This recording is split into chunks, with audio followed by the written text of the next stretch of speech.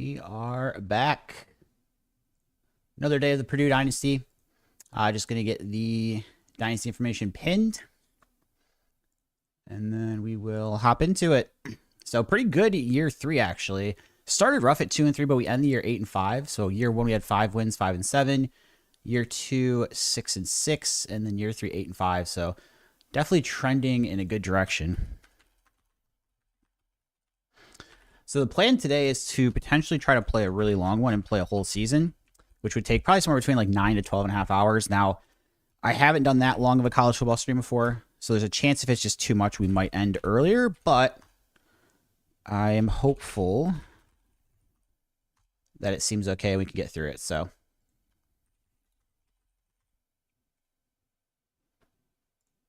just getting the stream stuff set up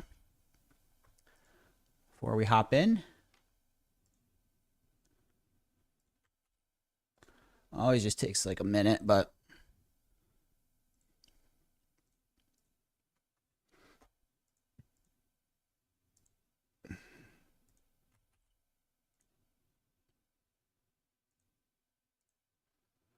okay, so the pinned messages should be good. Streams look to be good. Let's make sure this stuff's saved. Okay, sweet. I think we're good. So we'll be right into the off season here. So we'll take a quick look at the history of the Dynasty. So we had Texas A&M beat Texas Tech in an all-Texas championship game. Texas Tech won the year before. So we got Miami, Texas Tech, Texas A&M national champions the first 3 years. We have not been competing for national title, but we're getting better.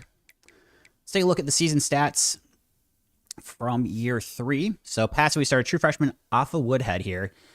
Threw for 2,446 yards, 20 touchdowns, 7 picks. I'd say a very good true freshman year. And then running back, we split the carries quite a bit. It seems to be helping with the yards per carry, just keeping backs fresh and kind of rotating through a bit. So Jalen Spann, 692, 6 touchdowns. Jaheim Merriweather, the senior, 500 yards and a touchdown. Eric Nix, 341, 3 touchdowns. Britton Ruggs, 181, 3 touchdowns. And you can see the quarterback and so on and so forth. Receiving, I've got Jesse Watson, the junior, 631 yards. Tramar Harris, 537, but 7 touchdowns. Corey Smith, 435 touchdowns. And George Burren, 235, 3 touchdowns. Kind of interesting. My leading receiver didn't have any touchdowns, but that is what we've got there. And then going to this, I'm a little bit worried about people transferring at running back, just because the pro potential was like higher on some of them, and it raises over time. And I think it's getting to the point where we might not keep some of our best running backs. So I have my second running back as a senior. I'm afraid we're going to lose the first and the third, though. The good news is we have some good guys behind as long as they develop. So you can see Spann wants to go to the portal. Okay, we didn't lose Nix, which is good. Okay, so he didn't decide to transfer. That's nice to see. John in the stream again. Yes, sir. Good to see you. So honestly, I mean, I don't love some of these, obviously. If anything, this kind of hurts more here. Jalen Pope, he was one of those redshirted freshmen that has good development that we wanted to keep. What was his deal breaker? Playing time. And then we've also got Roy Angerer. I don't want to lose him. As far as who we want to keep, Tolzien, I definitely want him, but we only have 7 persuasions. I'm not sure we're going to get to him. And even these guys are maybe more likely to stay.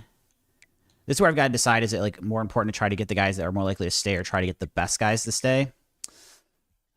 That have like a lower odds of. So I think I definitely like trying Angerer here. His is at least very low. He's a good player. Not been persuaded. That's unfortunate. Really wanted him back. And then so if I have 1, 2, 3, 4. So we do those 5, then it left me with 2 towards the bottom. Oh, geez, your Wi-Fi went down yesterday. So did you have to miss the national championship game then? I think we're still going to try at the top, guys. Wow, Jalen Spann decides to stay is extremely low. That's huge. I was hoping to either get him or Pope. So the fact we got one of them is good. We lose Jesse Watson. Junior 81. I mean, this one's definitely a higher importance to try to keep. Wow, and Jalen Pope stays. We keep all the running backs. That is surprising. Like I said, even though we're pretty deep at it, I still like having lots of good backs here, especially when we're splitting carries.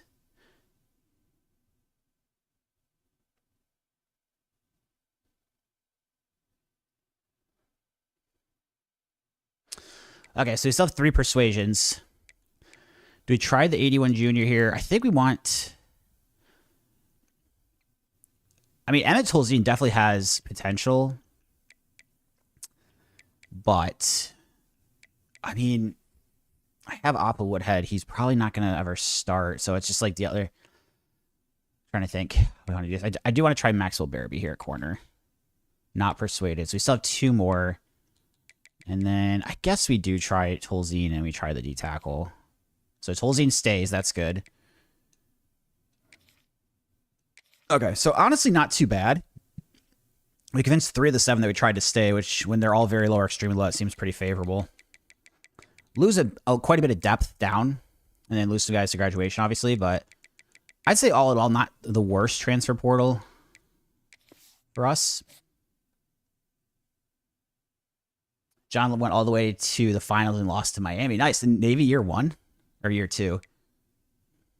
Either way, that's pretty sick. Okay, so draft results. I'm going to have to assume we didn't get too many people drafted. Actually, nobody. Year 1 of the Navy. That's crazy simming. It's actually nuts. Okay, so take a look here again. I don't do any high school recruiting. So we're locked out on a few of these 4 stars we were going after, unfortunately. So we're still, again, another year of not... I only end up with 4 stars. That's... Man, we get so close on a lot of these guys, it seems like, and then we just, like, don't get them. Which is kind of crazy.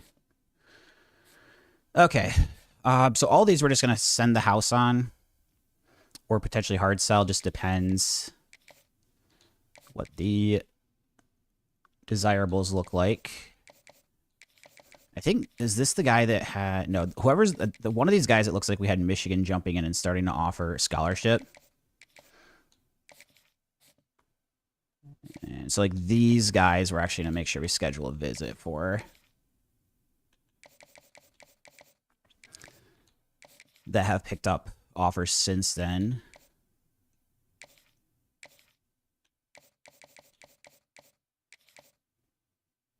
John said lost to UAB, Notre Dame, and Miami. So yeah, so you got 2 losses in the regular season, but made the playoff and then made a run to the Natty. It's pretty solid.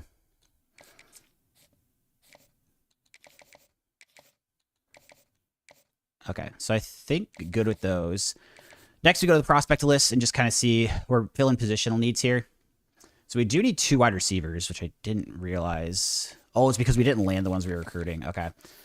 So I definitely want to scout receiver. But first, let's just get the positional needs we have. So the good thing is we don't need that many offensive linemen. I actually only need 1 more.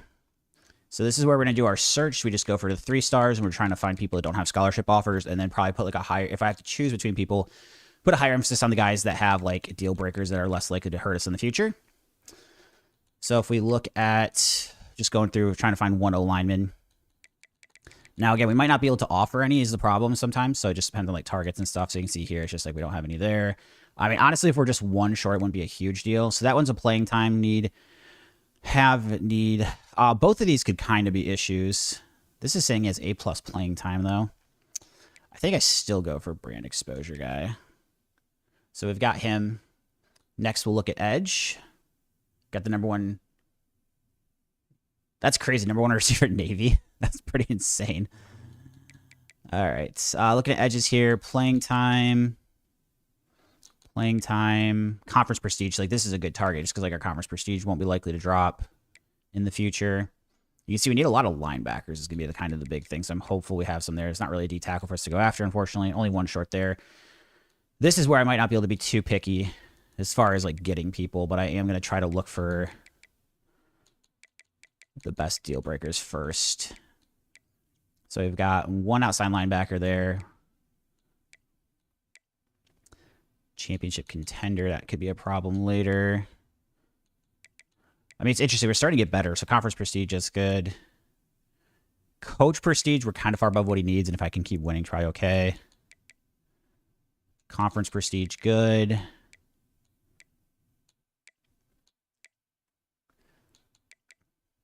Playing style. There's actually a ton of these guys. So proximity to home. I don't know if this changes over time, this one, because we're really close on him. I mean, there's just tons of middle linebackers available, so I can probably just keep looking for conference. And then, like, if they have close... How many does that give me? 7 when I need... Okay, we're good there, actually. Sweet. Cornerback, we need a lot of corners. And unfortunately, we might not have any available. That's a huge issue. I didn't realize we had... Did everybody just... Oh, I lost the portal, everybody. That was the problem there. Okay. So the tough thing is we're probably going to have to look at free safety and strong safety, and then after we look at making positional needs, we're just going to have to move people to corner, whoever's like the fastest. You can see we're still going to be kind of short here. I mean, dang, we might even have to sign some 2-star corners, actually. That's really bad, but I think we're going to have to. Going to try to win the Heisman with Bo Jackson like he did Hardy. Nice, Lucas. Good luck at that. Good luck, good luck. So, yeah, our secondary is not going to be good. I did lose a lot of people there. So, that's going to be the issue is the corners this year. I'm hopeful some of my safeties on the roster are better to the point where I will be able to move them over.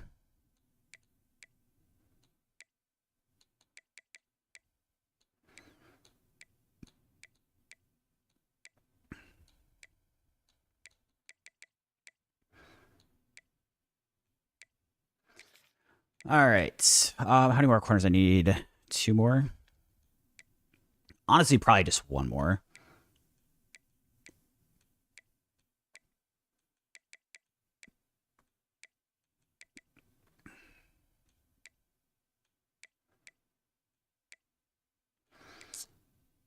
Okay. So that will be enough there to be at least close. So let's get all of these guys. So this is before I need receivers. So we're at least going to get the offers. I mean, the issue we're going to run into is I'm not going to be able to do all my receiver stuff that I want, I don't think. Because I would like to scout. But I can barely even do these. I mean, the thing with the corners is we can probably hold off on them being 2 stars and maybe just do the other positions first.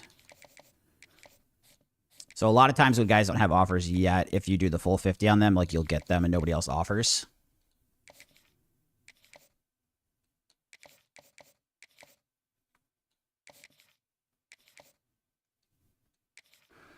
So we'll get the 50 here.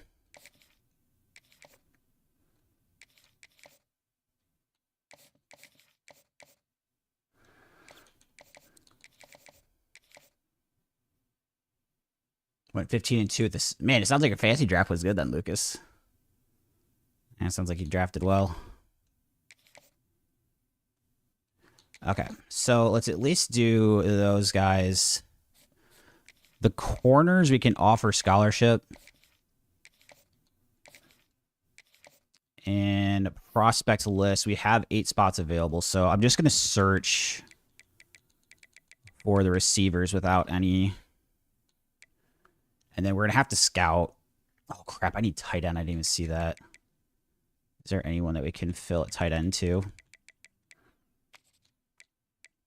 Shoot, I need these. Okay, let's see. Championship contender, brand exposure, coach prestige, playing time, conference prestige. So that's a good one to target. Proximity to home's good. Okay, so I actually need to get these 2 tight ends too. So it's going to leave us a bit short on the receiver stuff.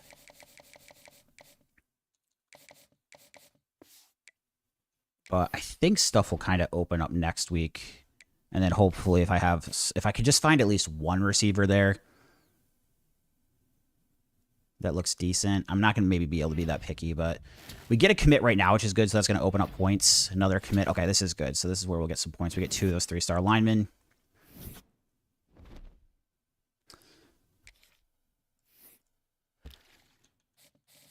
So that is a solid. So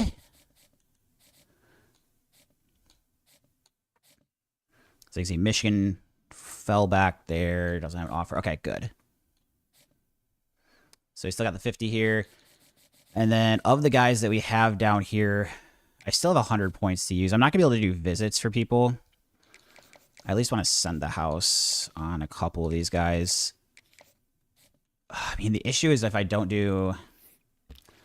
I guess let's at least get 6 wide receivers on the board, and I can decide what I want to do from here. If there's even that many available. Let's see how many there's 3 stars that don't have offers that we can go after.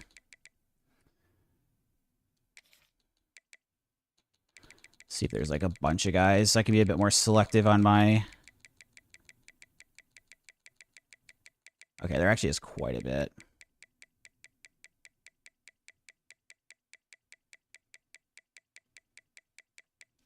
So maybe let's do also that they have a pipeline. And see if that still narrows it down where we've got people that we want.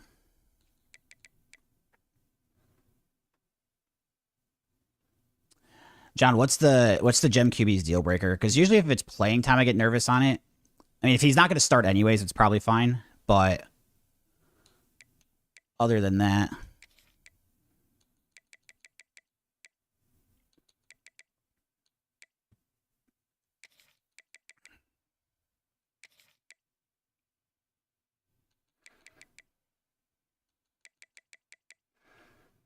So just trying to find some conference prestige deal breakers for the roster fill in here. Okay. So we have 100 hours. I mean, how do I want to go about... I probably want to at least get one of these receivers. The problem is I probably need one corner at least because we're really thin. I guess let's just do 50 on this guy here. He has the best pipeline of them. So we're going to be a little bit short on the number of defensive backs. It's not the end of the world. And then here with receiver, hopefully this isn't too expensive. This scout. Oh, a gem, please. Oh, he's 88 speed. This is such a beautiful first scout here. Okay. Now I just got to be worried about, do I have enough points to get him? And realistically, if I can just get at least one corner or one receiver. And because this guy's so good, I actually probably want to make sure I send the full 50 on him. And then because the other people were behind on as well, let's see if there's some that we're like way out ahead on, and then maybe we can drop them to the lower amount. Probably these guys that are closer to the top already. So like this guy, for example, at least this week we can do 10 on him. That one we're in a battle with. This one looks like it's probably going to be easier.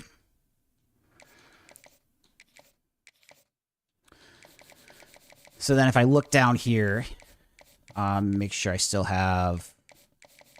I want to make sure I offer all those corners then if I can. Even the ones that aren't as good. Oh, and I need to do this receiver. Okay. I thought the 50 was already on him. So we got 50 for him, and then I need to make up 55 points elsewhere.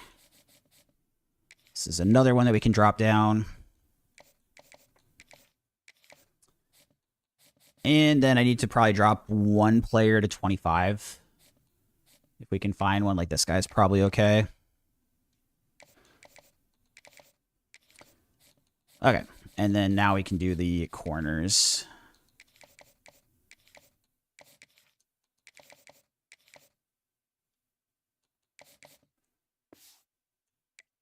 Should be... Actually, I had 2 guys at 10 that we can throw the extra 5 on. Not that it probably will end up mattering, but might as well if we have the points.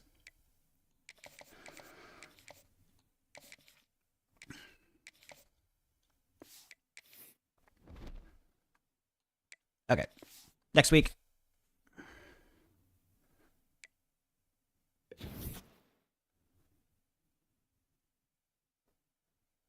John said the portal is nice to have. Good.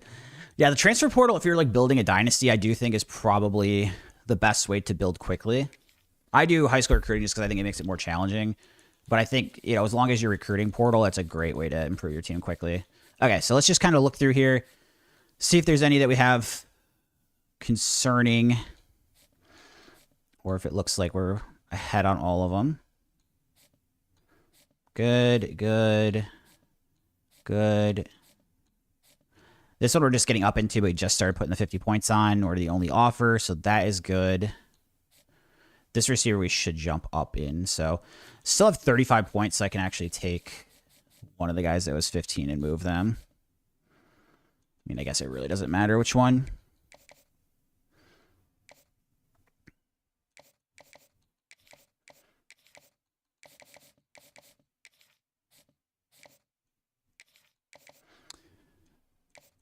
And then the hope would be is that we land most of these people. Chill in the chat. Good to see a 5 stream streak. Thanks so much for being here. Advance on to the next week.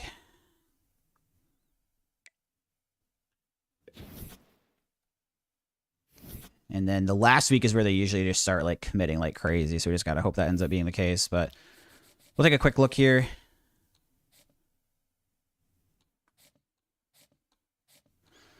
You can see still way out ahead on these.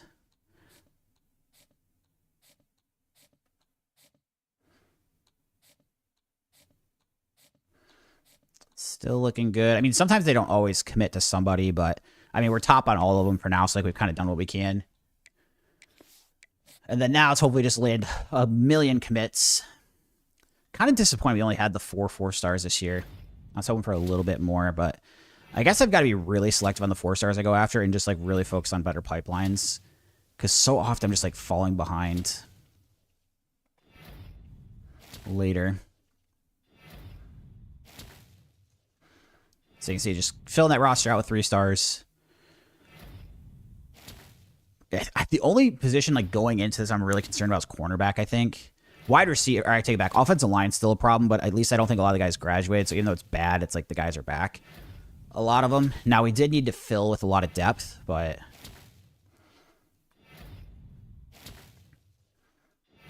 I really hope we got that. I don't know if it maybe already passed that wide receiver gem, but he was actually looked pretty good. A 3-star gem at the 88 speed. Like, that's very good for a 3-star, especially when I only scouted one of them. Made things pretty efficient, so I'm hoping he was one of the guys that committed. Okay, there he is. Greg Bouchard. Happy about him. Okay. So we'll take a look at the final recruiting rankings, and then we'll kind of look at position change. We might have to move a safety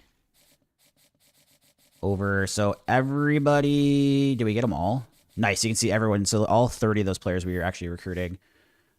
Top classes, we'll look by conference just because we're down a little bit. We're 34th in the country. Pretty good. About middle of the pack of the Big Ten because Big Ten's competitive. But I think that's the highest recruiting class we've had. So 4 4-stars, 23 3-stars, and then the 3 2-stars, which are the corners. And then go into position changes here.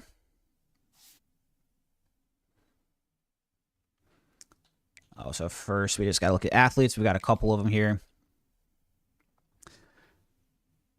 So we got coverage specialist. I'm not sure. Wow, he can kind of go any position. That's kind of nice. I might hold off on him for a second and come back to later because we can kind of plug and play him wherever.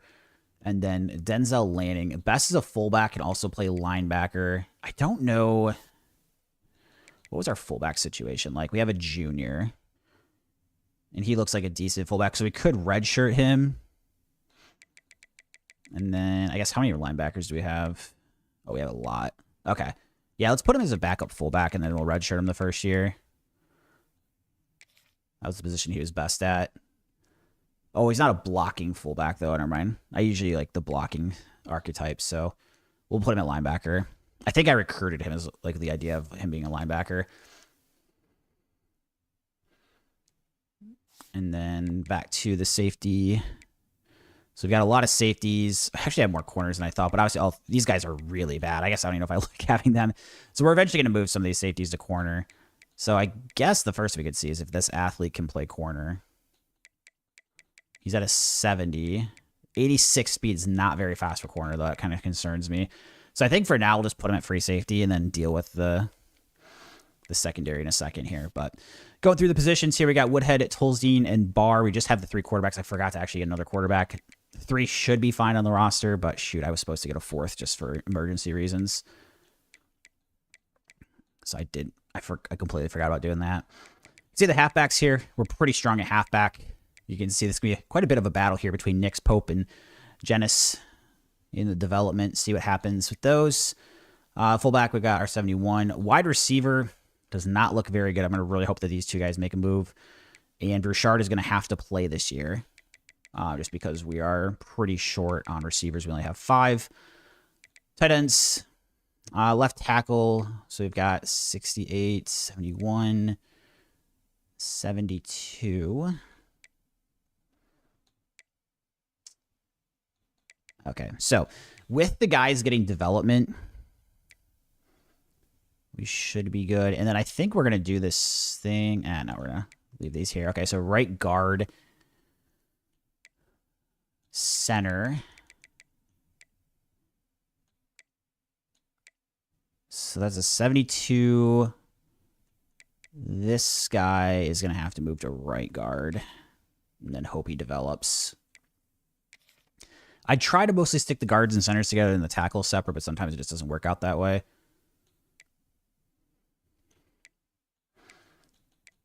And then I probably want to move some of these guys to left tackle. Nice, Lucas. Up 35 or 42 to 10. Coy Perch and Caleb Hawkins, sorry. Got him in the Navy, says John. You guys are making some moves in your dynasties. Guys are making some moves. Okay, so move those to left tackle. We got 3 guards, a whole bunch of centers, and 1 left guard. So we got to move some of these guys to guard. I'm going to hope to get lucky with development.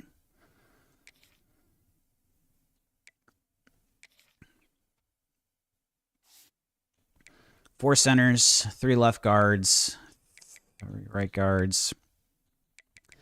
Okay, I think good enough there. Edge here, we've got 75, 68, 75, 72. It was true freshman. What's his... Oh, his star development, too. Playing time's his deal breaker, so we're probably going to start Alan Barr, actually, with his deal breaker situation. And then let's see down here. Gonna move this guy to left edge. He might have a chance, depending on how he develops, to compete for the starting job on the left side.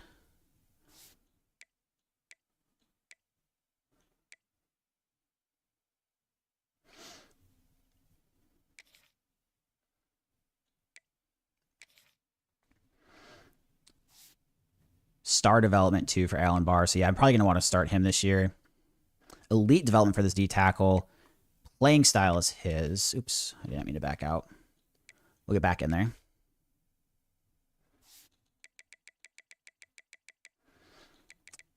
All right. Linebackers, 72, 66. Yeah, we got a whole bunch of freshmen. Just going to be moving a few people around here. 79, 76, we probably want to move Snodgrass over there as well, make him a starter. He actually goes up to an 82 as well, which is nice. Or no, that was the other linebacker I moved. Shoot, okay. Well, it ends up being fine anyways, I think.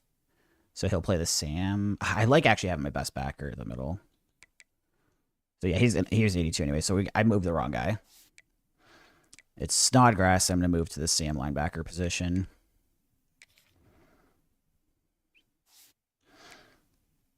So he'll be our main guy there. Whole bunch of fresh middle linebackers. And then Hawkins and Henry can battle out. I'm going to assume we're going to have Hawkins be the starter, but we'll just kind of have to see. And that should be good. Cornerback. Oh, boy. This is where it's going to look a little bit shaky. And this is where I got to start looking at the safeties to see if there's somebody we can move over. So this one's a bit faster. And then this is 87. So I think if anybody... Ivory is probably the best to move over. So we're going to move him to corner.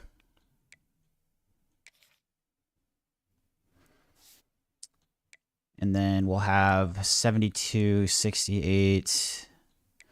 This is impact development here, whereas he's normal.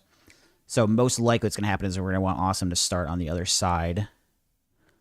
So move him to free safety and then probably switch the other, or switch one of those guys over. Maybe? Or maybe we can actually just leave it as is. I think we can leave it as is.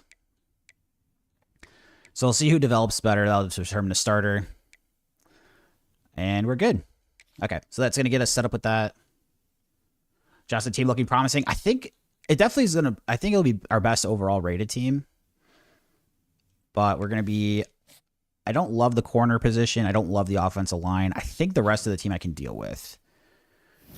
But it just depends on how these people develop too. So we're about to see how that went.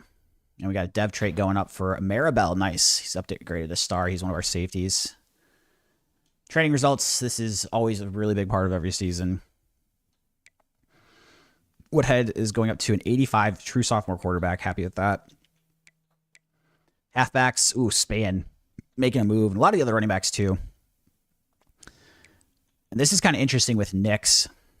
I think he might move to the fourth back, honestly, and start Jennings and Pope at 2 and 3, just because they're 4-speed faster and they're 1 or 2 worse, but they're also freshmen with impact development traits. Like all these guys are impact, but the other guys are younger.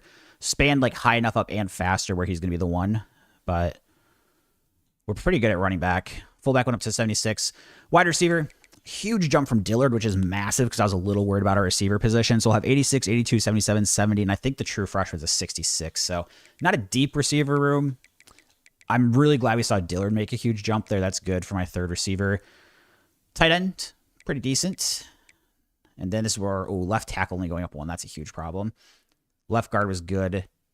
See a nice move from center here. So it goes up to 77 and 71. Probably this guy might even get moved over to left tackle to start. Right guard, we had good movements.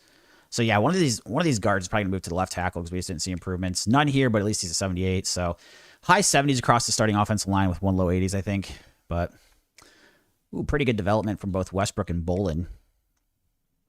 80, 79, 78. And then on the right side, I mean, the one with the true freshman with the 75 playing time, it's going to be interesting if I decide to play him or... I mean, honestly, I know playing time's his thing. I think I'm still going to redshirt him and go with the sophomores here. And then, like, if we lose him, we lose him. But these guys are at least a decent amount better than him now. Linebacker, not a huge move from Snodgrass. Daryl Allen continues to develop very well.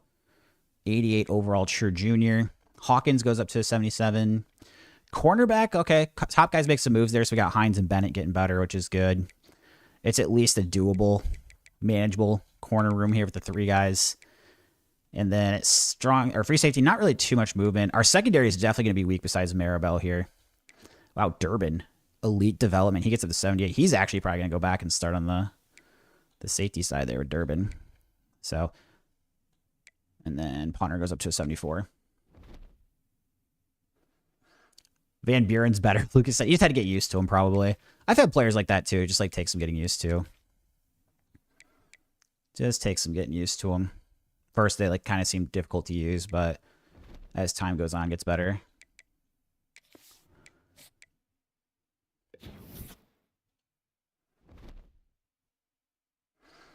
Encourage transfers. Let's see if we have to cut anybody. We are right on 85, so we don't. We're good. I guess I always get nervous when it's red like that, so let's just see if there's like one person if we want to cut it to 84, if it's like not really a big issue. If there's just like a glaring person that stinks at a position that we're kind of filled at.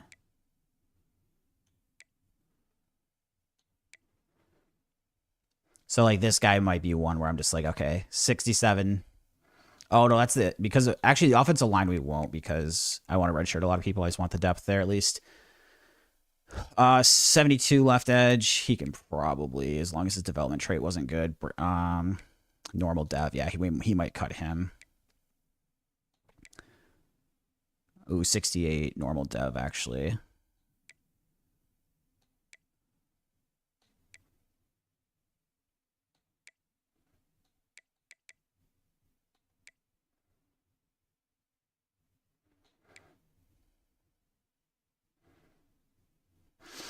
Okay, what was... I think that was one of the linebackers.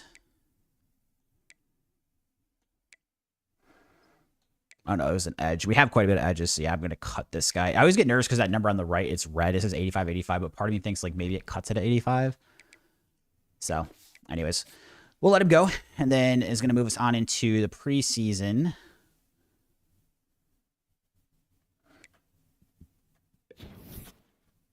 We've moved up to a 3 prestige, by the way. We were 2 before. So let's take a look at our schedule here. We've got, first we got FCS and Wake Forest. So again, I switched to a MAC school. I've played Ball State a bit. Let's just do Bowling Green. So first week, Bowling Green, Wake Forest. I mean, look at the beginning of the schedule. It's actually kind of tough. We have number 7, number 8, number 1 in our first half of the season. The back end of the schedule looks pretty soft, though. So in our first, what is it, 1, 2, 3. In our first 6 games, we have 3 top 8 teams, and we don't have any other ranked teams later. So if I can kind of get through this gauntlet, if I could find a way to go 4-2 in the first 6, I think we could be setting up to be looking pretty good. But yeah, I mean, at USC versus Michigan versus Notre Dame, like that's going to be pretty difficult. It's going to be pretty difficult. We'll take a look at the recruiting board here and see what interests we've got for anyone that's got us in their top 10 that's a 4-star. A few more players than we've had in the past, and the nice thing is I'm seeing a lot of pipelines with a lot of these guys. I didn't even notice, was there any 5-stars or was it just purely 4-stars? I don't think I've had a 5-star having in the top 10 yet. Wow, we have 3 of them, and one's a running back. Oh my gosh. Okay, so definitely put these guys at the top. And then next thing I'm going to do here is I'm going to sort by pipeline. And we're just going to go straight down the list here, because I'm trying to do a better job of putting emphasis on recruiting guys that have a better pipeline when we're trying to decide which 4-stars to go after. Now, in the past, this is the most 4-stars I've had that are interested in me. So that's good. We can see right away, sad to see no quarterbacks interested. I do need a punter. So let's go punter, at least a 3-star. See if anyone has us in the top 10. If not, like punter's one of those positions. They do not. We can add punter once we see like people getting offered scholarships. So I think we're good with 29, and then we'll kind of go through. I have 750 hours to work with. So as usual, quarterback, running back, receiver, tight end are kind of the ones I'll scout. Because even the 5-star, like if he's not fast enough, 86 is not great.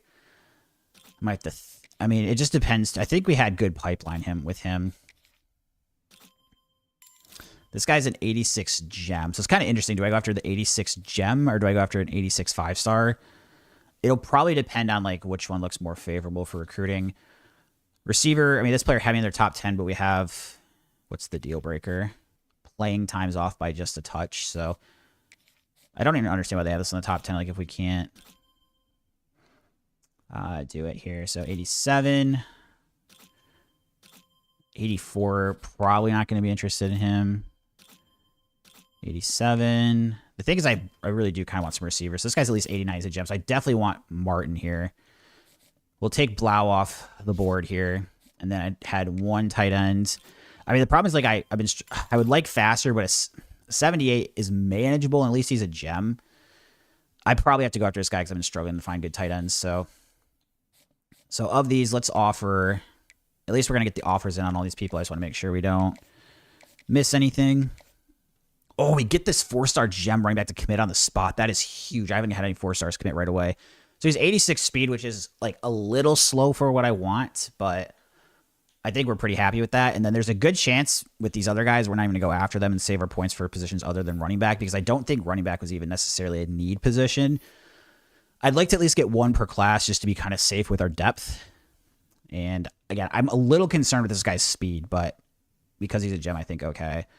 And then most likely we're not going to spend recruiting hours on the other running backs. And then of these, 84 is just going to be too slow. The other guys are at least worth, and also too with that 4-star, right? Like I only put 5 points into him. So it's like I might not have recruited him if he didn't commit on the spot, but because he did,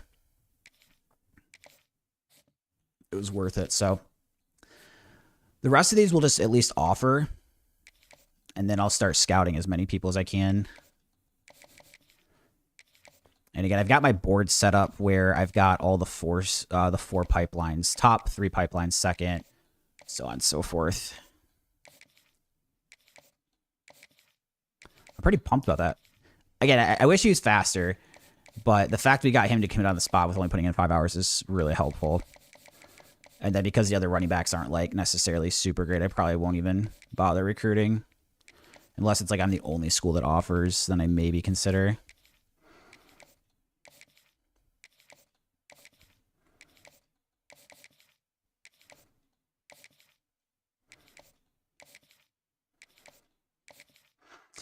Okay. This guy's a gem, so we'll move him up on the board as well. Get him up, and then the 5 stars we won't recruit or scout until later, just because I want to make sure.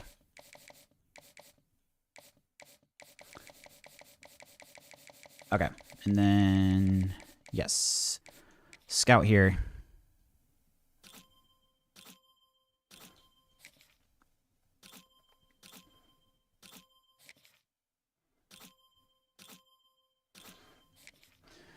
Try to do as many as we can. And then just putting like a higher emphasis on scouting the ones we have better pipelines for. And that guy's a bust, unfortunately. So we're going to drop... I guess we don't necessarily drop him off the board. But we put him towards the bottom, and he's kind of like a much lower priority.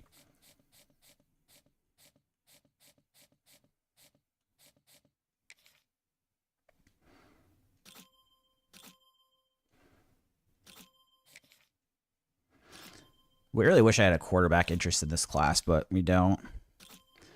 I do need to try to get some 3 stars, so later in this season, if we have the points, I'll probably be like scouting 3-star quarterbacks, trying to find some good ones. 4-star gem here. That's good.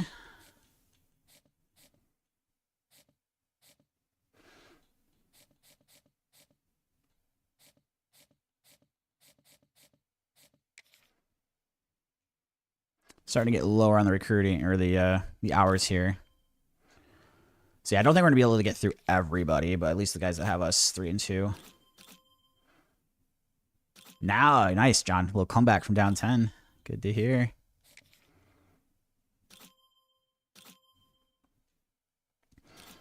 Okay. Good, good.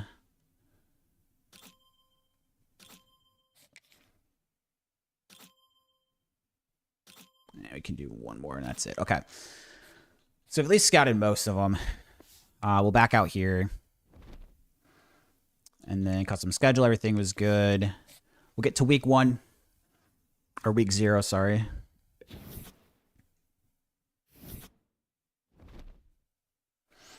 Take a look at recruiting.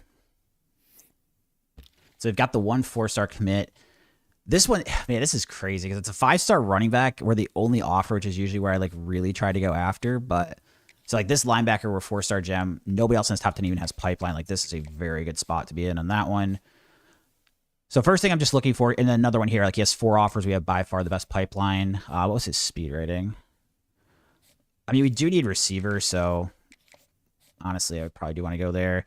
This is another one where the running back's pretty good. I just don't have a high need for it. He's 85 speed, so I'm actually probably not going to go for him. This one could be a little more competitive. We're not the best pipeline here, but we're pretty close on this edge. So first thing I'm just trying to do is find like the clear best ones. So like this is another one where it's pretty good, right? Where the 2 offers. Ooh, actually, never mind. That's a 4. We'll have to go back there. So a lot of times it's not like necessarily super easy to get the guys, but I'm just looking for ones that like are clear and obvious. So this edge here, we're only -1 or -4 to the top. So let's see.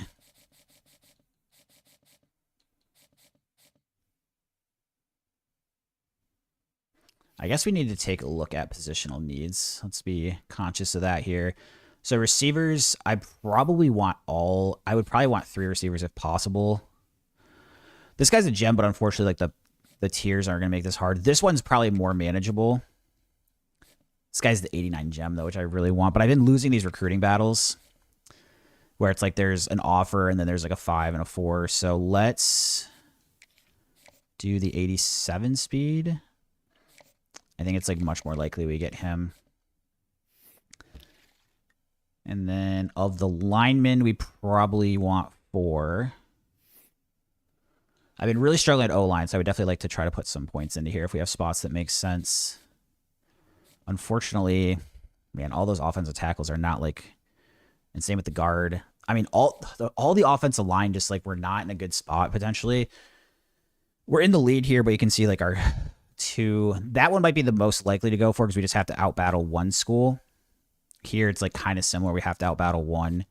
This one, we're way behind. So let's at least do the guys that we have 2 pipeline for that have only 1 other offer from a 4 and just hope that that 4 doesn't put the hours in on them. But yeah, I mean, offensive line, I continue to kind of struggle with getting people. D tackles, probably want to go for at least 1 of them. Man, both of these spots really suck because we have no pipeline versus a 5, so actually probably not even going to bother. It's going to be have to we fill some 3 stars. Linebacker, we only need 1, but we had 7 that were interested. So this one's potential. We have a 3, but the highest is a 4. We only need 1, and we got this guy, so I'm actually probably not going to go any more there. Cornerback doesn't really look that great.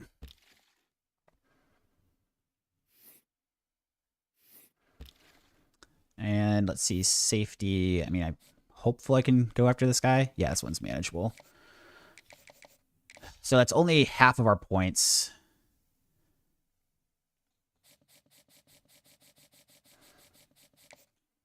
So we've at least I've at least identified the ones that we look pretty good for, I feel like.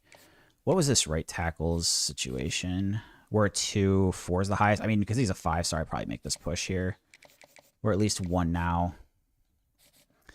The tight end, it's going to be hard with them having a 4, but we need the tight ends, so we can always back off on some of these. I'm probably going to be moving around a little bit more nimbly. This is a player that's like a super good one to target recruiting-wise, but we just don't really need him.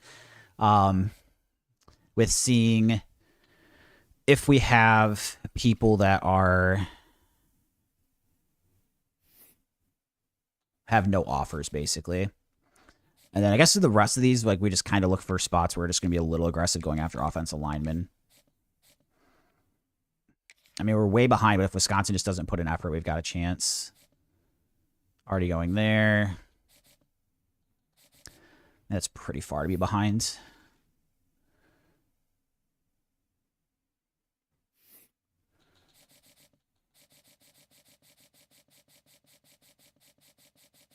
What was that one wide receiver situation? This guy's a gem, though, and he was like pretty good speed. One we might fall off on if we don't have a good look at it. Edge.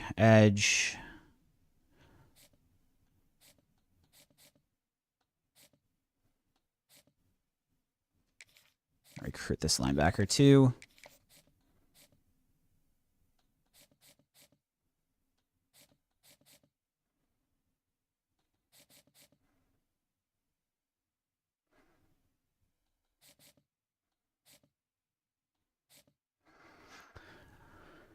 Do need corners. I mean, I guess this is just another one where it's like we hope that other schools don't offer. Okay, so I've got all of these out here, and then I'm going to move up all of these.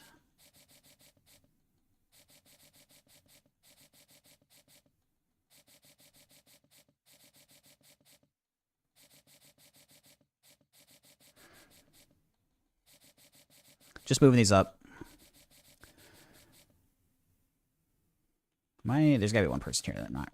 Oh, this guy, okay. I was like, numbers are off here. So we have basically 12 people we can max out on, which is what we're doing.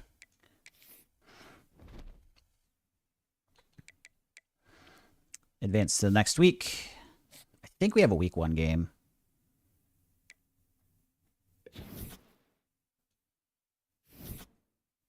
So we're 79 overall, which I think is like where we ended last year. Not like crazy movement on the team rating. We have some positions we're pretty good at, but we're definitely weak at like offensive line and secondary, besides having one good safety. Taking a quick look here. I mean, Wisconsin, that's one where it's like they're probably going to be hard to battle with. And I maybe I'm supposed to just like give up now. We'll see if there's like anyone else that we didn't put points on that's going to be up there. I mean, this one we might lose out on eventually, but this wide receiver, another one of those situations. Man, it's too bad I don't want that running back because it'd actually be a really good one to go after. Same with these 2 running backs are both really good spots to try to go for, but I don't think... It doesn't look like anyone that we didn't recruit. I mean, actually, this linebacker could be interesting because it looks like Cincinnati didn't move at all on him. The edge, they moved at least a little bit.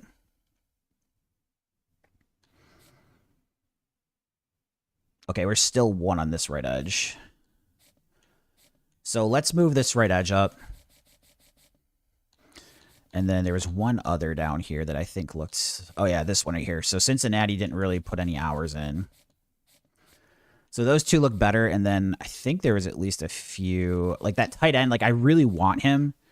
But the problem is if Wisconsin's at least putting in work and they have a better pipeline, it's just like we're not probably going to get it eventually anyways. And then... What was the other one? There was one more I didn't like, really. Oh, this wide receiver here. I really want him, but it's just like we're probably not going to get him. Trying to do a better job of like giving up a little bit early on unadvantageous spots.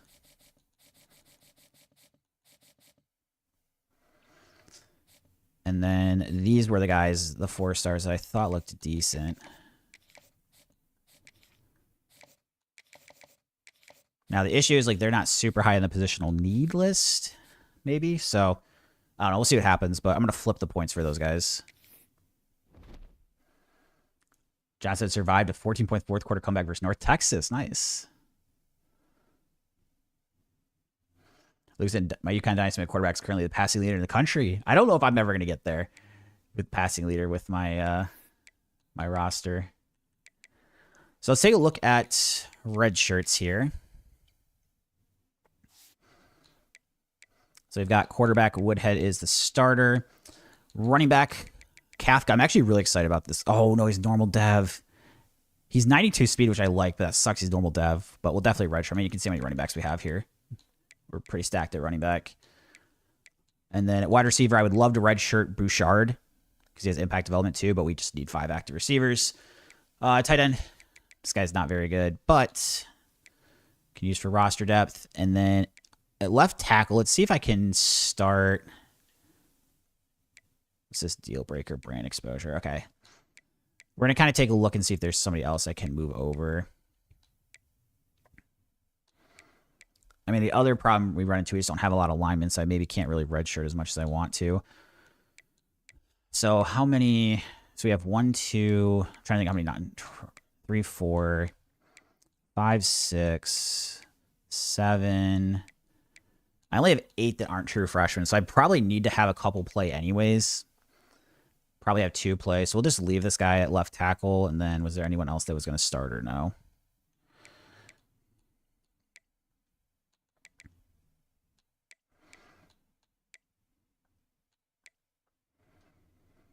Oops.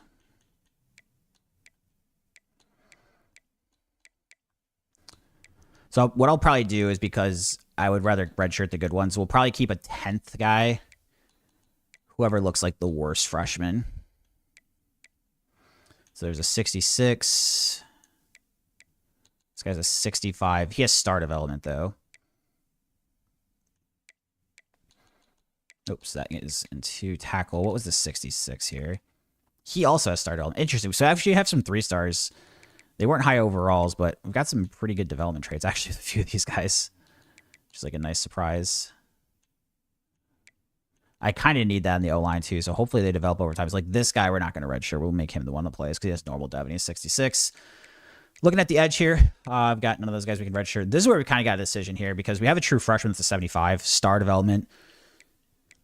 Playing time's his deal breaker, but we have 80 and 79 sophomores that have good development traits too. So I think we're still just going to redshirt this guy. If he leaves, he leaves. But I don't think we want to start a true freshman that's 4 worse when we can take the risk on redshirting him. 4 defensive tackles. I would like to have 5, but we have a lot of edges, so we can have them fill if it came down to it. And then I don't know if we're going to be able to redshirt all the freshman linebackers, but let's see. Because I do need depth.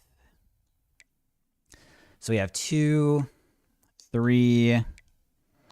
Only gives me 5 linebackers if I redshirt all the freshmen. Probably another one where we'll look for the worst and make them play. It's probably going to be that 66 normal dev, unless this guy's normal dev. This guy's impact. So let's not redshirt Lanning. And then looking at cornerback, I mean, these guys are all terrible, to be quite honest. They were 2 stars, so I'm probably not going to bother redshirting any of them. Some of them will probably just naturally get redshirted, but... And then it's safety. I can redshirt everybody here. Good. Kicker. Punter. And then next, go to depth chart. Auto reorder. So basically just like puts the top guys at the best spot, and then we kind of go through looking through it. So again, we'll start with Aqua Woodhead as the starting quarterback, Emmett Tolzien the backup, and then we've got Elijah Barr as the third quarterback. Take a look at running backs where it gets kind of interesting to make some decisions. So I think with these guys being 2 years younger, everyone's impact development, they're 4 overall speed faster too. We're actually going to move them up. And then as far as Genius and Pope, I mean, what's the acceleration? Slightly better agility here. And then, I mean, is there pro potential? I get concerned we're going to lose him playing time. I mean, probably just, again, play the best guys that we have and hope it works out. But we'll go with that order. Fullback should just be the fullback starting. Looking at wide receiver. Got 86, 82. Not great at wide receiver, but I think it's going to be manageable, at least if the top 3 guys stay healthy. Like, the top 3 are okay. Ooh, do I want to jump 66 over 70? It kind of seems like a big jump to make. I mean, it's for the 4 spot. Nah, we'll leave as is. Oops. Looking at tight end. Sophomore with better development. Same rating. We'll move Brian into the starting spot. And same with the backup. Kind of flip the tight ends there from 4 to 3. Left tackle, it wants to start Nave there. We'll take a look through the rest of the roster, just make sure we got like the best guys starting.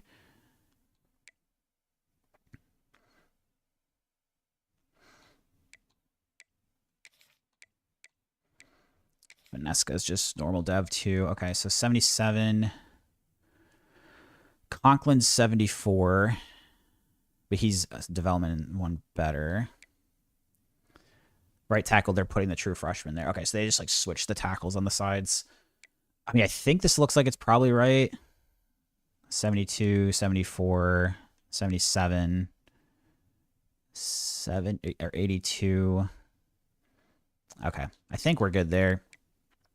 Looking at the edges, so we've got Westbrook, and then I think this is where I redshirt that freshman. That's right. So he doesn't need to be there anyway. So we have 80.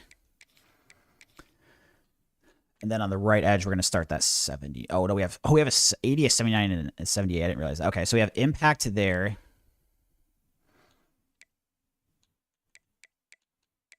Oh, no, we want the 2 sophomores starting. We got that right. Okay. So the 2 sophomores are starting. And then D tackle, 76, 74. Better development, so he'll be the second starter here. Honestly, we'll just move him up on first on the depth chart. And then this is where it's also interesting. So 76 sophomore versus 73 impact development. I think we're going to go young on. We're going to go 2 redshirt freshmen on the defensive tackle spots. Sam, we got 79, 88.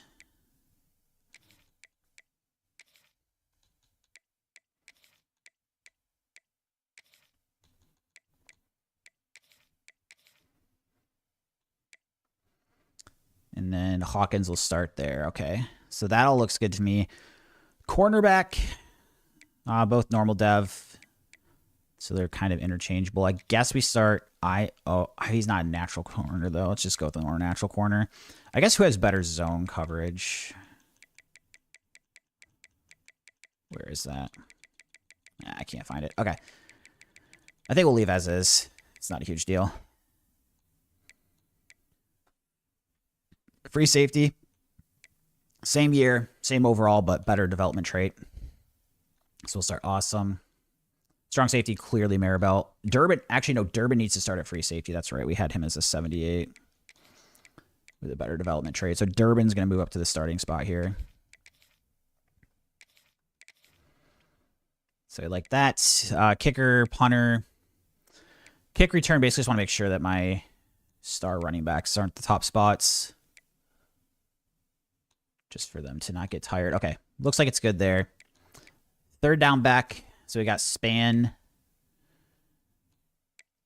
And then who was, I think Pope was that next back, right?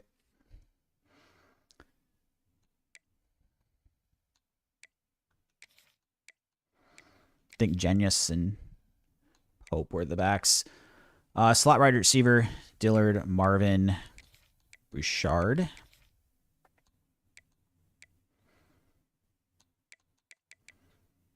Sub linebacker, we just put the top order of the linebackers here, the 3 starters there. That's good. And then slot corner, Ivy is going to go into the second spot here. Where was the other corner? Who was my next corner? I guess it's Bennett then. Okay. And I think that gets us good to go. So we get through the offseason. So I'm trying to do a whole season today. So this will be, if this ends up not being too long of a stream, if we try to do this in the future, it'll kind of be like start the streams at noon. Takes about an hour to get through the preseason, offseason. It took an hour and 1 minute today. It's like exactly there. And then we hop into the games. So let's play our first game of the season here against Bowling Green. 79 overall over 64. Let's play some football. Let's play some football.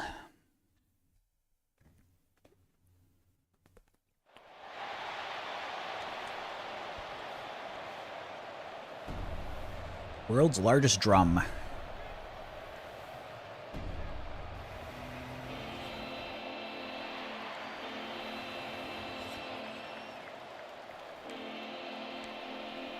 Center for the kickoff here to the right side. Hey, Jay, good to see you. What do you think of the Natty last night? I mean, I thought it was a super good game. The crazy thing is, like, my prediction was actually very good. I said I thought Miami was much more likely to win than most people thought, and I predicted a 24-17 game, and it ended up, what, 27-21? So it was a 6-point game, not 7-point game, roughly about what I said.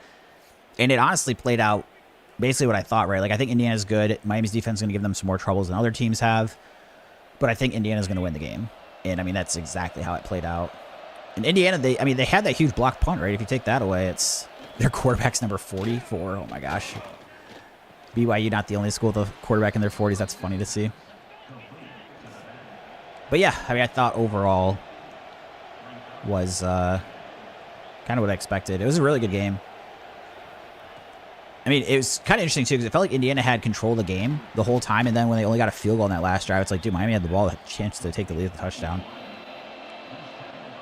Jay said he should have put some money on. I know, I probably would have made some money, because my money would have been on Miami spread. But that's all right. It's easy to say in hindsight, you know, oh, I got it right. You know, I didn't know that was going to happen, right? That was just my guess. But the game did play out pretty much like how I expected it to. Really good game.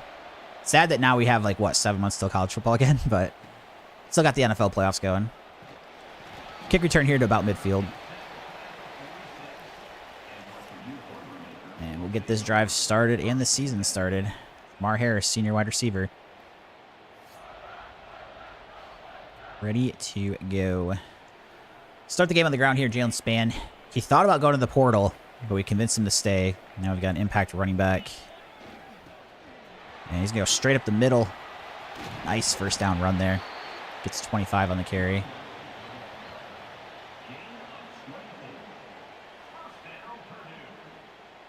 Go to the air here.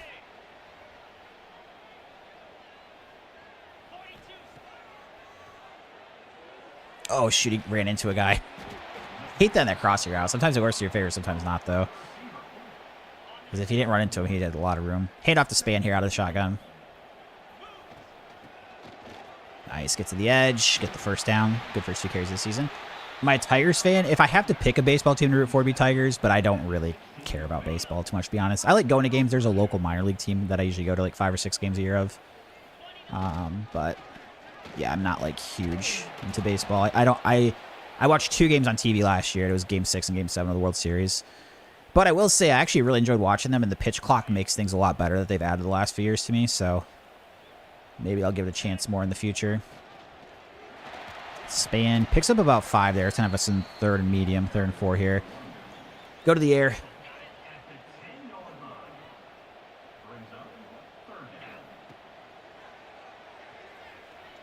it's going to have to be a contested catch. Dang it, they break it up. Receiver can't get open. They're going to have me go for it. Oh, don't love this, to be quite honest with you.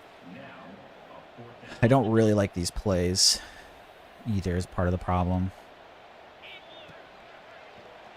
It's going to be a tight window to try to throw it in. Wow, we're going to get the first, but they're probably going to get near the holding. I mean, it's still big that we caught it, because if we drop it there, they're just going to decline the penalty now. We'll at least get a field goal attempt, but that sucks. That's unfortunate. So we have 4th and 14 from the 20.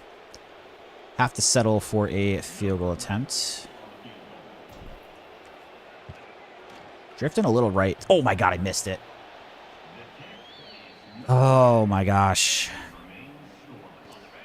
Wow. Dude, I'm so bad at kicking on the angles in this game. Like, distance down the middle is not a problem, really.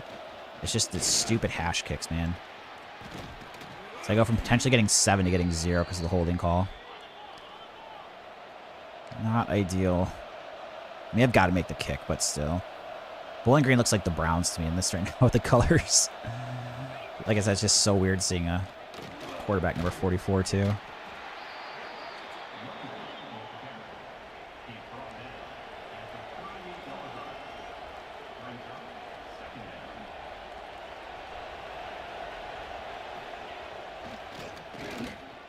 Get there. Nice. Good sack. 7-yard loss. Force the 3rd and 14.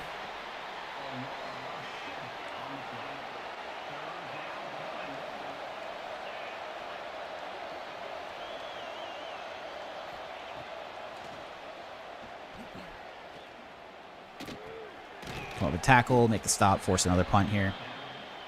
All right. Purdue offense. Let's do something with it this time. Yeah, exactly. Bear Bachmeyer, he's 47. That's what I was saying when I first saw it, Jay. I was like, this reminds me of BYU. Okay, return here. Get out to the 26. Offense back to taking the field here. And we'll go for a handoff out of the shotgun. Jalen Spann.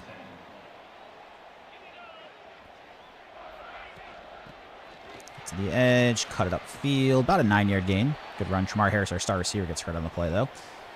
Hopefully that's nothing serious. Handoff to the right side. Oh, boy. Nowhere to go. I know our O-line's not great, but we've got to be blocking Bowling Green. Come on now.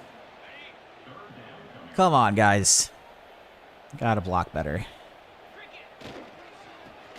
Okay, get the first there. About a 4-yard gain. Back to the ground game. Handoff out of shotgun. Nice hole here. Oh, I ran into my offensive lineman. So we don't quite pick up the first here, 2nd and inches. But 8 carries, 67 yards early. Back up redshirt freshman Jennings into the backfield. His first career carry looking pretty good there. Gets about 10. So I like that run. Greg Jennings, GG. He'll take a carry out to the left here. Oh, shoot. I should not have juked. I got nervous, but if he got blocked just enough, it shouldn't have been a problem. So 2nd and 11 will finally go back to the air. Quick throw to Tramar Harris. Gets the first. Senior receiver. We're moving the ball pretty good this drive.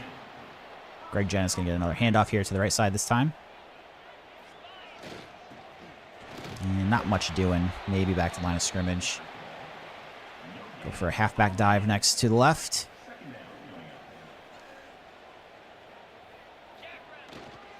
Nice, good hole, good blocking. His juke move's not super good. It's a little slow. But do get a good carry. Go for another run to the left. Got another freshman, Pope, checking into the game. Ooh. Oh, nice broken tackle. He's going to go for a touchdown. Into the end zone. Love to see that.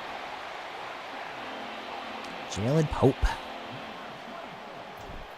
Jalen Spann and Jalen Pope. They spell it differently, but one's got a Y, one doesn't. But we do get our first touchdown of the season. Kick off to the left side.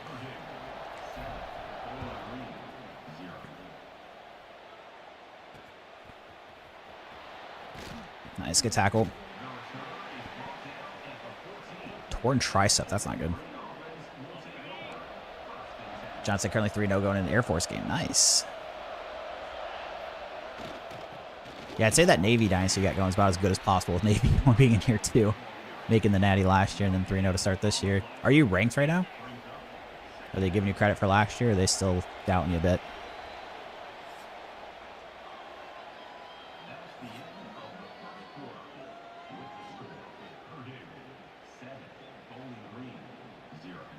Currently ranked 18th. Okay. So you're in the top 25. Safety blitz. Coming up. Callum getting into the box here. Ooh, gets the sack. Let's go. Safety blitz that gets there. Was that 3 sacks already today? Just started the second quarter.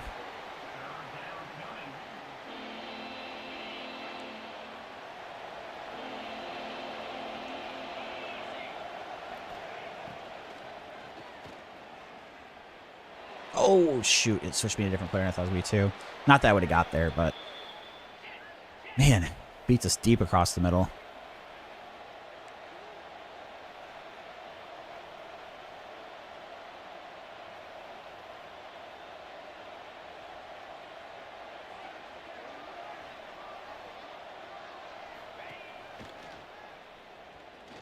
Deep ball. Oh, Jesus, got beat. Wow, dude, you got toasted by a Bowling Green wide receiver, dude.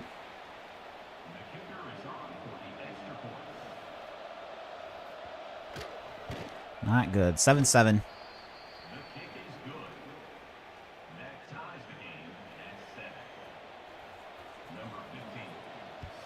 Deep kick. Weathersby to fair catch.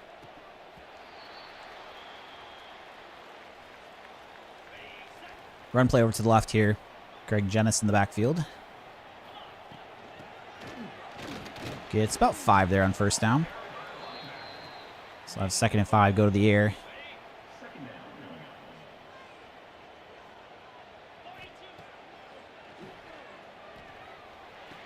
Underneath. Nice. Dillard making a good play. Tight end goes in motion. They'll be the lead blocker here. 1st and 10. Not too much doing there. We pick up 2.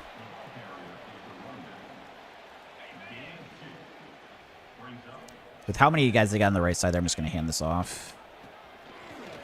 Nice. Good run. Very good gain. Keep pounding the rock here. Bryant's going to go into motion and then be the lead blocker. Ooh, nice block from him, too. Another first down run. Man, the run game's looked really good. They're pounding the rock pretty good. And then go for a run to Jalen Pope checking in.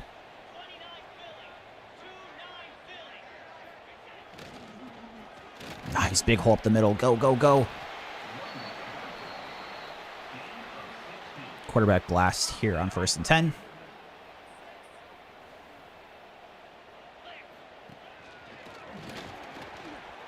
Nothing. First down. The running back's doing it in the run game. The quarterback doing it in the run game.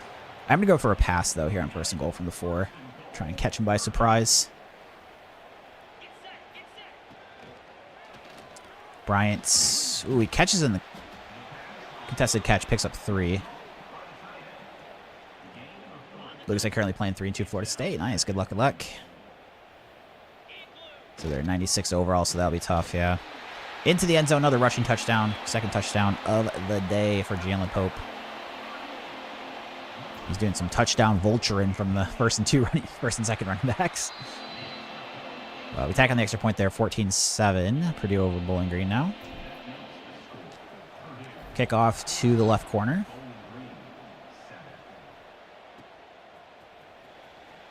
Ooh, missed the tackle there. All right. So we have 14-7 lead, 2:35 left. We do get the ball at halftime, too. So that's helpful. Oh, check down the running back. No, pick. Yes. Ivy, the converted safety to corner. He makes a play. Let's go. What an interception. Making me look like a genius with that switch. So we get a big interception, overthrown by the quarterback.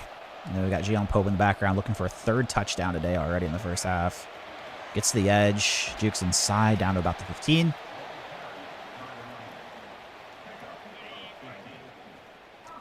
So with these, the auto subs keeping the backs fresh, I definitely think it's helped in the running game. Now, it's going to be harder to have any one back have like tons of yards. Like last year, I think the leading rusher was like 690 yards, but I do think it's going to make it significantly more likely that we were like winning games and stuff, which is, you know, the main goal. And that's going to be the 2-minute timeout. Set up for an inside zone here. Run play to the right.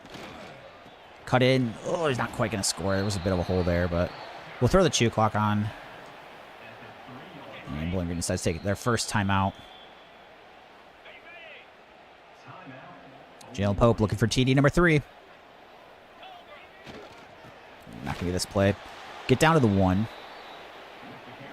And then hand off out of the shotgun here in the inside zone. All right, come on, offensive line. Let's get a third one. Nice, Jalen Pope. 3 touchdowns in the first half for our third-string running back. No boost. Good to see ya. Just a follow. Thank you, man. I appreciate it. Appreciate it. Attack on the extra point here. 21-7. Extra point is good. And kicking off to the left side.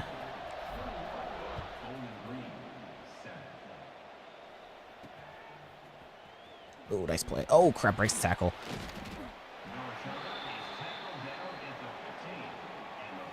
So I think I followed you a long time ago, really, on kick. Oh, Hikaru for chess. Yeah, so I streamed poker before. I'm not sure if you're like wondering why I'm on your chat. So I've streamed poker for about 5 years. I started doing kick like right towards the end of my days streaming poker. So I took about a 7-month break for streaming. Now I'm mostly doing like video game streaming.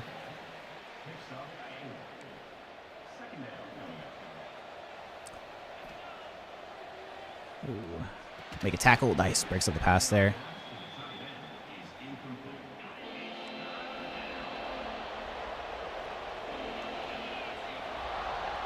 So we do have an impact running back here, which is pretty good for a 66 overall team. Throws it away. Perfect. We're forcing another punt. We have a minute 27, 3 timeouts. So we have plenty of time to work with here. Try to get some more points for the half. Lucas said Florida State has a running back 589 yards in only game 6. So they pound the rock with him quite a bit. Seems like a good strategy for them to keep giving him the ball then. Oh, get outside. I can't quite get there. Shoot. Get to about midfield and return, though. So still a pretty good return.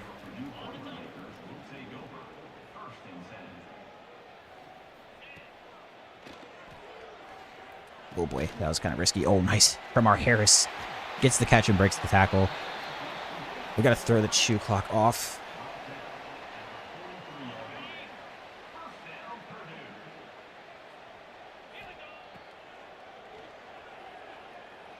Nice. Wide open the hole across the middle. Does get the first, I think. Go to the ground game again here with halfback. I've got a minute left. Plenty of time to work with. No need to panic. Jalen Pope. Oh, I ran into my offensive lineman there. Shoot. Might have been a hole if we had it. 2nd and 7. We're in field goal range, but would definitely like to finish this drive off with a touchdown.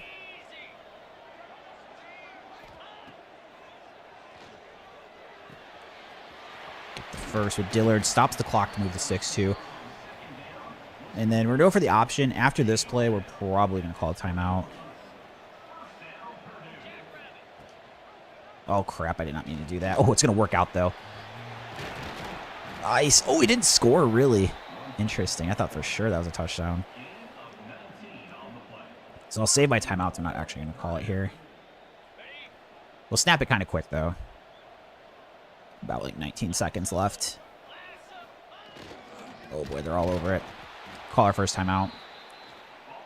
No, you ever lose a game? Yes. So I have a couple rules in place to make it more difficult. So I have to do I have to do coach suggestion play calling and choose between the 3 plays they give me. I can't scramble the quarterback on pass plays. And then I don't do any transfer portal. So I went 8-5 last year in year 3. I was 5-7 year 1, 6-6 year 2. So I do things that to try to make it competitive while playing on Heisman. Touchdown to the tight ends. Bowling Green's really bad, though. They're only like a 66 overall. So we're kind of dominating them, which we should. My team's a 79. Haven't been able to really move my team up. The problem's been I'm just not really leaning 4-star recruits. So we can start getting a few more.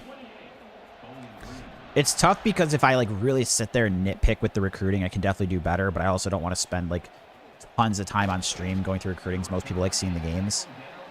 So I try to find a balance of like, okay, I let myself recruit and do enough things to find good recruits, but not enough or not too much where it's just like I'm just sitting there tinkering with the recruiting constantly. That was a nice counterplay, got me to move the wrong way. That will probably be the last play of the quarter. Yeah, it's going to be the half there. So 28-7, we get the ball at half. Really good start.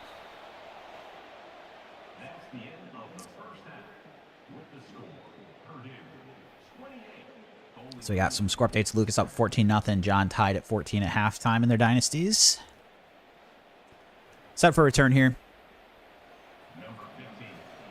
Getting the ball to kick off the second half. Just go for a fair catch. So our second game of the season, I think, was Wake Forest. And then we play a really tough Big Ten schedule at the beginning of the year. Or I should say tough schedule our first 6 games because 3 of our first 6 games are against preseason top 8 teams. But then our last 6, we have no ranked opponents. So it's like, if I can somehow survive the beginning of the season, hopefully the second half is softer. But we have, I think it's Michigan and USC are 7 and 8. I don't know which one was which. And then we play Notre Dame, who's #1 in the country. So first 6 games, pretty tough in a few of them. But then like the rest of the schedule, pretty favorable. So you just have to see what happens. Nobu's asking, can you play against real people? Yeah, so you can play online matches. I like Dynasty offline as long as you make rules in place to make it harder to win because I like building teams and like going through seasons. You could do the online matches and they kind of have a cool thing where it's like you're doing like the road to CFP. So if you win a certain amount of games, you would make a playoff and so forth. But I really like the offline experience. And then the problem with online, I'm probably not the most fun player to watch play online matches because I'm a person that runs like the same like 2 to 4 plays constantly and just tries to exploit people, especially against people who haven't played me before, like the online matches. Whereas with this, when I'm doing coach suggestion play calling, you're seeing me run like a whole bunch of different plays. We're going to try to surprise them with the run on 3rd and 10. I don't really like the pass plays. So that's why I've kind of focused more on the offline Dynasty. Crap, that did not surprise them at all. So they'll be forced to punt here. Kicking it deep. Not do a very good job on the coverage there, but Bowling Green gets out to the 32.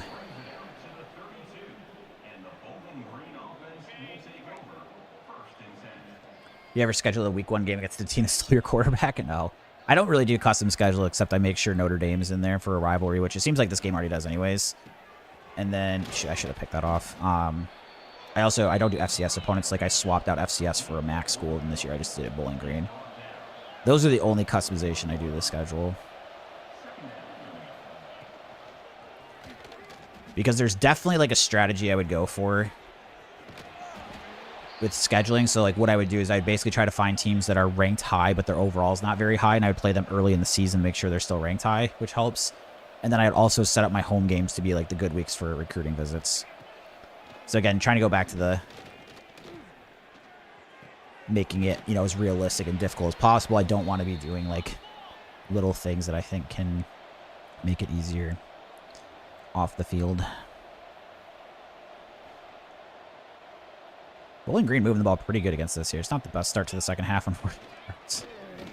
Get there at the sack, though. Nice. D tackle. One of the redshirt freshmen.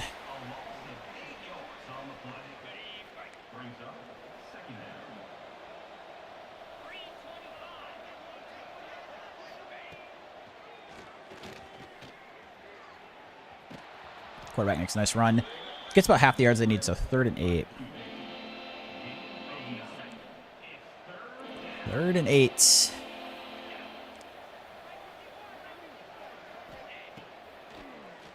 Shoot, that running back I should have taken. Touchdown, Bowling Green. Lucas, I did Ohio Dynasty, and when Washington stole my quarterback, I beat them 54-14, forced 3 picks. I like it. I like that level of pettiness. I can respect that, Lucas. I can respect that. You take my quarterback, we beat your squad. Teach him a lesson and anybody else that wants to leave. So 28-14, Bowling Green gets a very good start. So they stop me on my first drive, and then they go down the field, get a touchdown to cut it to 14. Deep kick here. Just go for a fair catch with Marvin.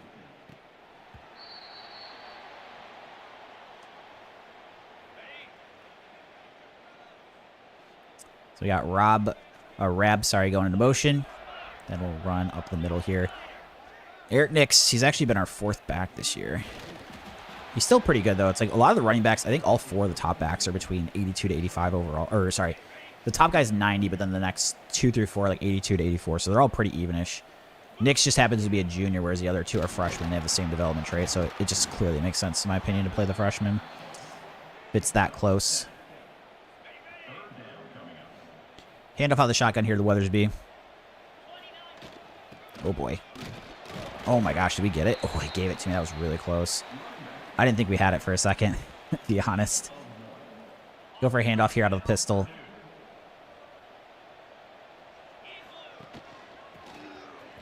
Pretty good blocking, but my offensive lineman, after blocking, just kind of standing in my way. So only get about 3 yards, and then we'll go back to the air here, 2nd and 7.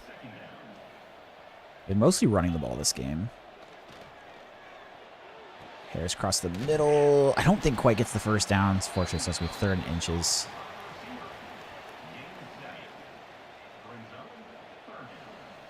Run play out to the left. Nice, get the first down. That's good. Get to midfield.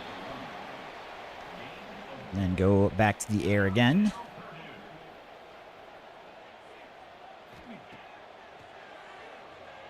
Oh gosh, I clicked the wrong button and it worked out. Oh, he dropped it, but I was looking completely at a different person. That was almost a massive mistake.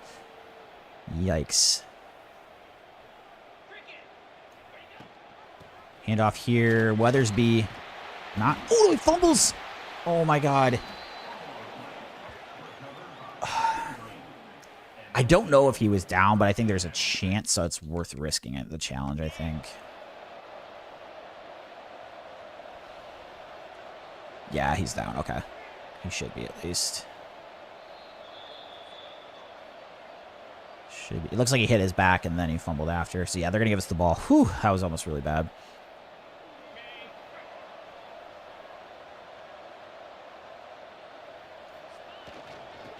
Eric Nix straight up the middle, gets the first down. That's very nice.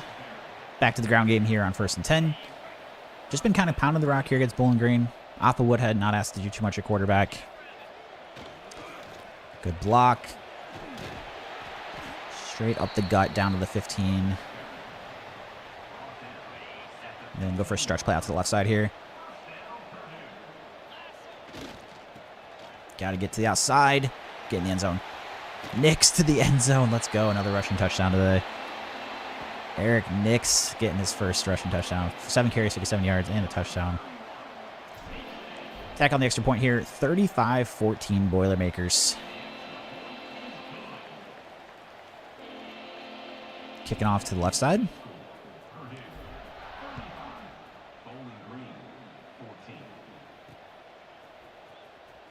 Oh, big hit. Nice. Get him there. Blitz in one of the corners. So we take 35-14 lead. Safety, sorry. Maribel. All over it.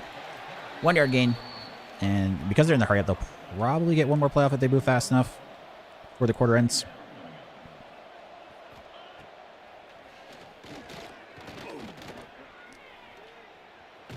Tackle him just short of the first. So we'll have 3rd and 2. Jay saying it's only Bowling Green, but this team seems to be better and deeper. I think so too. And just like looking through the roster again, I have concerns in the secondary outside of one good safety. The offensive line is not very good again. Other than that, though, I think the roster's playable with. It's still like obviously not anywhere near like my best Michigan State teams, but that also took 10 years to get there, you know. I just got to get better recruiting. We're struggling a little bit with getting the 4 stars in this dynasty. But I think definitely like all that recruiting, or all the 3-star depth we've been landing is starting to help out. Because those guys are developing a bit and we're maintaining a decent amount of them. We still lose a decent amount to the portal, but, you know. I think also if I was a little more picky this year about looking at deal breakers for the 3 stars, whereas in the past I was just taking everybody. So it takes a little, like I said, it's kind of one of those things where it's like if I sit there and deal with recruiting and go in every tiny detail trying to get the best class, like I can definitely do better. But I don't think people want me to see me spending like two hours on the off season when I can get it done in a pretty good fashion in an hour or so. And same thing between games, right? Like I could sit and analyze every little detail when picking which 4 stars to go through, which I was a little more picky this year, but same thing. It's just like it just takes a lot of time and tinkering with. Quick throw. Ooh, nice thumb short of the first. John said I got 29-25 lead in the 4th. Good game there. This number 44 quarterback still cracks me up. Nice. Good stop from the defense. 4th and 1. I'd have to imagine they go for this. Yeah, and they're going to be in a hurry up. So they're in the shotgun.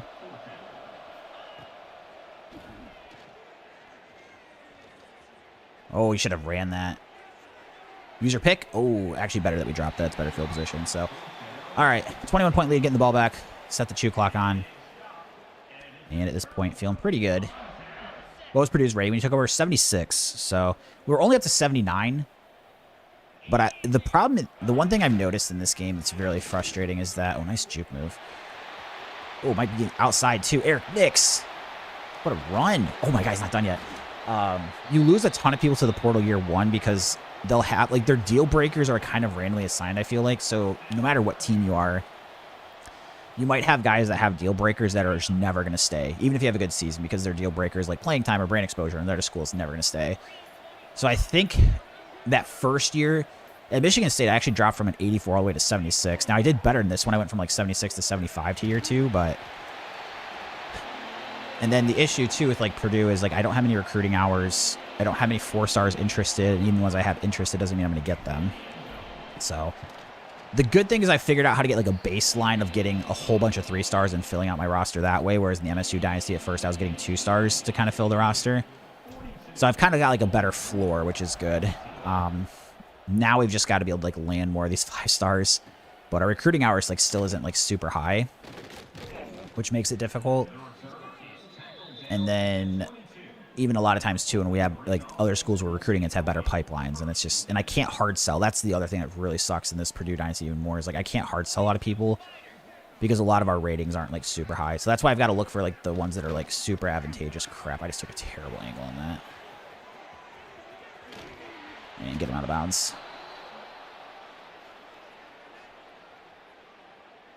That'd be fun, Lucas. I mean, I think if you're trying to do a Big Ten rebuild... It depends what you're looking for, right? If you're looking for, I mean, in what you consider a rebuild. So Michigan State, for example, they're really bad in real life, but in this game, they're actually a little overrated, in my opinion. So they're like an 84 overall. And they're a pretty fun team to use because you have a good mobile quarterback, you have really good receivers. So I think Michigan State's actually a fun team to use. But if you're looking for like a weaker team, I think Purdue's the worst team in the Big Ten, so taking the worst one's kind of fun. And I think another thing you'd want to look at, too, is what is your playing style. So for me, like if I'm picking a team, Wisconsin would be pretty appealing, assuming that I don't, or Iowa even. Iowa, I guess, isn't really that much of a rebuild, but just having ones that have offensives in real life that kind of match the way I play, because then they're more likely to have personnel that match what you want, and then also they're less likely to transfer because of playing style if you bring like a whole new playing style. Ooh, don't get the sack, but make the pressure on the quarterback.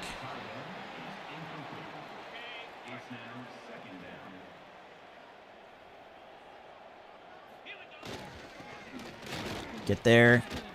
Oh, nice tackle him. 3rd and 3. They gain 7 now on that 2nd down. And they're in goal line. Interesting.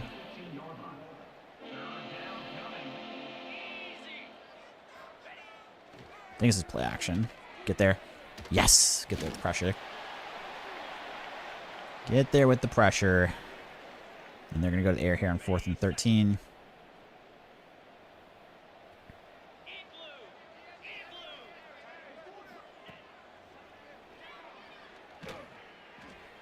Fade. User pick. Let's go. Got it. User pick for good measure. Didn't really change anything on the... If anything, maybe slightly hurts the... field position, but... I like getting the pick. Eric Nix continue to have a pretty good game.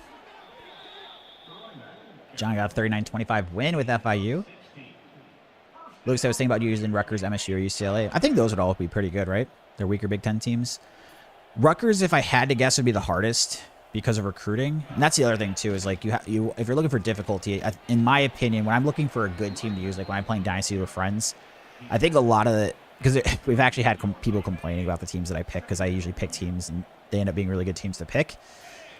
So I think most people just purely look at the roster when they're picking teams, whereas to me, the most important thing when I'm trying to pick a team is like, what is their recruiting going to look like, right?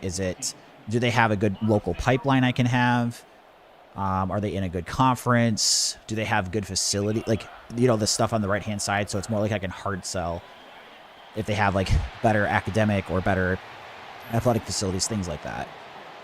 So, like, it depends what goals you're trying to go with. And this is honestly kind of one of the problems we've had in one of our leagues, is that there's, like, one or two people that are annoyed with.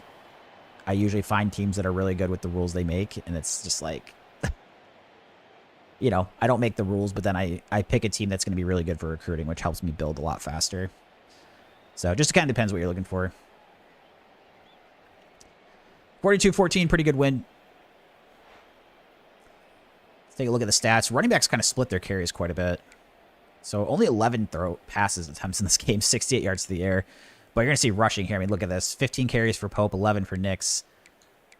It's kind of random which guys get tired and don't do as much, but you can see here, really good game on the ground, splitting amongst a lot of backs.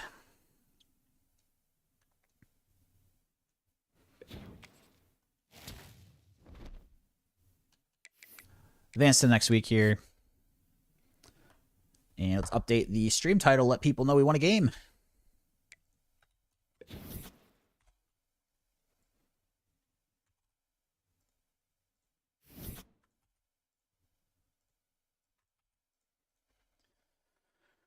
All right. Lucas got a win, 42-17 against Florida State. Nice, nice. Upgrade our coaching here. If I can. I actually might be maxed out. Oh, no, you're not. Okay.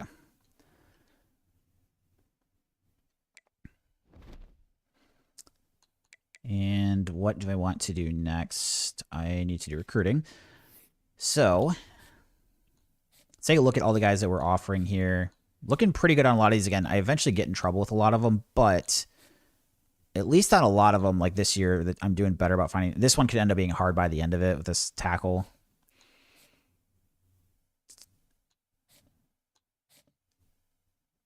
And then you can see Cincinnati started working here, but I still got more points than them, which is good. These halfbacks are guys I just don't want in general. So I'm actually going to take them off the board. Okay. And then I'm going to start also like just removing people from the board potentially. I guess we'll see what 4 stars don't have offers, because that's really what I care about, to be honest. But like a lot of these guys I'm probably just going to like completely back off of. I mean, to be fair, I can probably just straight up remove them, because otherwise I'd rather just do the 3-star scouting than chase guys that we're like way back on and don't have good pipeline for.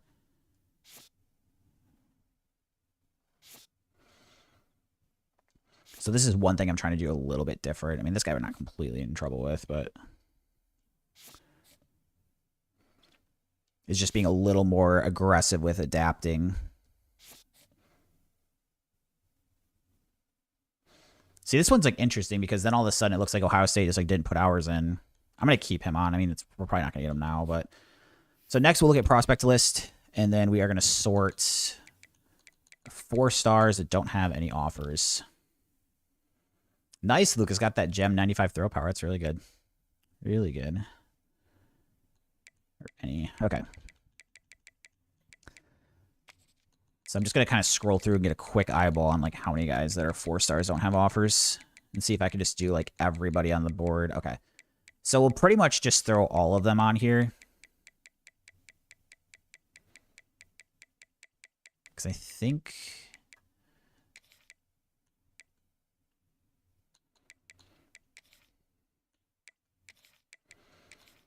so we're just getting them on, and then I'm not 100% sure we'll go after them.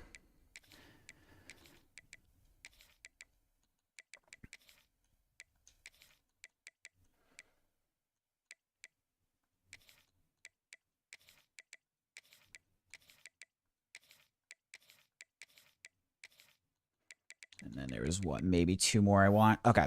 So we can at least get those guys on the board. I think all these guys we're going after, though, I feel pretty good with. I guess there is a question of, like, the ones that are closer. Do I maybe... Like, for this one, for example, am I better off just going for one of these guys that don't have any offers than battling here with one that's going to be potentially close to Michigan? That's where I don't know, like, how I want to treat those, really. Because I think it might be a better use of my points going after these guys. But we'll stay where we're at for 1 more week here. So next up, we got Wake Forest. Hey, Allie, good to see you in chat today. How we doing? 79 overall Purdue versus 69 overall Wake Forest. Bring on the Demon Deacons. After this, I think we get into Big Ten play where we have those 2 really tough conference games. Wake Forest got the All Blacks on, it looks like. Coming out with the Demon Deacon on the motorcycle.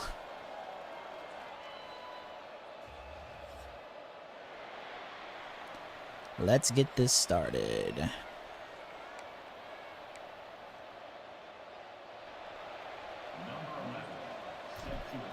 Kick to the left side.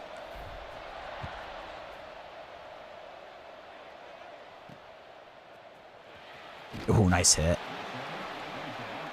Good hit.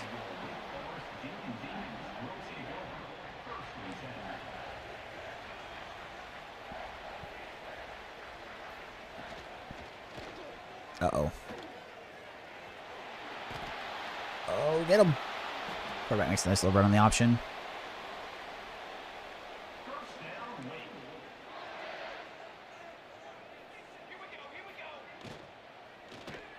Quick throw the outside, make a tackle in the open space, pretty good.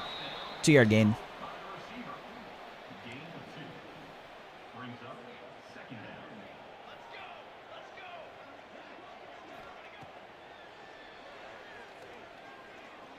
Uh-oh, deep shot, 1-on-1.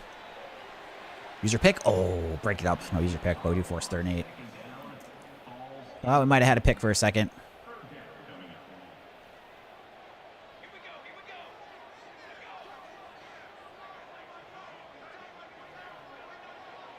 Trying to pump up the away crowd.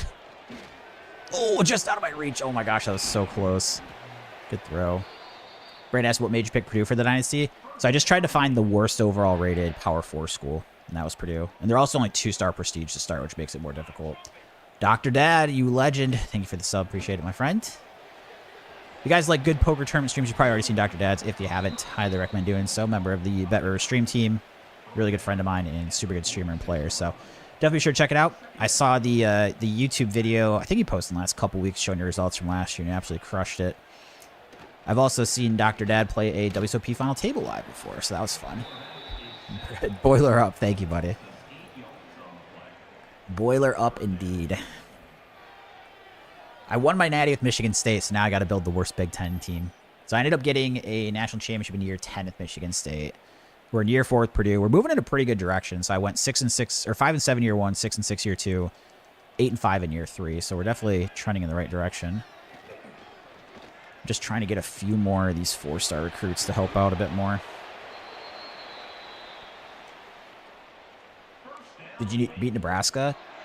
I honestly don't remember. No, I think they beat me because they scored a ton. That's right. Nebraska was one of those teams that scored a lot of points. I mean, I ended up losing. I think I only lost by like 3. Like, our offense played well, but our defense got torched.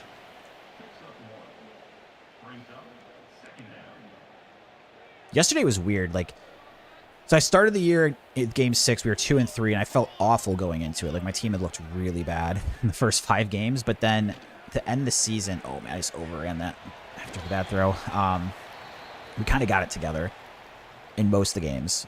The defense was just like, they couldn't make up their minds. Some games they were extremely good and played really good against good teams, and then there was games like Nebraska who, like, they're okay but not super highly rated, and then they just torched us. So we just need the defense to play a bit more consistently. Raiola, yeah, Raiola, he went off, Jay. He killed us. That was that game. Oh, QB blast. Dang it, into the end zone. Wake Forest driving straight down the field, getting a touchdown their first drive. Not what I was hoping to see. And then they'll tack on the extra point here.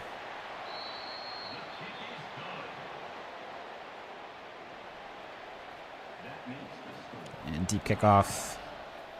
Weathersby going for the fair catch.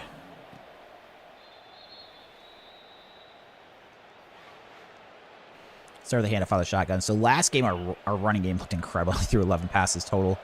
We killed them on the ground. So I'm going to try to do the same here today to start.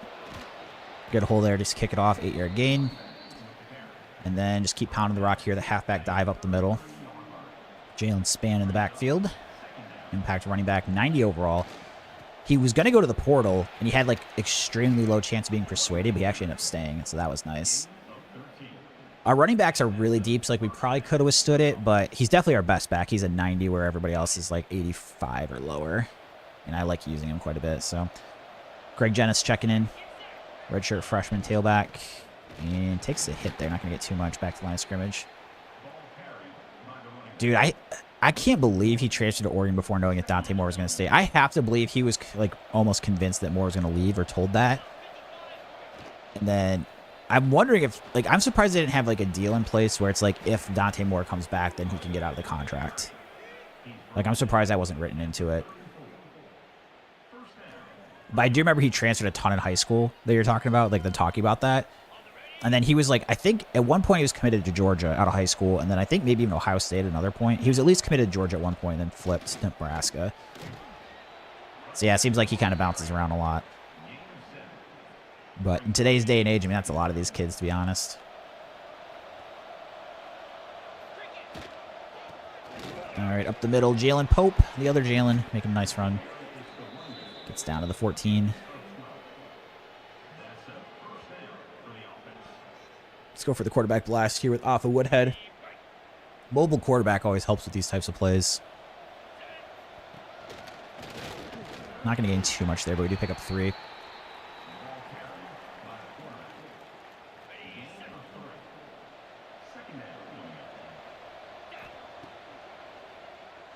Try to hit Dillard underneath. Does he get in the end zone? There we go.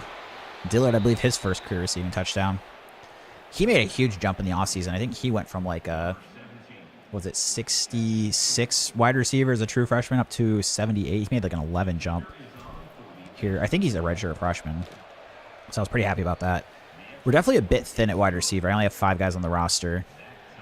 So I had to start a, or not redshirt, a true freshman that I would have really liked to redshirt. But just haven't really had the wide receiver prospects that we've been hoping for.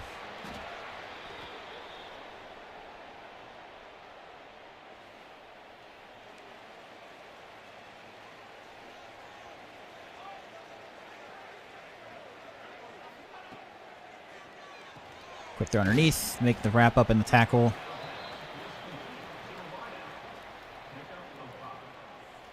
We got 2nd and 5 here. Not a huge fan of this zone play, but I like it better than the cover 2 man. The problem is if they pass, or if we don't, yeah, I mean, if it's like a play action, we can get there, it's good. If it's a run play, it's good. But if they're just straight up dropping back and passing, it's just there's way too much stuff open underneath, and the CPU seems to do good against it. But get the user sack there, which is nice. And then we've got Allen playing linebacker here, using 3rd and 9. Gonna try to get off the field. Hopefully that's a holding call on them. Dude, I barely even touched him, and then they call holding in this game because of it. It's so dumb. Oh, that's gonna give them a 1st down too. It's so stupid. That's a costly mistake, and that was on my user, but. Oh, I didn't quite get there at the blitz. Oh, and he breaks a tackle, too. Tackle the tight end eventually.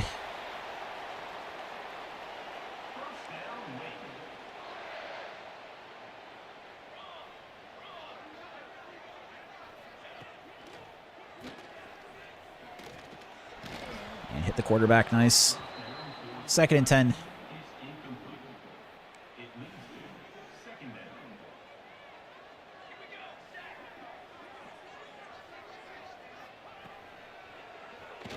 Quick throw underneath, make the tackle. Have them in 3rd and long. That should be the end of the 1st quarter. So we'll be going on to the 2nd. Tied at 7 here with Wake Forest. Not a very highly rated team. They're 68 overall, so I would like to eventually pull away in this game for sure. This is the expectation, but we've got to play penalty-free defense. That would probably help. So 3rd 8.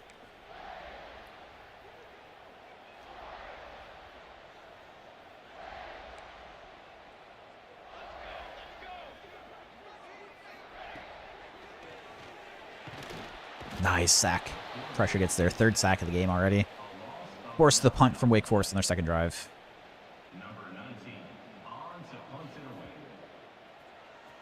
Deep kick to Marvin. Ooh. Good special teams coverage there. Get stopped. Go for a halfback stretch play to the left side. Jalen Span in the backfield. The starter back in. Oh boy, nobody blocked the linebacker. 3-yard loss. That's a pretty horrible start. And then doesn't help on 2nd and 13 when I have some pretty awful play options here. Keep with off of Woodhead here. Get about 5. And then we're going to have to try to make a play through the air here on 3rd and 8.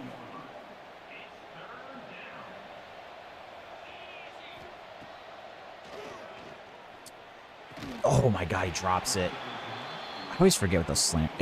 I like the slant routes way better when there's not slants from both sides, because then they seem to run into each other right when I want to throw it a lot, which is a bit unfortunate. At least the special teams coverage seems better on the punts this year. If you guys remember last year, it was weird. Like, the 2 gunners would never get downfield in time. It was the first time I'd ever seen that, and then now again, for whatever reason, this year, they're completely fine. Back to normal. A little RPO to the outside. Make a big hit on the tight end. Gets 8. Looks like I got a 4-star gem free safety and 2 4-star gem strong safeties. Those, I feel like safeties are like hard to recruit in this game, because when I'm always looking to see guys with no offers, pretty much the safeties always have offers, and then I just have not had a lot of luck with getting gems at those positions, or like having guys interested in general. Throw underneath, wrap up and tackle short of the 1st. So force a 3rd and short here, 3rd and 2.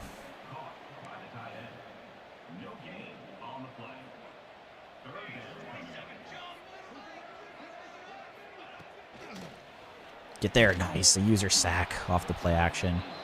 Allen, the 88 overall linebacker, gets the big sack. Daryl Allen.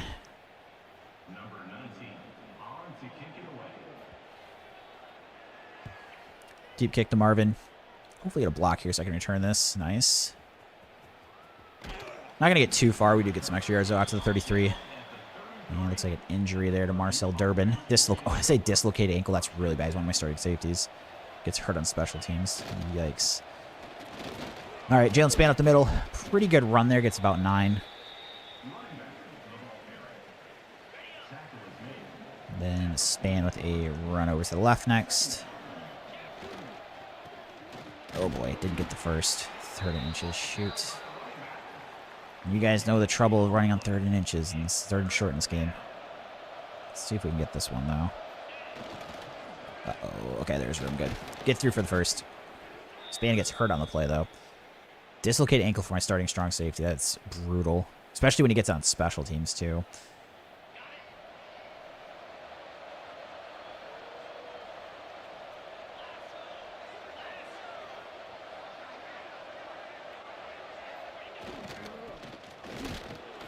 Get a carry there. Maybe get a yard.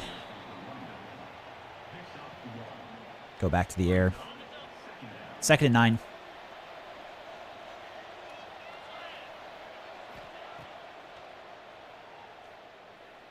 Nice. Dillard gets to the edge. Big pass play there. Down to the Wake Forest 28. Try to go for a toss play here. Get to the outside with Greg Jennis, hopefully. Oh, nope. Try to juke inside. Just get back to the line of scrimmage. End up gaining 1. Christian in the chat today. How we doing, Christian? Good to see you here. Hope the day's going well. And then hand off to Jalen Pope to the right. Cut this back, hit the hole hard, get a 1st down. That should take us to the 2-minute warning here. And then we'll probably throw chew clock on for at least a play. Are you doing a long stream? I'm going to try today. I'm going to see how I'm feeling. If I'm just like feeling like I can barely even talk or move. Maybe not, but the plan is to try to do a full season today, which I'm guesstimating is going to take somewhere between like 9 to 12.5 hours, roughly, depending on like how many games I play. But Jalen Pope in the end zone for a touchdown. Take the lead here. So yeah, it's a little bit tough to put an exact time on it because I could be playing anywhere from 12 to 17 games. So we'll see. But yeah, so I started at noon Eastern time. And then it kind of seems like roughly what it ends up being is that it's like the off season takes me about an hour. And then it's about 40 minutes per game roughly after that. But I do want to try this out because I think it's kind of the best way to do it.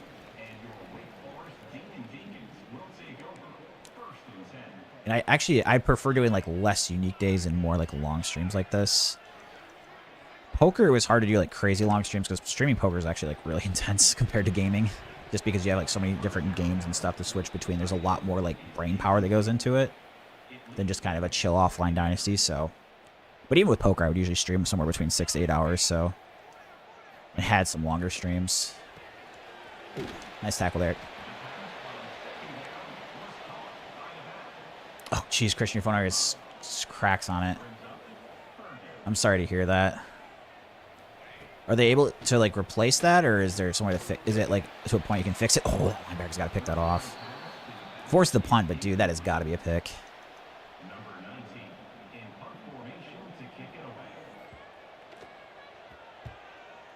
Yeah, I know those new iPhones are very expensive. Get to the outside, not quite. Still have pretty good field position here around the 30. I got to take chew clock off.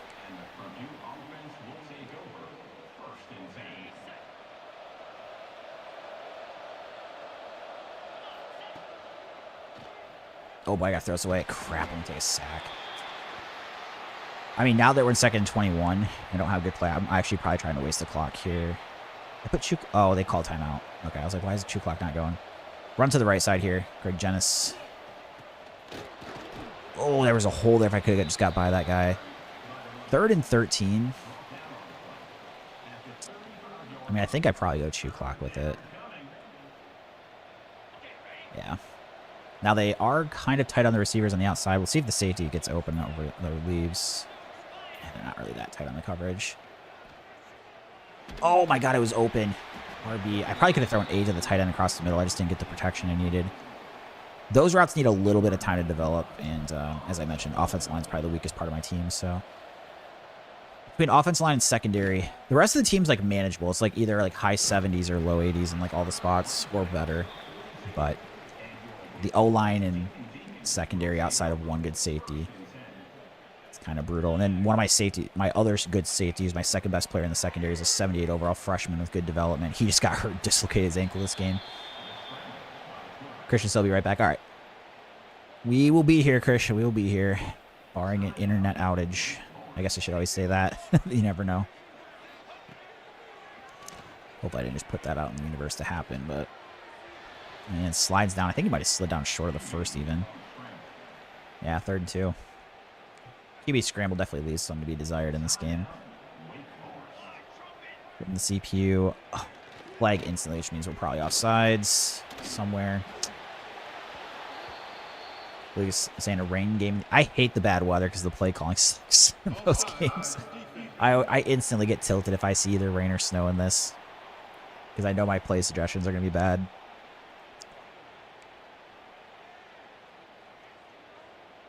All right, 1st and 10, 12 seconds left. Man, if we end up giving points up after that, that's going to be too bad. So they throw incomplete. 7 seconds. I mean, they could... I'm going to back off, but I do get worried about them potentially. Okay, why is everybody not backing off? I'm saying back off coverage.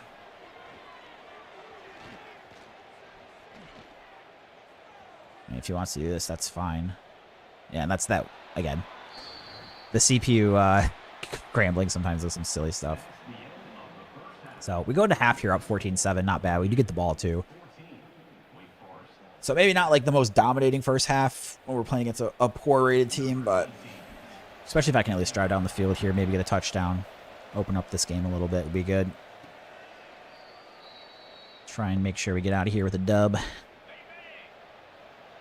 Then we've got 3 out of 4 games that are against preseason top 8 teams after that. So schedule gets very difficult very fast. Greg Jennis, I mean, he might be gone. Greg Jennis. I said we got to start this half good. Very first place, 75-yard touchdown run with the redshirt freshman. I'd say that's a good way to start. Then chucks the ball to the crowd. Let's go. Come on. Very nice run. 21-7 Boilermakers. Kick off to the left side.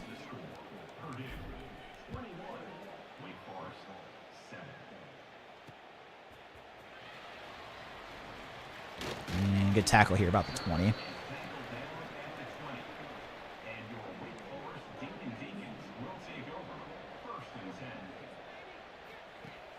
Play action.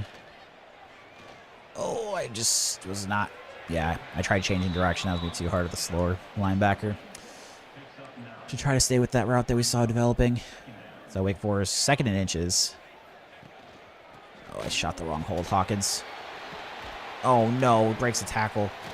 And gets past midfield. We eventually get him. Eventually get the stop. Just took us a minute.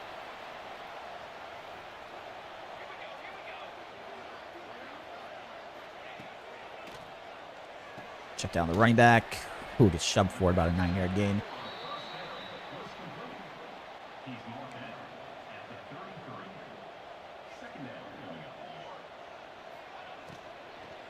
Little RPO to the outside on the screen. I think it's going to be short of the first there. Yeah, 3rd and inches. Okay, so this is probably where they do a QB sneak. I don't understand why when you're against goal line, it never... They don't pinch. When you tell the defense line to pinch, it doesn't pinch. That's the time when you need it to the most. Like here, you can see they pinch. I mean, I guess they're maybe it's just because it looks like they're not pinching as much. Because even here, it can be more pinched.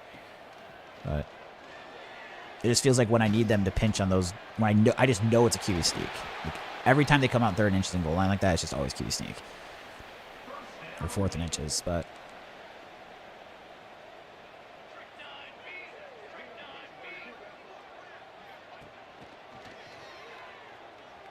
Oh, it's wide open.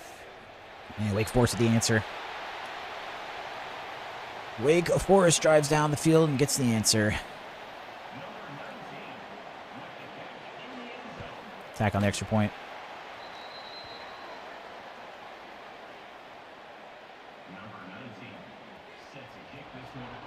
Deep kick here. Just go for a fair catch.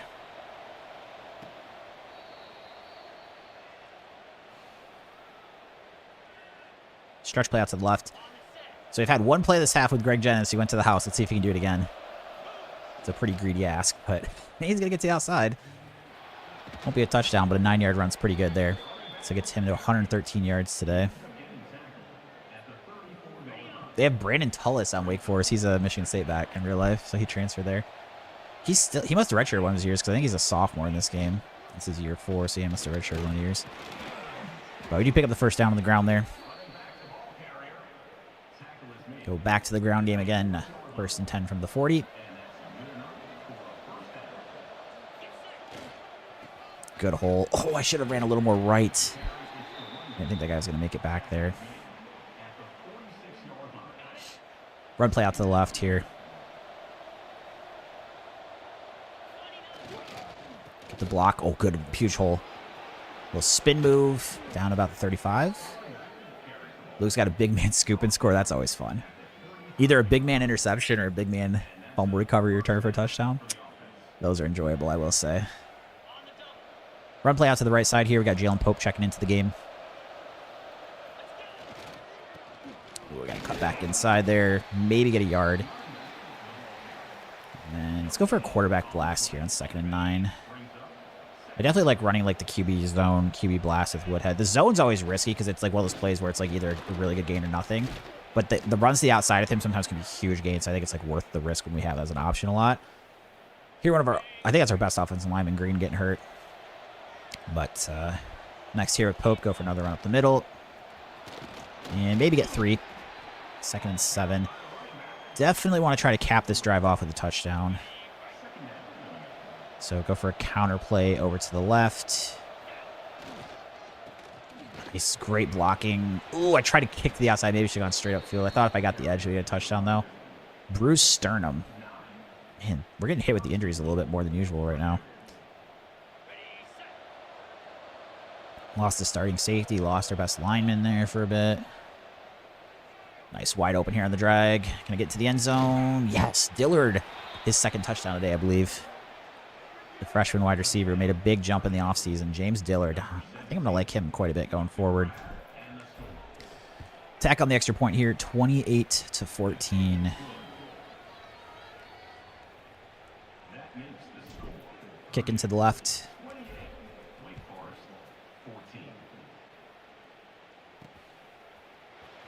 Oh, spin was nice. Still tackling about the 18.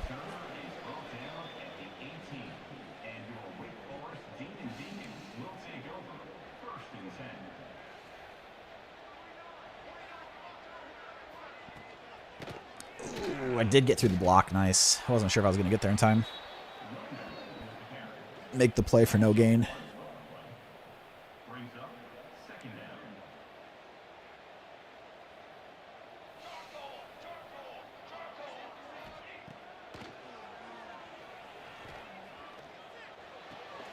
Throw the receiver here, make a tackle.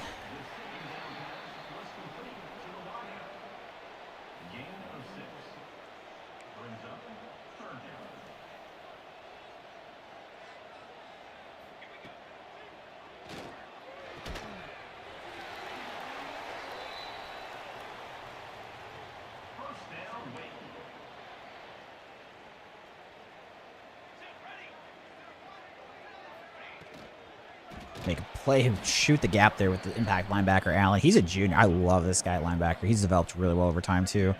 I think he might have only been a 3-star when he came in, but the good development trait, he's getting playing time. He's just kept getting better and better. Crap, I didn't get to the linebacker I wanted in time. Looks like it's going to be okay. I mean, they get 7 there, so 3rd and 6. 3rd and 6.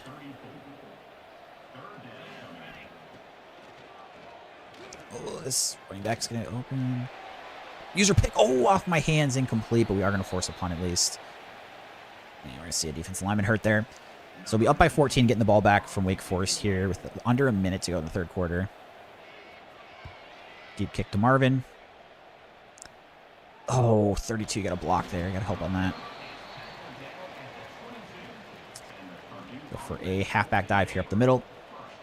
Jalen Pope.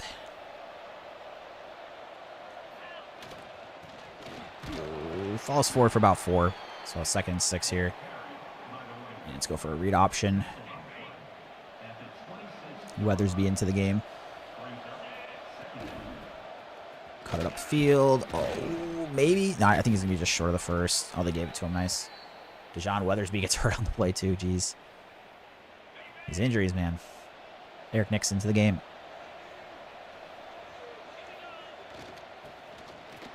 Oh, I ran into that lineman. I thought I had a hole there for a second. And you go for another handoff here. Might get one more play this quarter. And nowhere to run, though. So stop 3rd and 6 coming out of the quarter break.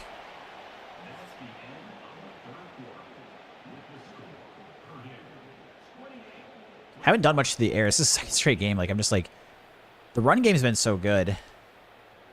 We're going to throw here, but I'm just saying, like, in general, like, the pass game's been so good. We've just been focusing on that. Hall across the middle is going to get the first. Very nice. Up to about midfield. Very nice. But we'll get back to the ground now that we picked up the first down. Only thrown 6 pass attempts this game. I mean, again, when the run game's working, you know, just keep pounding the rock. I don't think this will be the case once we start playing some better teams. Eric Nix straight up the middle there, about 15. Gets about 15. Bryant, tight end, going in motion. He'll block for Horde here.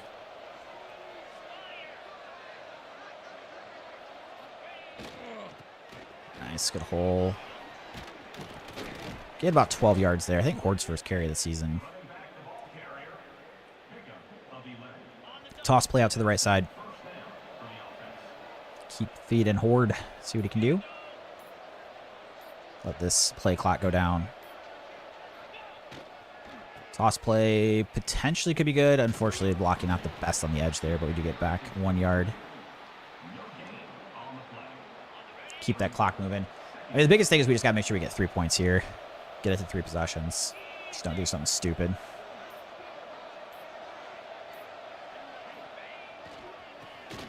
Cut it back up the field. Maybe get a yard or two. Wake Forest uses their first time out. And then it's kind of interesting because the 3 points would be so big. I think we're going to go for the pass play, but maybe it's a mistake. I just can't throw a pick here. Nice. Dillard again coming up big across the middle. The freshman. And it's going to be a first down. So not a lot of big plays through the air today, but getting the plays when we need them. Stretch play out to the right with Horde. If I get to the edge, might be a touchdown. Got there. Let's go. Into the end zone. It's like our 5th back. Gerald Horde, the sophomore, gets a touchdown. 4 carries, 27 yards on the touchdown.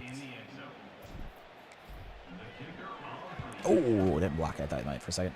Pat's got an undefeated. Oh, for us, undefeated season. Yeah. So last season we ended up going 8-5. So it's been going pretty good. Year 1 we were 5-7. Year 2 6-6. Year 3 8-5. So yeah, it's been good. I think going forward this week, what we're going to try to do, it depends how long this feels for me on the stream, but I'm going to try to do 1 season per day starting the day at noon. And then it should take about 9 to 12 hours, I think, to finish the season, depending on how many games we play. More often, it'll be like the 9 or 10 hours because that would be no playoff, like no conference championship, but we'll just have to get a feel for it. There's a chance that ends up being too long for me, though, and then I have to kind of go back to either doing like just night or just day streams, which I would probably do just night in that case, but streaming, the video game Dynasty streams are definitely a lot more chill and relaxing than the poker streams that are like pretty intense when you're playing like 4 to 6 or even more tables and making constantly tons of decisions, switching tables around, so I think there's a chance I'll be fine at these. Oh, nice user pick there with Hines. But I need to try it out. I don't want to say, hey, I'm doing this all the time. And even today, right? Like maybe I just feel exhausted and it doesn't work, but we'll give it a shot. That's what January is about, is just kind of trying some different things with the stream, then kind of get something ironed out. I think over time I'm going to try to mix in some Madden too and get a feel. I don't know that I would be able to play Madden if I did like the whole stream in a day, just because that could be 17 to 21 games instead of 12 to 17. Now, Madden, I think, is going to be less, like, I don't have to do a lot of stuff in season, and then the off season I don't think will be as much for me either. And the games might be slightly shorter with the clock running on first downs and stuff, so there's a chance I might try some Madden at some point, but we'll see. It's going to be some combination of college football and Madden, but probably more of one than the other. If I had to guess, it's probably going to stick with more college football, but I do want to try some Madden stuff. Just going to go for a handoff out of shotgun here. So we got about 1:20 left, up by 3 scores. So at least coming up here, my plan is to keep playing this Purdue Dynasty every day until we hopefully win a natty or I get fired or 30 years comes up. And then after that, maybe try like 1 season with the 49ers. I started a Dynasty and did like 1 day of it, a little, like a short stream. So I'm at 3-2, so I might try out 1 season just to see how it is. But we're focused on the Purdue Dynasty until it gets done. And then here you can just let the clock run out. We're going to get the win 35-14 against Wake Forest on the road. They're not a very good rated team, but good to get these first 2 wins before we go into a really tough stretch this year. So I have 3 preseason top 8 teams in the next 4 games. We have USC, Michigan, Notre Dame. The good news is my last 6 games, I don't have any preseason top 25. So it's just really tough these next 4 games. And if I can get out of there, if I can go 2-2 in the next 4, that would be really good. And then kind of set ourselves up to hopefully make a run late. But, I mean, absolutely need to try to get out of there with 1 win, but would really like to hit 2. So, Greg Jenis, the freshman, 10 carries, 144, and a touchdown. He had that huge 75-yard touchdown run to start the second half to kind of set the tone. Help us pull away. So, let me update the stream titles. And then we'll get advancing.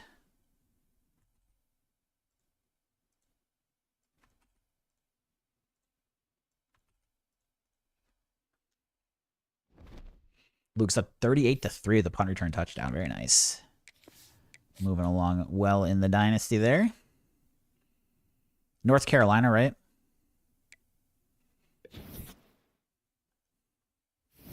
Oh, we're ranked for the first time. Let's go. Number 23 in the country.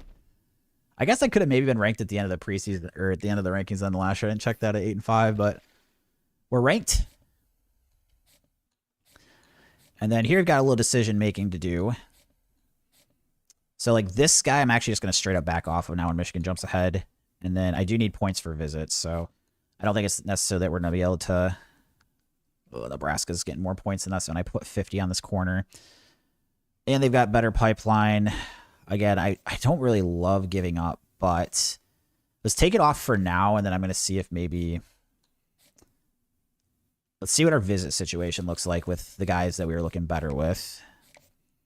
So I have a week 4. I do want to get 4 recruits in for Michigan. So let's set these up.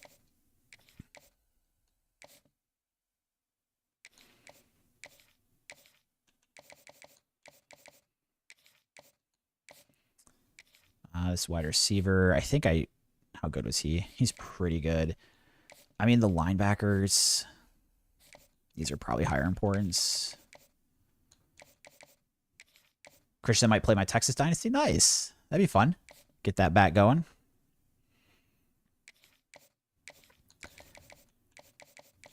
Okay, so this is going to get us all the visits. So I still have 55 points left. So let's look and see. After giving up on a couple, and it might look weird them giving up here, but we're even, and you can see Nebraska's moving up a bit, and they have better pipeline. And I've lost a lot on those before. So I think here, I'd added a whole bunch of people to the list where it's like they don't have any offers. So this is where it's like kind of important. Now, like, because they have no offers, even if I don't have pipeline, it's probably okay. Or is it maybe worth... I can still get caught up, I guess, when they don't have offers to start. So I think there were a few guys that we had 2 pipeline for. So like this guy here, I don't think we needed a lot at that position though. Wide receiver, I'd have to scout. Halfback, I'd have to scout. Wide receiver again. Shoot, there are like a lot of receivers, running backs that were the 2 pipeline. I mean, I kind of want this free safety. We don't have any pipeline, which can be hard if somebody gets in the mix. The problem is I don't really need... I mean, I do need receiver, but I don't want to scout. Let's just try going after safety.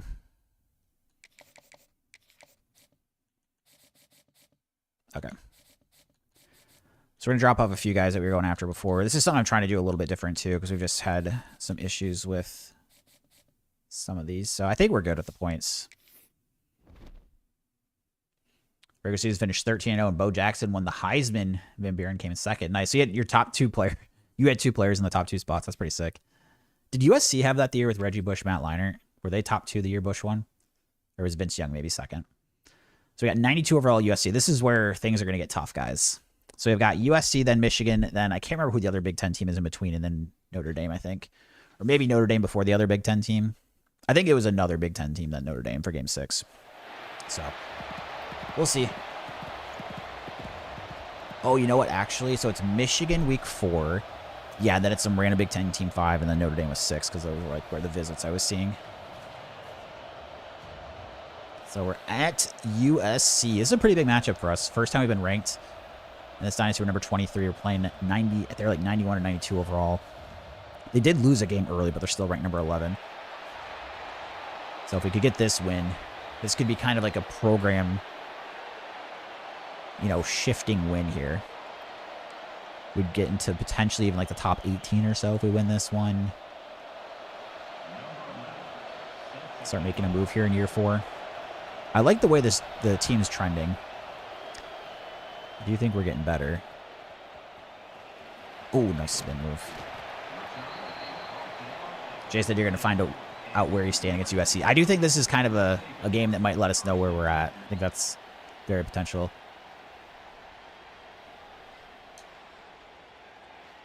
This could be an interesting one.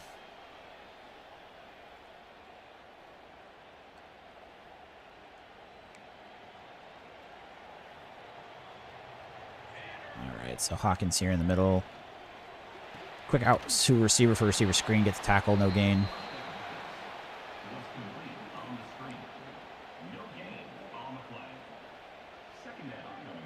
middle here. So we've got impact quarterback, impact running back. Throw the running back underneath, make the tackle, 5-yard gain. 3rd and 5. And they're going in 4 wide.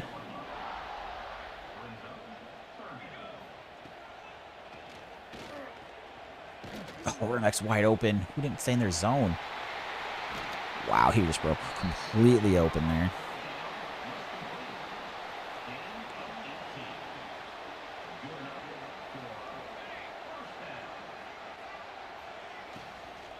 Little RPO to this receiver screen, make the tackle in the open field, only a 1-yard gain. Maribel, another good open field tackle there. Second time he's done that in that play already.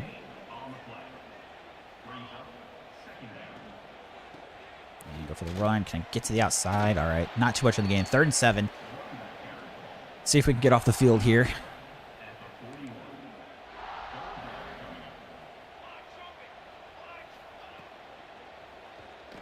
Oh my gosh, wide open.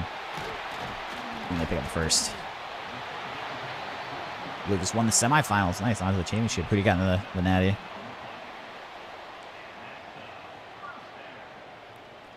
Using Hawkins here. Oh, throws it pretty quick. Throws it behind him, though. Still gets about 6 or 7.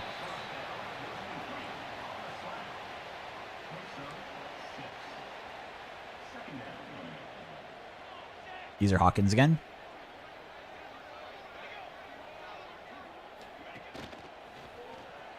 Oh, I don't quite get to the quarterback in time. Can we keep him short of the first? Yes, we do. So we're going to force a 3rd and short. Playing Ohio State for the semi. Nice. Good luck, good luck. I'm going to bring the blitz here on 3rd and 1. It's a little bit risky, but I'm going to try to get there. Ooh, no, they get the first. Shoot, first down USC.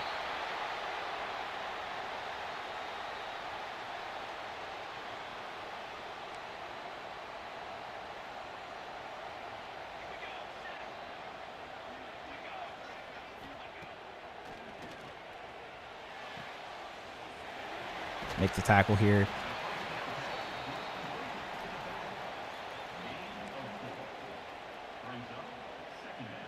So we have 5 wide, 2nd and 6.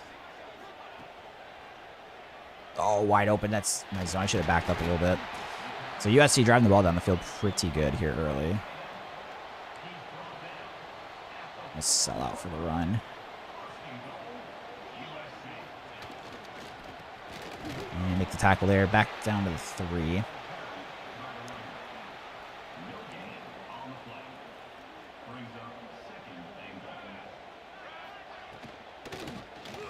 Oh, the option got us. Everybody bit for the running back. So USC drives straight down the field and gets a touchdown on the opening drive. Straight down the field.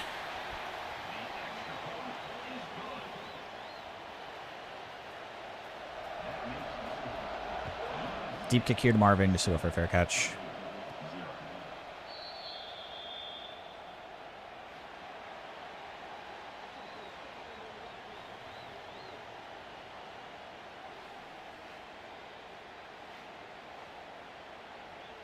Start with the handoff out of shotgun. So handoff to Jalen Span. Falls forward for about 6 there. 2nd and 4. And then go for another handoff out of shotgun here, 2nd and 4.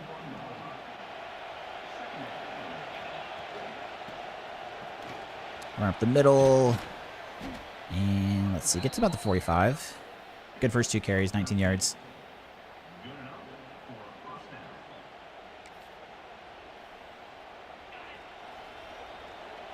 So we're going to have 2 crossers here.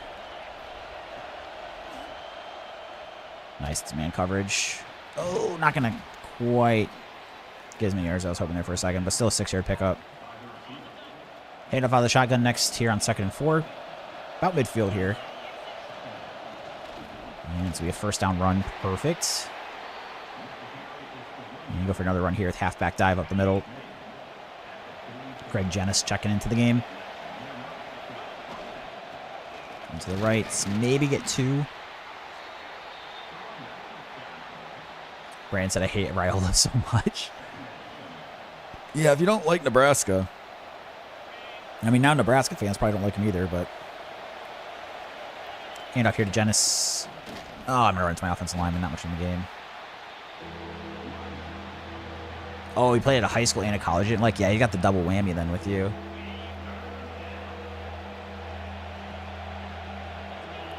Luke's the thing about doing Illinois. That'd be fun. They were supposed to be good in the preseason, and they just like didn't really put it together this year. They got killed by Indiana one of those early games I saw.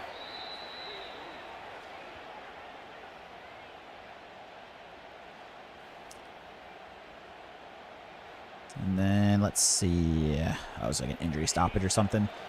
Stretch play out to the right here with Greg Genis. He had a pretty big game last game. I think ran for like 120 or something like that. Not too much there, though. Only a 2-yard gain. Back to the ground, 2nd and 8. Another run, this time to the left side. Oh, cut up field, get there. Gets the first. Let's go. Good run. Yeah, I was watching that game, Lucas, the Indiana-Illinois game. That's why I remember that one. But yeah, I still can't believe that ran what Signetti did. In 2 years at Indiana won a natty. Like, that's Michigan State and Indiana's jobs were open at the same time 2 years ago, and I guarantee you ask almost any coach who was out there, they would have rather had the Michigan State job at the time. And then now you got Signetti out here who just did what he did. Quarterback run up the middle. Off of Woodhead, breaks the tackle. Pretty good game there. And then it's going to call like an injury timeout. I'm assuming that's what that was. All right, big 3rd and 1. Let's see if we can pick us up on the ground here. I really want to make sure we're converting touchdowns here, playing against good teams, not settling for 3. Greg Genis up the middle, gets the first. Not quite into the end zone, but we do get down to the 3. And that's going to be the end of the first quarter. So it's 7-0 USC, but we're driving here on the 3-yard line. Both teams having pretty long drives. It's like one drive. It's our first possession here, and USC's first possession, so a little smash mouth football going on.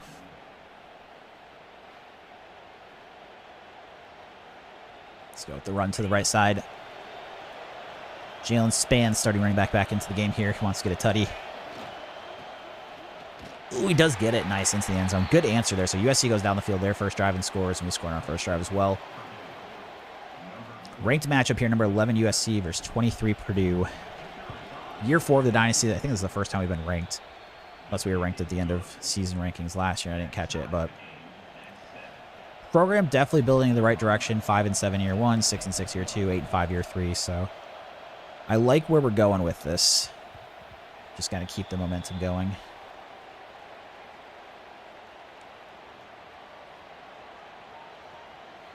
Kellum down into the box here.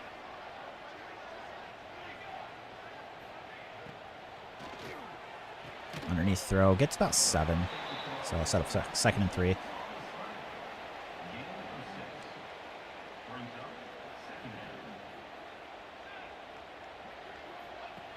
This is play action.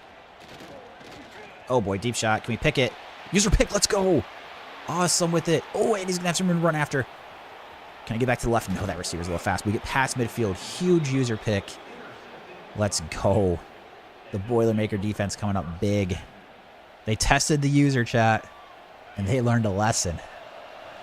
They tested the user, but they learned a lesson. Throw underneath to Shamar Harris here. Get about 5.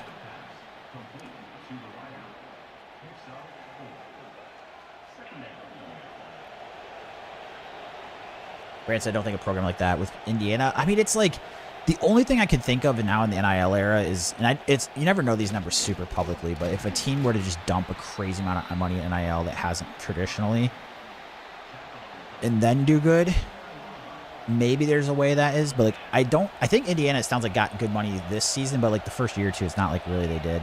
But I mean, it's the craziest turnaround I've ever seen. Span. Oh, I shouldn't have ran to my offensive lineman, but I did get the first.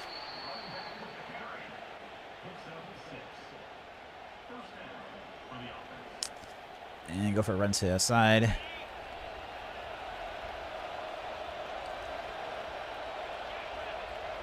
Indiana's 51st, and I also said Lucas. I mean, that's, yeah, pretty crazy then that they're doing PR. Yeah, I'm not sure you're ever going to see that again. Like a huge turnaround like that.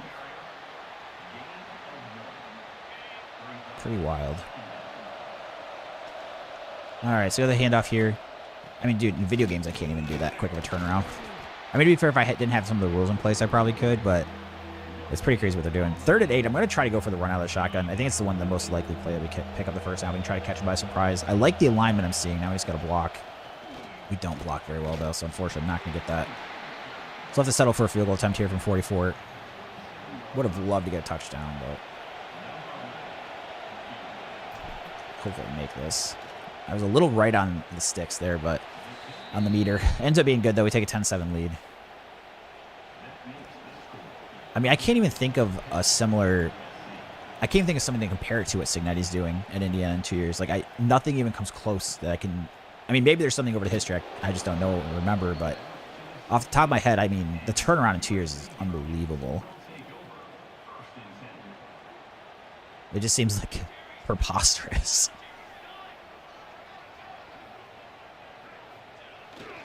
Toss play out to the side. It's going to make a... Oh, just running back makes a nice spin move. Brady mentioned he did the same thing at previous programs. Yeah, I mean, I guess its story's kind of interesting when they were talking about how, like, he was at Alabama, but he wasn't getting moved up, so he just, like, took a head coaching job for less money because he wanted to be a head coach somewhere.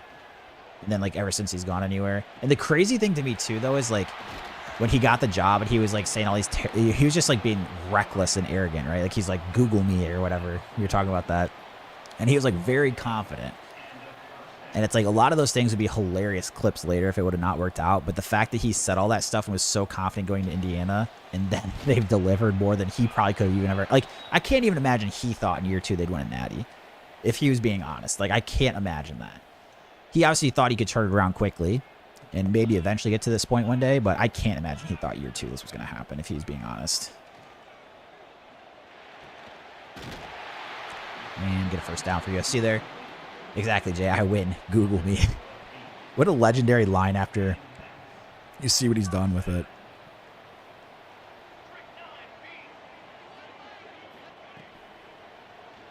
Oh, boy, up the seam. Nice catch there, dang.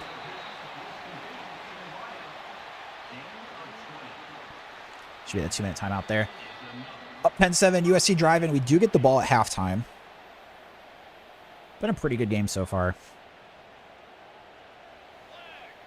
Kellerman to the box here.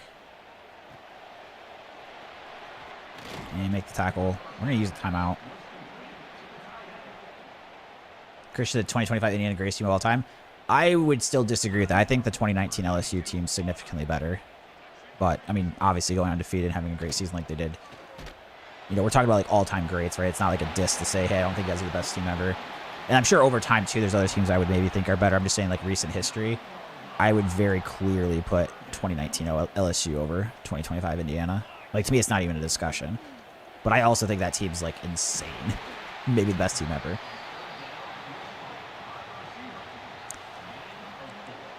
All right, so we decide not to use a timeout, and Indiana's not... Or not Indiana, I'm talking about Indiana. USC isn't going fast here, which is good. Hand up to the running back. Oh, we get stopped at the 1 somehow. So we'll use a timeout now.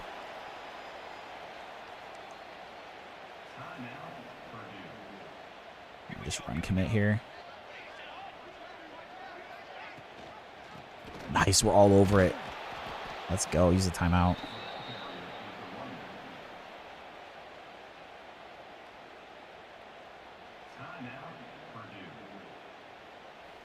I'm going to bring the blitz.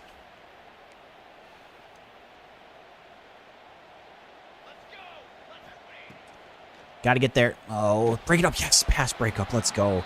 So while they have 2nd and goal from 1, they're going for it. Oh, my God. Come on, D. Come on, defense. Give me a stop here. Bring in the blitz with Kellum. And we got to run. No, no, stop him, stop him, stop him, stop him. Oh, he get in the end zone. He falls in. Oh, my gosh. Oh, I thought we had him stopped. Jay said that having Jefferson, Chase, and Burrow. I mean, and it's like you look through the whole roster, too. Like, they have tons of guys that have been, like, good. Like, Derek Stingley was a 3rd overall pick for the Texans. He's solid. They, I mean, Clyde Edwards-Helaire was really good in college. He hasn't done much in the pros, but he was really good in college. Like, that team was unbelievable.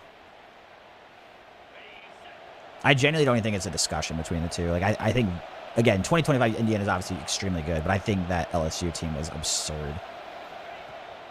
And they've kind of backed it up in the pros. Now, that's the thing, too, is like maybe this Indiana team, it shouldn't matter how they do in the pros, really, right? Because it's like the team already happened, but we'll see how. I don't think Indiana has like the natural like talent. They're just a bit older. Which, again, it's not a diss. Like, that's the system that we're in. And they took advantage of that. But I'm just saying, like, from a pure talent perspective, I don't even think it's close.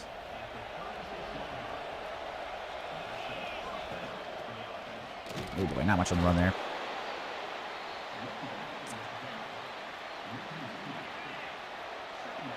Minute left. Jamar Harris across the middle. Try to cut up field. It's going to be 3rd and inches here. And then we're going to go for the read option. I'm probably just going to straight up hand it off here. I don't have any timeouts, by the way. Which is kind of an issue, but 45 seconds should stop the clock to move the sticks. Lucas getting used to using Van Buren. Yeah, you wanted to bench him yesterday. You were over him. Oh, boy. That was almost a pick. It's actually better they dropped that. There was like no gain to waste the clock. I almost threw a stupid interception there.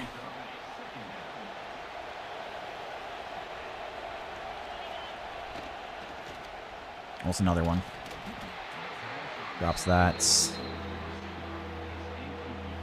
All right. 3rd and 10. No timeouts here on the 49. Just get it off. Oh, I'm not going to get the first. I mean, it should be able to kick the field goal. I mean, I've made 60-yarders this year. Is this just like straight in the wind? Wow, they're going to have me punt this. This is tilting. All right. Well, I guess we're just going to let the clock run out then. That sucks. So we'll be down by 4 at the half, but we do get the ball. Brand said, might be bedtime. That's right. I always forget you got that 6-hour difference. It seems like you're a morning person anyways on top of the 6-hour difference. You know the difference too, so. Very different time zone from the Eastern time zone in the U.S., that's for sure. But I appreciate you getting in the stream when you can. So down by 4 at the half, getting the ball. Then mostly waking up between 4 to 5 a.m. Yeah. I think for me, it's like my perfect setup would be like try to schedule like an 8.5-hour gap. So I would probably sleep like 11:30 till 8, wake up 8 a.m. If I'm doing more of these like earlier starts, I probably actually can swing that. Whereas like when I was streaming poker in the evenings, it was like stay up till like maybe 1:30, 2 a.m. and then sleep, you know. But I definitely prefer, I'm not quite the early hours you're at, but I do like being up by 8. The poker lifestyle schedule-wise is not actually very good, like, to be honest. So that was always like, as much as I loved poker, that was kind of always the one negative to me, is the hours. But just like most things, right? There's always pros and cons to everything. Even things you really enjoy, you'll find a few sacrifices. Now it's usually worth it, right? If you really enjoy it. But with poker, that was like a complaint for me. I didn't necessarily love the optimal schedule. Don't quite get a first here. 2nd and inches. Lucas, 63 points against a 99 defense. That's good. That's tough to do. Oh my gosh. Speaking of tough to do, no running room. Your offensive line doesn't block. Big 3rd and 2 here. We're going to try to go for a quarterback blast up the middle. Big 3rd and 2. Should have the first here. Nice. Pick up the middle there. We're down to the USC 40.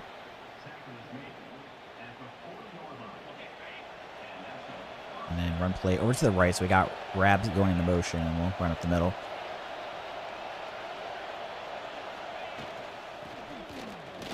Maybe a yard or two. 2-yard gain, 2nd and 8. Back to the ground game. Got Pope in the backfield. Jalen Pope. Cut up field. Man, nothing doing there. And maybe a yard. 3rd and 7. Another big 3rd down. See if we can pick this thing up.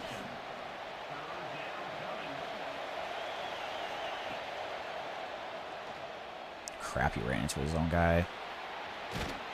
Oh, he's gonna be just short. I think they're gonna make me kick if I want to go for it. Dang it. Oh, 4th and inches, I want to go for this. I have a freshman gem kicker, but he's definitely struggling with the crowd noise a bit. But we do make the field goal. So make it 14-13. We're still down by 1. And bounces into the end zone for a touchback. 3 minutes left in the third.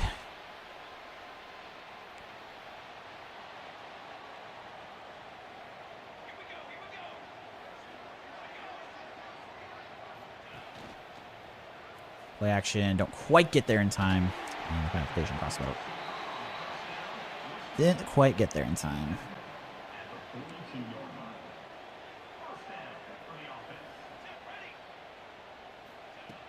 Run play.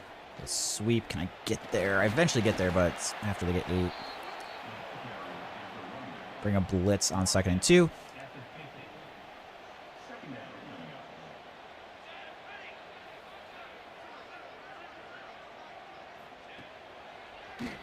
Wide open across the middle. Make a play, guys. Good tackle.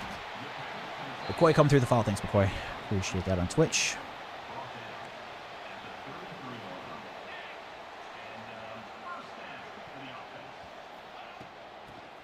Oh. Jeez. Guys, shifty. Gets the first.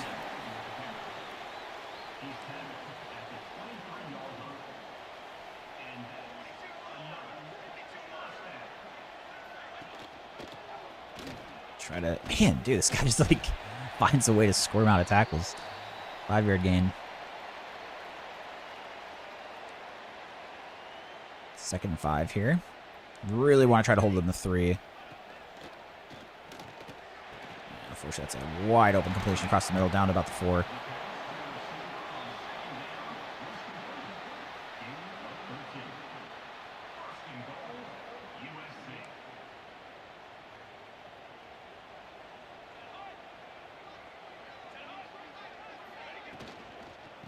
Make the tackle. Nice, 2nd goal.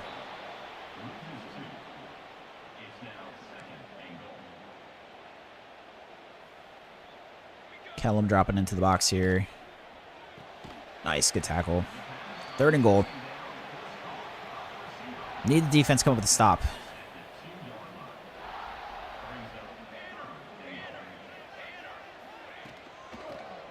Get outside. Yes, stop them. Probably not a distance they'll go for it either. So you saw that they went for it a 4th and goal from like the 2 last time. Short hash kick. We might get lucky with a miss too. How clutch would that be if we give him no points here? Ah, he makes it. Still holding the 3 though. I'm pretty happy with that. So we got 17-13.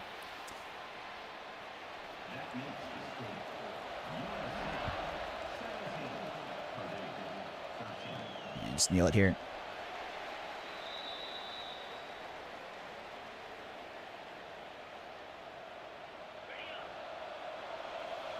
Go with a handoff to the left. About a 1-yard loss.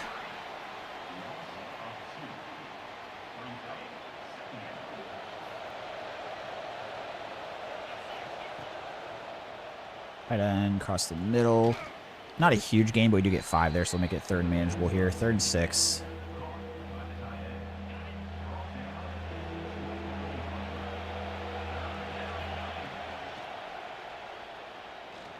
Oh boy, get the first. It's really close. I think you got it, though. No, that's a bad spot.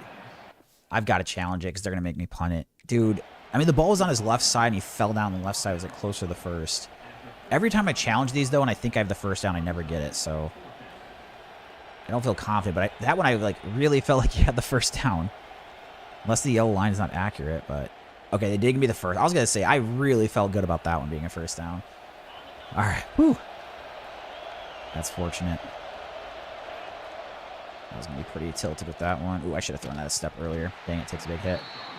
Luke is playing Nebraska in the Natty. Nebraska's done pretty good in some of these dynasties. Because in my Michigan State one, they were pretty good the last few years. Tough to play against. Run play to the left. Oh, not quite going to get by that linebacker. So 3rd and 7. Injury. One of our linemen.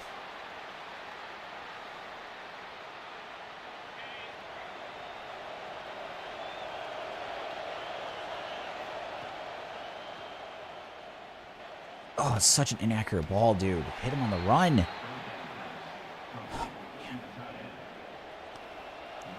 Passing game. I feel like we're getting a pretty good run game. Wasn't that great that drive. But the passing game still hasn't been that great with this team yet. I'm just like not getting those wide receivers in recruiting that I want to get. Which has been a bit frustrating. I think also like the receivers they start with aren't nearly as good as Michigan State's. Like Michigan State, the one thing I always had in that dynasty was good receivers because you start with good receivers and they seem to recruit well at receiver. Whereas like now I'm like, I have some 4-stars that we can have some 4-stars we can start recruiting in the beginning, but I never end up getting them. So I'm kind of getting stuck with like second options at receiver, which I think is definitely hurting the passing game compared to the MSU dynasty. But running back, we're recruiting fine. It's like the only position I'm able to get 4-stars at, really, it seems like. Like even this year, there was a couple guys, like a 5-star and then like a 4-star that we probably could have got but I didn't want them based on their speed ratings. And then we already landed. We got an instant commit from a 4-star gem that wasn't, he's only at 86 speed, so it's lower than I would usually want, but the fact that I only put 5 hours into him makes it worth it. Whereas if I had it, I'm not even sure I would have recruited him. Deep ball. Oh, break. Oh, my God. He catches it through that. Bro, come on. Unreal.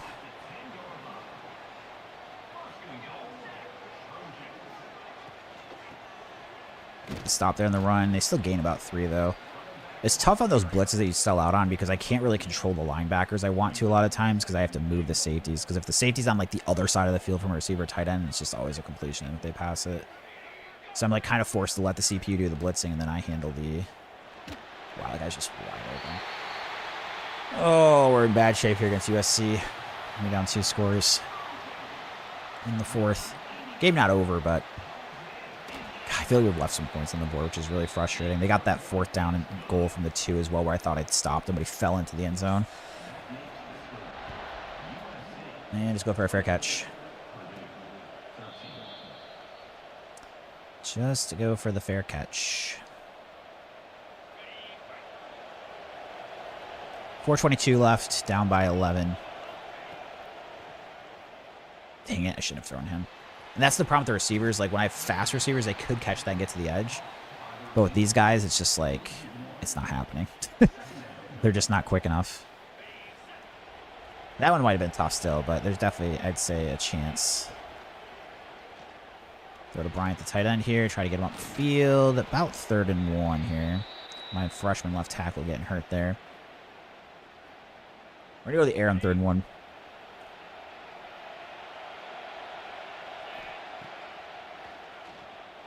Throw the running. Oh my God, that's when you get a holding call? Dude, I'm going to lose my mind.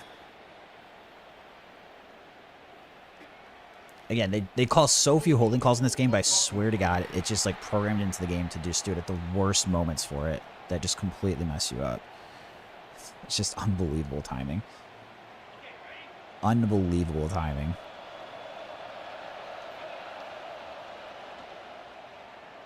Try to hit a receiver. Big catch across the middle. Whew. That's very fortunate. That was going to be a tough one and contested. Still annoyed about the holding call, though. Weathersby getting the handoff. And a nice run there. Get the first.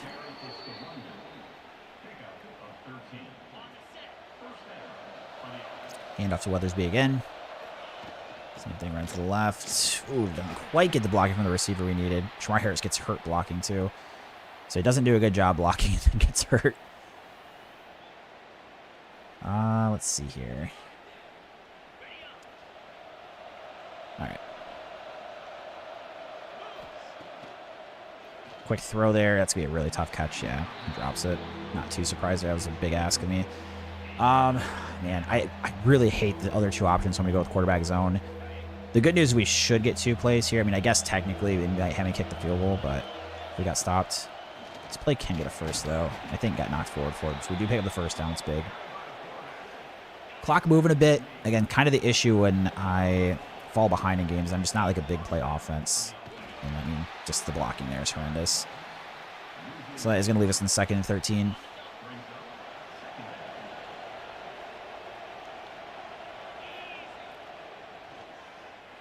Underneath. Gets about 10 of it. My tight end gets hurt on the play. Jeez, I've had a lot more small injuries, I feel like. So we have an RPO with them pressing. I'm just going to straight up hand this off. Get to the edge. Nice. Hicks gets the first. Gets the first. Hand off to Weathersby out of the backfield. And then falls forward. About an 8-yard gain. We still want to keep all 3 timeouts. So that way I can still kick it deep. Just because I almost never recover onside kicks. So it's like, as long as I score and have 3 timeouts, I'm probably just going to kick deep. I think that's a first down there. Nice, dude. We can pick up the first. Injury timeout. Back to the air here, 1st and 10. God, dude, just block once in your life. To be fair, I mean, this is a 6-man blitz against a 5-man line, I guess, but they don't block the guy that's straight up the middle, straight to the quarterback. Like, if you're not going to block somebody, that's not the guy to skimp out on the blocking. Hopefully I have room to run there. Get in the end zone. Nice. Okay, so after we take the sack there, 2nd and 19, big play to the end zone, and we're going to be passing here. QB zone or the quick slant. I'm going to go for the quick slant.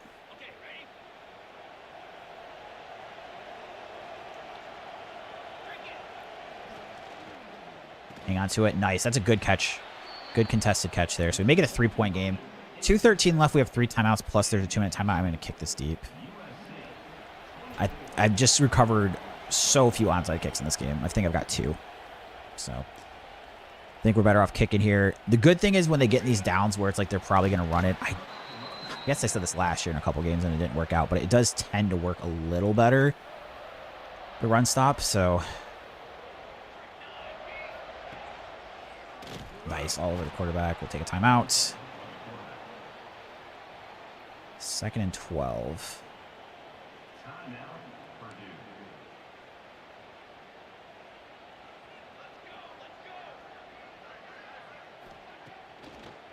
Play action. Get there, get there. No, no, no. Wide open across the middle. God, dude. Our secondary is so terrible. So bad. Catch a break with an injury stoppage, although it looks like it was... Oh, no, I already used my timeout now. So we get a lucky break and stoppage, and it's not before the 2-minute timeout. So it's definitely not over yet. It's just, that really stinks. Good stop at the running back there. We'll let that go to the 2 minutes. 2nd and 12. And we've got 2 timeouts still. Man, that was just such a... Idiot. Don't give that pass.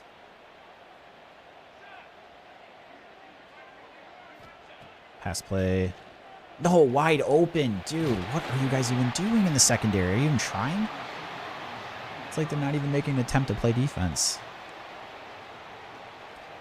All right, here we just got to kind of sell out for the blitz. We can still get lucky with like the injury stoppages in this game too. Oh my God, I almost got to the quarterback. I mean, here I guess we let him score. Because we tackle, let's just kneel it out and game over. Oh, dude, so... we're making good moves in the Purdue Dynasty, but it's extremely frustrating how bad the secondary is. This was a problem in the Michigan State one, too. I just can never get any 4-star recruits that I have a chance with at corner or safety, and I start with like a really bad team. Our offensive line sucks, but I feel like they've been manageable since the second half of last year, but they still stink. But I've at least been able to find workarounds for it. The secondary, like I can't user everybody or like really play design to make it up for their inability. So, but dude, it's driving me crazy, this secondary. Like I said, I don't even know what to do because I can't recruit anybody. It's like there's no option of how to fix this. I can't scramble on the pass plays. Remember, please catch this. Nice, okay. Get it downfield. Good throw moving on the run there.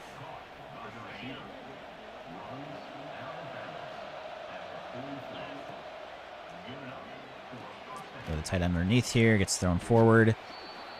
Still have 1 timeout. I'm going to keep it for now, though.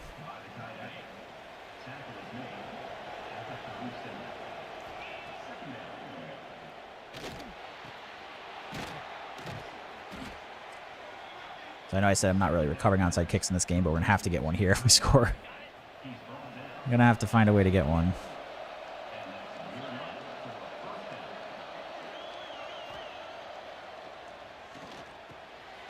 Problem is I am burning a lot of time here, but don't really feel like I have too much other option.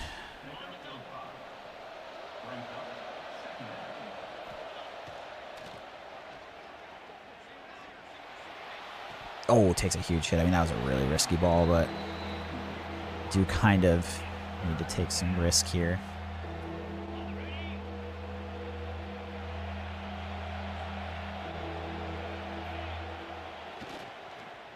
Crap, that's not open. Oh, break it, get the first. More important to get the first and get out of bounds there, I think. Keep the timeout for now. I mean, I've got to try to score pretty quick here. Oh boy. This is pretty covered, but I got to take the risk. Dang it, incomplete. 22 seconds left.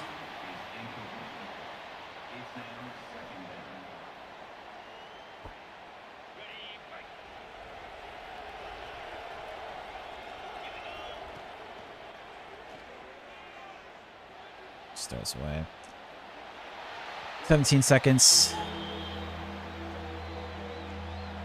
3rd and 10.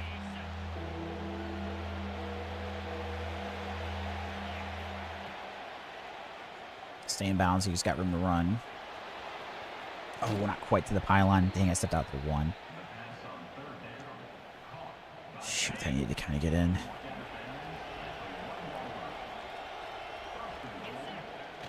Pick. Ooh, they dropped it. Okay, good.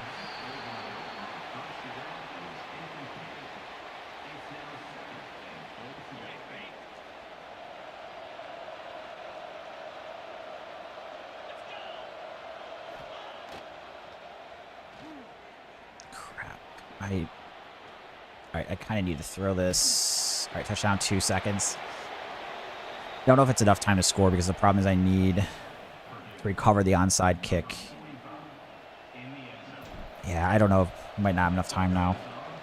I have to really recover the onside kick and have a play.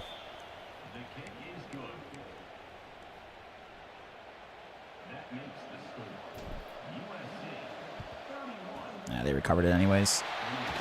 31-28 loss. First L of the season. It was a pretty good game, but kind of frustrated to not win here. The good thing is we competed with a really good team. Makes me feel good about the year going forward. Like I said, the secondary has me concerned. I don't know what to do because they're so bad, and I can't use everybody. And it's just a problem. But O-line stinks, but I can make it work, I think. It's just the secondary is just killing me. And the issue, too, is like I don't think it's going to get any better anytime soon unless we get lucky with some of these like 3-star recruits because they're just not very good. Just not very good. So take the L. 2-1 on the season. So we've got, and it doesn't get any easier coming up. We have Michigan, then we have another Big Ten team, then we have Notre Dame. So our schedule is like very front loaded in difficulty. The last 6 games we had no preseason ranked teams. But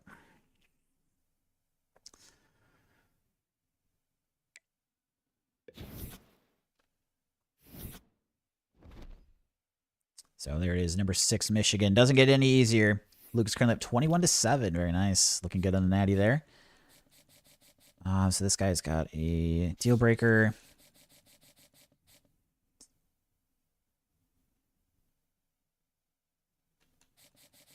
How's his safety doing? We still got to move up there, but for right now, it should be okay. And then next week, I don't believe it's a home game, so I don't need to do visits this week. But I need to see if I can hard sell these. Don't know the second one. Coach Prestige. Or Conference Prestige. Okay, we actually can hard sell this one. Nice. For now. The problem is if I lose again, we might not be able to.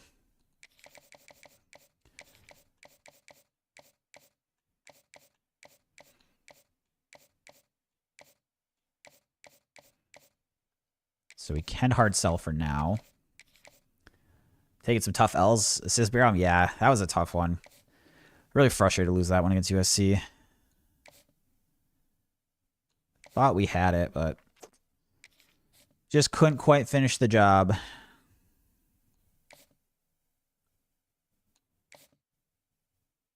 Let's see, what's the third?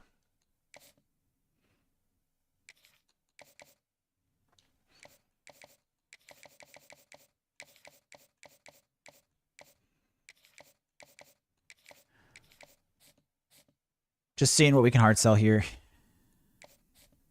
Coach prestige. Right? As of now, again, this could change if I lose in the next games against Michigan. It kind of punishes you a lot more than it should, I feel like, when you lose to good teams. But for right now, we are able to do some more hard sells we've been able to do, which could be really crucial here. That guy we definitely can't. It's too early. Okay. So I have 50 points still. So I can maybe look at... Is there anybody that doesn't have offers that we can try making some work on? Oops, let's look at prospect list. I think I need linebackers. I don't think my linebacker... It says I only need one, but I don't think the linebackers we have are very good.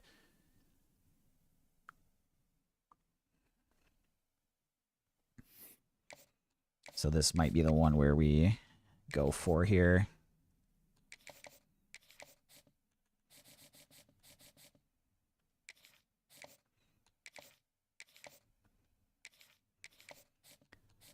And then we'll see if there's one more player. See if we can't maybe land an offensive lineman. That's probably not going to do much there, but at least kind of keep our options in the future here. Okay. I think good. What time are you done? I don't know, so I'm trying to do a long stream today. Crap, Michigan's 97. So I'm trying to do a full season, which would probably take somewhere between 9 to 12 and a half hours. If I don't make the playoff, it's probably somewhere between like 9 to 10. But I don't know exactly. Ooh, it's raining too. That's always a disaster for the play calling on offense for me. This is going to be a very tough game. It's going to be very difficult. So we do get the ball first. Got some recruits in this week too. If we're going to try to pull an upset this year, this would be kind of the game to do it. But see what we can do. Playing the number 6 Wolverines.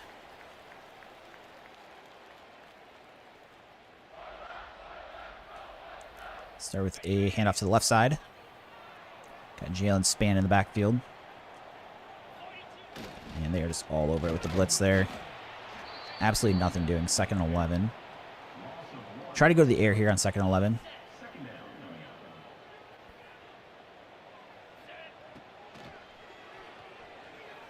The wide receiver underneath.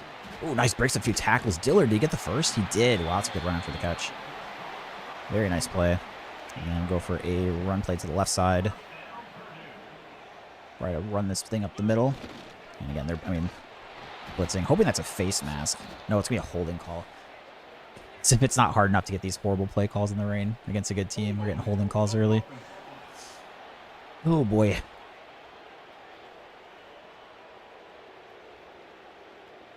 Go to the air here. 1st and 20.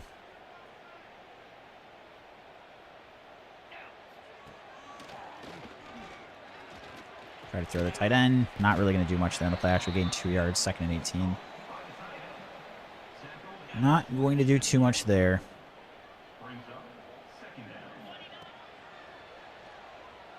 And they're kind of all over the routes I wanted to throw, but we still make a completion across the middle. Dillard looking good early. Gets about 8 there, so it makes it 3rd and 10. Not ideal, but let's see if we can't make a little 3rd down play. Let's be really close. Nope, he's going to be like a yard too short. Should have maybe just chucked the deep ball. Wow, they're having me go for it. This is actually kind of crazy. 4th and 2 on our own 43. I do not like this, for the record. Actually, very shocking from the CPU based on the other decisions they make, but we do get the first. Looks like they might know more than me. So we do pick up the 1st down. Keep the ball moving. And then go with a run play over to the right here. Jalen Spann. And he gets absolutely nowhere. Maybe loss of like 2. 2nd and 12. Let's go with the run play to the left. Oh, I got caught on my offensive lineman. There was a hole there too. I think if I cut it back after running better than that. That was my mistake there. I missed the hole.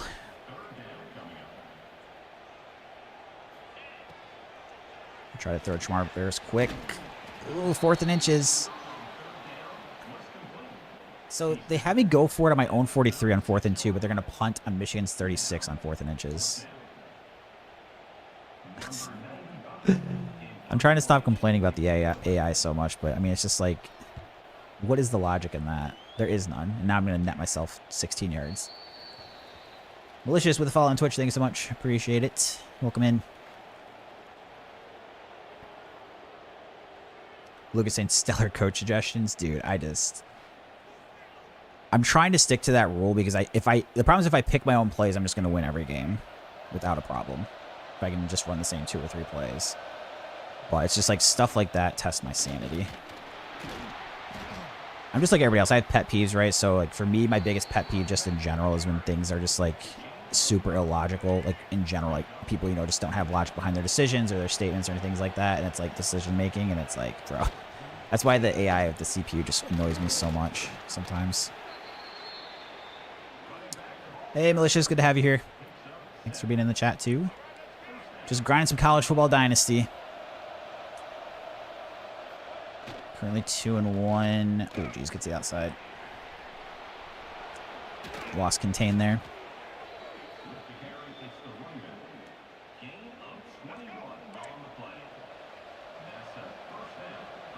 And let's see, Hawkins. Looks like a handoff up the middle. Uh-oh. Huge running lane. That's a good play from the safety to get away from those 2 blockers to slow the running back down. We got about 2 minutes left in the first quarter. So we don't get any points on our first drive, but then Michigan's driving. Their run game looking pretty good early. Dang, I didn't quite get there. Yeah, they're going to have another first down run. Go for a blitz here. Been really struggling to stop the run, so we're just going to try to send a lot of people. And there we go. Much better. Gain of 1. My star linebacker gets hurt on the play, though. Do not like seeing that.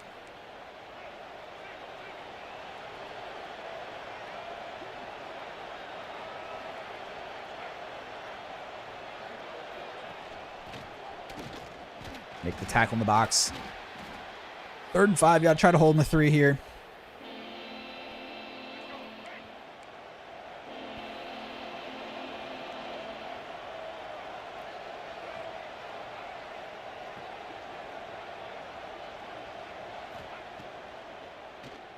Ooh, oh, shoot. Down level 3. Miscellaneous. Am I saying it different? I'm not the best with pronunciation, so I apologize. That's in reading usernames. But I think miscellaneous. I might have just said it wrong. I'll try my best, but I am not always the best at it. Touchdown, Michigan. First down on the drive.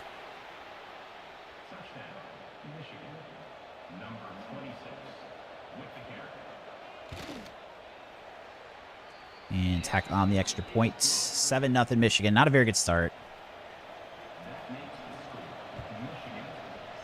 Let's go for a fair catch. So down 7-0. Got to try to make something happen here.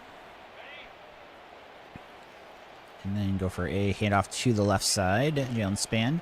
Ooh, nice hole. That linebacker stayed there, though. Shoot. If it wasn't for that linebacker, we had a ton of room. And then go for a run over to the right. Uh-oh. All over it. Loss of 3. All right. 3rd and 7.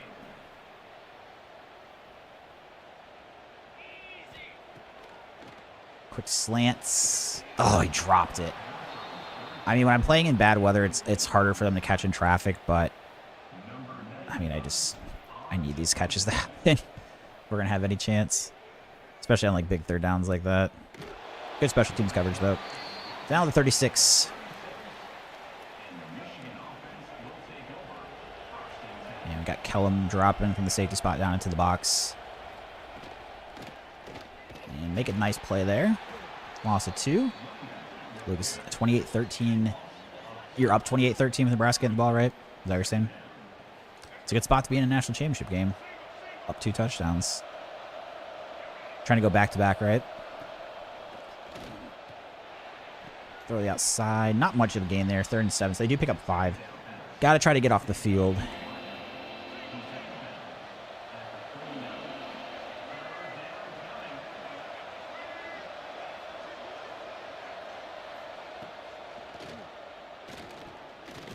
Nice, good sack.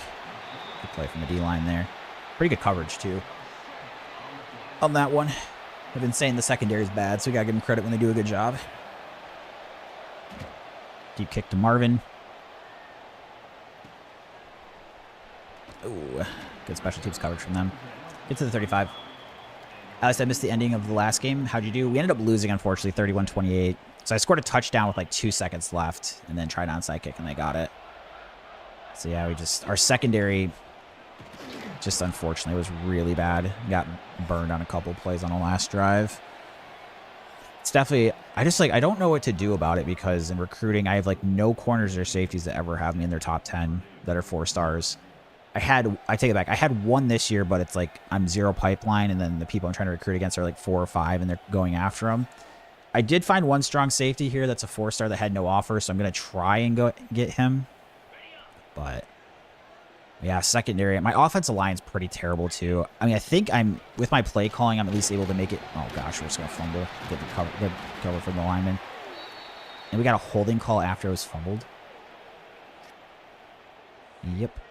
But yeah, I mean, I'm hopeful the safety we can at least get, but we'll see. I've been struggling to get 4-stars just in general. Like so many of them, I'm up really good early, and then it falls apart late. Not being able to hard sell really hurts. And it's just tough to gauge like which recruits like the schools are going to try for later. And then there's not really a ton of point of going after a lot of the 3-stars early, just because I can land as many 3-stars I need in the off season, because you can find guys that don't have offers. There could be the argument of maybe just like spend all of my hours on scouting 3-stars and just find a ton of gems. Like maybe there's that argument. But I've usually just gone with try to get the 4-stars, scout the positions I really need at 3-star during the season if I have points, and then go from there. 2nd and 10, go for a handoff out of shotgun. Michigan's like really committing to the run, so I'm going to have to probably try to beat them through the air, which is tough when it's raining and they're a really good defense.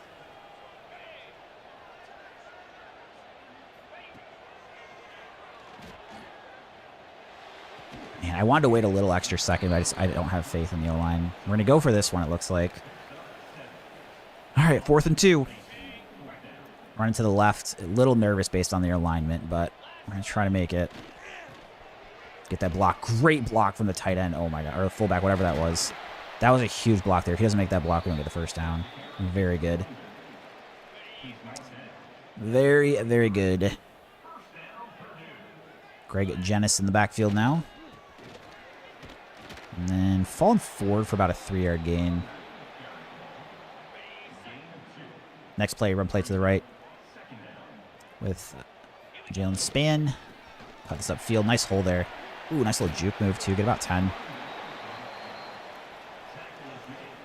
Run play out to the left. Greg Jenis back into the game.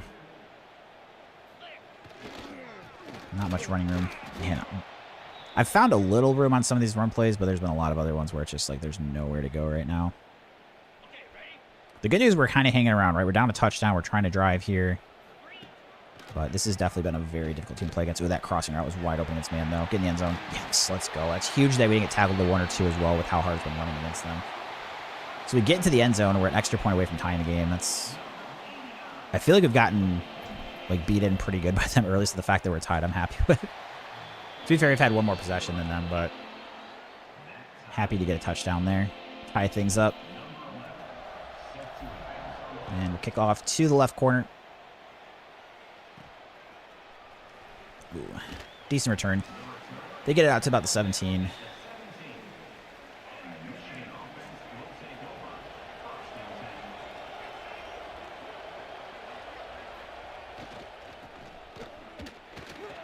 Make the tackle there. 1-yard gain.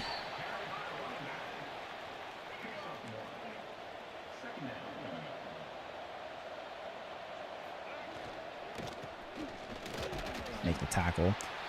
3-yard gain, 3rd and 6. 35-13 for Lucas and the Natty. Looking good. Oh, shoot me, linebacker. There we go. Okay.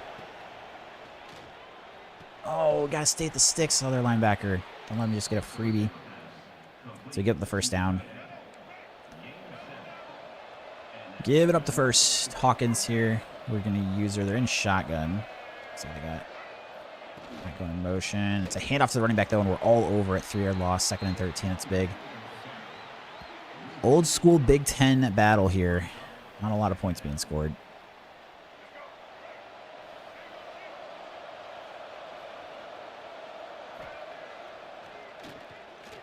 Throw to whatever that is. Is that a tight end or a fullback?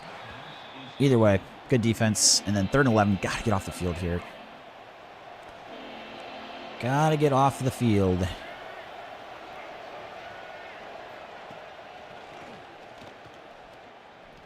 No, wide open up the middle. Oh my God, no one's even within 10 yards of him. Ugh.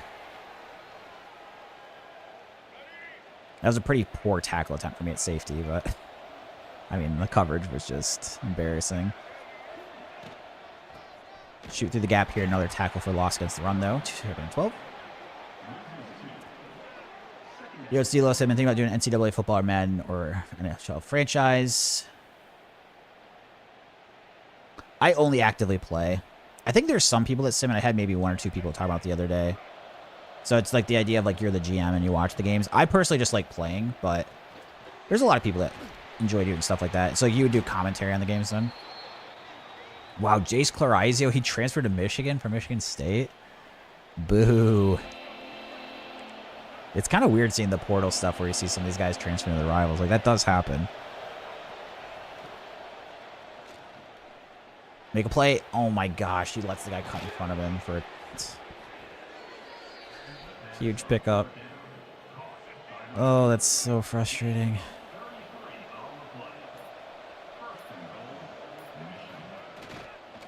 Good play there, though. Use the timeout. And 2nd time we've had them in 3rd and long. Lucas said that Andrew Marsh transferred to Ohio State. That's wild. Yeah, you'll see that in real life, man. Like, rival. I think the ball is actually just short because it's in his right arm. And then now we need to try to make a huge goal line stand.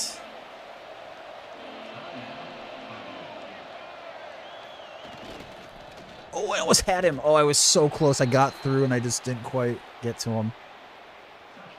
So close and didn't get right. Just didn't get to him.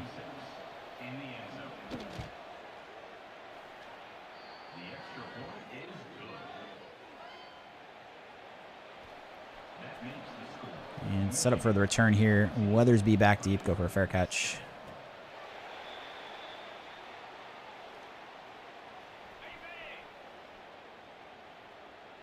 All right, to the air. 54 seconds left. We only have 1 timeout, too. A tight window. We're trying to throw in incomplete ball.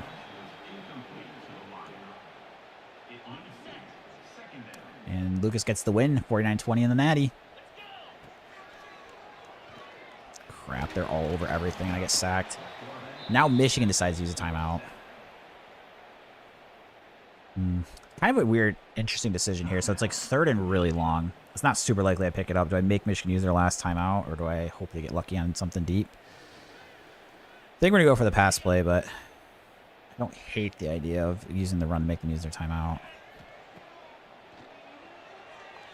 And then we're just going to chuck it deep here. If they pick it off, it's like a punt. Oh, we had a chance for a catch there, but looks like he dropped it. All right, punt deep. Michigan will have 1 timeout here in probably about 32 seconds or so. 34. Really need to try to not give up any points here. So Michigan gets the ball, and they're already up at half, and they're already up a touchdown.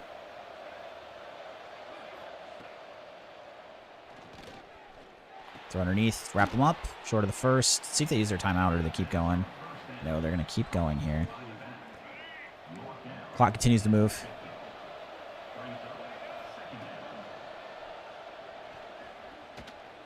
Throw underneath, wrap up. They'll use their timeout there. Right now, it'd be like a 58-yarder. It is in the rain. If there's ever a time for a sack, this would be a good time to get one.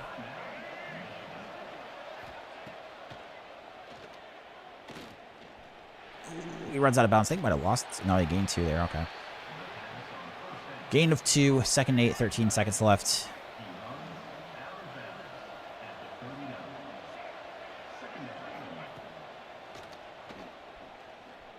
And just throws it away. I'm guessing they're probably going to kick this here. Nope, passing it again.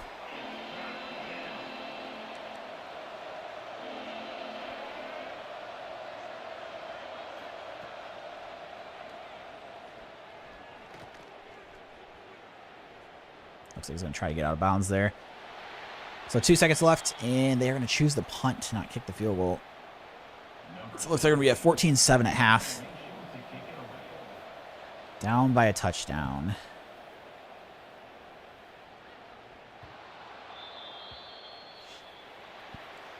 It's D'Lo. I mean, I think the thing is you can just try it out. You know, at the end of the day when you're streaming, you want to do something that you enjoy is the biggest thing. So, even, you know, whether it means less people watch, more people watch, as long as you're enjoying it, especially if you're doing this as a hobby. I think the best strategy is usually just do something you enjoy, because streaming as many hours as possible, as consistently as possible, is like a really big thing, and you're much more likely to do that if you're doing something you like, and especially if you're just doing something as a hobby, right? Like, you should be doing it because it's fun. So if you think it'd be fun, give it a try, see if you like it, and then just kind of go from there. Handoff. Oh my gosh. Very first play of the half. The former Spartan straight up the middle. It's D'Lo with the foul as well. Thank you, man. Appreciate it. Want to be okay in the chat? I watched the national championship game last night. Yeah, it was pretty good. I ended up being... my prediction ended up being very well. So I said it was going to be closer than people thought, but I thought Indiana would win, and they wouldn't score as many points as they thought. I predicted 24-17. I think the final was like 27-21. So I was actually really close. My prediction on the game was pretty accurate. I will say it felt like Indiana had control of the game until, the first time it really felt like they were that, that vulnerable was that last drive there when Miami got the ball back down 6. There was that point, though, where Miami got a touchdown, made a 3-point game, and then Indiana drove down the field, and Mendoza had that rushing touchdown. But, yeah, in general, I'd say Indiana did have control of the game most of the way through, but Miami had a fighting chance at the end, just through the interception. So, very good game. I enjoyed it. It was a fun one to watch. A little slow on the offense early, but offense picked up towards the end.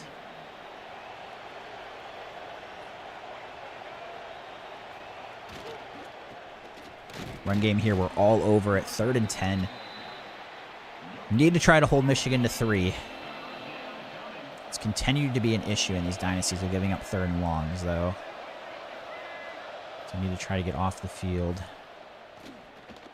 Crap, underneath's just wide open. I took the deep guy.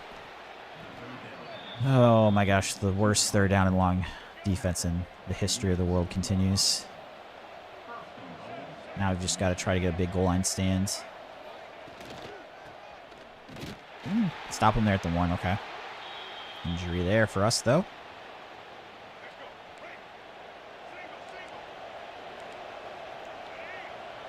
Just run committing with this linebacker. Lots of motion from them. I got blocked. Touchdown Michigan, 2-score lead. Not looking very good here early. Or not even that early, sorry, in the second half. Not looking good.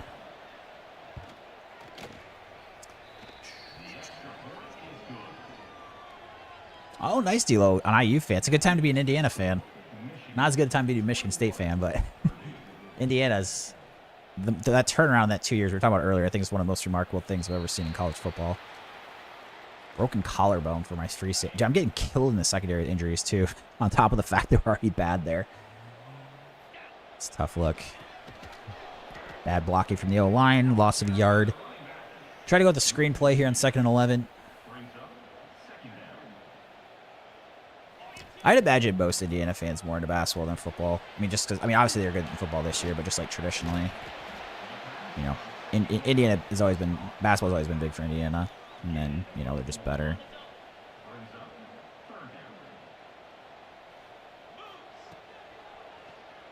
Crap, dude.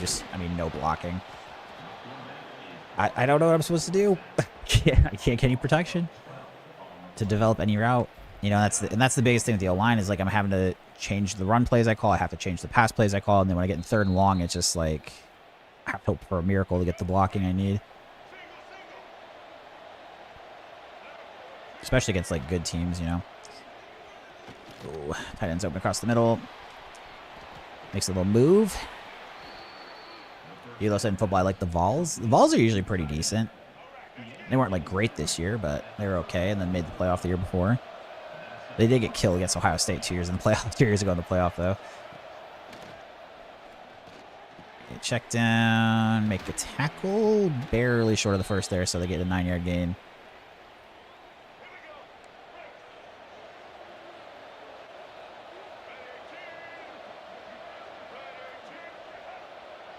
Player going in motion. Hand off to the running back. Nice stop there. So we got 3rd and 1 here.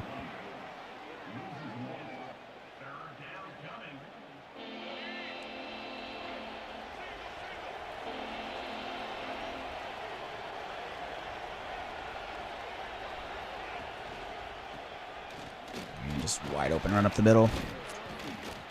Michigan continuing to dominate us. Unfortunately, it's been a very difficult game. So if we lose this, we go to 2-2. Like I mentioned, beginning of the season, this was going to be a very tough stretch to start the year. And then our schedule softens up later. But it also is not fun to kind of put yourself in a hole early record-wise to be, you know, kind of compared to where you want to get to that year. If we really want to make a playoff push, I probably had to get upset against either USC or Michigan. I mean, I guess if we lost, I'd have to, like, win out if we lose this game. And even then, I'm not sure we'd get in. But that puts me in a situation where I need to beat the preseason #1 team, you know, and then run the table elsewhere. So just far from a guarantee. And it's going to hurt recruiting, too, because I had a few guys I was starting to be able to hard sell, but then our championship contender rating is going to go down after this, probably, even though they're #6 in the country. The game is a little... It punishes you more than it should, I feel like, a championship contender. Like, you'll lose to, like, the #1 team and you drop, like, you know, from, like, a B- to C-, which is crazy. But we are getting killed this game. We are getting killed. Back on the extra point there, 28-7.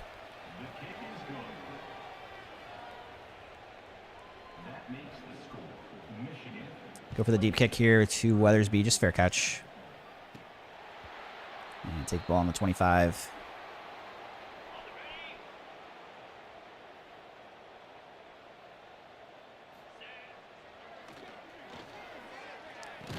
Ooh, nice broken tackle from Harris there. Tough catch and then nice run after the catch, too. Good play from our top receiver.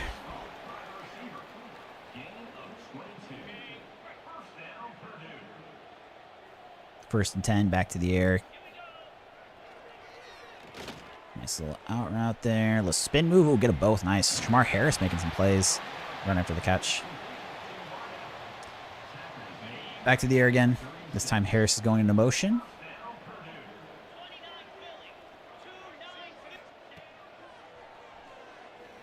Getting the ball quick. Another first down. He's coming up big this drive.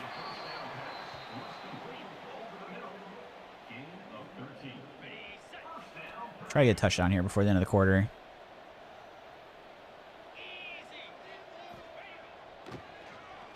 Throw underneath. Get about 8 yards there. Clock continue to tick. Go for a halfback dive up the middle. Run game hasn't been that great for us today, unfortunately. I mean, yeah, I just can't block the guy on the edge either. Gets to us untouched. Try to go for another run on 3rd and 1 here. Craig Jensen in the backfield. I mean, much better blocking that play. Probably the last play of the quarter, so we'll be on the 4-yard line here, down 21 going into the 4th. Trying to think if I onside kick here if we get the touchdown. Probably just kick it deep. The game's always not the best with, like, the game logic on burning time until it's, like, a sub 2 minutes or so. So we can hope to get lucky there. Going for a pass play.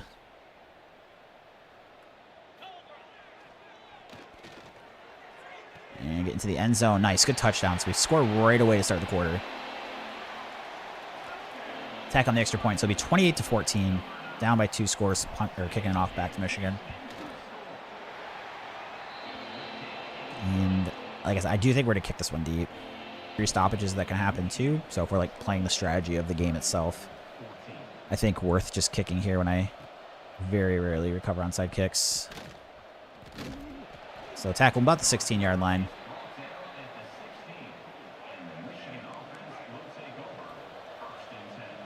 Now the issue is Michigan has moved the ball pretty good against us.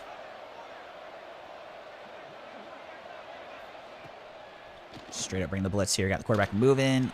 Finds a strike across the middle for a catch and run. Pick up the first down. And then here's where I'm hoping. Yeah, they're not on shoe clock yet, which is good for us, obviously. Ooh, cutback lane. That was a nice cutback, but we do stop him for only a 1-yard gain.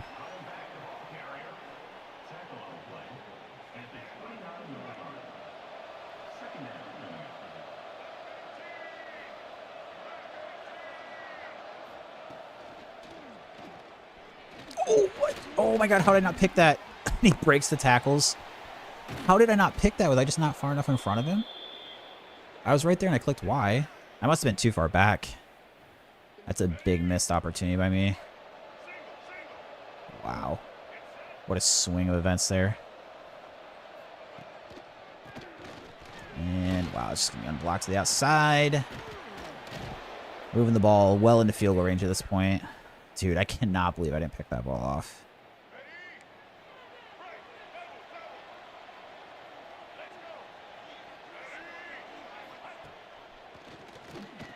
Wheel route wide open. Inside the 10.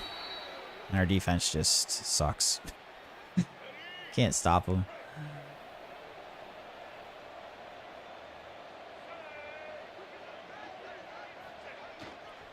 Oh, and that one's my fault, though. I missed the running back. I got through the hole and just didn't get to him. I was a little left of the on the screen that you're looking at there. Little to the left side. Bringing a blitz here.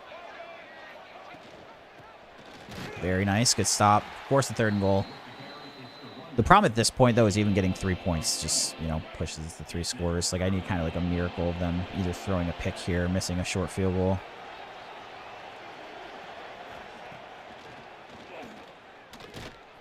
Nice. Good sack. So we get the sack. It is a shorter angled kick. Let's see if we can get lucky.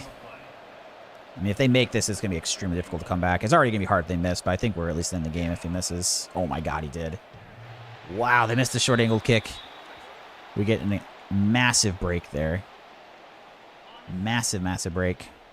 And then start where they hand off to the right side. We still have all 3 timeouts, too. Oh, dude. Guard just blocks there. It's the biggest hole ever. Back to the air here, 2nd and 9.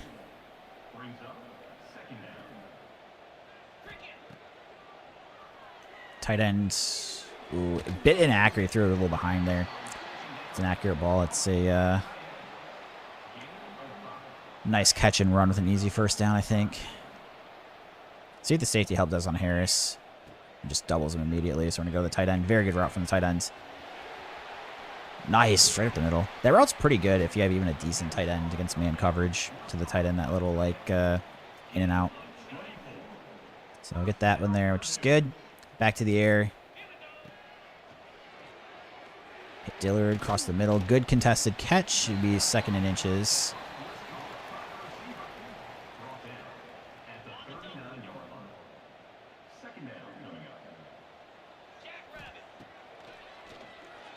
Check down to the running back. Just try to get the first down.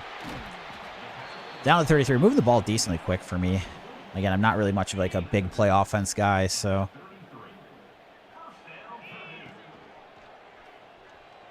Wide open. Dillard across the middle. If I could score before the 2-minute to give me like an extra timeout on defense, that would be really nice. So we got about 20 seconds to try to do that. Check down to the running back. Should stop the clock. 2:15 left here, 2nd and 8. Check down to the back.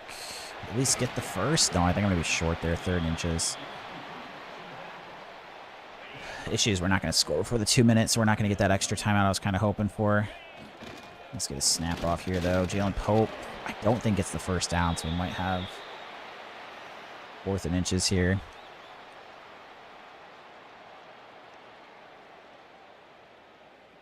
No, they gave me the first down. Okay, so that's pretty fortunate. So we do get the first.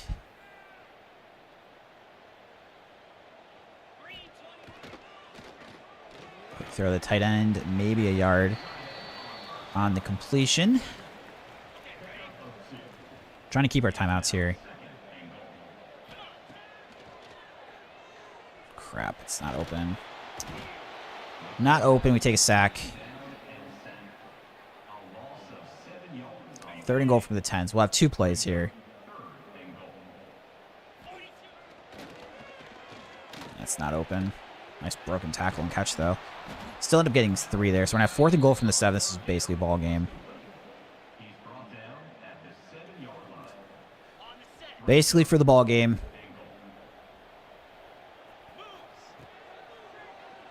Crap, I just can't even... Oh, he might have actually been open on the curl if I could have gotten blocking. Why does this game make me so angry sometimes?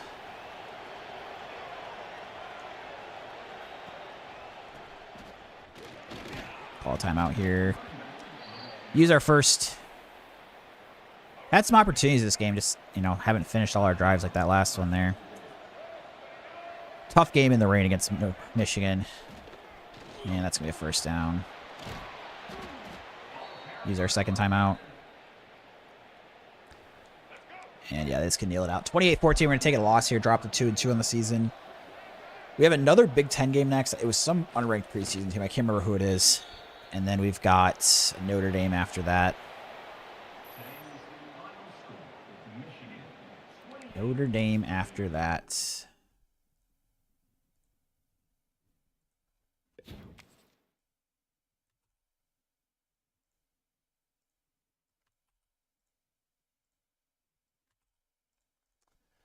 Update it to 2-2 record.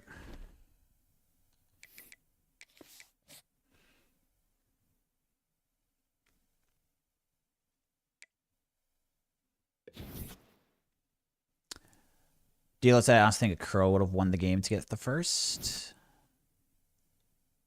I was still down by 2 scores there. On the last play, the Crow route I think would have been there because I looked there late and then I saw it was still there. So yeah, I wouldn't be surprised if X was open.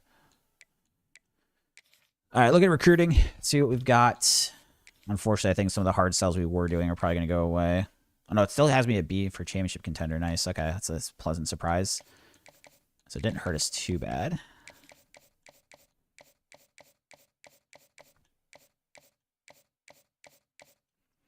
So we'll get that situated. Still good there. Playing style is not good enough, so we can't hard sell. Brand exposure is not good enough. Conference prestige, I only know 2. I mean, I guess this one's worth trying because it's potentially just the one.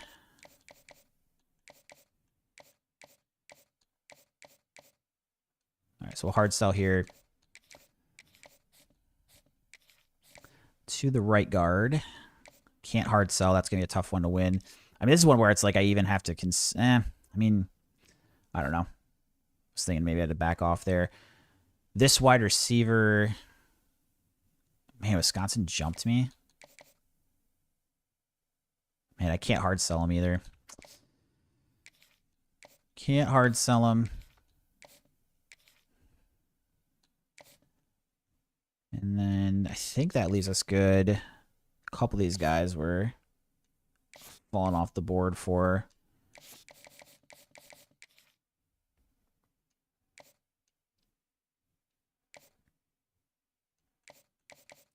So part of the issue we're going to run into here, I need to get people on visits for the next game,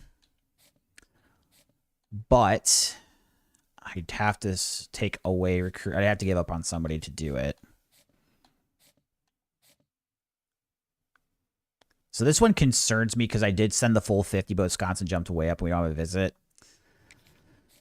And I can't hard sell them. So I think this is the one. I just have to be much more willing to give up on guys that aren't looking good, even if it's someone I really want. So I think we'll give up on that one, and then we'll just take a look at doing the visits for the other people.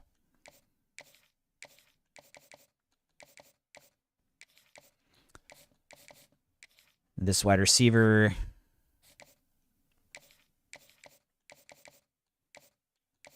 Approximate how many plus.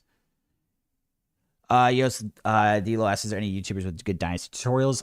I've just kind of like randomly searched. I haven't like remember the names of who it is, but there's some good ones out there. I don't know the names. If anyone's got suggestions, feel free to give your thoughts.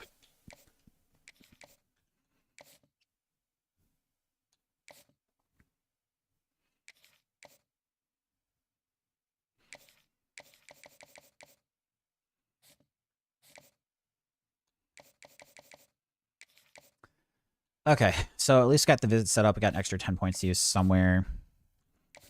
There's somebody down here that doesn't have an offer.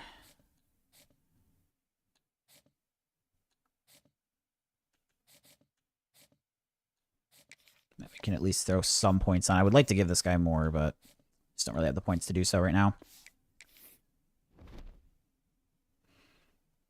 Okay, Illinois. Got to get the win here. I don't know quite what their overall team rating is going to be, but my guess is not crazy high. Equal at 79. So especially when we have like a really tough beginning of schedule, like we've got to find wins here. Got to try to find the wins.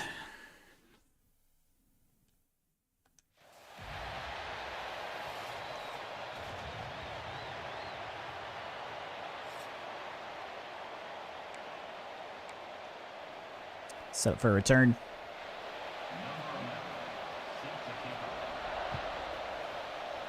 Deep kick, go for a fair catch.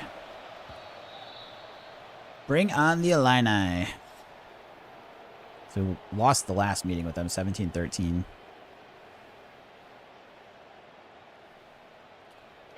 Equal 79 overall ratings. With how hard the schedule is and Notre Dame coming up, we've got to try and get this one.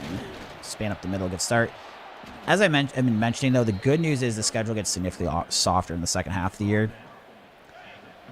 So even if I lost to Notre Dame, we go 3-3.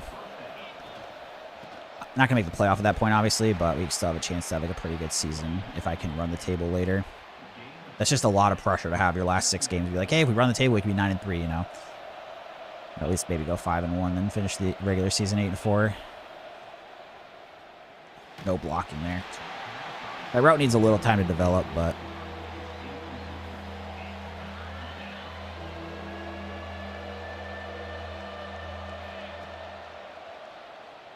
across the middle. Ooh, good block from the receiver there. So we get the first on 3rd and 8. Without that block, we probably don't get the first down, so good job there. Set up for a halfback dive up the middle. Tight end goes in motion, then he'll be the lead blocker.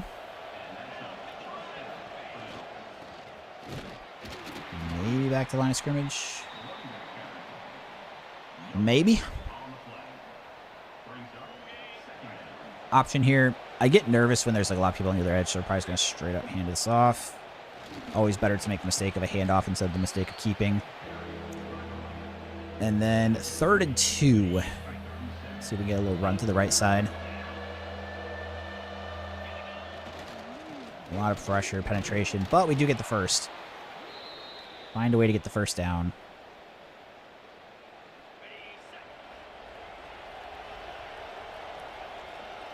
Run to the left, cut back. Ball forward for about a 6-yard gain. Pretty good run. Pretty good run. Run play to the left next. And span, take the handoff. Oh, I need a little better blocking on that one in the middle there, but we do get it to 3rd and 1. 3rd and 1. Important to finish these drives off with touchdowns and not settle for field goals. Good enough blocking to get the first. Puts at 1st and 10. We'll go for the QB zone to the left. I do like this play when I have a faster quarterback. Has big play potential. Ah, not that time. End up losing about a yard. Our true freshman left tackle gets injured on the play, too. And then back with another run play, this time with the running back. We have a stretch play out to the right.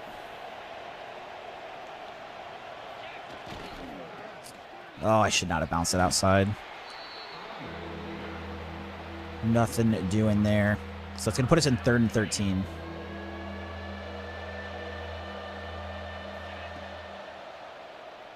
I got to throw this away. Thankfully, I did not get intentional grounding there because it might have put me out of field goal range. So unfortunately, can't get the touchdown. We're going to settle for a field goal attempt.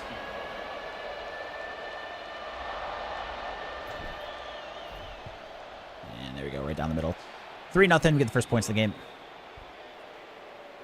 Get the first 3 points. Kickoff to the left side.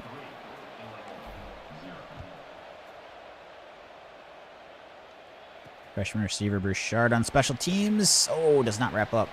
Still a pretty good special teams coverage, though. And we make the tackle.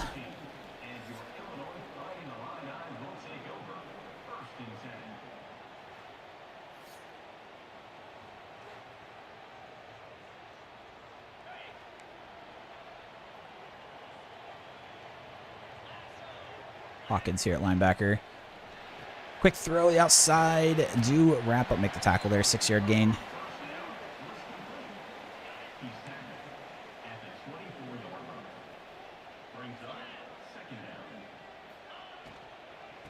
Oh, I'm not quite going to get to the running back, and man, we lose contain on the outside too. Pretty big run gain.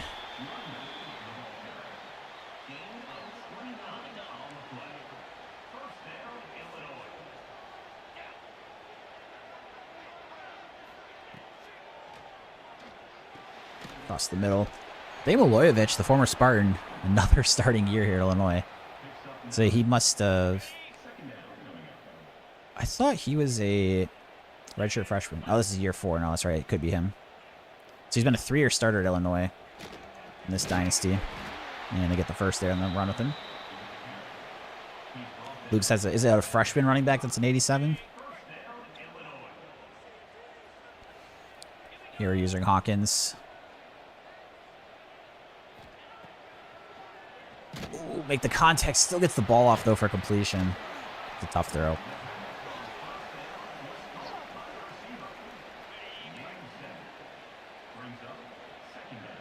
Blitzing with Kellum. Oh, they blocked me well. Make the tackle. About a 5-yard run. Give up about 5.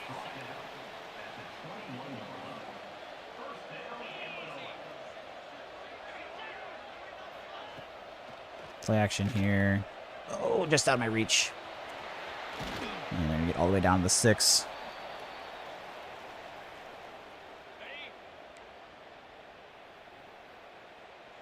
In the pistol.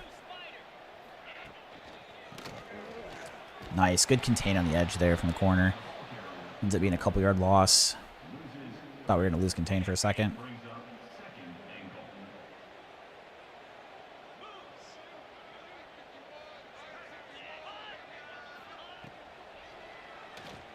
Crow route. Make the tackle there. 3rd and goal from the 4. And we'll bring the blitz. Everybody's lined up pretty well. Get there. Oh, they tried to run a screenplay, but where blitz gets there. And they're going to go for this one. 4th and goal from the 4. Playing aggressive, the Illini.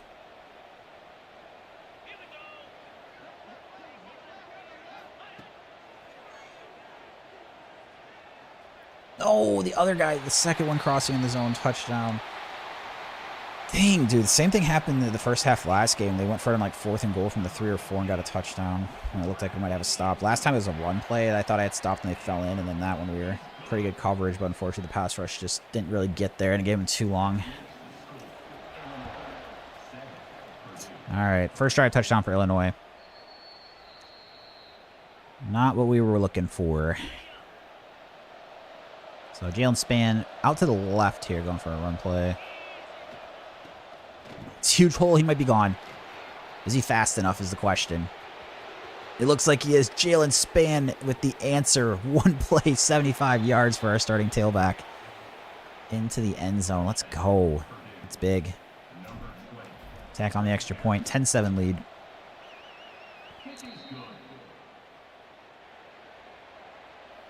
Kick off to the left side.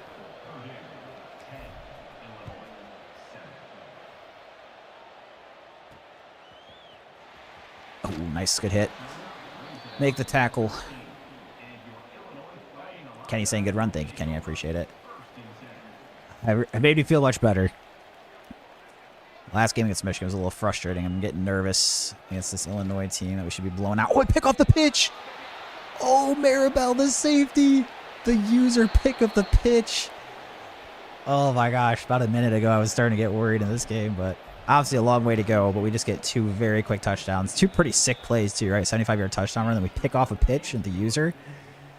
It's the second time I've done that in this game. I did it once in the Michigan State Dynasty right here. So that was nuts. Yeah, that was sick. Love the user pick of the pitch. So what a time to join the stream. Yeah, welcome in. I had a 75-yard touchdown run, and then my first defensive play, they would pick off a pitch. If you guys are looking for a really good golf stream with some pretty unique content, definitely be sure to check out the Leaderboard GR. So it's an indoor golf facility in Grand Rapids, Michigan, and they do some Twitch content, and they have a really professional and awesome-looking setup that they play golf on, like an indoor golf simulator. And they have some really good guys that play on there. They also have me on there before. I'm not a good golfer, but the guys that you'll see on there regularly are very, very good players. So really fun. If you guys like golf at all, I would recommend checking it out. It's very unique, and there's not kind of anything else out there like it that I'm aware of on Twitch. So would highly recommend checking them out, give them a follow, and turn on notifications to see when they're live. Kenny said, let's go. Let's do it. That was pretty nice. Oh, outside. 2nd and 3.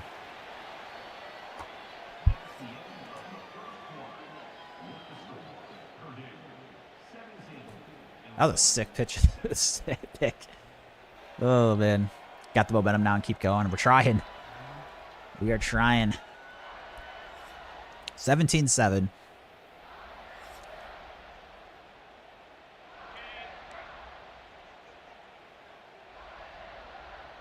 Got Hawkins here, middle linebacker.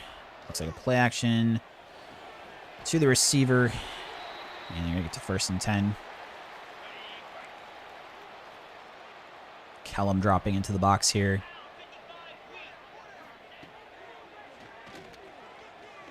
Ooh, I was a little too far out in front. Oh, I got to wrap up with a tackle. I've got to wrap up with a tackle.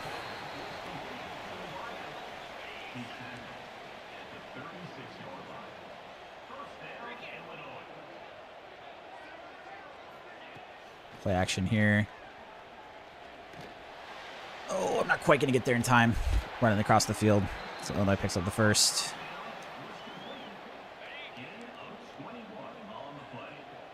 At the pick of the pitch, but other than that, Illinois is moving the ball much better than like. Looks like their backup quarterback's in too. Malevich must have got hurt. Baltas, are you ready for your national title game against LSU? I'm excited for it. It'll be fun. I'm playing in a 2 off or online dynasties with some friends, and the 8-team one I'm in the national championship. Should be a good game. So the person I'm playing against, I've only played him once, but I beat him in the regular season, but it was a very good game. I was down, it was either 14-0 or 17-0, and I won. I didn't lead the entire game until like the last 30 seconds or something like that. Like I probably should have lost the game.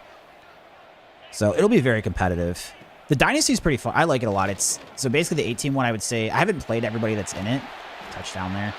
But it's like we have one person that's probably better than everybody else, I would say. The funny thing is he actually missed the playoffs.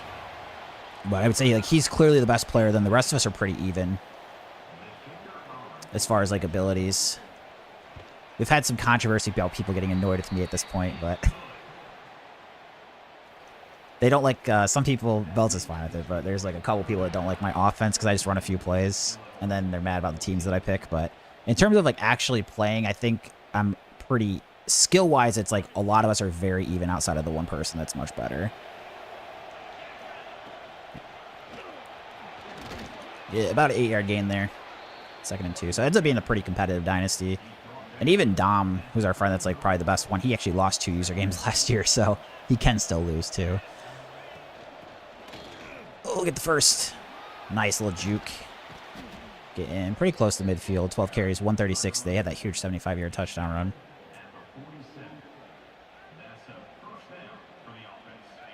Lucas saying the lowest overall starter in your team 79 or lowest overall player, because that'd be insane. Because there's even like 5-star freshmen that are lower than 79 at times. That'd be pretty insane if it's just player. Run play to the right side with Jalen Spann. Ooh, nice little hole there. Get about 7, so it's got 3rd and 3. Then go to the air here. Pretty high scoring first half. at this point, considering we still have 3 minutes left. Oh boy, I didn't see that safety. I'm so lucky that wasn't picked. Did not seem until I was already throwing. They're going to have us go for it. That was very fortunate.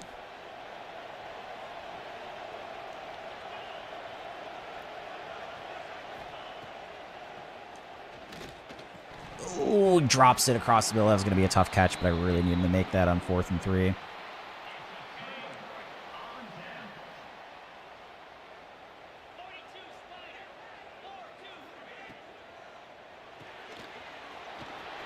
Nice. Good play up the middle. Illinois gets the first down.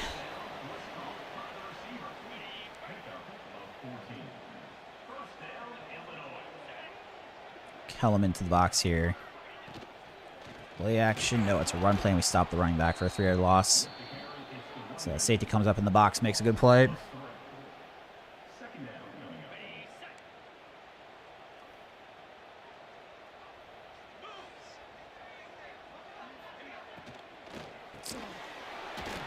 Pass play across the middle. Gets about 5, so we get 3rd and 8. 3rd and 8.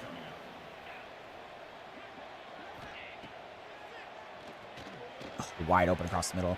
That's a tough look. So they get a big first down there. 1st and 10.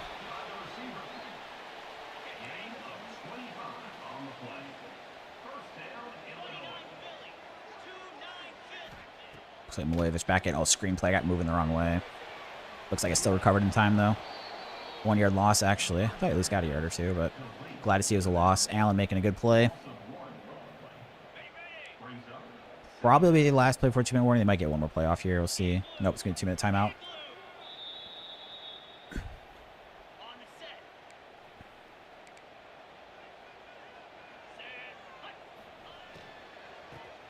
Oh, get there. Nice. And then we will use one of our timeouts here.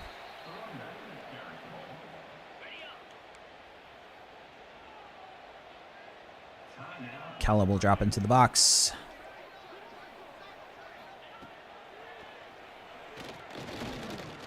Oh, check down, make the play, nice. Call our second timeout, so let's give us about minute 45 by the time we get the ball back here. So 17-14, Illinois trying to go for a tie. We got the ball first, I believe, so I think Illinois gets the ball to start the second half. And then let's hack on the field goal, tie things up, 17-17. Plenty of time for us to work with, though, with the timeout. With no accelerated clock. Deep kick, just go for a fair catch. Let's go to the air.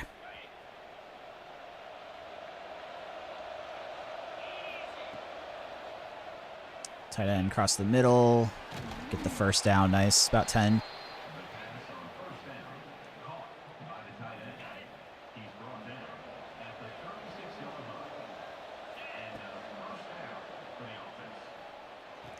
Can he get to the edge? All right, end up getting about 5 there. Not too bad. And get out of bounds. Not the worst outcome. Go for a handoff out of shotgun next play. Try to catch him off guard, although their alignment looks to be kind of tough against the shotgun handoff. We'll see. Ah, dang it. There's just one extra guy there we could block there. 3rd and 2.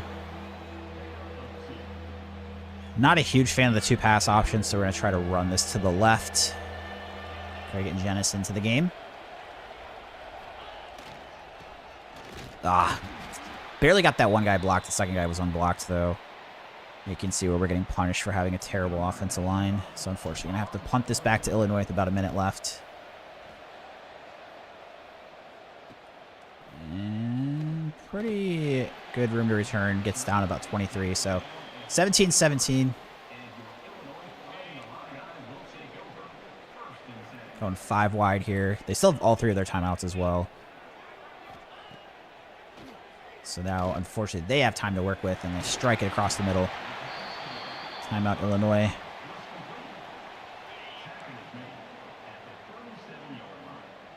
Dropping Kellum into the box. And makes the play on the running back. Nice. So I run commit there when you can see the exchange happening. Make the stop. Illinois going into the hurry up.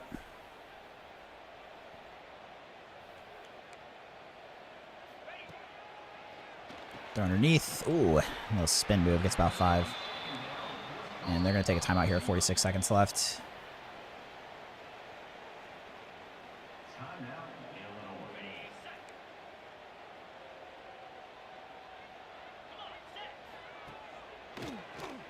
Try to get past the line. Crap. Get their D-tackle. Yes, the D-tackle eventually gets there. Oh, I don't have any timeouts, though.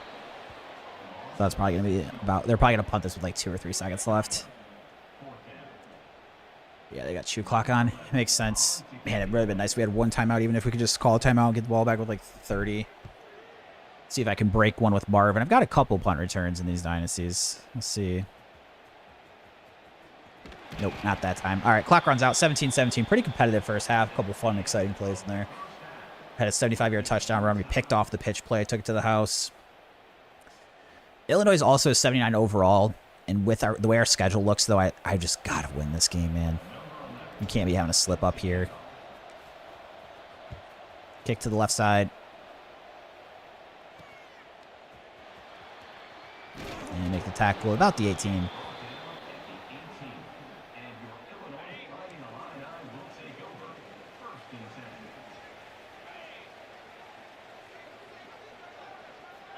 Looks like a play action. Oh, he caught it. Didn't run out of bounds either. And make a pretty nice game there. Up the field.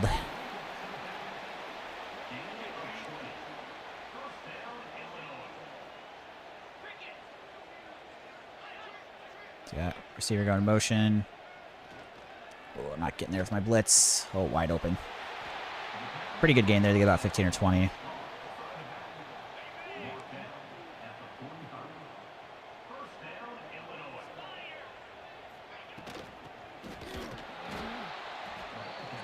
Stop.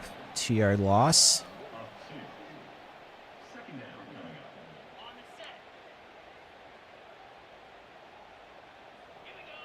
Allen here at linebacker. Out routes. Good stop. 4 yards there.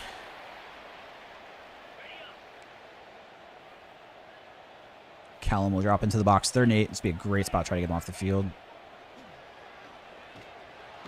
Oh, nice. Good sack. Good sack. Force the punt here. So we'll get the ball back with the game tied.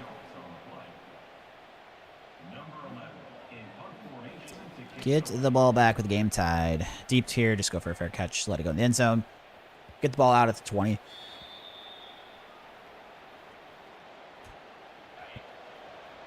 Run play over to the left with Greg Jennis. Cut it upfield. Good run. About 15 there. Pretty solid run all the way around, I'd say. And then next go for a handoff out to the right side. Crap. Just ran my lineman and tried to bounce it with no room. End up losing 4 there. That's really bad. Go with a power read.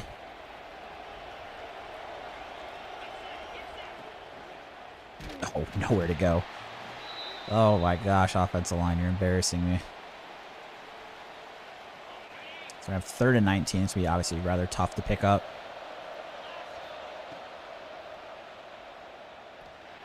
Jeez. I need more blocking there, but I am asking him to block for a pretty long time with that slow developing of a route downfield. But, I mean, it's just, I don't know what to do on, and that's why I have to like do my best not to get in 3rd and longs, especially with this team, because my O-line can't even block long enough for me to do passing plays that are like 3rd and 10 or longer, or like even 3rd and 8. I just need a lot more quick hitters. So most of the time it's okay. Like I can adjust my play calling. Just in general, my play calling is usually more of those like quick hitting pass plays. So I can kind of work around the offensive line being bad in pass protection. It's just when I get in 3rd and long, I'm in big trouble. So when I have that 4-yard loss on 1st down, it just puts me really on my back foot. Then we take a sack right after it.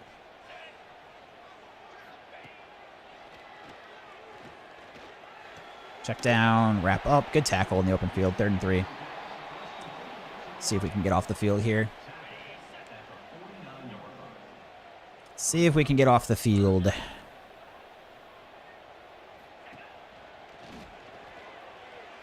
Check down. Unfortunately, that's going to be a 1st down. Give up the 1st.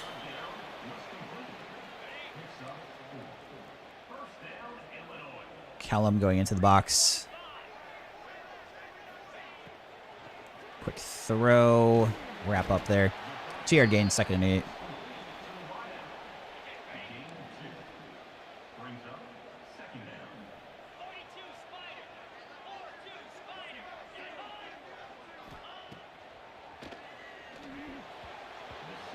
Third and 8.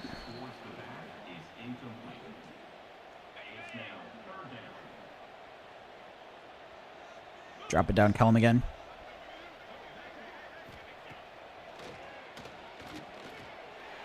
Wrap up. Oh, he's gonna be just short of the first, I think. Do they go for this or kick it? What do you guys think? They're gonna go for it. Okay. Here we go, defense. It's your time to shine. Probably just gonna sell out for the run here. Oh, I stopped him too. Let's go. That's huge. So I get the turnover on downs. Keep the game tied at 17. Run play to the right side here. Greg Jennison to the game.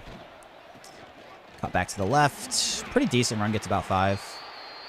So we'll have 2nd and 5. Go to the air here.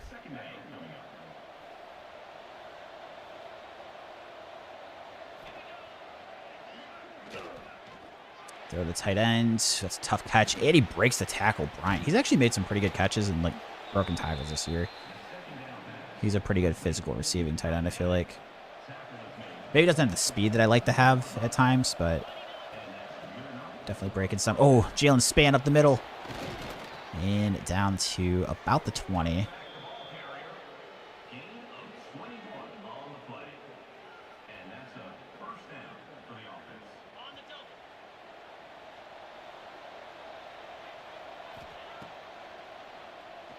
Quick throw to Dillard. Cross the middle. Get about 14. Moving good. See if we can finish this drive off with a touchdown. Try to take that touchdown lead.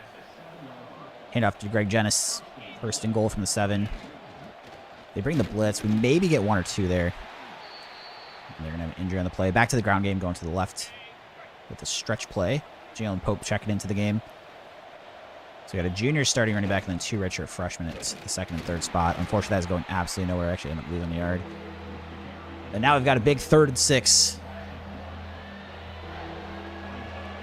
Big 3rd and 6.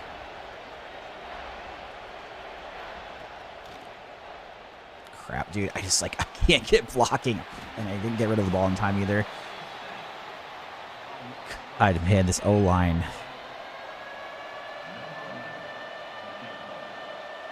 If anyone's got tips on recruiting O-line, you guys let me know. Well, I barely made this field goal, too. Because the issue I'm running into is I'm just not really getting any interest from 4 stars. The ones I do, I end up losing out on. And then these 3-star offensive linemen just are not cutting it. I mean, my guess would be is I just have to try to scout more, but I always have so many needs at 3-star by the time the offseason gets here. I just don't even have the points to really scout, you know, to like fill the roster out. I'm hopeful that on the 3-stars I've been a lot more picky about trying to find one of the deal breakers that are more likely to not hurt us in the future, like conference prestige, and then like proximity to home being like the most likely to not leave at any point, I would imagine. So hopefully at least if we have 3-stars, we get lucky and some of them develop over time instead of like just constantly have to refresh every couple years, it feels like at times with transfers. But yeah, I mean, I didn't have this problem in the Michigan State Dynasty. Like I was able to get offensive linemen. I struggled in the secondary. That's been the 2 struggles in this one. Has been the secondary and the O-line.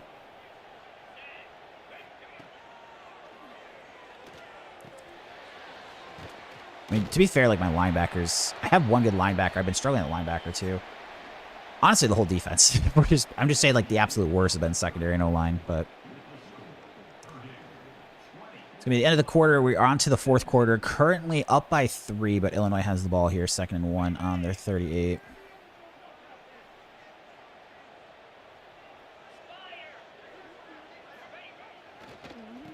Hand off.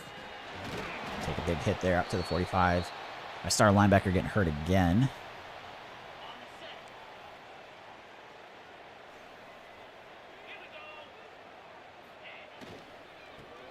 All over the run here. Nice. Get the stand up. 3-yard loss on that one. 3-yard loss.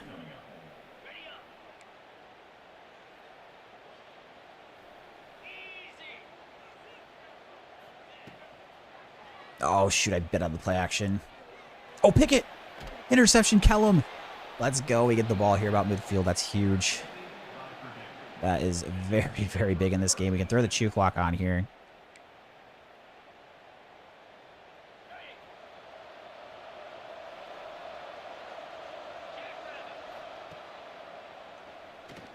That haul across the middle. Very nice first down play there. Already getting really close to field goal range if we're not already in it. But we want to finish drive with a touchdown. Try to take a 2-score lead. Potentially a deep shot to Harris here. Based on the coverage I'm seeing. Nope, the safety kind of stayed, or the corner stayed over the top of him. But it gets us underneath to the tight ends. Down to the red zone almost at the 21. Let that clock keep moving. Jalen Pope in the backfield is going to get a handoff here to the right side.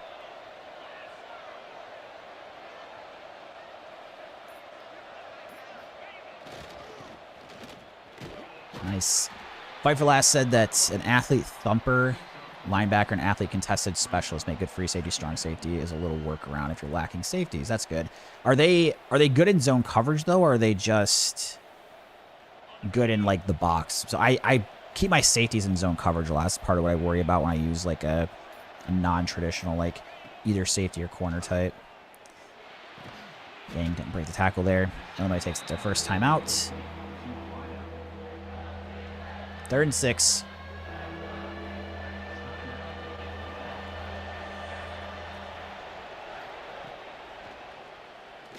Oh, a little behind him. If it's on the money, maybe gets to the first. I was hoping for a catch and run, but I have to settle for a field goal. I really hate these short angle kicks. Wow, I barely made that. If I didn't move that last second, might have worked. Go with a thumper linebacker because he should have a higher coverage rating. Okay. That's something good to know. I appreciate that, fighting for last. It's just, it's more the corners than the safeties that are killing me, but in this dynasty, I've gotten pretty lucky with like some 3-stars that have hit pretty well.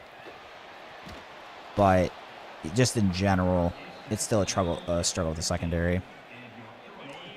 I just don't know if I maybe need to stop going after the 4-stars like I am and just purely do 3-stars and just scout all of them and just like pray I find gems constantly, but I don't know. It's just been tough. So I think through the first 3 seasons of recruiting, I had 3 4-stars, 3 4-stars, and 4 4-stars, and then the rest are 3-stars. And then this cycle, I think it might be a little bit better, but I also thought last year was going to be, and then I fell on the rankings, like literally right at the end. Even on guys I had like a pretty big lead on, I felt like with like okay pipelines, not great, but like okay pipeline. I was kind of surprised I got caught like I did on a few of them. Not being able to hard sells really hurt. Right this year, I've been able to hard sell a little bit more, but that's also why it's like so important to win this game. I think it's going to hurt my championship contender a ton if I end up losing this. Ooh, overthrown. Okay. See if they decide to punt this. 2 timeouts, 2 minute. No, they're going to go for it. If we stop them, it's not quite game over, but we obviously feel really good being in field goal position. That would put us up 9 by making a field goal. So massive play in this game, obviously. By far the biggest play of the game we've had so far. He breaks wide open, and that guy gets juked at safety. Oh, talk about a disaster. This game's testing my patience today, chat.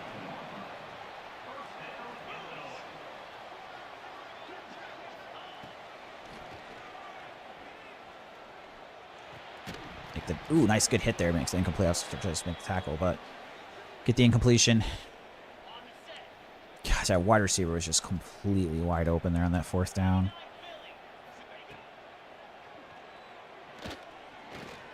We'll check down the running back, make a tackle just short of the first. Pipeline tiers can be killers when big schools come in late in recruiting. I've noticed that. That has definitely been a problem. Oh my gosh, huge hole in the middle. Stop him short of the first, but or at the end zone. Problems with the 4-stars, I don't have like 3 or 4 on a lot of them, and then if I do, it's like when I'm doing it, I seem to get kind of unlucky with the 3 or 4 ones. Shoot, touchdown. It seems like I'm getting a little unlucky that it's like every time it's like I have 3, the top team has 5, you know, and if I have 0, it's like the top team's 2. So it's like if it could just be flipped where it's like I had 3 when the others are 2, that would be okay. But I think I'm getting a little unlucky with, like, the times I have good pipelines is the times where I'm running into the 5 pipelines. And then when I have 0, it's like I'm running into 2. I'm just, like, always, like, a pipeline or 2 behind. Minute 19. We've got 3 timeouts. Plenty of time here. We just need a field goal. So I don't need to panic, but... Man. No gain on the run on first down is not a good start.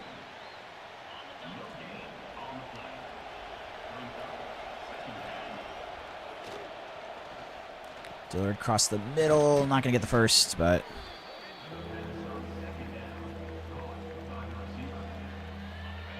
Third and 3.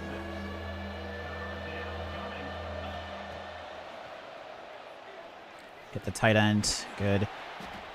I'd like to keep the... I mean, I guess it doesn't really matter. I don't have to be keeping the tight ends here. Because we're not going to... If we don't score here, it's not going to come back. So, okay. I'm probably going to use it if we don't get a first down run here. This is probably not the best great play call with the motion, but I do like the play in general. If I fall forward for the first down, I'm going to save the timeout. Keeps the sticks moving. 30 seconds. I probably should have left the middle a bit more. Use one of the timeouts here. So we have 27 seconds. 27 seconds. 2 timeouts. I would definitely like to save 1 to be able to use for the kick. Crap, they're all over these routes. Oh, did he not catch that? I think I might just call a timeout when he didn't catch it. Oh my god, that was so stupid. I thought he had it. I could have swore he caught that. Oh my god, I just wasted a timeout.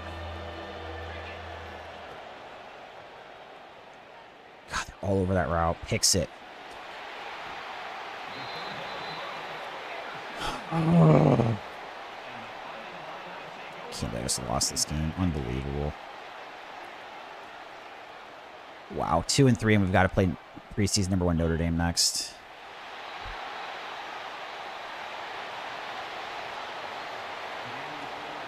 That's a horrendous loss.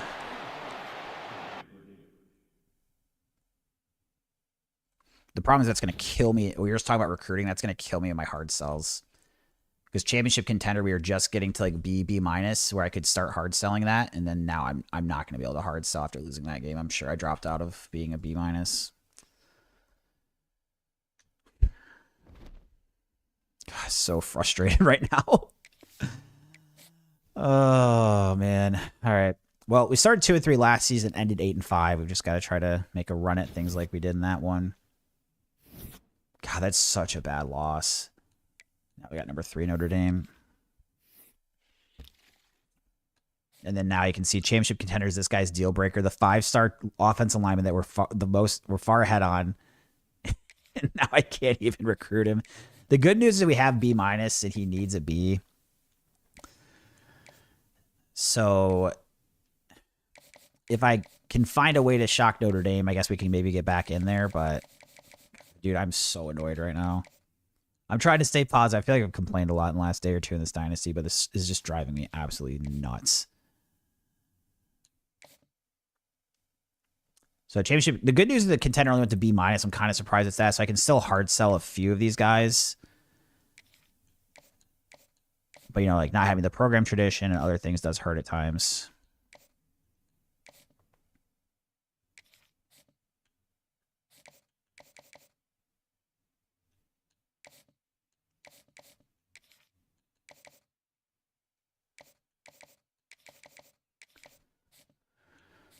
All right, so this is one of those 4 stars. Okay, we've just got to try to smash the hours on him when he's got new offers.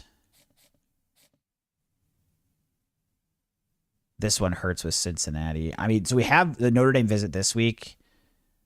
And again, they have higher pipeline.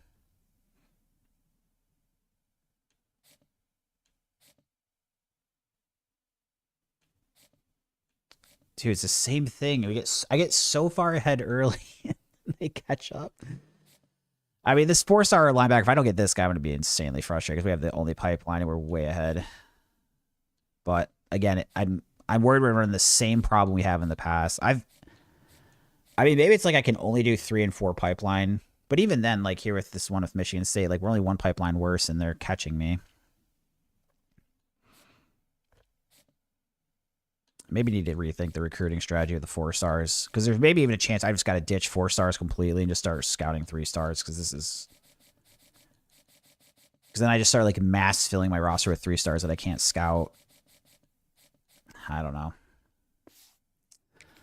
Still have 50 hours here. Let's see what we want to do. Is there another...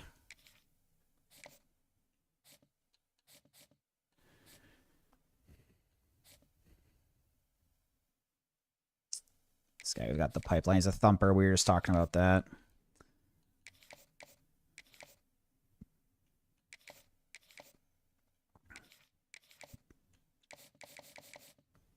That 5-star right tackles. Man. This game's pushing my buttons today for sure. All right.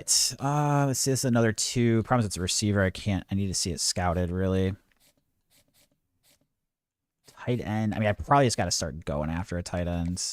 Not that just offering is going to do much, but if we have 5 points, I'm saying we're just going to throw it here. Okay. I think we're good. This will be what we'll do for recruiting. Notre Dame game, I mean, it's going to be super hard to be this good of a team. We've beaten them in the past, but it's going to be hard. They are 99 overall. God, that Illinois game was just like... Can't happen. It just, like, I don't know how to describe it. Like, the Illinois loss just, like, cannot happen. But we'll go to the Notre Dame game here. The good news is after this game, the schedule is a bunch of unranked preseason teams, even though that's what Illinois was. But the beginning of the schedule, having to play 3 top 8 teams in the first 6 weeks, and then I drop the one that I shouldn't lose, it just puts us in these situations. Ooh, make a tackle. But for last said, Dynasty on Heisman can definitely make you want to rage bend there. Yeah. I don't know what it is, man. Like, this game I have such a love-hate relationship with. It drives me absolutely insane at times. But then, like, it's a lot of fun. And then, like, when you get to the point, like, my Michigan State Dynasty, it took me 10 years to win a natty, and I finally got it. So that was fun. I just wish there was a way that, like, I could do my own play calling without making it too easy. That's the hardest thing is, like, the coach suggestion play calling stuff. Oh, fumble. Wow, they recovered it. I think he might have been down anyways. Yeah, they're reviewing it. So I do coach suggestion play calling where I have to choose between the 3 plays they give me while playing on Heisman. The problem is if I don't do that, there's like 2 or 3 runs, or 2 or 3 plays I could run, and I just win every game, and that's not really fun to do on stream. So it's like I mean, maybe the sliders you can change, but that's the same problem as I probably just pick the same few plays anyways. So it's like I kind of then force myself into doing the coach suggestion play calling only. Which is, for the most part, okay. There's just, like, a few things that are awful about it. So the worst part is the... Oh, wow, that's terrible tackling on my part. The first thing is when it's raining or snowing, it gives you the same first 3 plays every time. And it has to be, like... And, of course, it's, like, 3 plays that I am awful with. And then it's kind of bad logic with some of the 4th down decisions, I think. Like, it's just really inconsistent. Like, it goes for spots that don't make sense to me, and then it doesn't go for it in spots where I would think it's, like, a clear go for. So... That's all right though. I'd always be in the camp of like making it hard than make it too easy. So even if there's times it drives me nuts, I'd rather just like winning all the time wouldn't be super fun to me. Like I want it to be competitive. It took me a while, like I said, to get to that Michigan State Dynasty to winning. So I didn't get to the playoff till year 7 in that one. Ooh, nice juke move, jeez. I mean, I'm playing awful user defense right now with these tackles. So it took me till year 7 in that one. And Michigan State starts as an 84, whereas Purdue starts as a 76. But then after I finally got recruiting going and got my team going, I did really well. And I only lost like 2 regular season games in the last 4 seasons, but it took me till the 4th time to win the natty. It's just getting over that like initial hump. I think what it really is getting to the point where I can hard sell the 4-star recruits. Like that's the biggest thing that I really need.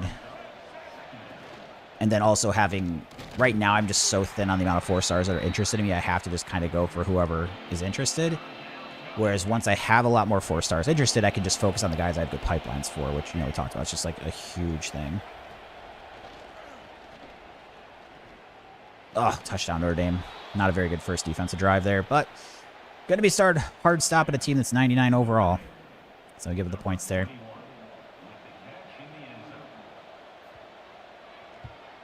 Attack on the extra point, 7-0.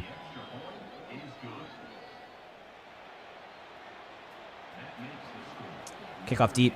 Go for a fair catch. And we'll bring our offense out in the field.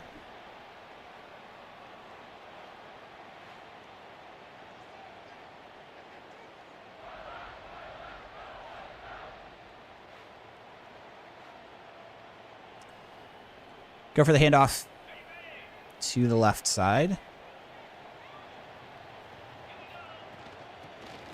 Nice, good block. Ooh, fall forward. Maybe get about 9. So that's 2nd and 1. Let's go to a pass game here. Got Shamar Harris going into motion.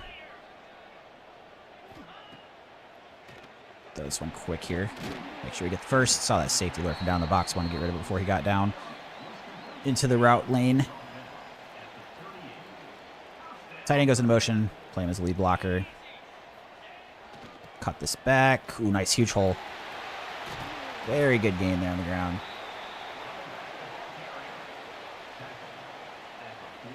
And pointing to the first. I like it. I like it, I like it, I like it. 1st and 10. Ooh, safety across the middle. Makes pretty good play there. I only gained 1. 2nd and 9. Read option here.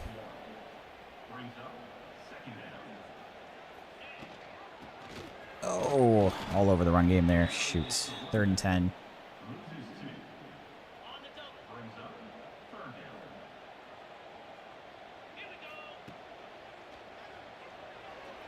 Try to get run after the catch. Oh, not quite quick enough to the outside there. I mean, we should be in field goal range. And yeah, 3rd and 3, like I talk about the game logic. Like I would like to kick this. I feel like, but go for the handoff here. Hey, game logic knows more than I do. 1st down run. So pick that up. Let's go for a quarterback blast. I like this play quite a bit once I get like a more mobile quarterback like we have now. Not too much on that game, though. We only get 2 there. 2nd and 8. Slant routes.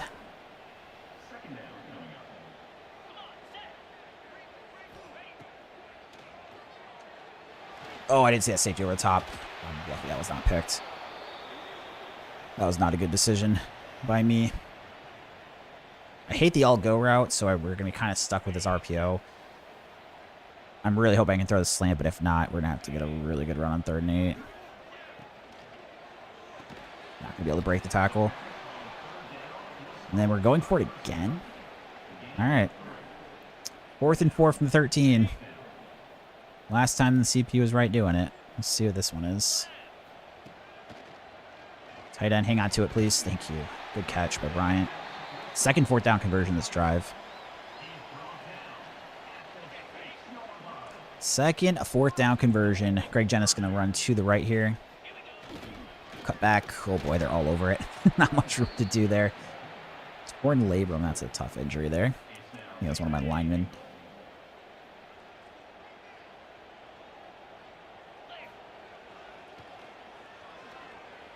Underneath. Why, I threw it backwards there. I was not backwards, but like threw it shorter than it was lined up to be.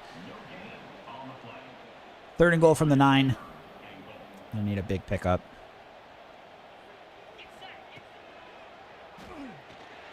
Oh, the blitz got there. I've just got to stop running that route when I need a lot of yards because the protection just never is holding up here with what we've got on the O-line. I do think it's like, I like that part of the game where it's like you can definitely notice huge differences in your team when you have like good ratings and bad. So for example, like the offensive line being good or bad it's so noticeable in the pass game, especially for me. And then the same in the secondary, right? Like it's super noticeable.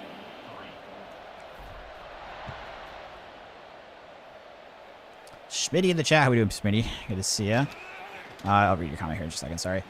We played live poker this year. Pretty much done with the game other than for fun. So I haven't played live poker yet. My guess is I will this year at some point. The first few months I might not play much at all because I'm kind of just waiting out to see what happens with the tax stuff. Like if it got reversed or they like clarified the wins and losses, I'd just jump back to playing online. But we'll see what happens. It's kind of wait and see. But I do plan on playing live at some point this year. I don't view live poker as like a long-term career thing that I would want to do, but I could definitely, like, you know, suck it up for like a year if that's like how long I need to wait for online to kind of come back with the tax scenario that I'm comfortable with, or it's like if I do it as like a kind of a gap before I take like a more traditional career job again. But yeah, I think the last year, just like there's like a lot of things going on with poker that have just been like have really demotivated me in poker. So like the streaming stuff, kind of like not having the opportunities I used to have with it is like kind of frustrating. I know it probably makes me sound spoiled a little bit because I was obviously very lucky for a long time, but just kind of the shift on like, at least in the U.S. market, the regulated market with like the interest from like potential sponsors with streaming. It sucks because there was still like a lot of interest outside of like the unregulated sites, but I wasn't willing to work with them. So like that was a big piece of it. And then two, it's just like having the tax situation's been really frustrating. But trying to stay positive through all that, but it's, yeah, it's just been kind of like one thing after another with poker the last year or so. But I've had a ton of fun streaming like video games again. Like I didn't stream for about 7 months, so just like streaming's been fun, even if you guys think I'm losing my mind sometimes in this game. I've had a ton of fun streaming again. And it's fun having the no delay. I think it makes like for a way better like streaming experience too. So it's been a blast. I'm glad to have streaming back in something I'm doing.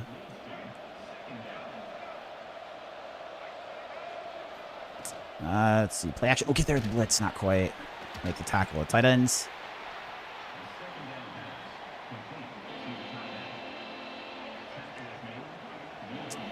So we got 3rd and 9. Got to try to get Notre Dame off the field here.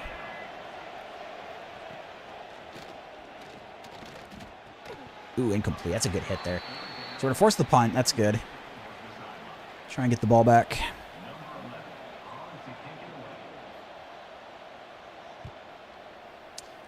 Especially just had like a 1.5-year contract end, so been playing for some bill money, but yeah, not long term. Okay, gotcha.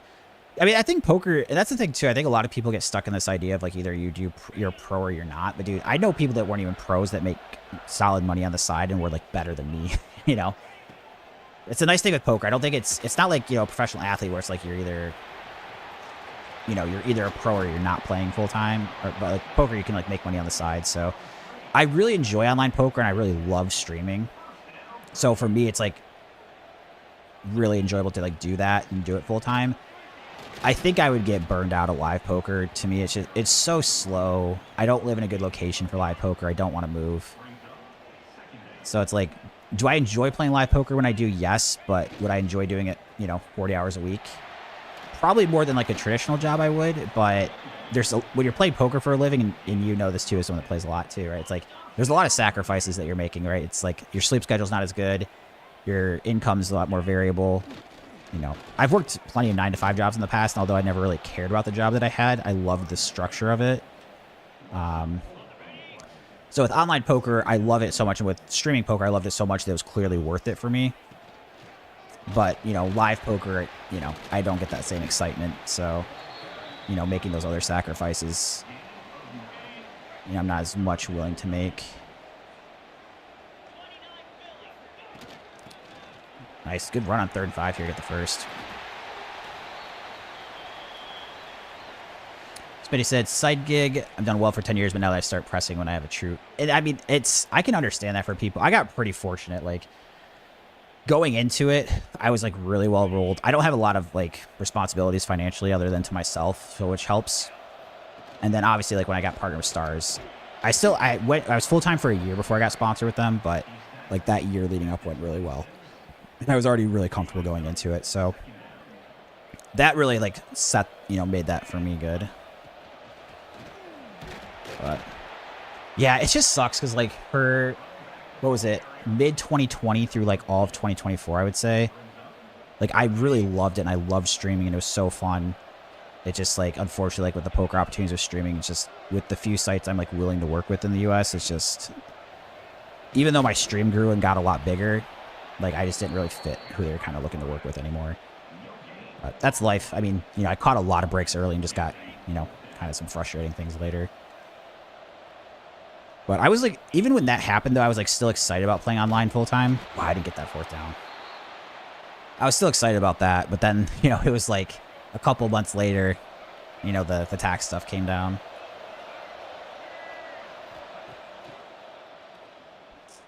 Ooh, check down. Nice pass breakup.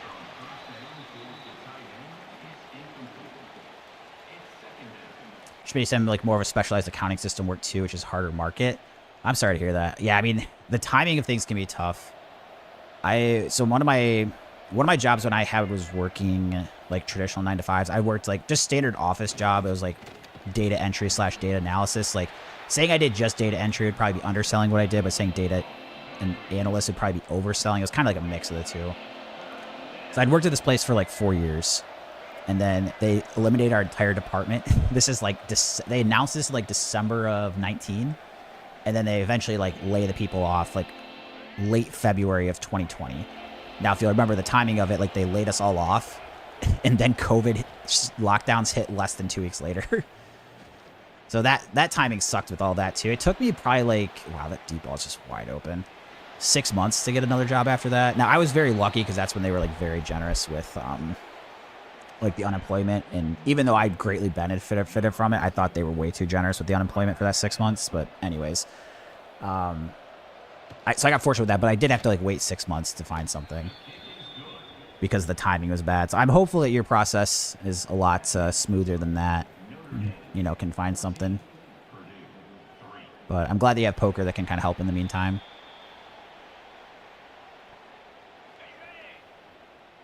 Hand off to the right side here. Jalen Span. Ooh, nice run up the middle. Good first. Let's go with the QB zone out to the left. Only on day 2 of it. Okay. Well, hopefully, I mean, again, I don't know. Obviously, like, the more... It's usually, they say, the more... I don't know if it's necessarily the more money, but the more, like, specific your jobs are. Like, it can sometimes be harder to find stuff to replace it, right? But I hope... It's just like anything, right? You could have a job in 3 weeks, or, you know, it could take, like, 12 months to find something you're looking for. It's... Wishing you all the best. I know it could be, like, a stressful time.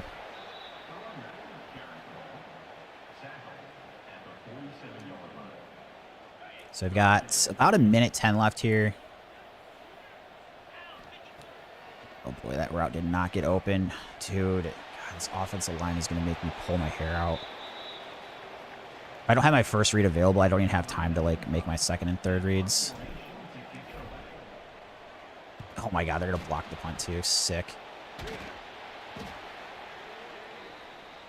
Dang it. All right. Got to try to hold him with 3 here. Might be only the second punt I've ever had blocked here. It's a CPU. Not a good time to have that happen when you're playing a number 3 team in the country. It's already a hard enough game.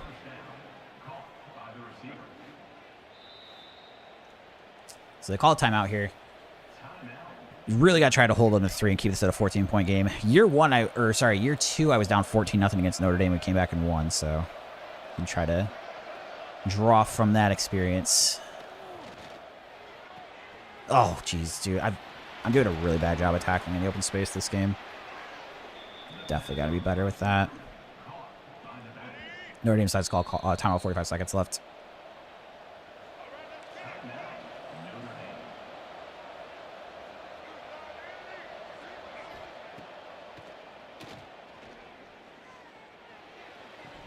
Drops it. Okay, I thought he caught it for a second.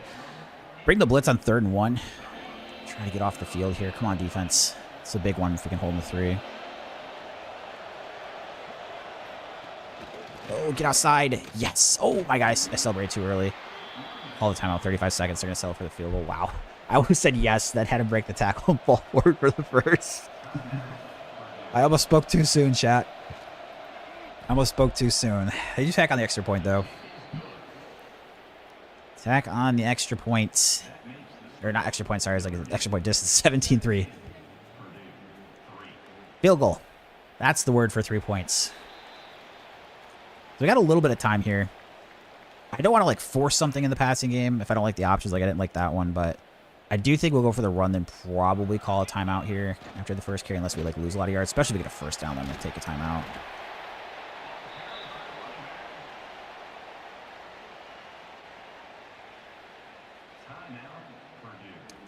What's up, Biram? Some diva luck. That was the opposite, and they blocked the punt. Is that what you're saying? That was the opposite. That was me getting unlucky. Or you're saying the 3rd down stop.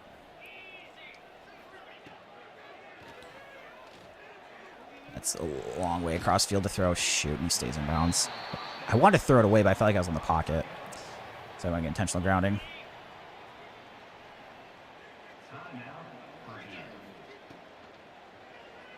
Jeez, that route's not open. I just got to throw this away. Can't really blame the offensive line that one. I was hanging on the ball a really long time.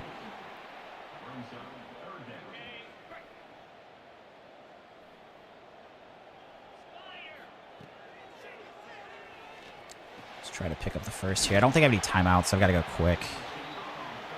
Shoot, you know what I should have done? Spiked it. Too late now.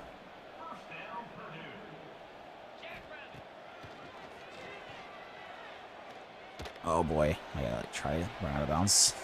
2 seconds left. I ended up losing 4 there. I couldn't really throw it away because again I was in the pocket. This offensive line is. I mean, I deserve it because I haven't been able to recruit anybody, but dude, it is one of the most frustrating experiences I've ever had in this game dealing with them. So they get a pick. There's a flag with no timeout. It's probably gonna be a holding call on us anyways. Yeah, they get the holding, so they'll negate the play anyway. So we're gonna be down 14 at the half. I don't know who gets the ball at half. I'm obviously begging that to us, but I don't know. Okay, we do get the ball. It's good. Do get the ball. Kick deep here. Just go for a fair catch. Let's go to the ground game. Try to get Jalen Spann going here to start the second half. Nice, good blocking. Get to the edge. A little juke move. Get 7. I'd say a pretty good first down run, though. Quarterback last here, 2nd and 3.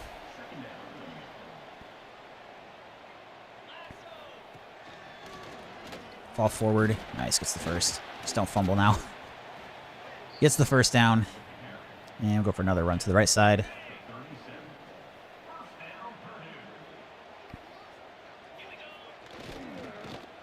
Oh, I almost got through that. I thought I was going to get tackled for a loss at first, though. Handoff out of the shotgun. 2nd and 6. Cut up field. Not much running room there. Maybe get a yard.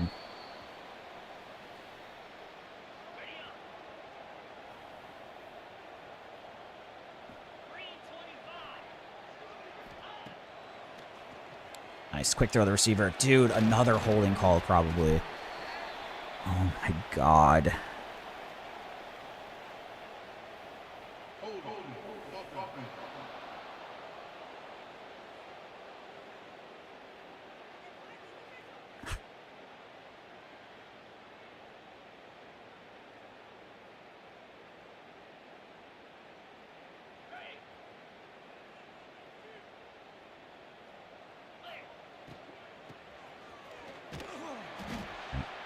Have to punt. The RPO just was not open there on the screen.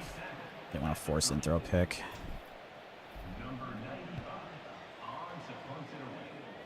I'm just hoping we can bounce back this season like we did last year. So last year I started 2 and 3. If we lose this, we're 2 and 4. Schedule sets up good, but this is like really testing my patience in this one. To be fair, like the Michigan State Dynasty, I'd have to look at the settings. You guys can see if you want to click the link in the pin thing, but I think even year 4 and 5, like we had some struggles there. I didn't make the playoffs till year 7, but like once I got things rolling, I was doing really good. We made the playoff 4 straight years. I lost like 2 regular season games in the last 4 years. But until then, I just got to get the ball rolling in recruiting. It's the big thing.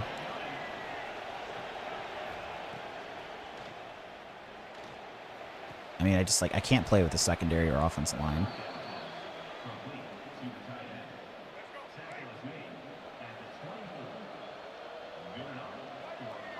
We got Allen here.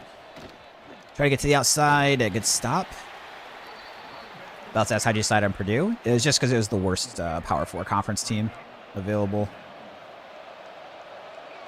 So I want to be in Power 4 because it's, I don't want to be playing like the MAC where I play at other MAC schools and then they just like, all the conference games are boring on stream because they can be, after a couple years when you build your team a little bit better. But then Purdue should be a challenge. Stop the run there. So we got 4th and 11. See if we can get a stop.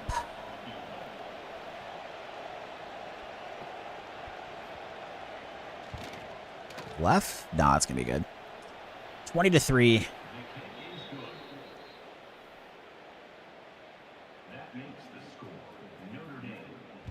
Deep kick here. Weathersby just go for a fair catch.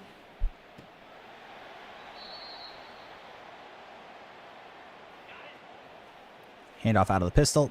So we got the tight end Bryant kind of in the H-back position. He's going to be our lead blocker. Get it to the right. I can't juke the safety coming down in the box. We pick up 3 still. Go for handoff out of the shotgun next. Inside zone. Jalen Pope in the backfield. Nice. Good blocking there. Got to give him, I do hate on them a lot, so we got to give them some credit when they do a good job. So that was good blocking. We'll give that to them. The press coverage on the outside, we'll see what that safety does. He's not really there. Oh, God, dude. I'm going to get picked because I get hit because my offensive line sucks. Oh, gosh. It was open, I think. I don't know if he would have caught it. It was going to have to be a contested catch, but he did have a stop. I just, like, can't even get the ball off. It's always the danger of trying to run those deep, like, the deep shot plays there. Because in this game, if you get hit on your pass, it's just a very high proportion, honestly unrealistic high proportion of the time. If you get hit and it makes the pass like go short, it goes right to the defenders a really high percentage of the time. Try to get to the outside. Good stop. So they only get back to about the line of scrimmage. About the line of scrimmage. Kellum, we're dropping into the box. Looks like a handoff. Ah, shoot, I didn't hit the hole very well there. First down, Notre Dame.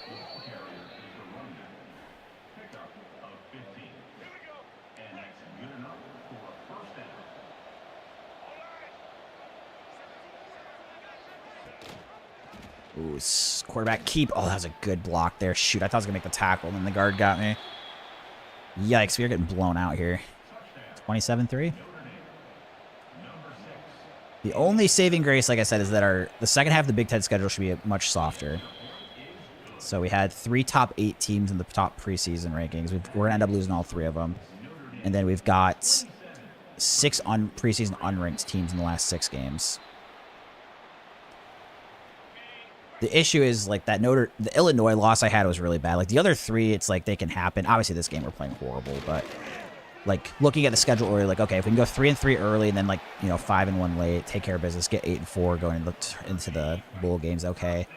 But the loss to Illinois was a 79 overall as well. That's just, I mean, especially we have a tough early schedule. I just like can't have that loss. That was a really bad one. But we started 2-3 last year and ended the season 8-5, so we've also potentially got like more. I guess I shouldn't even say this because it's happened a lot where I'm looking really good on the 4 stars and we fall off. So I mean, there's a potential chance we're gonna get some of these 4 stars. That was good blocking there. Nice, good spin. Get the first.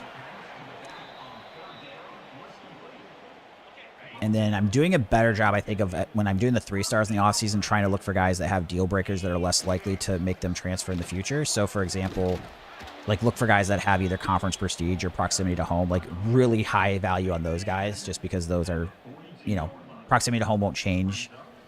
I don't know if sometimes like they're like, and on the other ones where it's like their requirement could change from like a C+ to like a B or something as time goes on, then that could hurt you, I guess. But conference prestige, if I'm in the Big Ten, should always be, you know, at least an A-, maybe absolute worst B+, A-, B+, but so then, like, you know, that's not usually going to become an issue for us there.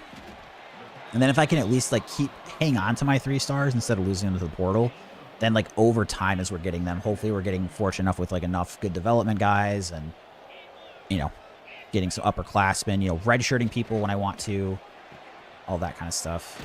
Just got to kind of get the ball rolling. I think last offseason with the 3 stars, we did a good job about finding guys that were fitting those kind of requirements. And then I've just got to try to sprinkle in some in-season 4 stars. If I could just land like even like 7, 6, 7, 8 maybe during the regular season of the 4 stars, that would really help. John back in the chat. Good to see you, John. Thank you for the nice past wishes. Well, we've left ourselves a lot of work this season at the midway point. Mix up the middle. Gain of about 4. Let's go for the screen pass here on 2nd and 6.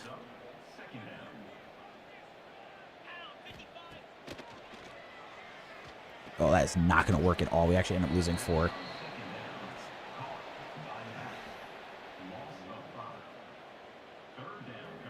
I'm guessing this is 2-down territory, so I'm going to go for the QB run. I just really hate the 2 pass options we had otherwise. So I'm going to try to pick up a decent amount of it here and then put me in like a more manageable 4th down play call situation. So we have 4th and 6.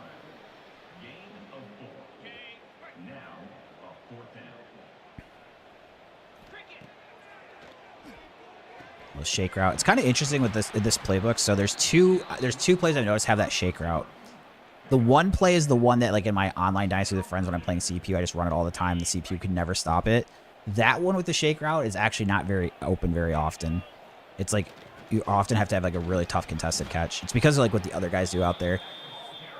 So like part of me is glad I almost never get that like money play option here in coach suggestion. Because then, you know, it kind of is accomplishing what I want to be difficult with, like, you know, the play calling and changing it up. But at the same time, like, come on. Sometimes I'm like, I really need a pickup, and I'm just like, bro, just give me the actual good shake route. 3rd and 9, I'd assume the same thing. We've got 2 plays here. I should have not thrown that one, though. 4th and 9, I should have held on there a little bit longer. So this one, I mean, because it's 4th and 9, I might throw a pick, but I'm going to try to force something, even if it's maybe not there, just because it's our best shot. Nope, I can't even get the ball off anyways. Turnover and downs, 3:29 left.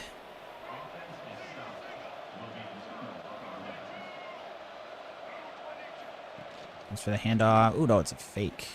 Wow, her linebacker's got pancaked. First down on the option. And Notre Dame's got the chew clock on. I mean, I'll probably try to use my timeouts, but we're down 3 touchdowns plus 2-point conversions. I don't think we're getting this one. Here's one of those injury timeouts, though. Safety coming down into the box. Goes through the run play that he tackled. Nice. Good stop. 3rd and 8.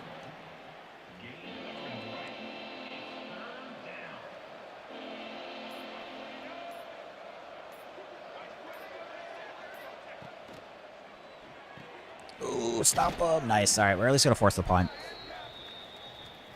At least force a punt. Try and get the ball back. Try to get into double digits.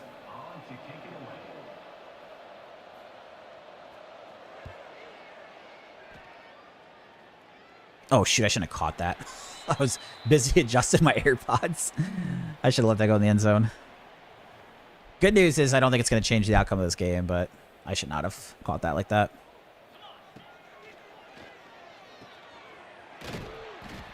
Pick up 7.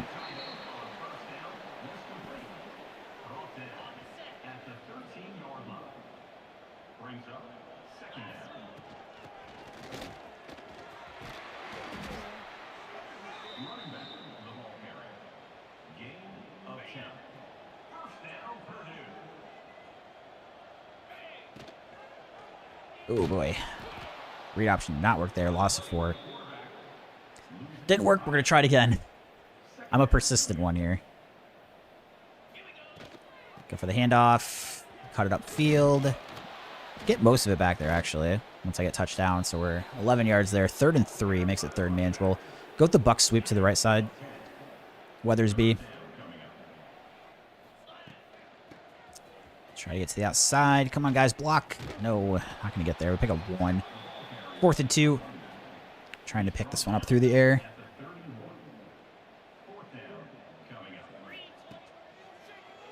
Saw the receiver open, so I just threw it right away. Usually I wait a bit longer on that route, but there was nobody even near him. JS, did you see that Duke's suing Mensa to prevent the transfer? I did not see that, no. So I wonder if that's going to play out like that the Damon Williams situation did. I mean, those spots are so weird for the team, though, right? Like, anyone that plays sports, like, can you imagine having a player come back after that, you know, and you're supposed to be your leader at quarterback?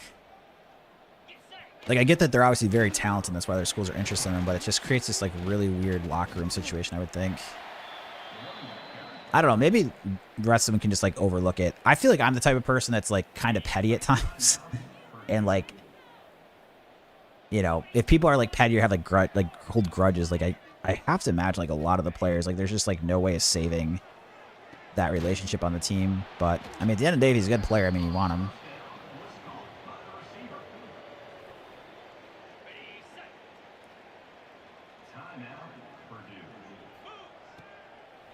All right, throw across the middle here. Get the first. Yeah, we'll use our timeout here. 17 seconds left. Don't have any timeouts. Oh boy, that safety's coming up. And now he's going to pick it, but we're going to catch it in bounds, and the clock's going to run. So now we kind of just have to chuck one deep here, even if it's probably going to be in the double coverage with them backing off.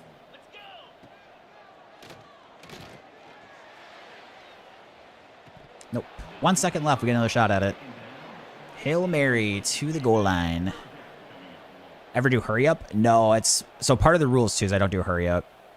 Because, like, basically the way around it is that I could just do hurry up when I have a play call that I like. So I do the coach suggestion play call only. I have accelerated clock off, though, so it ends up not being that big of an issue. As far as... Like, that's part of the reason I keep the accelerated clock off.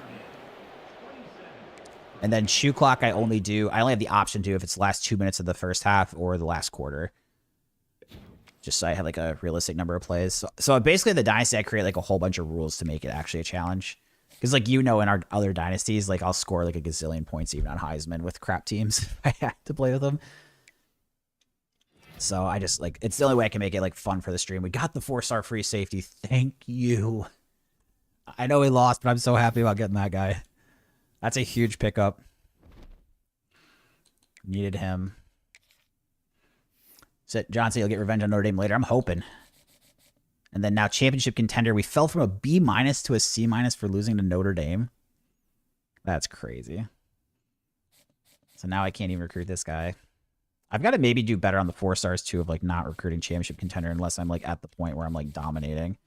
The good news, we have 2 4-star commits now.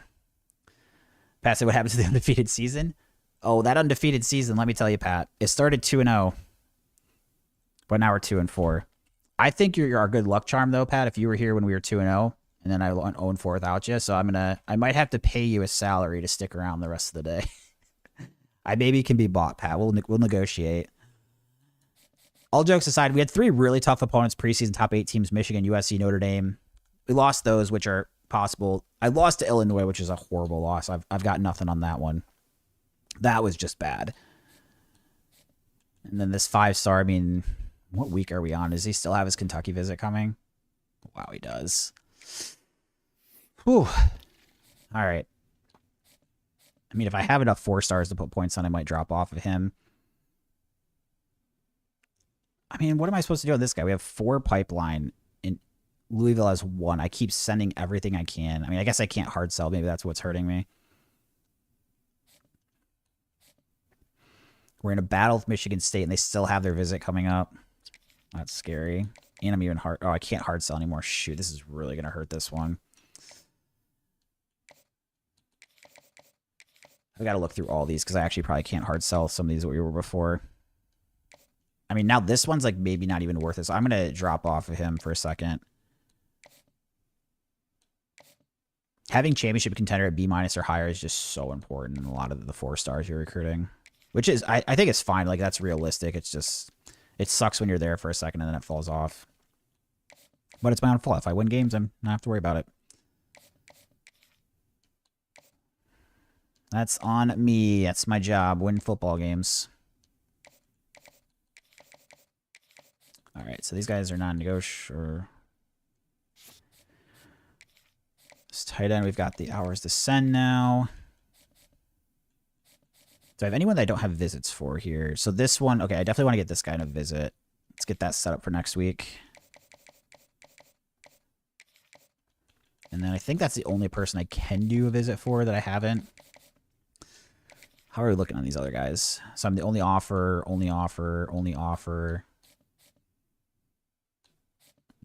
Get up there. So I still have 25 points. I'm probably just going to back off that 5-star lineman. Dropping the championship contender. If I was still a championship contender, I'd probably try to keep fighting for him, but... And then this is another one, too. Like, this is a 5-star right tackle. We're actually first on, but because I keep losing, I've dropped it off on the championship contender on him. So now I can't even get him, even though I'm first. And same here. Man, all these guys are receivers at 4-star. Now they're starting to get some offers from other schools too. I guess we start scouting these, but yeah, I'm not gonna be able to get one this first week because of the points. I'm not gonna have enough.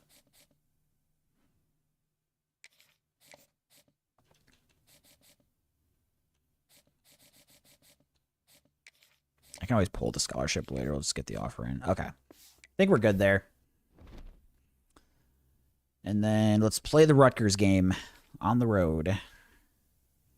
74 overall. I've lost to teams like this before, so this is far from a guarantee, but saying must win on game 7 seems kind of extreme, but when we started 2 and 4, it feels like a must win.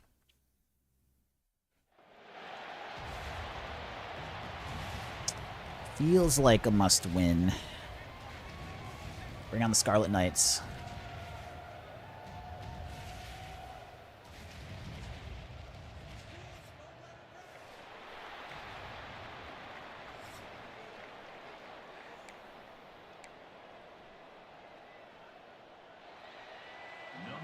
Kick off to the left side. John said, I'm feeling like serving my own revenge on Boise. Good luck to you in the Dynasty.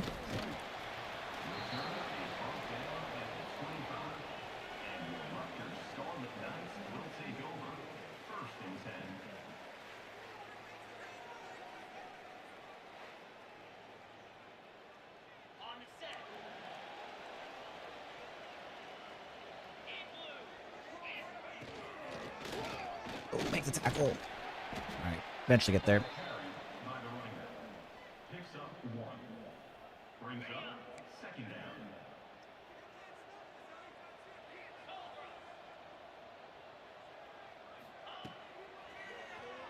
Nice throw across middle. Get stopped. I said Boise and I have beef. That's all right. I've had teams over in Nebraska. I had beef with in that Michigan State dynasty for a minute. Same with Oregon and Michigan. I've definitely had teams I've had beef with. Oh, first down. Look at Rutgers Stadium. They have like no fans there. I will say it's kind of a cool thing in the visual perspective of this game is when the better you are, the more often your stands are filled. And then when your teams aren't as good, it's like a lot more open seats, which is very realistic. So I think it's kind of a cool look. Crap, they beat me with the pass up the middle there where I tried blitzing the safety.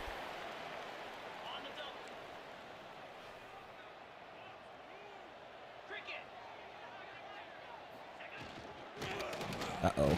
That is very lucky. That was a good tackle there while getting blocked.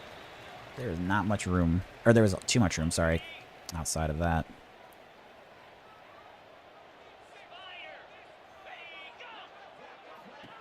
Ooh, little option. Quarterback might have had a lane there he didn't take.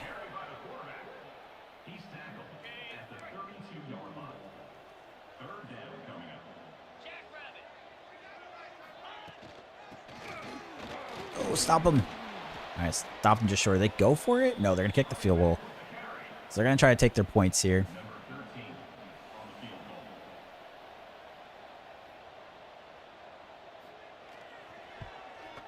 Goes up and good down the middle. Up and good down the middle. Deep kick to Marvin, just fair catching.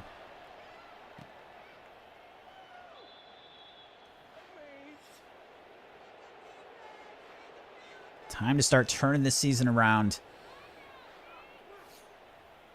Pat said the stadium's empty, dude. I know there's nobody there. Like I said, it's kind of cool, though, because that's, you know, a matchup of 2 and 4 Purdue versus 2 and 5 Rutgers. I don't know what Rutgers' attendance usually looks like, but my gut instinct would say that's what it might be looking like. Should have gone the other receiver on the drag route. Ooh, got pretty fortunate there. So we pick up 6 still. To the ground game on 2nd and 4. Try to get Jalen Spann going. And not much doing. Only a 1-yard gain. Oh, boy. I hate crow routes, I hate corner strike, and I hate buck sweep read option. Oh, man. I think based on the alignment, we're just going to straight up hand this off, and I'm going to try to read it. Nice, we get to the edge. Get the first down, cut it upfield. And then go for a handoff out of shotgun to the right. Cut up field, falling forward, about 4 yards. To the air, 2nd and 6. Oh crap! I thought I was double clicked there for a second on A. I wanted to throw to A, but I needed his route to develop before I threw to him. So fortunately, that worked out okay.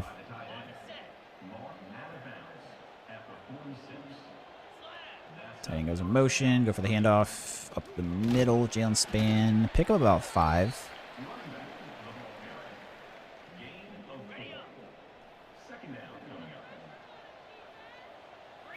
Handoff to Janice. Oh boy, my lineman. Oh, I don't know how I somehow got 2 yards on that play. That was a weird one.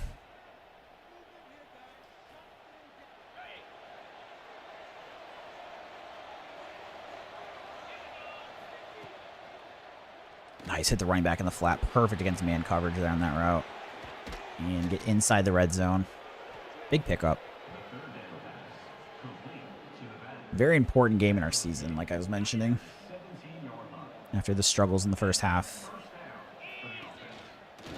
Nice, good hole up the middle. QB blast into the end zone. Off of Woodhead with the rushing touchdown. And we're going to get on the board there. Attack on the extra point. Puts this game at 7-3.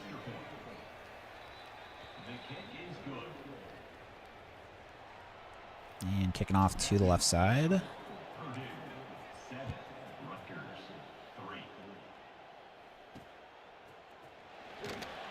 Good tackle. Get him down to 17.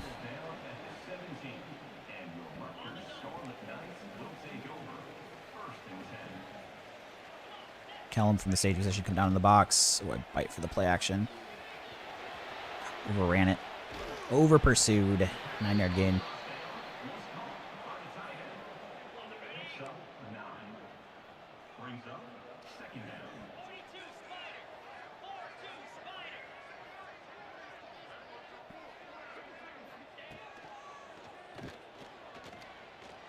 Check down. Oh, dang, I thought I was going to drop that. Good catch, though.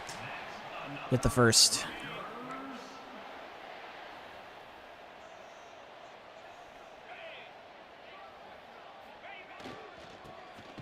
Nice. Good pursue from the D tackle. Good pursue.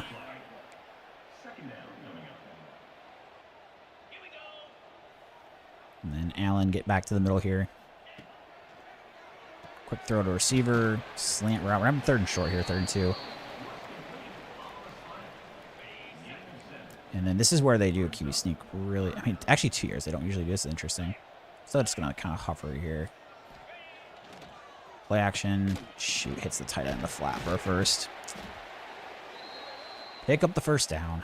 Usually when that's 3rd and inches like that and they go in goal line, it's almost always QB sneak, but 3rd and 2, not necessarily. I actually haven't seen them do it on 3rd and 2 that far. Should have had the outside leverage there. Give up the first.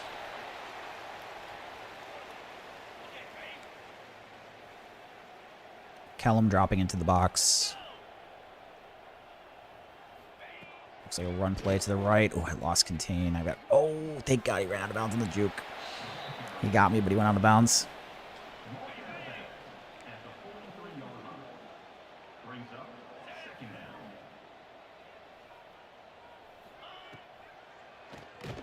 Try the draw play, but we eat it up there for a 3-yard loss.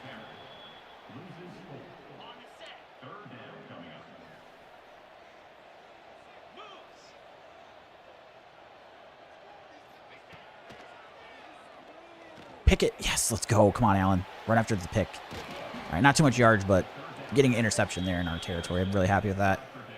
The junior impact linebacker, Daryl Allen, big play. And then let's go for a handoff here to span to the right side. Pull up the middle. Oh, broken tackle. Nice. Almost to midfield. And that's going to let the clock run out here. So, decent first quarter, I'd say. Rutgers got the ball first. We're up 7-3. We've got the ball now. I'd say all in all, pretty good.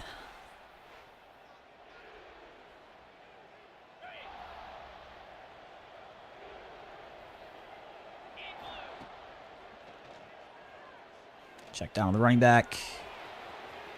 Nice little spin. Ooh, try going for a second spin. First spin worked. Couldn't quite pull the twofer off.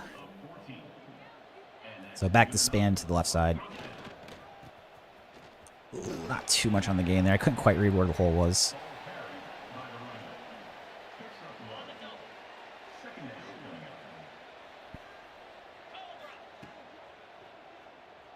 Gotta get rid of it quick to the tight ends. Not gonna get the first down. We do pick up a pretty good gain of 8. Leaves us at 3rd and 1.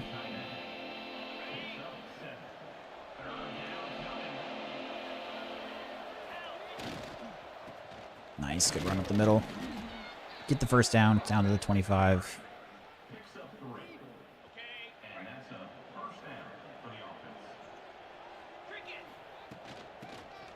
And out to the left. Jailed span. Maybe 8 yards there. 2nd and 2. Let's go to the air.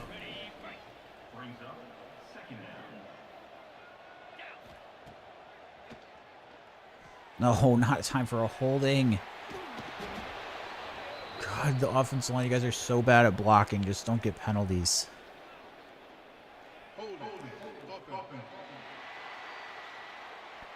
Wow, instead of being on 1st and goal in the 7, we're 2nd and 12 from the 27.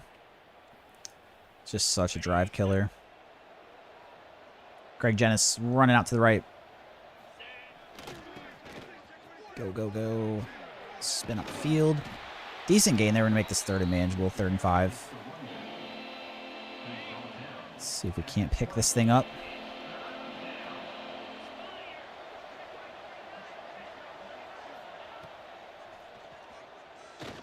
Get the first. Oh, he's going to be just short. Wow, 4th and 1. And they're not going to let me go for it. They're kicking. Dang it. I thought we had the first there for a second when I threw it. Field is up and good. 10-3. Touchdown lead. Touchdown lead. And then we'll kick it off to the left side.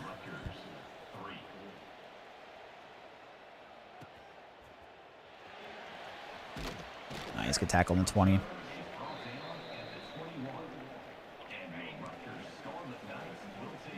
Bringing Kellum down into the box. Way over pursued there. About a 5-yard gain on the run.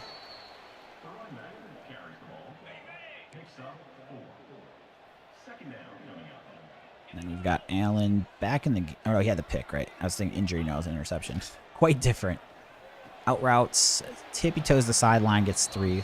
3rd and 3 to go. And then Kellum down into the box.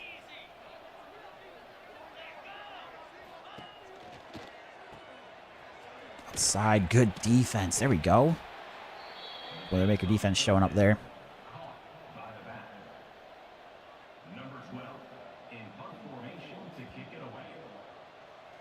Deep kick to Marvin.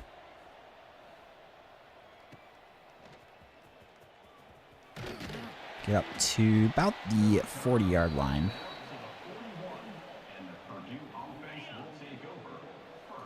Into the pistol. Go for a handoff to Greg Jennings. Pretty good game there, but I thought for a second it was going to be a big hole. 2nd and 5. Another shotgun handoff.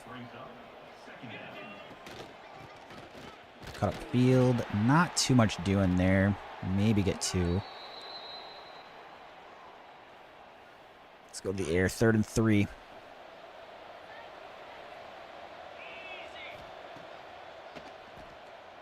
Oh my god, my receivers ran to each other. He's going to be wide open. I got to remember to wait until they cross each other before I start throwing that route, because when I don't remember, when I try to throw it a bit quicker, that's always the time when they run into each other. So we have to punt there. Down to the 12. Not getting points on that drive is rather disappointing.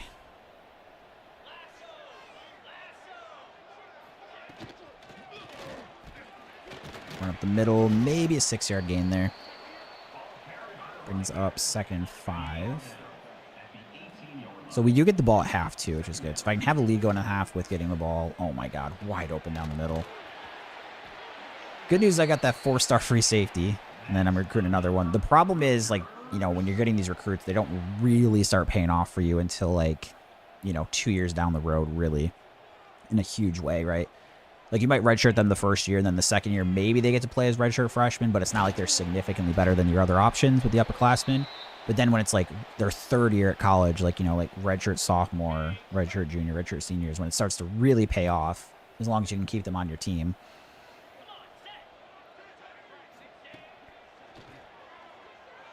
Out route there, make the play. 6-yard gain.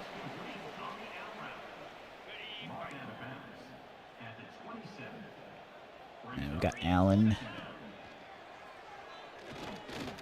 Oh my gosh. The second layer wide open for a touchdown. I took the underneath one. Left the deep one open.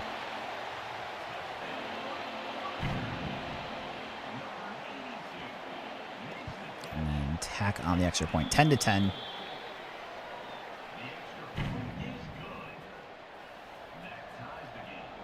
Deep kick, Weathersby, just go for a fair catch. Start with a QB zone out to the left side. Minute 8 left.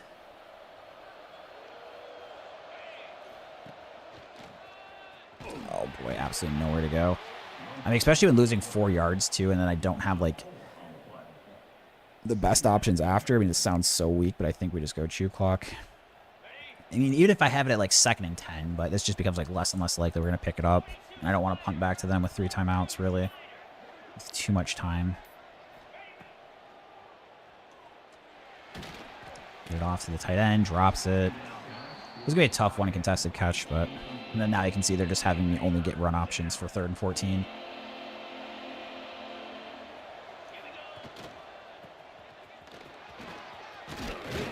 Not quite going to get the first.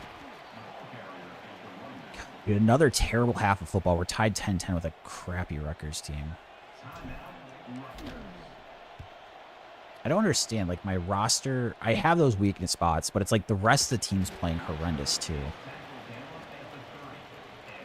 But it's the best overall team I've had. But I'm just telling you, like, using this team is such a headache. But that's how I felt at the beginning of last year through the first 5. It was weird. Like, the first 5 games, it was a complete headache using them. And then... Oh my gosh, do I... Oh, they're gonna get field goal. Oh my god.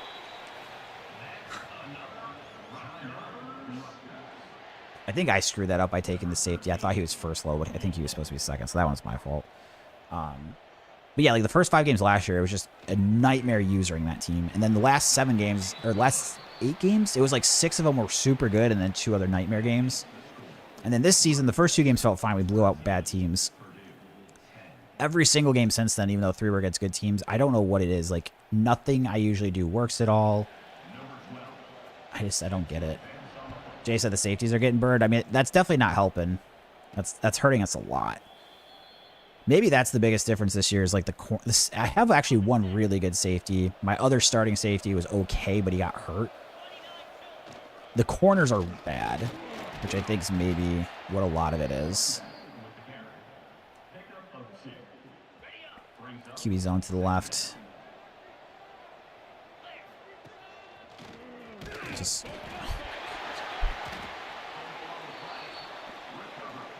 no room to run, and he fumbles.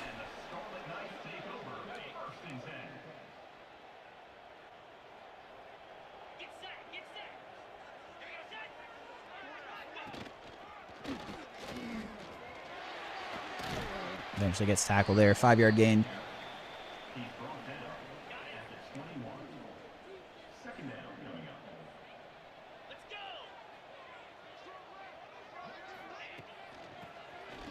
Over pursued there. Broken tackles. First down.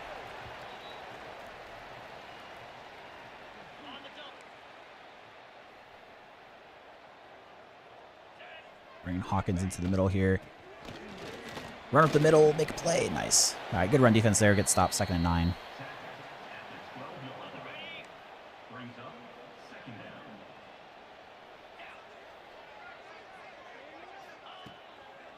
Action. Get there. Nice. Good sack.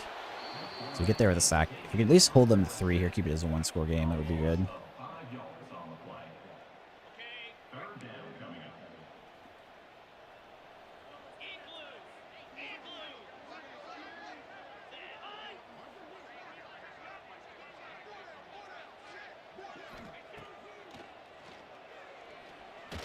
Incomplete. Nice. Okay.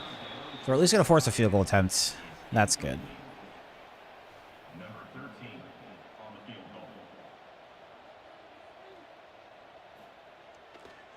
And field goal attempt is up and good.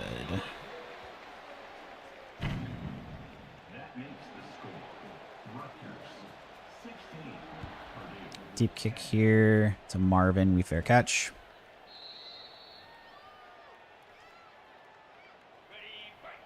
Handoff out to the left side. So we're down by 6. Ooh, I should have... I need to get a little more left on that hole that was there. A little more left. That's a risky throw. Oh, I'm so lucky that wasn't picked. That was stupid on my part. I threw that way too quick.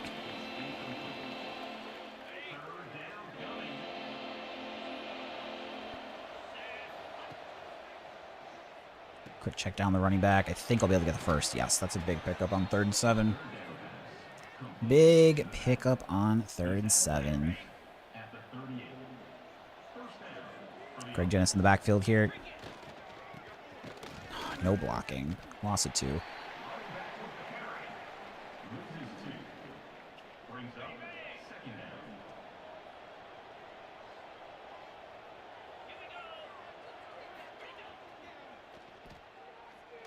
Out to the receiver. Just, again, can't get the separation.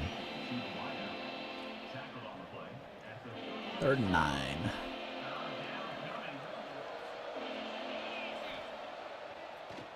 Oh, no, that safety's there. Shoot, they're in zone. It's against man. Or, not safety, a corner. Do I use sliders? No. So what I do is I play on Heisman, but I put in like a bunch of like made-up rules that I have to follow to make it more difficult. So the rules are I have to do coach suggestion play calling, so I can only choose between the 3 plays they offer me every time. I can't scramble on quarter or on passing plays, and I can't use the transfer portal, but I can lose people to the portal. So I have to do all my recruiting through the high school recruits. And as you can see here, I'm year 4 and struggling. So I think it's making it hard enough for me.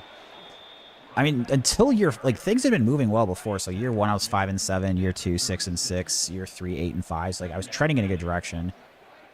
And then these last handful of games today have made me want to pull my hair out. Get the stop here. I mean, even like Rutgers, this is a trash team, and I can't move the ball. But Michigan State Dynasty took me a while to get going, so I did that one. I played 10 seasons. I won a national championship in year 10. Made it to the Natty in year 9. But I didn't make the playoff for the first time until year 7. So it did take a while to build.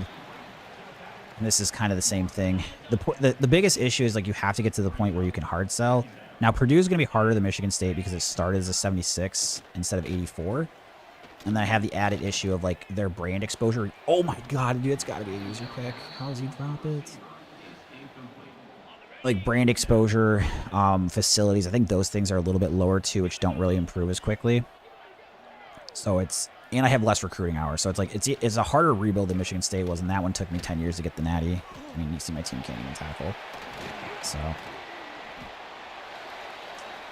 I saw that rumor, Seahawks, that his Fernando Mendoza's brother was going to transfer to Georgia Tech. I saw that he hit the portal and Georgia Tech was the rumor team. Is it official now? He's going there.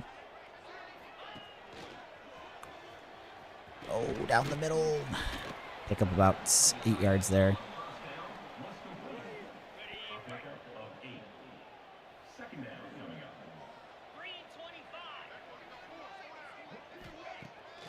Play action.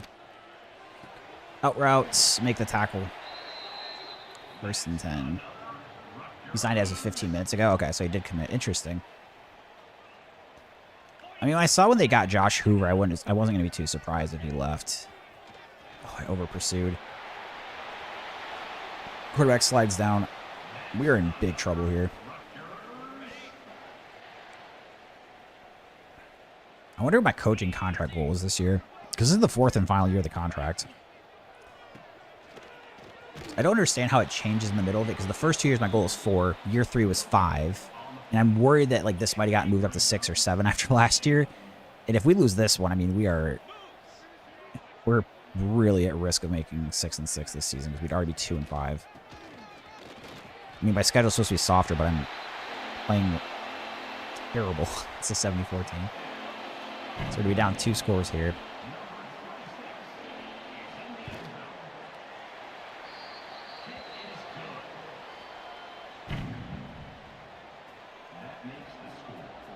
Deep kick over to Marvin. Just go for a fair catch.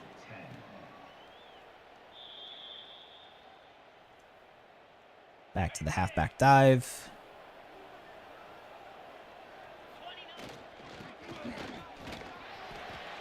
So we've still got about 5 minutes, 40 seconds of play time here. 3 timeouts, 2-minute timeout.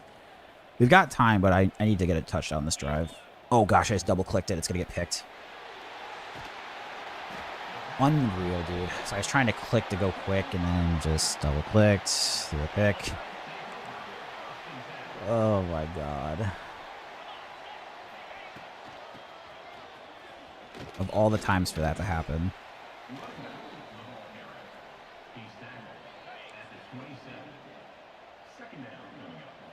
So we got Allen at linebacker. Stop up. Nice. Okay. Gotta try to hold in the 3 at least. I mean, it would still be a 2-score game if we hold in the 3. It'd be 2 touchdowns, 2 2-point conversions, but... So we got tight end going in motion. Quarterback keeps. Nice. Good tackle. All right. Hold him to the field goal attempt at least. Which is good.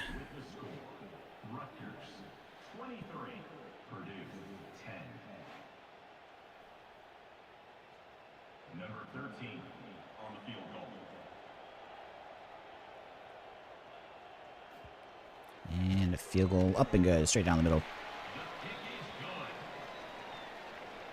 Straight down the middle. Deep kick to Weathersby. Go for a fair catch. So down 16. 5 minutes left. Big that we at least held that 1 to 3.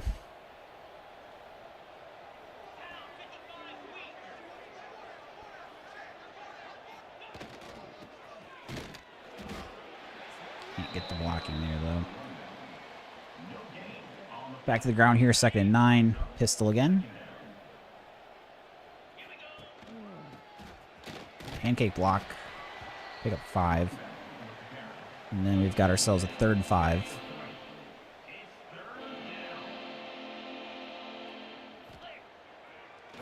Threw it too quick again. Dang. All right. 2-yard pickup. 4th and 3. I mean, this is pretty much ball game, honestly. If we got stopped, I don't really see a way that we win.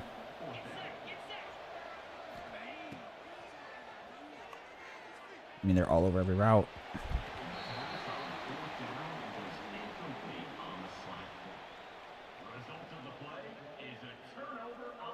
I just don't understand what's going on.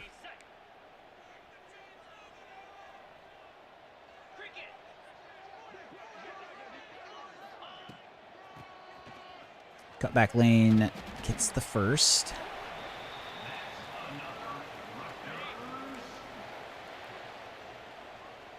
Kellum dropping into the box. Handoff.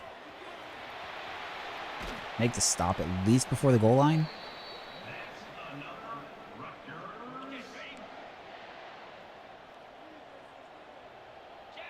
Then just going to sell out and run. Pick him up, throw him down. 2nd goal from the 2.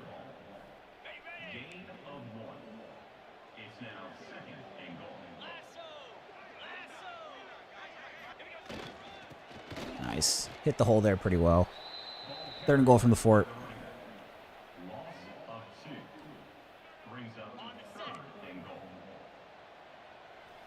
Crap, that safety's on the other side of the field. Touchdown. Give up the passing touchdown.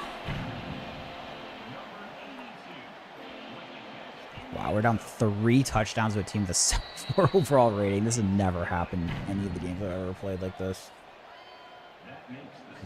Yeah. It's like I forgot how to play the game. Fair catch. 23 points, 3 minutes.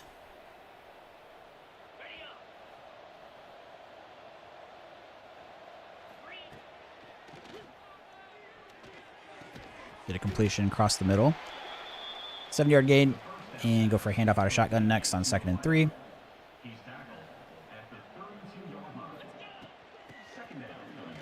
Fall forward. Do get the first down there, which is good. For another handoff.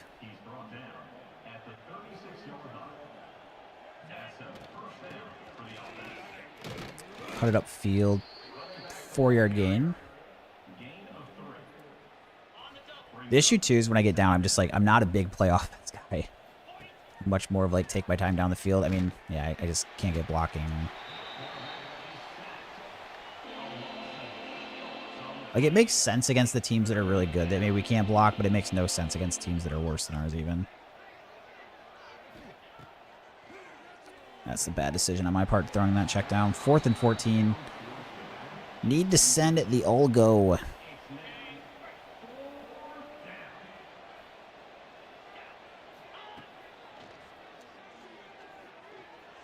Might have him, actually. Nope. Overthrown. Incomplete. Rutgers ball back. This might be the worst game of NCAA I've ever played. This Rutgers game. Given the situation of the teams. Stop them in the backfield. Call a timeout.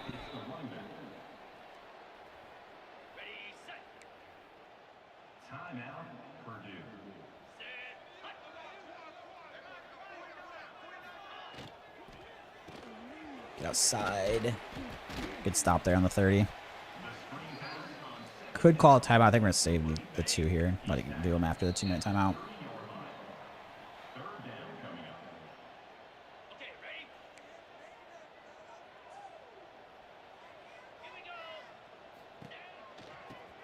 Counter back. Okay. So if they make this, it's a 4-possession game. I mean, the game is probably already over, but we'll give it our best shot. Field goal up and field goal good. 36-10.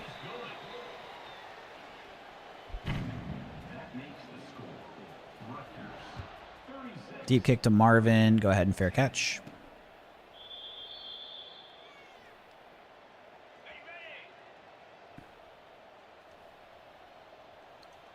Wrap goes into motion. Run with Pope up the middle. Nice. There we go. Jalen Pope with a pretty good gain. Down to the 43.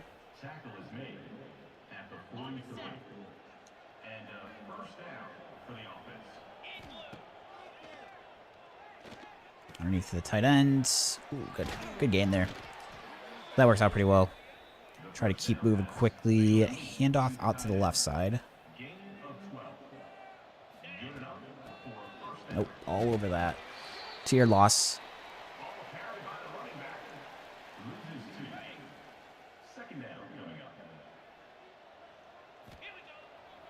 Quickly throw underneath. Down the field, about an 8-yard gain there. And let's go for a handoff to the left. I'd assume we have 2 plays here.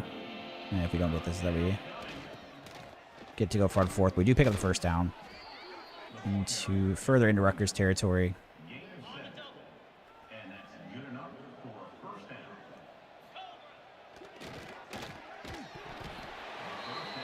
Incomplete.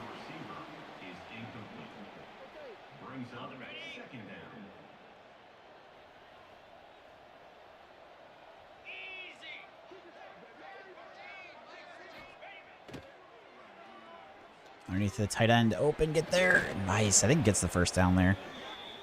Pretty good pickup. Stretch play out to the right. For moral support for the team. I think if we can get a touchdown here, I'll feel a little better. Drive down the field, do something. So pick up 4. And back to the ground again. We've got about 45 seconds left here. I can't remember who our next game's against. But as I mentioned, we don't have any more preseason ranked top 25 teams. But I also would guess that Rutgers is probably the worst, the lowest overall team that we play this year. We just got throttled. That was not a good idea on that out route. 4th and 3. Let's see if we can hit a little something here. Still got the 1 timeout as well. Nice. This looks to be open for a first at least. Take our timeout. 10 seconds.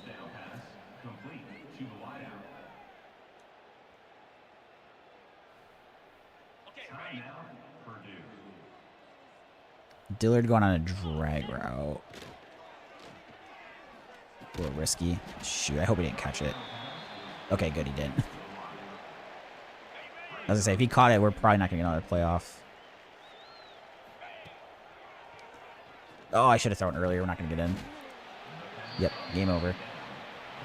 Wow, 36-10. That's painful. That one hurts. So we dropped to 2-5 on the season. 5 straight losses. To be fair, like 3 of them against really good teams, preseason top 8. So like those 3 games I can't be that mad about. This game and the Illinois game are just inexcusable. And we are really putting ourselves in a tough spot in this season. Got to try to regroup. Let's go ahead, return to the hub.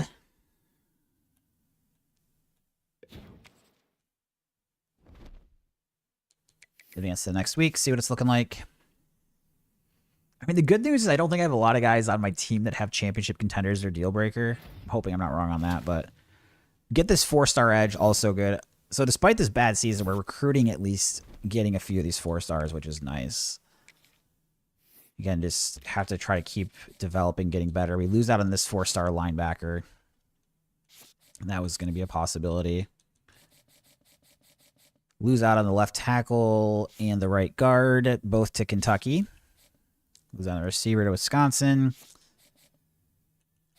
And then let's see what the rest of these.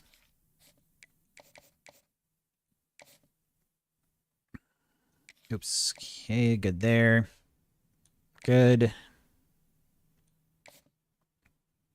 So I can't hard sell anybody anyways. Jerry said the seat's never been hotter, dude. You're not kidding. Let's take a look at the... I don't know what the coaching contract stuff will look like. I mean, I've done really good the first 3 years compared to my goals, so I don't know how much this is going to hurt. It's saying win... So our goal is still only to win 5 games this season, which, you know, is still kind of tough at 2-5. But you can see my job says 99% safe. The original contract was only to win 4 games. And then I've won... And then it was 5 last year, 5 this year. So I've won 5 wins, 6 wins, 8 wins. And then this year's been a step back. It's also my highest overall roster, but I think because the O-line and secondary are so horrendous, like the rest of the team's like doable, but those 2 spots are just, I mean, it's so noticeable and being such a problem. And the thing I'm concerned about is it's not like I have like great development O-linemen like coming up or anything like that. And I've had a lot of 4 stars. I think this has really hurt me where I'm like really high up in recruiting and then I fall off late.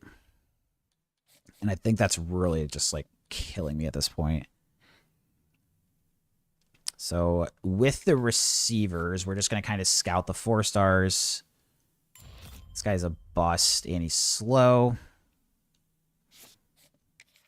And I'm just going to make sure. So Georgia Tech's offered him, so we're not going to go after scouting him yet. 87 speed. I mean, because we're so desperate right now. I mean, I only got 2 more of these guys to potentially look at. So let's just scout them and then at least offer 1 and try to start throwing points on. Okay, so 87, 86, 85.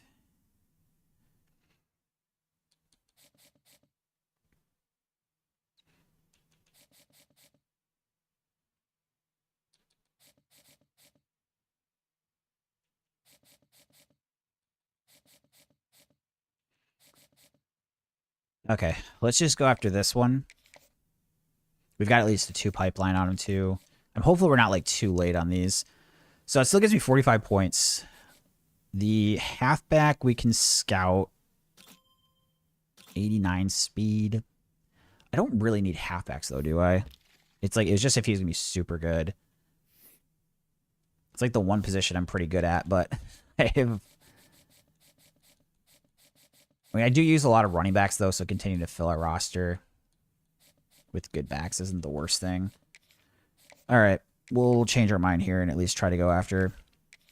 The next thing we'll have to think about, though, is I do have some needs at other positions.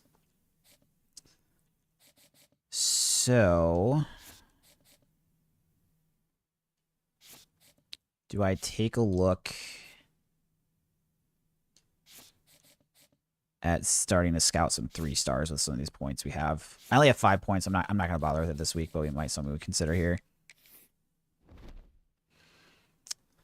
All right, so if I'm doing these long streams like this, I do need to take like a 5 minute. I'm hopeful like 5 to 7 minute dinner break here. I've got like a sandwich. I'm just gonna see how quick I can just like scarf down a sandwich off camera. You guys don't need to see me scarfing down food. So I'll take that, and then in about 5 7 minutes we'll probably be back. And I'm not gonna like log off stream. I'm just like stepping away for a minute, eat my dinner, and then we'll finish out the rest of the season.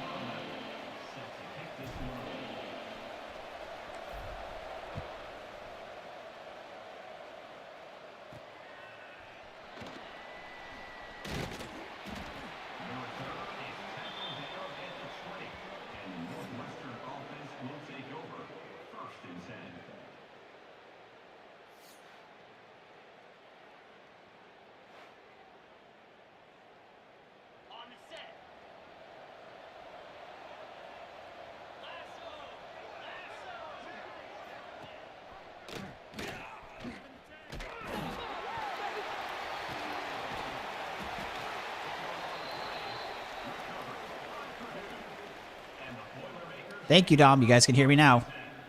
You guys can hear me. I forgot to turn the mic off when I was eating off camera. Thank you. And the nice thing is with poker, when I would do that, it would take 5 minutes to catch up. But now, now we're good. So anyways, we'll see if it ends up being a fumble. It is going to stand as a fumble. Thank you for catching that. I appreciate it. So we're going to go for a run to the right side after we get that first offensive play fumble. Unfortunately, we don't have much room to run. But big start to the game. I'm talking about a huge game for us here. Try to get things back in the right direction. We're on a 5-game losing streak. So the crosser, I think, is going to be just short of the first. So we'll have 3rd and 1. Try to pick this thing up on the ground here with Span. Nice. Get the first down. Goal to go situation. 1st and goal from the 8.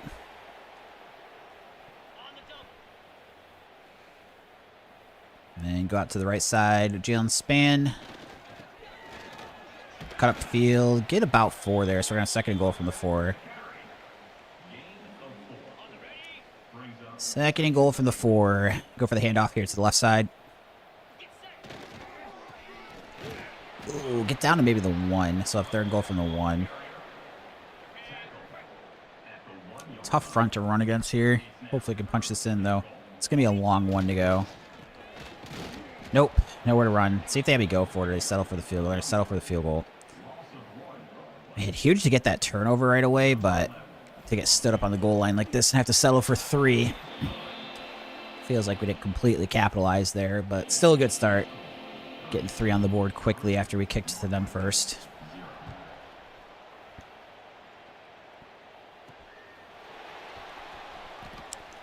Make the tackle. Make the tackle, make the stop. Using Allen here. Looks like play action. Wide open in the secondary.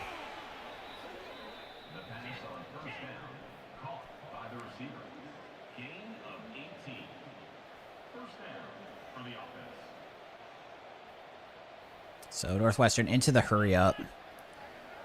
Got a receiver going in motion. Hands off to the running back. Get a gain of about 1 yard.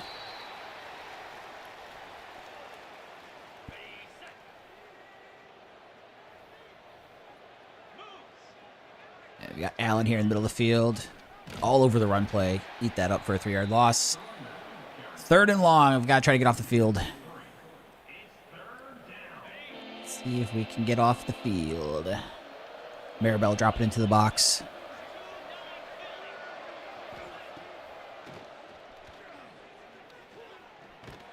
Nice, get the sack. I probably should have stayed a little shallower. There's actually a guy that curled short there that might have been open that could have caught, got a first down, but fortunately the D-line makes a good play. Getting to the quarterback. Deep kick here. Can I get to the left? A little juke and almost to midfield. Go for a run play over to the right.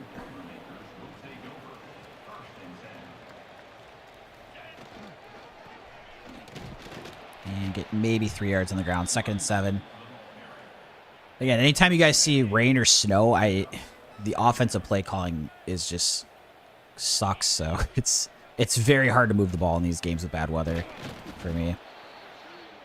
So we get 3rd and 8. We got press coverage on the outside of Harris. Let's see what the safety does. He's moving too far there. Oh, God, the tight end was wide open. God, dude, so open. That was a perfect play call against that defense, too, because it was man coverage, and whoever's supposed to cover him got completely lost there. Had all the room in the world to run. I just couldn't get the protection.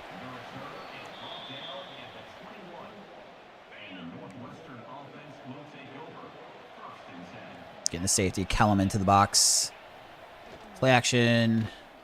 Oh, I shouldn't have tried to stay at the underneath guy. Left my zone too much. Got Hawkins here. And Northwestern trying to go in the hurry up. Stadium Pulse not really rocking. The crowd's not really there for this game.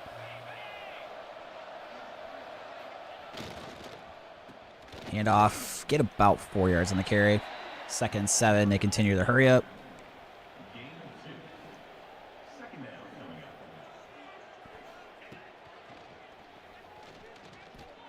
Check down in the back. Make a tackle in open field. 2-yard gain. Gets them at 3rd and 5.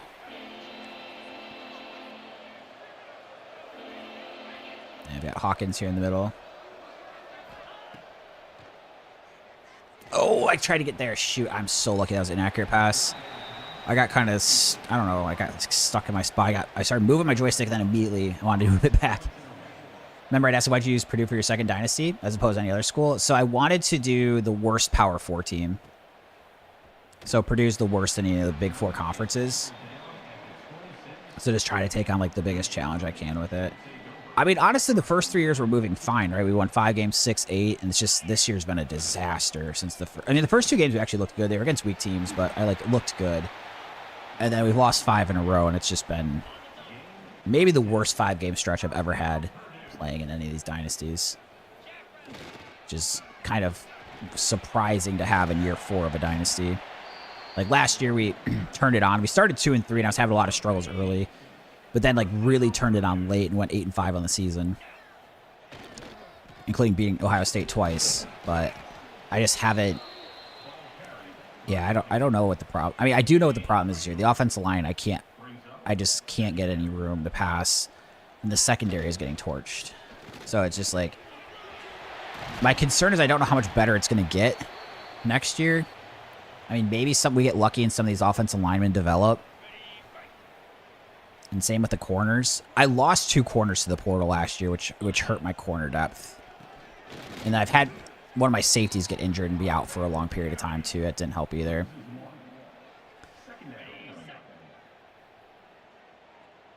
But I think the overwhelming trend has been I keep losing out on these 4-star prospects it looks like I'm going to get, like, last minute.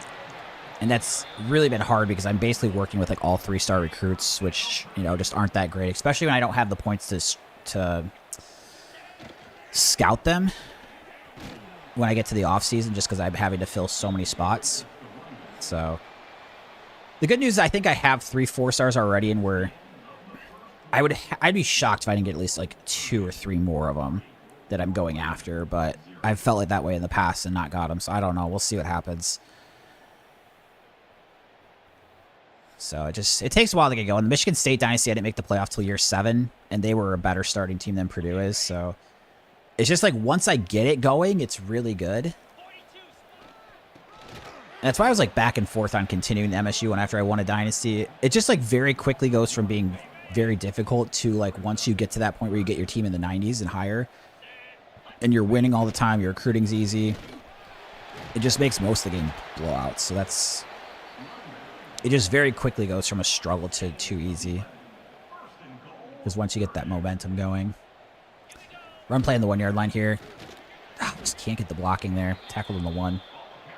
Try to punch this in on 2nd and goal from the 1. Remember I said Indiana knows that stroll of the dynasty? I don't have the Signetti plan of 2 years to a natty. Oh my god, he didn't get in. We're on the inch line again. And this is the biggest problem with the offensive line. Like, it's when it's either goal or 5 yards to go in the goal line or 3rd and 2 or shorter, you just get stopped so often. This time we get in, thank God. But that was a huge problem. And, like, it leads to you punting a lot, right? And, like, other spots where, like, once your O-line gets good and you just pick up those first downs a lot more. I think that's a huge part of it, just, like, getting a good offensive line. So I have been trying to put, like, an emphasis on looking for good O-linemen. The issue I'm running into is I just have, like, no 4-stars that have even their top 10.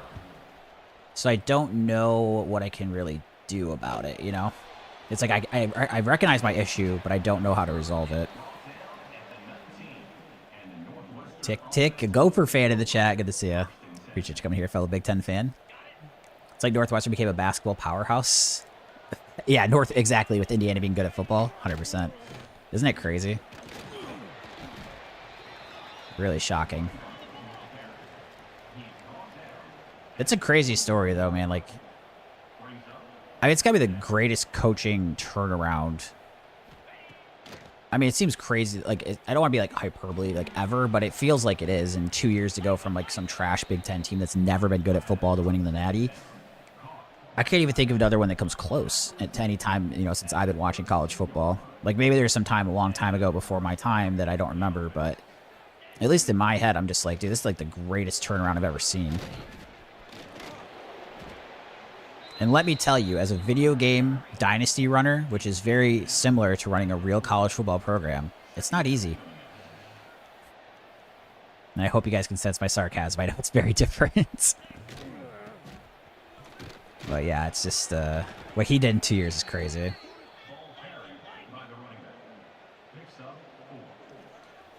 Tick Tick said the trick with O-line is to scout all of your O-line till you break into the top tier with that, and then the yellow one to get training boost. So I don't do, for the training boost, I don't do it manually. I progress it with the computer. So similar thing of like, I mean, I'm putting things in place to try to make it harder.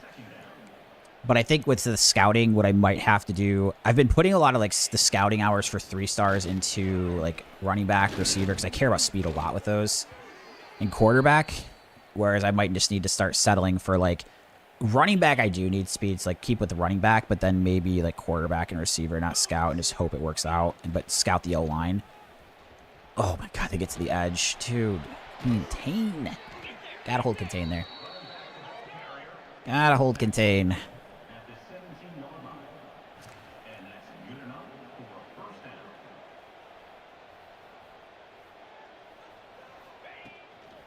The other thing is maybe I've been scouting like the 4 stars in the preseason. Maybe I just need to not scout 4 stars. Just know I'm just going to take them whatever they are.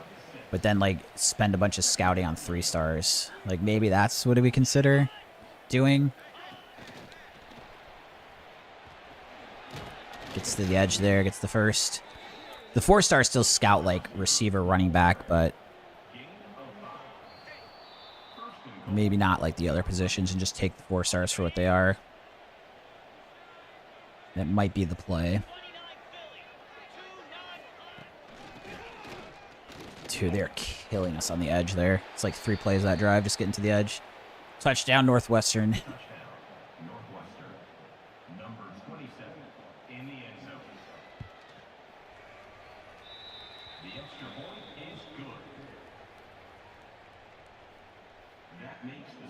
So, Tic Tac, I'm not quite sure what you're saying. Are you saying it's more important to scout the O-lineman then, even if it's like 3 stars, or I'm not sure I quite follow what you're saying. And then like only recruit gems or non-bust? Because I thought I saw a YouTube video that talked about like it's almost like you'd rather have a 3-star gem than a regular 4-star, but maybe that was wrong.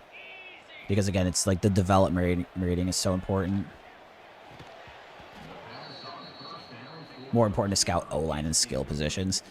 And I think I've been doing that backwards too, because, you know, at least the skill positions, at least that like you're using the quarterback, you're using the running back. Whereas like the other positions that you're not using, you know. So Northwestern calls a timeout. 3-star gem's usually better than a 4-star normal. Okay. So yeah, I guess something to keep in mind.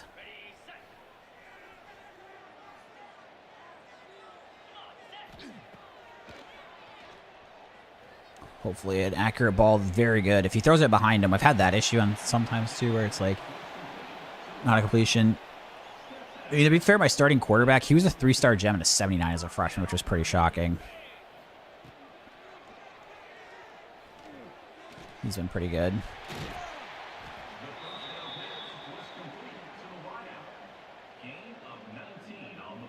So moving the ball a little bit.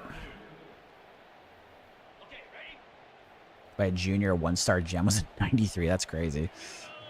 Yeah, that would be nice. A big jump like that. We have a minute 25 here. I think with 3 timeouts, I'm going to do chew clock for 1 play. Just got to make sure to take it off after this one. So we have no accelerated clock. If Harris can beat his guy deep, he might be open. Let's see. No, he's not going to be. Shake route's wide, though. And then I've got to take the chew clock off before the next play. Run play out to the right side. Nice go. Cut up field. I think it's the first to be close. No, they're going to say 2nd and 1. 30 seconds, still have our 3 timeouts. We're doing all right on time. Quick one to Dillard in the shake routes. Tackled. I guess we'll just call. I mean, I maybe could have gone up and ran the play quickly, but... So we have, like, potentially 3 plays with just 2 timeouts. Cut up field. There we go. Touchdown on the ground. Jalen Spann. That's a good one. Get us into the end zone. Take a 10-point lead. Pending an extra point. And we do tack it on there. 17-7. Kickoff to the left. Exactly, Jay. Dillard's been a really good freshman. He developed like crazy because he was I think a 66 freshman, and then we redshirted him. He came out as a 77 redshirt freshman or something like that. Maybe it was 67 to 78, but it's like he jumped 11, which is a lot. Maribel into the box here. See the handoff, make a stop. And that's probably going to be the last play of the half here. Was he a gem? I don't remember, actually. I don't remember. That's the end of the first half. With the score, Purdue 17, Northwestern 7. Setting up for a kick return here. Number 16 set to kick off. Deep kick to Marvin. Just go for a fair catch. Get the ball here to start the second half. Up by 10. It'd be awesome. We could put together a touchdown drive here and take a commanding lead. Jalen Pope on the handoff. Balling forward. Gets about 9. So good first down run. Run play over to the right now. And get that first. Perfect.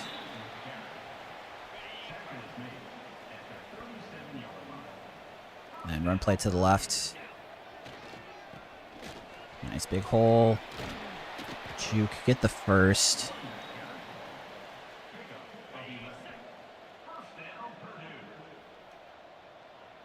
Run play to the right.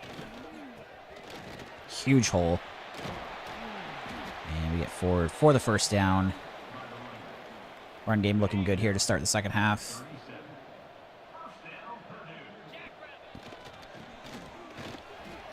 Another nice pounding run there. Just keep it on the ground.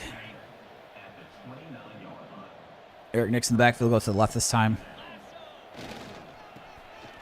Nice. Through the hole, pick it up.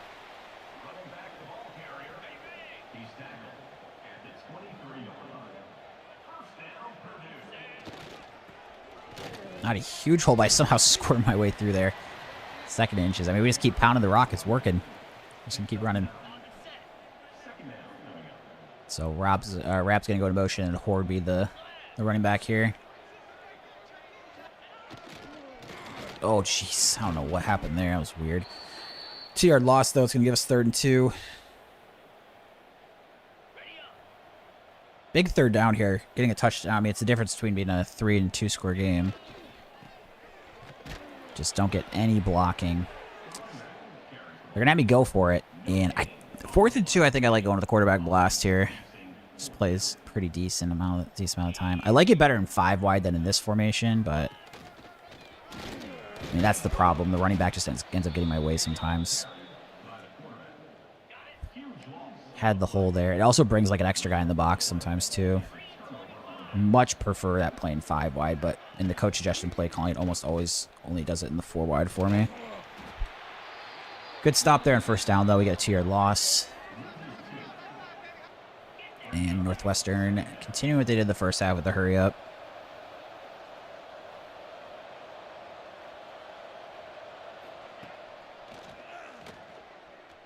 Underneath. Make the tackle there. 7-yard gain.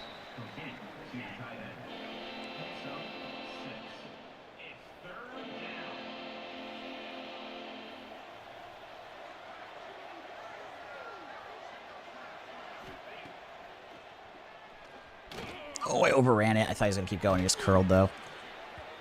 Right, they get the first.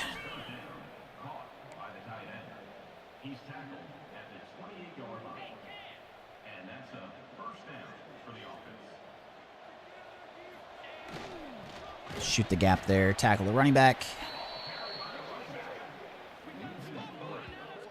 Good defensive play on that one.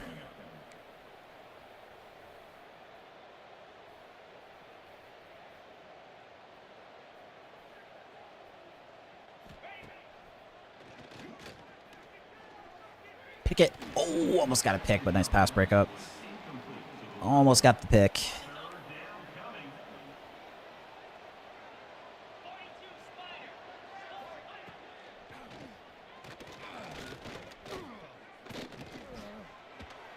Nice. All right, makes the catch, we make the tackle. Only a 4-yard gain, forces the punt.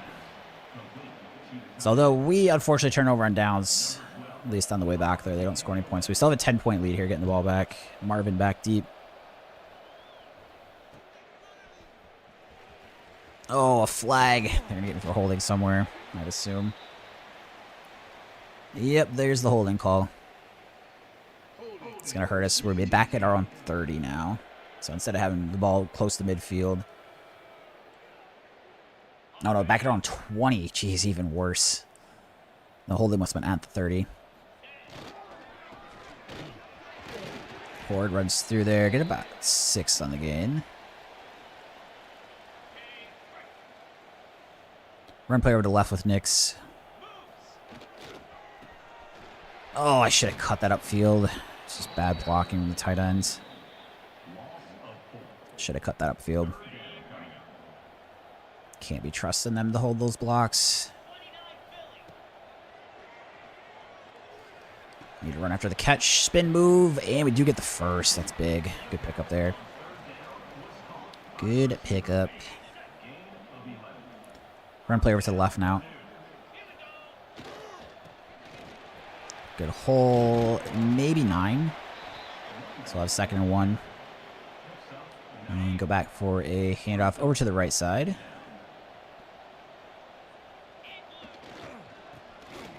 A little juke inside. Get to about midfield.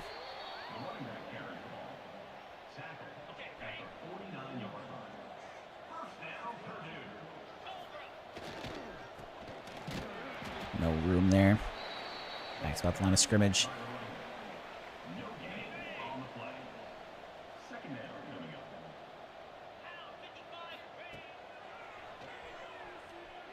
It's not a good idea. Probably better he dropped it. I would have lost some yards if he caught it. So we have ourselves in 3rd and long.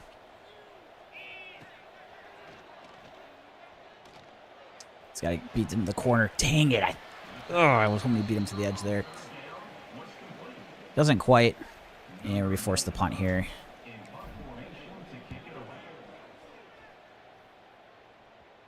And just down it here at the 9.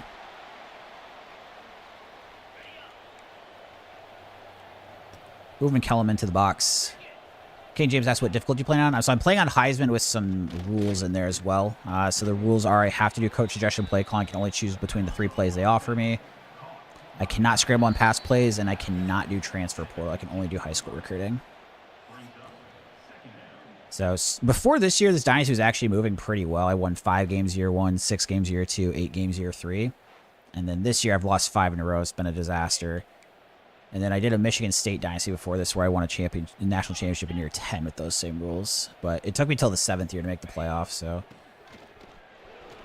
definitely slow building, but I'm honestly stunned with how awful this season's been. Because things were... Last year started kind of bad, but I really brought it together and did super good the second half of the year. And then this year has just been an absolute nightmare. But as long as we can get out here with a win, get ourselves back to 3 and 5, I mean... The good news is we had a lot of our tough games early on the schedule, so...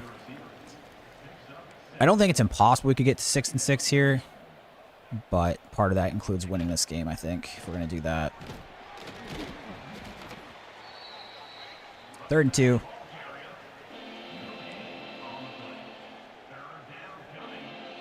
Got Allen here.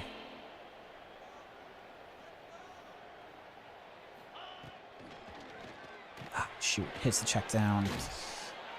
And they're going to the first there.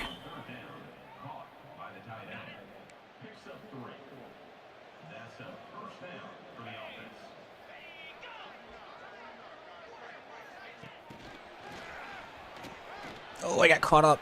Oh, I still got our hand on him. Okay. So we give up 7.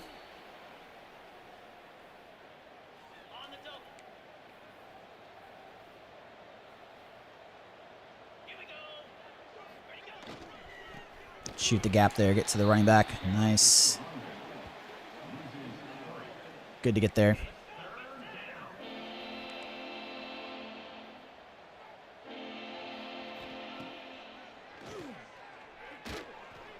Oh, he's going to run. Dang it. He's got the room for the first.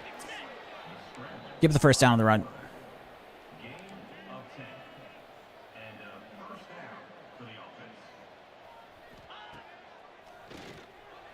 Out routes. Oh my god, that one guy blocks both of them. Yikes. Yikes, yikes, yikes.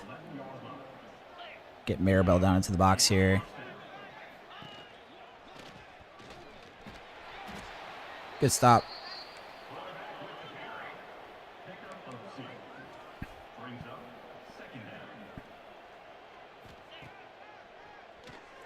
Get there.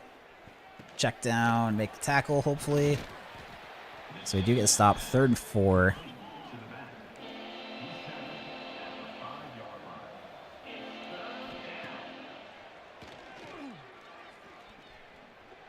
Wide open in the back of the end zone.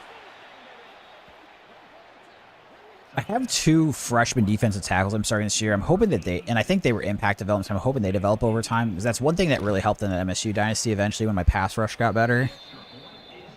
That was definitely a huge help.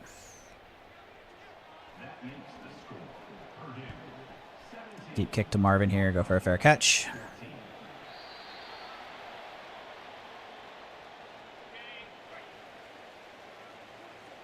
Run play to the right. Cut back. Northwestern uses their first timeout. Try going for the halfback screen across to the right side here. Weathersby.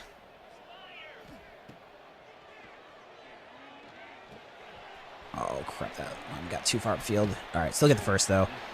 Northwestern uses their second timeout. Run to the left side here with Eric Nix. And not getting too much. Northwestern used their last timeout. So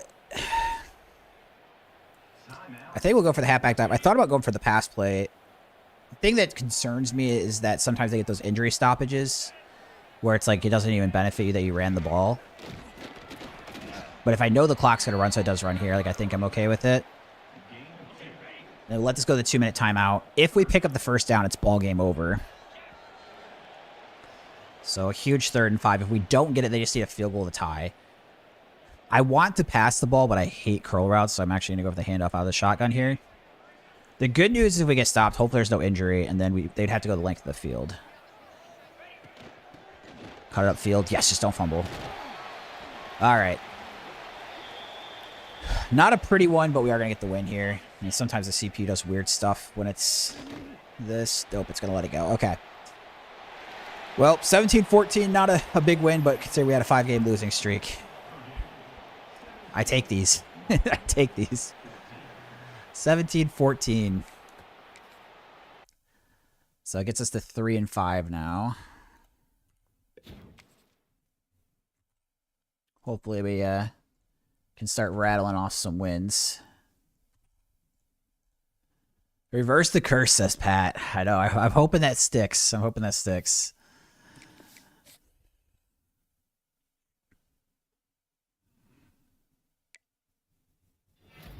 So we got some recruits here. We got the 4-star linebacker. That's good.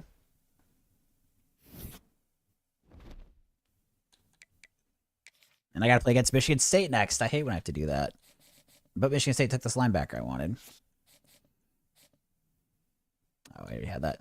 So is that our 4th? So we have 4 of those guys committed. This receiver we fell off. Ooh, Washington offered. We're behind. All right. Just give up here.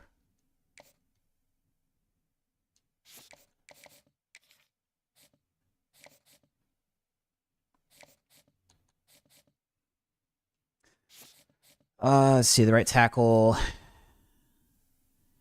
Yeah, I guess we just give up here. Okay, so I still have 250 hours. This is actually where we are today, so we're scouting for 3 stars.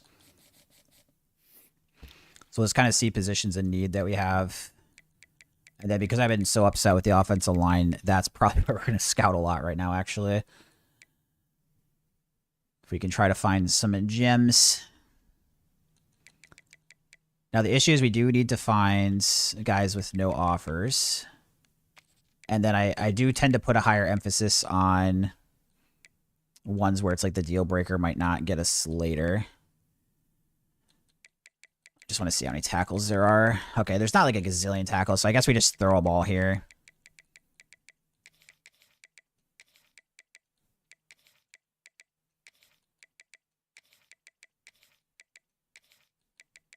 I don't usually bother with JUCO. Okay, so let's just kind of start going through scouting. And I'm basically just looking to get lucky with a gem. The thing is I can just get random 3 stars in the offseason.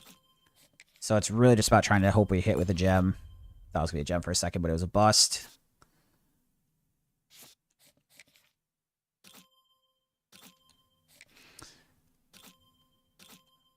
But even if some of the offensive linemen, like if I'm not getting them, I at least can scout them and see what their run block is. So you can see there's still some pretty big difference in some of the run block stats. I want good pass blocking, but because I throw a lot of my routes quick, I think it is manageable if they're... It's just more important that their run blocking stat is good, I think.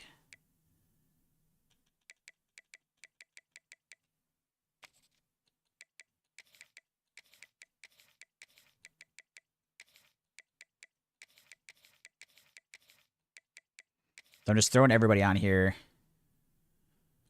It doesn't have an offer. It's a 3-star.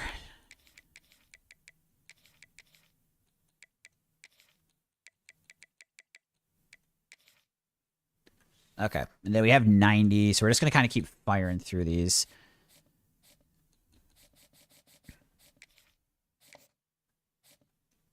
The good news is it's not too expensive right now. The bad news, I'm not getting any gems. It's hard to get gems, so it's not like we should be guaranteed them, but at least that guy has a 74 run block. Okay. So we'll kind of just like keep our eyes on these. And then go to the Michigan State game. 79. Michigan State's up to 87. This is a tough one, actually. All right. Well, when we're 3-5, we have got to try to get this one. Got to get one of these types of wins.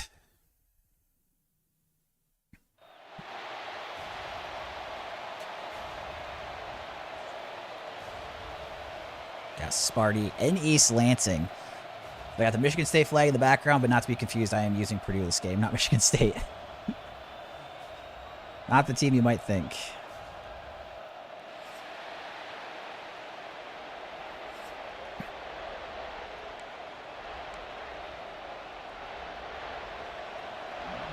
Kicking off to the Spartans first.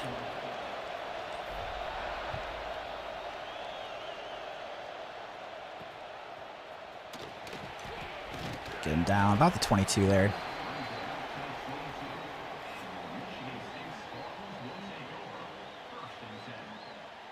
Mecca Tinker, the quarterback. He was their quarterback last year. He did pretty good against us, I think. I think I beat Michigan State last year. Kind of surprised I don't remember for sure, but I think we beat them. So I have an impact quarterback. This is play action. Quarterback on the run, slides down there, 3-yard gain.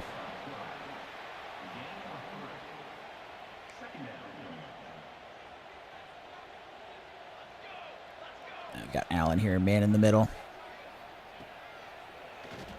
Ooh, crossbill, I should have stayed up there. Don't quite get the first down, it's 3rd and inches.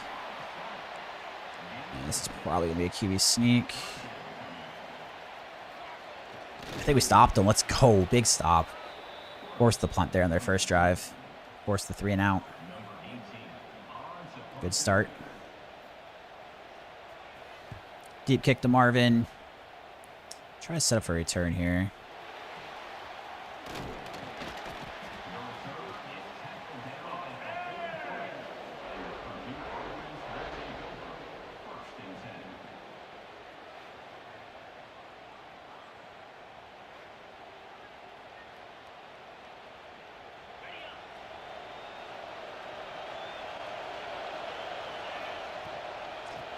Hand off, run to the side here, 1 yard gain.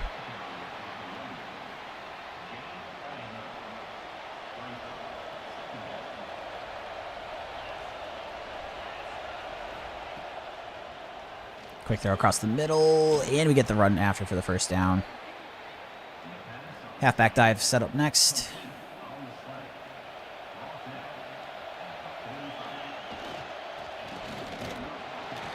Fall forward, maybe get 2 yards.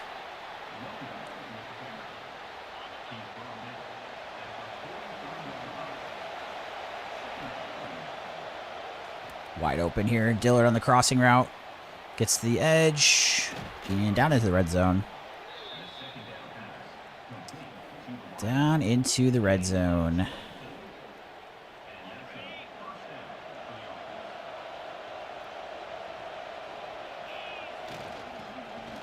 And unfortunately, the lineman gets around the edge there. 2 yard gain. Back to the air.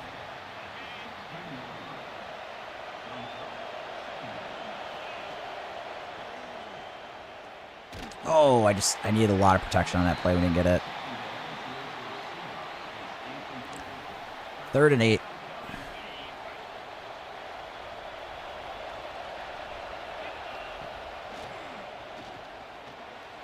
Across the middle. Got to get upfield. Nice. We do pick it up after the catch. So we got 1st and goal from the 4. Good run after the catch there.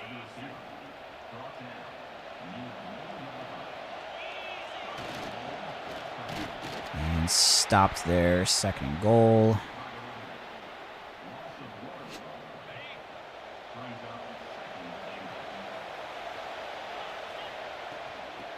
Oh, that pulling guard, dude. Block the guy in front of you. Wow. I like QB blast, but not 3rd and goal from the 5. So I think we're going to go for the slant route. Oh, my God. How did I get hit? I didn't even take a step back. I don't understand. They're going to go for it. 4th and goal from the 5.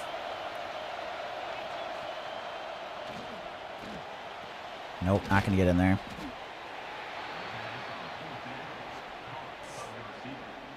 Oh my gosh. Getting no points, that drive's pretty brutal.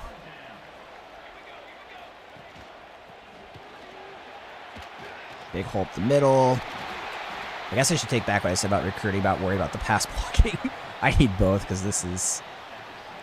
I didn't think my offensive line was very good last year either, but this has been clearly worse than last season was. And then the secondary has been clearly worse too. Nice stop there. 1 yard gain.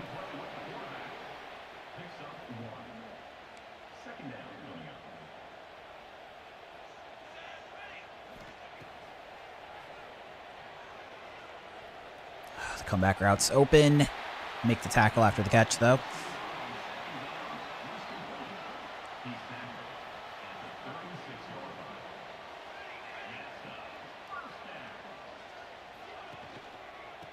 Run to the running back.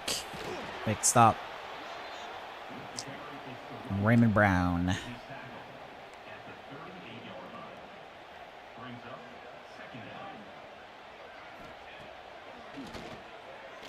Curl route. Nice. Good pass breakup. Good pass breakup.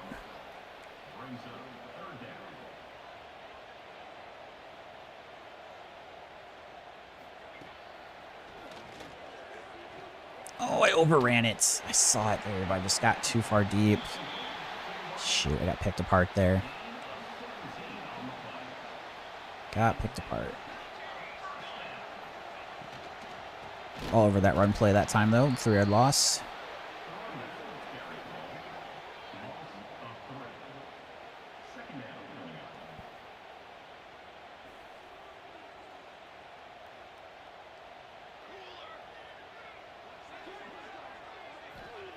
Screenplay. Oh boy, I don't know if I can get there though. Nice, good chase down from the corner for the safety. 3rd and 12. Got him 3rd and long. Try to keep them out of field goal range too.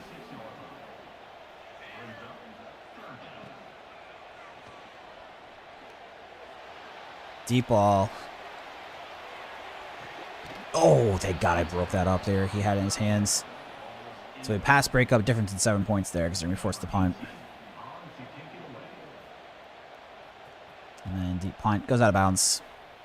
Actually, not a deep punt. That's a really bad punt. 32. We'll get the ball back here. No points so far late in the first quarter. A run play to the left. Gain about 1. Let's go for the screen play to the left now.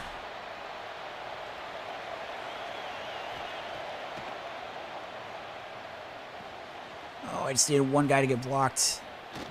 I still get a pretty good gain out of it. If we just had that one guy blocked, it was going to be a first down. 3rd and 2. At least we got it in 3rd and short. Just have to get rid of it. Nice, good catch in contact. End of the first quarter.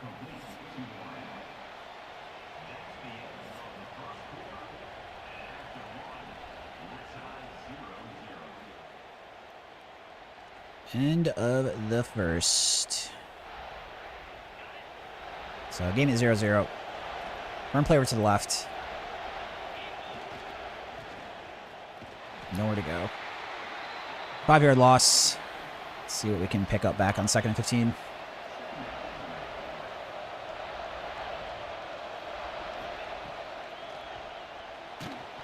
I mean, the guys can't even run their routes from getting hit. It's 3rd and 15. Get the block. Good block. Get there. Wow, we're actually going to pick this up, too. That's crazy.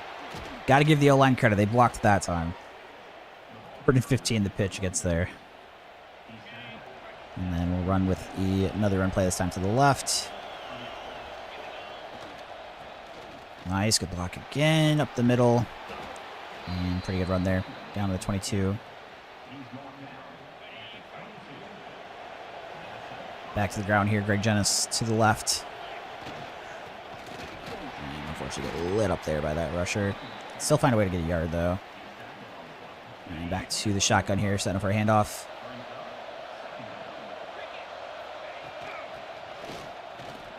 Make one guy miss. Gets about 6 of it, so we'll have 3rd and 3.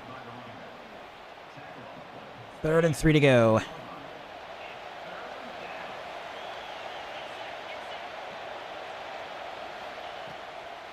Quick throw across the middle. It's wide open. And we got Tramar Harris getting the first down.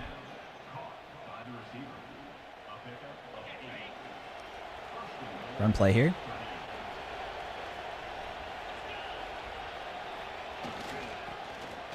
I probably should have tried to be a little more right there on the which hole I was hitting. We got 2nd and goal from the 5. Got down here last time and turned it over on downs. Try to finish off the drive this time. Diller just can't beat his man. It's one-on-one with a linebacker or a safety. Like, gotta win those. Just have got to win those. So it puts us at 3rd and 5.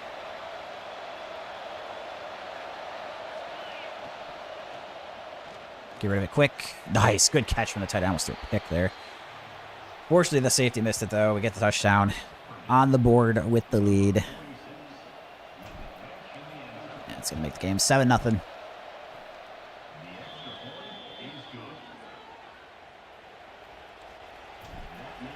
Deep kick over to the left.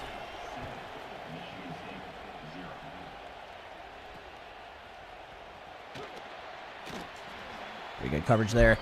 Out about to the 14.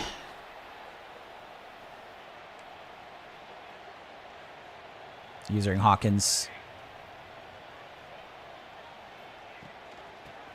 All over the running back. Nice. Good defense. Defense looking pretty good this game. Haven't given up any points yet. Making some stout plays.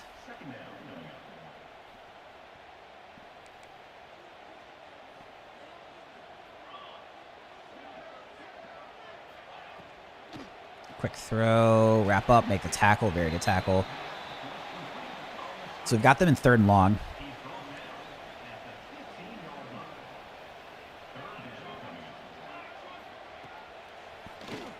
Oh, it's over that guy's head. What's he looking at? Oh my God. He must be like the man coverage for the running back and just was so locked in on the running back. He didn't see the ball right next to his head.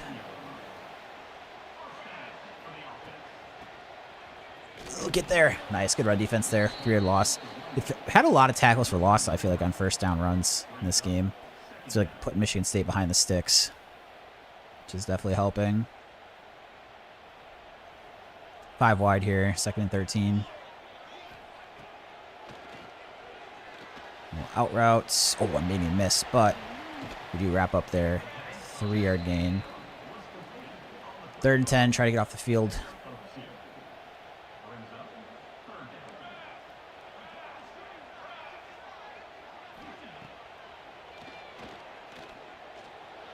Oh, I thought he picked it, and it went into the guy's hand. Oh my gosh, it was so close. Oh man, that's brutal. That was really close to a pick. And then, I mean, at least could have broke up the pass, but first down for MSU. 2 minutes left here in the half. Trying to get a win in East Lansing. Michigan State actually getting pretty good in this dynasty. They're 6-2 and 87 overall. I almost never root against Michigan State unless I'm playing against them in a video game, and that is the case right now.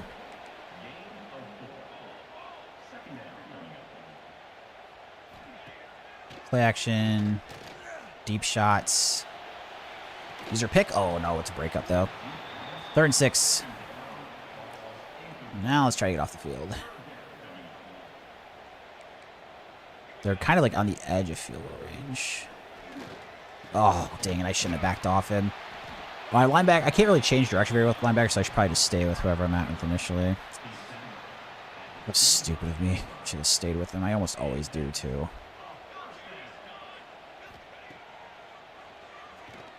Nice coverage from the D lineman, dropping back into coverage. That was very good.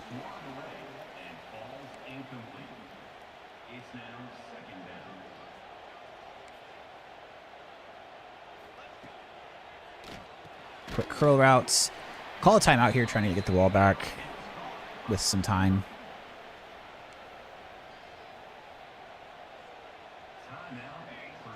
Hawkins here at linebacker.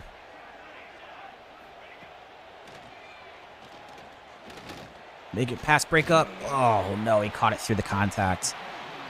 I think that's another one of the issues we've been having is, like, I just haven't gotten good receivers that can make those contested catches. And I do throw a lot of balls in the contested areas. Shoot, I should have called timeout. I missed that. And then they get us with a touchdown.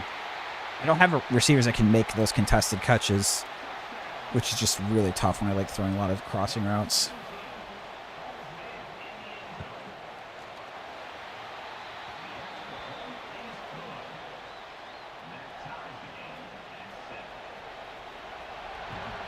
Deep kick here, just go for a fair catch. So we have 42 seconds, 2 timeouts. I definitely cost myself like 30 seconds by not calling that one timeout after they got the first down there. Open across the middle. Really good first down game. We probably get about 18.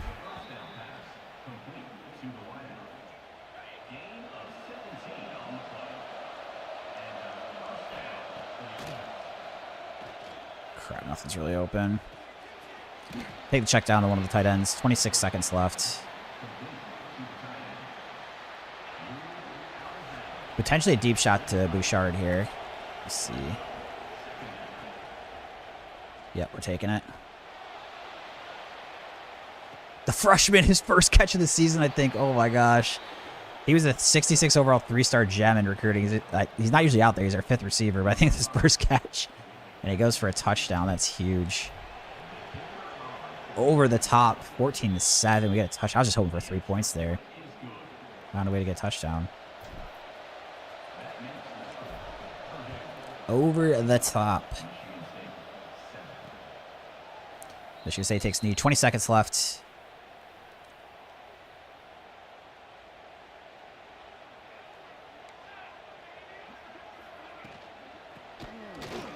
Oh, no. Don't give it up right back. Don't give up points right back. So they get a huge run there. That was exactly what we didn't need to do. Shoot, I'm not getting to the linebacker one time. Oh, good pass breakup. That would have put them in the field goal range. They still have 10 seconds, 2 timeouts. They probably have one more chance to try to get the field goal range, and then after that, it would just be Hail Mary time. Underneath. I don't think it's been field goal range, so it's not the worst to give that up. And they're set up in Hail Mary, so we'll take the linebacker. It's supposed to cover the running back at deep. Now, the issue with this, I don't want to get pass interference call. I had one of those earlier. So I'm like almost afraid of... I'm just going to stand here. Be in the way. Okay. Incomplete. Takes us at half. Up 14-7. I'm pretty happy with this one. As frustrating as some of those last like 6 games have been or so. That was the best half of football I think we've played since the first 2 games of the season. We're up by 14-7, getting the ball back. Keep kick to Marvin, fair catch.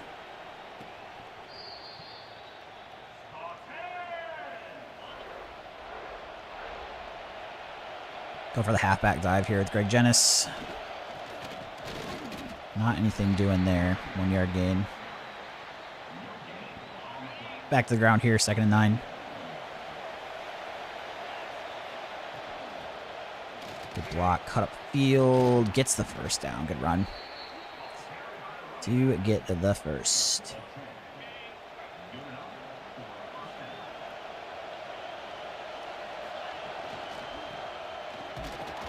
Going forward there. 3 yard gain. Try the quarterback blast here, 2nd and 7.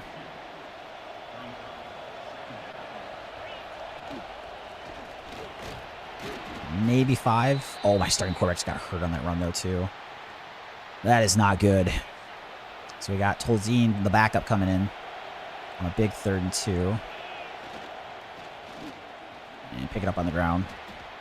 Still have yet. Emmett Tolzien, I haven't thrown his bruised ribs. Just keep it the backup. I haven't thrown a pass with him yet, so I don't even know if he's lefty or righty. All right, go for the handoff to the right side. On the run game, cut up field. Maybe could have stayed outside a little bit more. We do pick up about 4 on the ground there. Go back. Go to the air. His first pass. Nope. Woodhead's back in. All right. Oh, safety was coming down on the ball. Makes a play. At least I didn't throw a pick. At least I didn't throw a pick. Big 3rd and 6.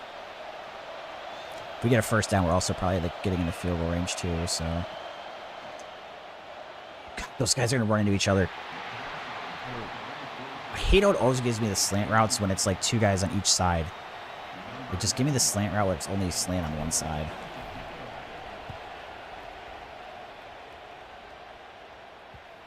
All right, down the ball at the 9. God, it's just so bad not get points that drive. Good run defense on that one. No gain, back to the line of scrimmage.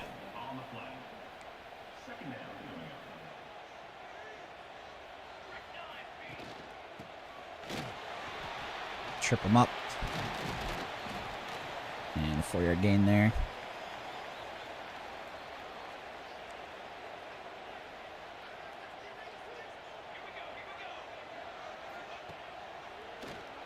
Quick throw the outside. They get the first down. Give up the first. Blitz at Hawkins here.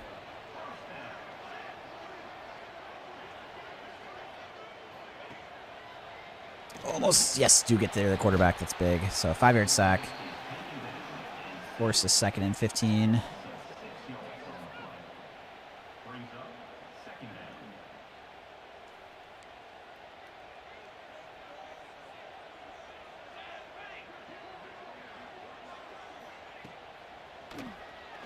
Keep him in front tackle.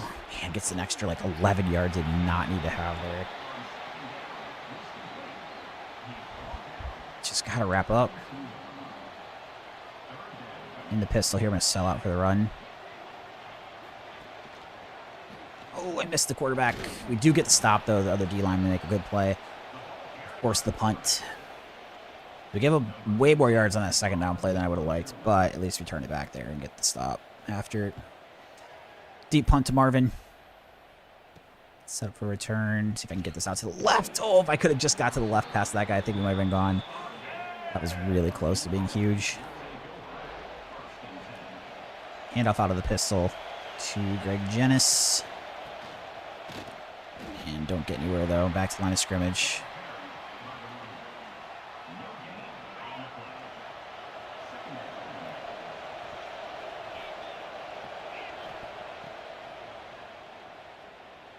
just barely get this off as I'm taking a hit.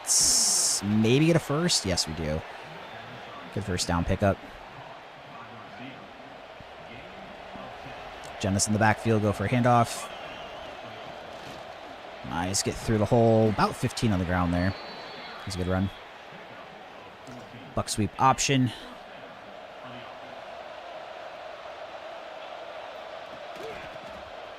Should have cut that upfield. The blocking outside was horrible. Had the middle there, I think, though. So, I mean, I should have cut that up.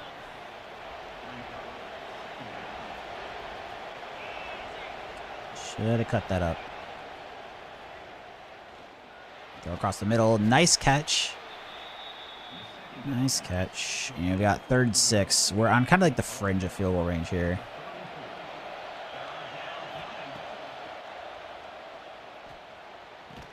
Wow, that's a good catch in traffic from Rab there. Very good catch in traffic. Let's go for a toss play out to the left. 1st and 10.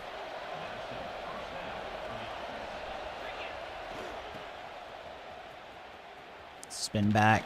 Maybe back to the line of scrimmage there. 2nd and 10.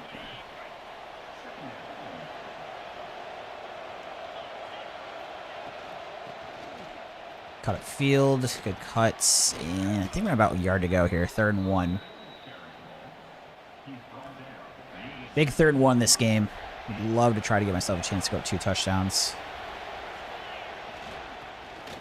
Huge run. Nice. Get about 3.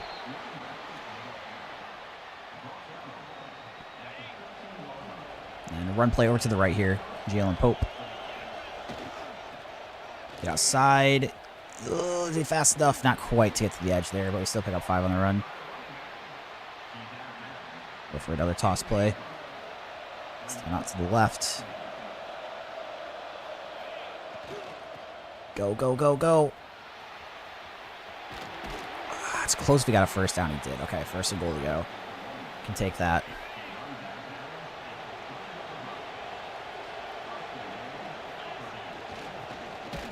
Nowhere to run. Really want like a cross. I don't want to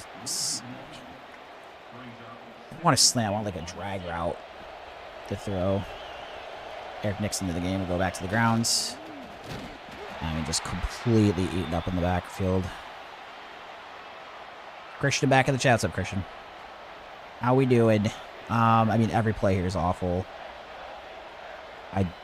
I genuinely think halfback draw is best possible way of scoring, which is horrific to say. Try to cut back, not going to. No score there. Likely just going to be taking the 3 points here. Try to take a 2-score lead to start the 4th quarter. It's just good, but I would have really liked to finish that drive off. Michigan State's good. Definitely a high. I mean, what is this game logic? Is there a single person in the chat that thinks you'd go for it here on 4th and goal when you're up 7? Probably not one person, right? This is such an obvious kick. Oh, my God. This makes me sick. We ended up getting the touchdown, but obviously I'm happy if we're going to get it, but that's just insane to go for in that spot, not take the 2-possession lead. Might have had rage. I might have been rage tilting if I didn't get that one. So we do get the touchdown, 21-7. I think even Dan Campbell would have kicked that one, and that's saying a lot. That man likes going for it.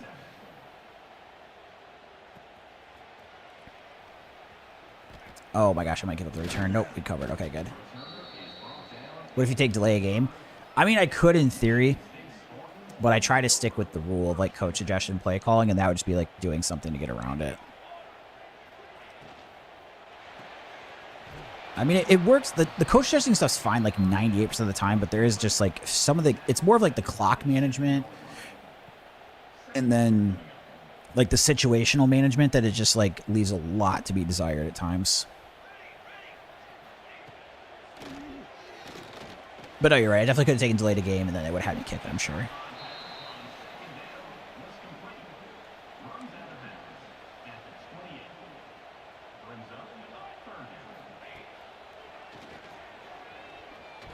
Oh, deep ball. He's wide open. Fortunately, it's like the slightest bit underthrown. So so I didn't go for 6, but just cannot be getting beat deep there.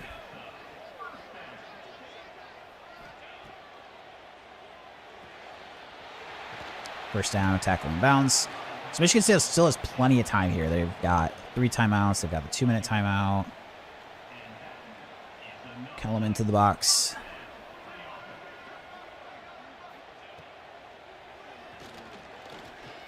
Pick it. Oh my gosh, I thought 51 might be there. Oh, they dropped it. Wow. 51. He was probably too shallow to pick it, but I thought he might for a second.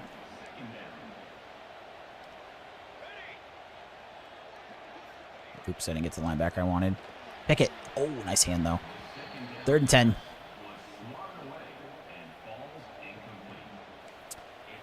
Third and 10.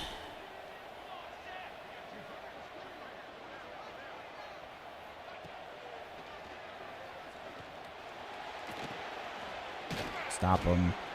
I assume they're going for this. Yeah, they're going to go for it. And they're going to hurry up. Let's see what they do on 4th and 4. Dang it, I got toasted on that drag route. Just didn't take a very good angle on it. So Michigan State makes it a touchdown game.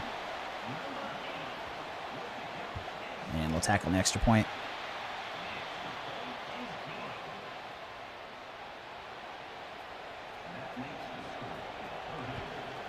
Deep kick, and just go for the fair catch.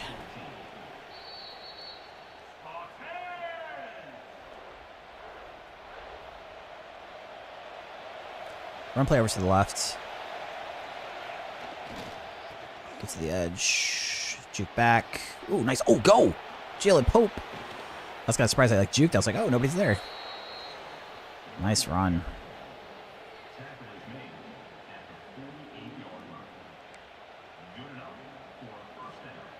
Very nice run. Go for another run to the right side. Try to keep moving that clock.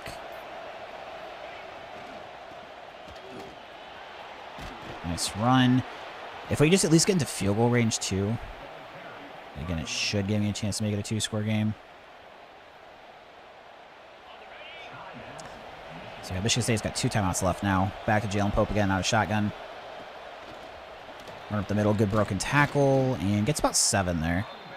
Michigan State is in their 2nd timeout.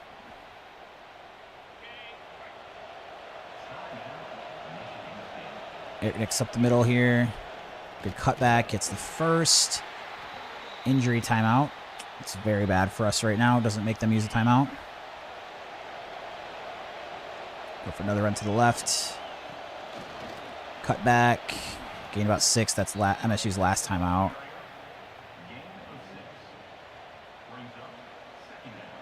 I'm going to go for the toss. It's a little risky, but the stretch plays just don't do a ton for me here. It was a super good play last year's game until they had like a patch, but... Gonna spin this back. Go, go, go, go! Didn't quite get in the end zone, but... We'll take the clock down to 2-minute, and realistically, it should end it, but I've seen the CPU have like weird decision-making at times and makes you run a 2nd down play, so... It lets you like kneel it first, and then the 2nd play, it makes you run it.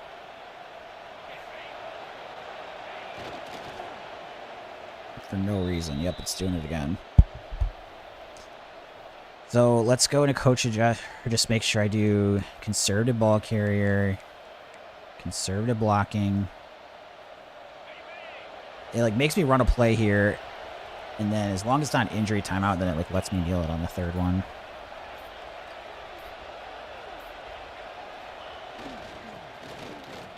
All right, get into the end zone.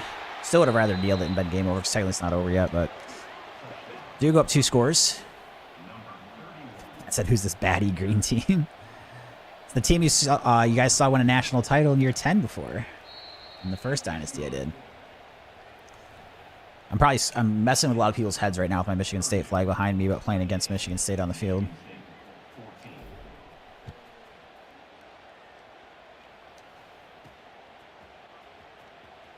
Nice, good hit.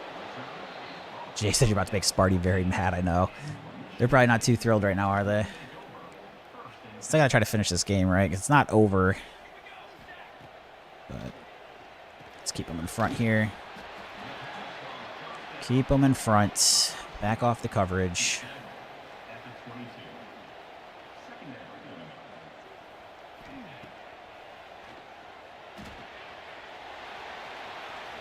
Keep away from the out of bounds there.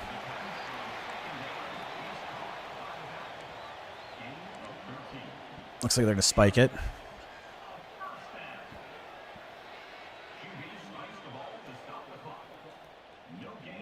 Cover 4 over the top. Brings up second down.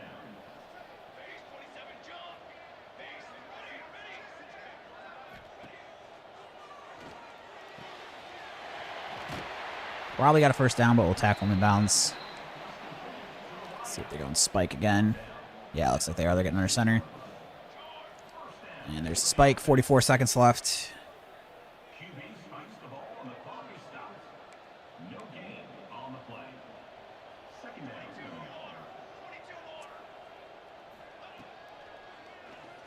Quick throw underneath. Intercepted. Bolin. That will officially end it. And that's a big win this year. The struggles we've had to beat an 87 overall team. Oh, man. That's a good one to get. So we moved to 4-5. That is a good one to get.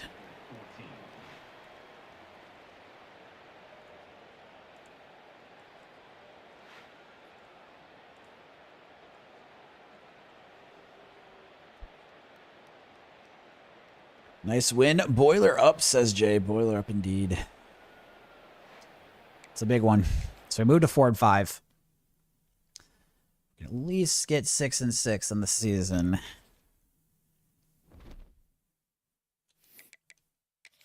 Advance on to next week.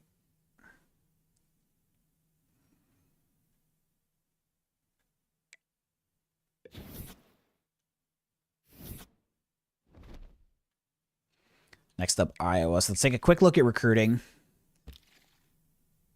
So we've got, I just need to make sure. I don't think we can hard sell any of these guys anymore, but now I can schedule visits now.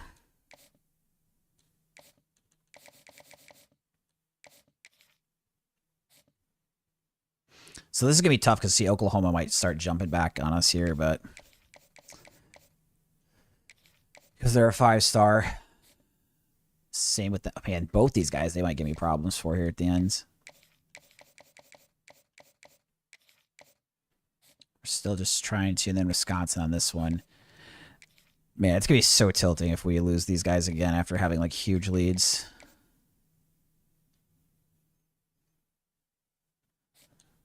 What's this one?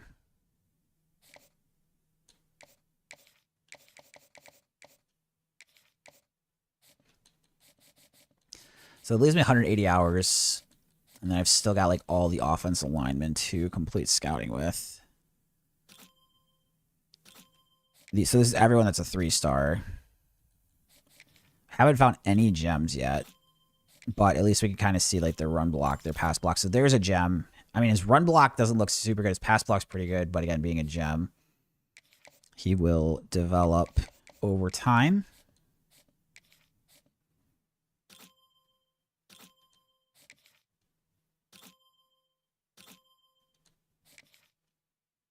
So at least we finally found one gem. The 3-star for lineman. So I'll move him up on the list.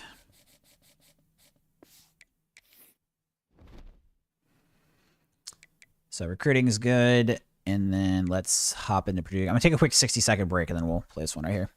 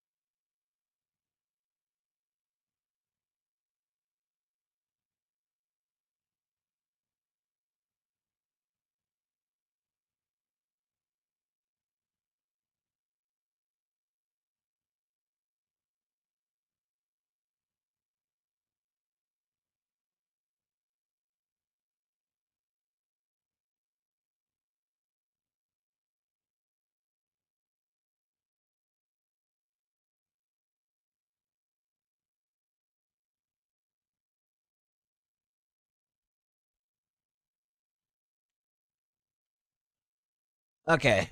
Week 10 against Purdue, 4-5 versus Iowa. We are Purdue. 4-5 versus 4-4, 79 versus 81. Probably get 3-game winning streaks. We got 2 wins in a row versus Northwestern and Michigan State.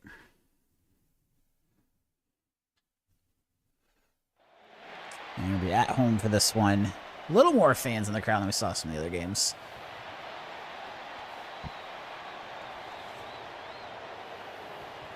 Bring on the Hawkeyes.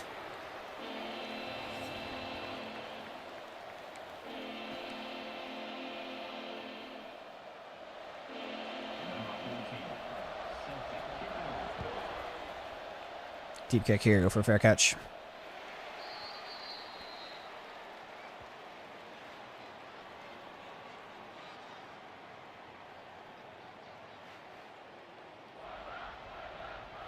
Teddy in the chat said, let's go Hawks.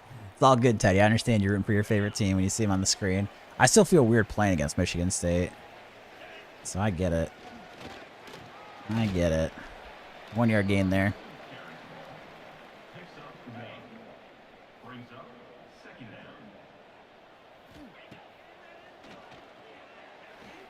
Throw the receiver underneath here. Get about 4 or 5. 3rd and 5. See if we can pick this thing up. Dillard going into motion. Crap, he's... Oh, there he goes. Okay, it's open. Just took a minute. Good blocking on that one to give me the time to find him. And a very good run after the catch. Halfback dive.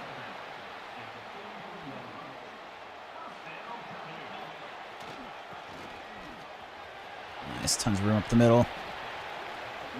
Jalen Span. And then we go for a play action out of shotgun.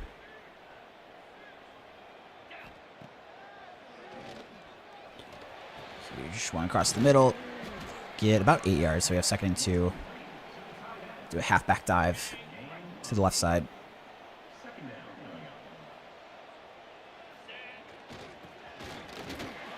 Fights through all the way down to goal to go. Moving the ball good early this drive.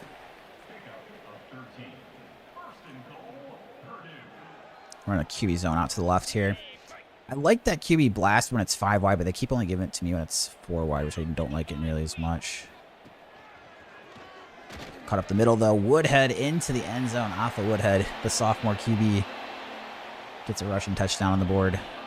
Very good start to the game here. He goes straight down the field for a touchdown.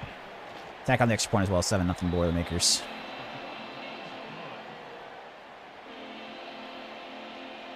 And kicking off to the left.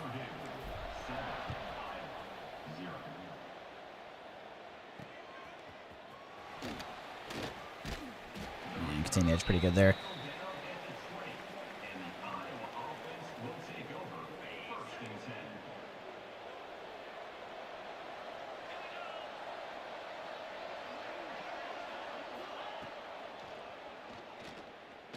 Oh, I was just out of my reach. Wow, that tight end is fast. Oh my gosh. Wow, he's quick. 97 is kind of a weird tight end number. Usually they're like in the 80s, but that dude was fast.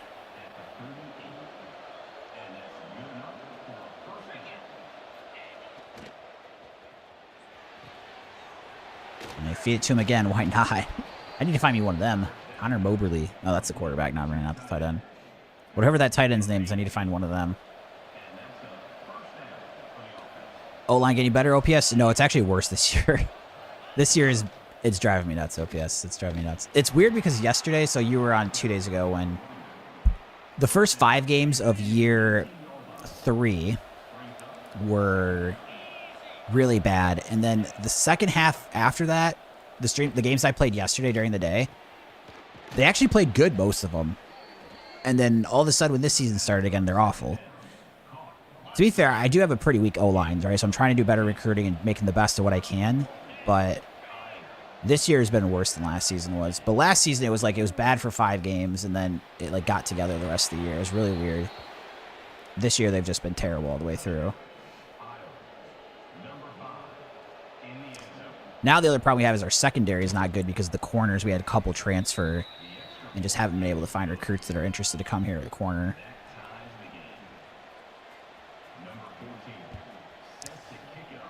All right, deep kick to Marvin. Go for the fair catch.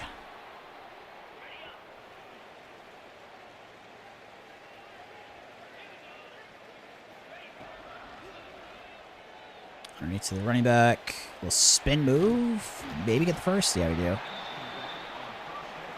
So it's 7 hours. Look at you go. Yeah, I want to try one of these streams where I do a full season. So if I'm kind of doing the math and like checking other streams, it would probably be between 9 to 12 and a half hours, which is pretty long, obviously. So I like the stream all the way through for the sense of like, if people want to watch in the evenings, it'll always be like late in the season. And not a lot of people like watching the off-season recruiting stuff. And that takes like an hour if I want to like get through it and do a decent job with it. So when I'm like midstream doing it, a lot of people seem to lose interest. So it's nice to just do it kind of at the beginning of the day and get it done. But obviously like 9 to 12 and a half hours is like pretty long streaming, I would think. It's something to do long-term continuously. But I don't know. It's definitely easier to stream longer hours with like a one-screen video game than poker. Like poker is much more intense for that. But we'll just, I'm still figuring stuff out and trying it out, so I figured I would trial it for today.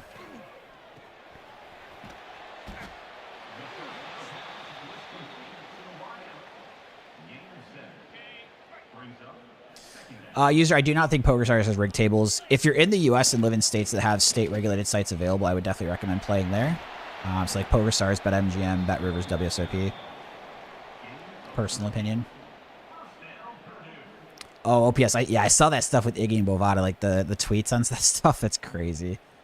I mean, it's kind of been assumed that stuff's been going on, but OPS say that poker's a ton of work switching tables. Yeah. It's like also too, like poker is just like a lot more intense. On top of like, you have so many games going at once, plus you're switching tables. And it's just way more intense than like, you know, streaming an offline Dynasty. It's like these streams are, I mean, obviously my poker streams are pretty chill. To be fair, people that listen to me, they probably think the opposite because I get way more annoyed at this game than I ever did at poker. But this is definitely a lot more chill. Poker is just like super intense. And I just had to be like so locked in while I was playing. Whereas here, it's like I can kind of have fun a little bit more, chatting and stuff, easier. I think I had the first down there. Yes, nice.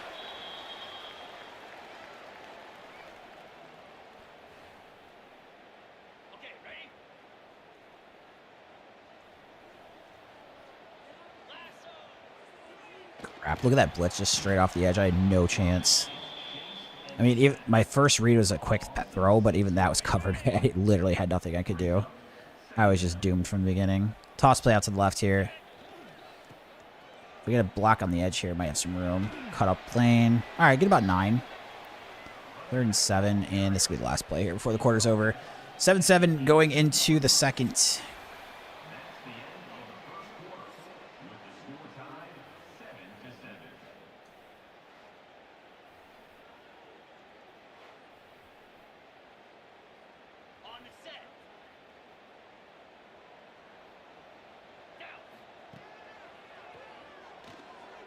Go get the first.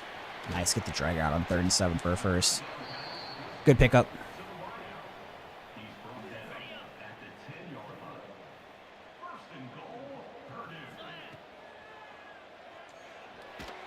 Catch it. Ah, dang, it's a hand in there. Good pass defense.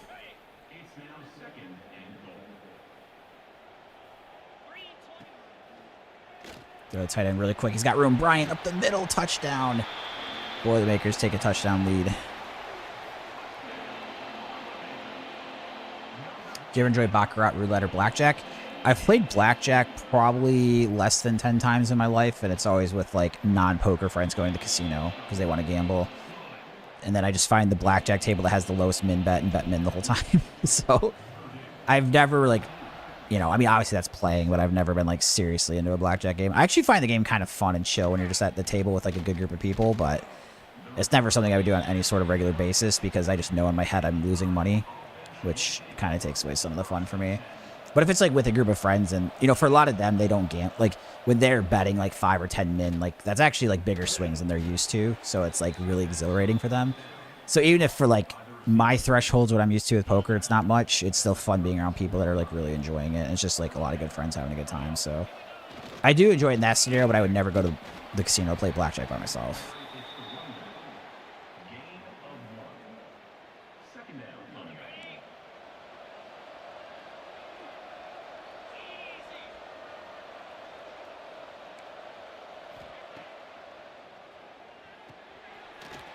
Nice tackle underneath here. 3rd and 3.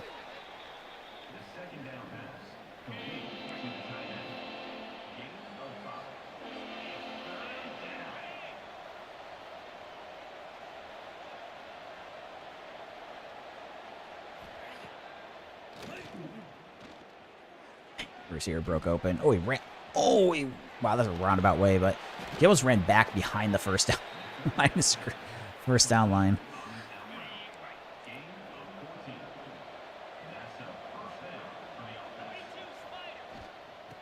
Oh, get there. Nice, good stop. 1 yard gain.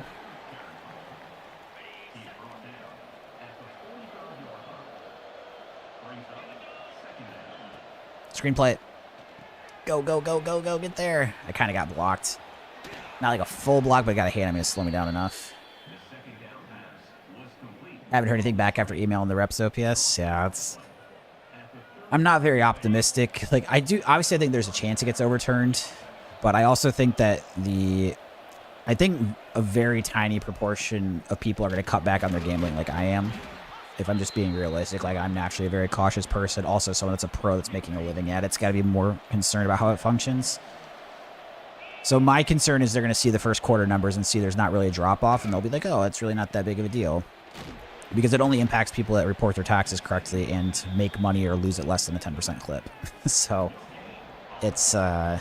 I was talking about it earlier, man. It just kind of sucks that there's just been so many things with like poker for me in the last year that have been like really like frustrating, I think, and like just disappointing in general. And it's just like thing after thing. So I've definitely like lost interest in poker compared to say where I was like, I don't know, like 12 months ago. But I still enjoy the game, and like I still want to play online for a living. But after I stopped streaming, it definitely became like I really love streaming, and that's why I'm so excited to be like streaming video games again. But, oh, man. Dude. You've got to tackle that guy. Yeah, it definitely kind of, like, took some of the spark away from me once I stopped streaming. And then I think a big part of the issue, too, is, like, having the looming tax situation where it's, like, I felt like there was, like, a expiration date on it, you know? Yeah, I'm thinking the same thing, right? And I don't even know that it's, like, next year with the W2G stuff. I think it's, like, once somebody gets audited and realizes how screwed you can get. Which might not be for, like, 18, 24 months, right? So, yeah, and by then, like, obviously if I haven't played, we were talking about this before, too, where it's like if I haven't played any online reps, like, I'm going to fall behind, too. Now, I can play GTO Wizard like we talked about, but I do think there's a lot to be said for, like, actually playing with real money involved and, like, on the table, right? Hand off to the left here. Out of Shoddy. Get a block. Cut up field. That's a good first down run there. Pick up the first on 2nd and 11.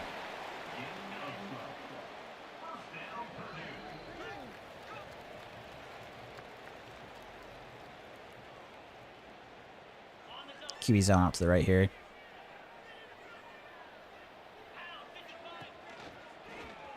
Oh, nowhere to run.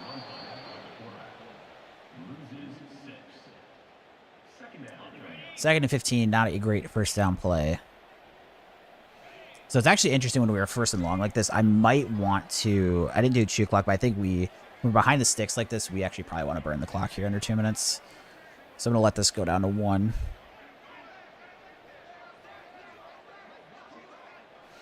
Yeah, exactly. Even if your personality type when playing poker is chill, it's like... It's not even like the I don't even know if it's just like the emotion side of it, but it's like the pressure that comes with making a decision with like actual money on the line, right? Like you can't replicate that feeling when you're just in Wizard. Oh, I didn't quite get the first. I was ready to pick up 3rd inches. Run to the right side. Greg Jennison in the backfield. Uh-oh. Oh, wow, he somehow falls forward for the first. Okay, I got to take the shoe clock off. Oh, shoot, I just put it on. It wasn't... That's right, I didn't actually do it because I... Okay. Situation figured out.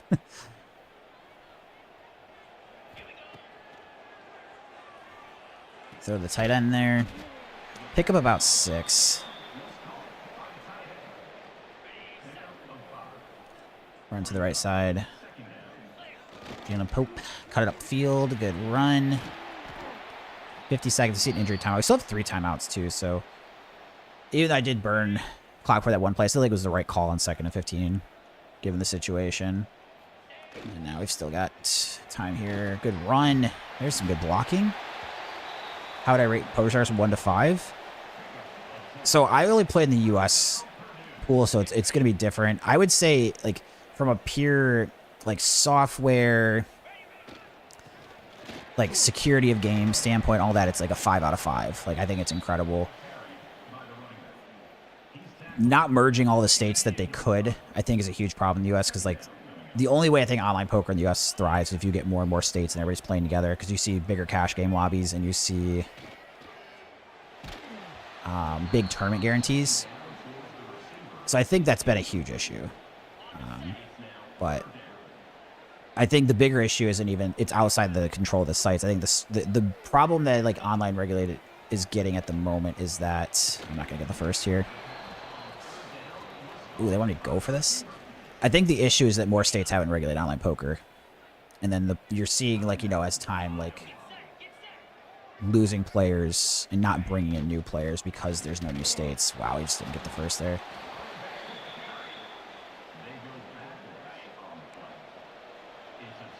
That's brutal.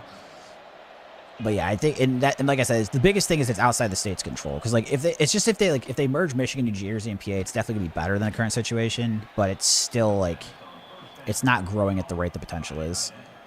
So when I decided to go full time with streaming and poker, a lot of it was I thought there was a high potential with the long term in the U.S. regulated market if they got more states in. Because I was hoping that the states that had online gambling, casino games, and online sports would, like, add poker, and then if that's the case, like, things would be booming and crazy. But it just hasn't happened, and, you know, there hasn't been, like, really any progress in the last 5 years on that front. Like, West Virginia got added recently, but they're only in one site. So that's been really frustrating because I just think there's so much potential. But then the more years that go by, the more concerns there are with, like, AI and online poker in the future and stuff, right? Like, I think the regulated sites are still good and everything. But, I mean, AI is, like, something I definitely do concern with long term. And if you're just, like, not growing with the states, like, I just think you're capping the potential of what's really high in the U.S., which is really frustrating. Ooh, underneath.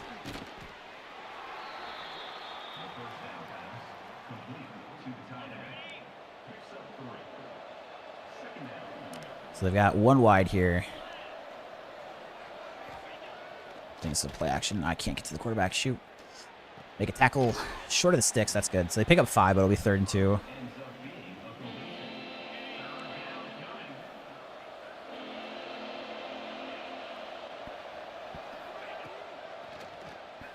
Try to bring the blitz. The check down's there. First down, Hawkeyes.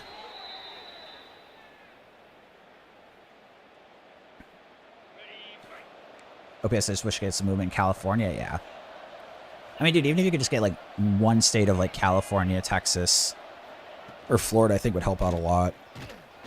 Just because they're, like, decently popular states in terms of, like, live poker. You have, like, some people transferring over.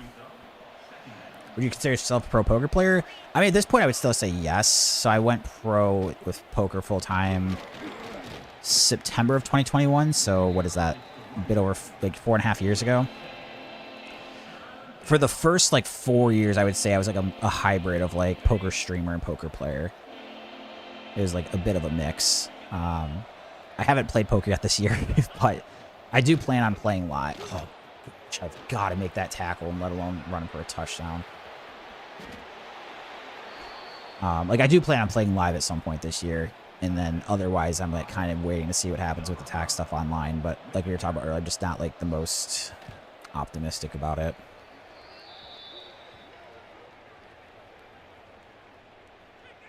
Yeah, my best year online results-wise was, like, 90... For online stats only, was, like, 97K.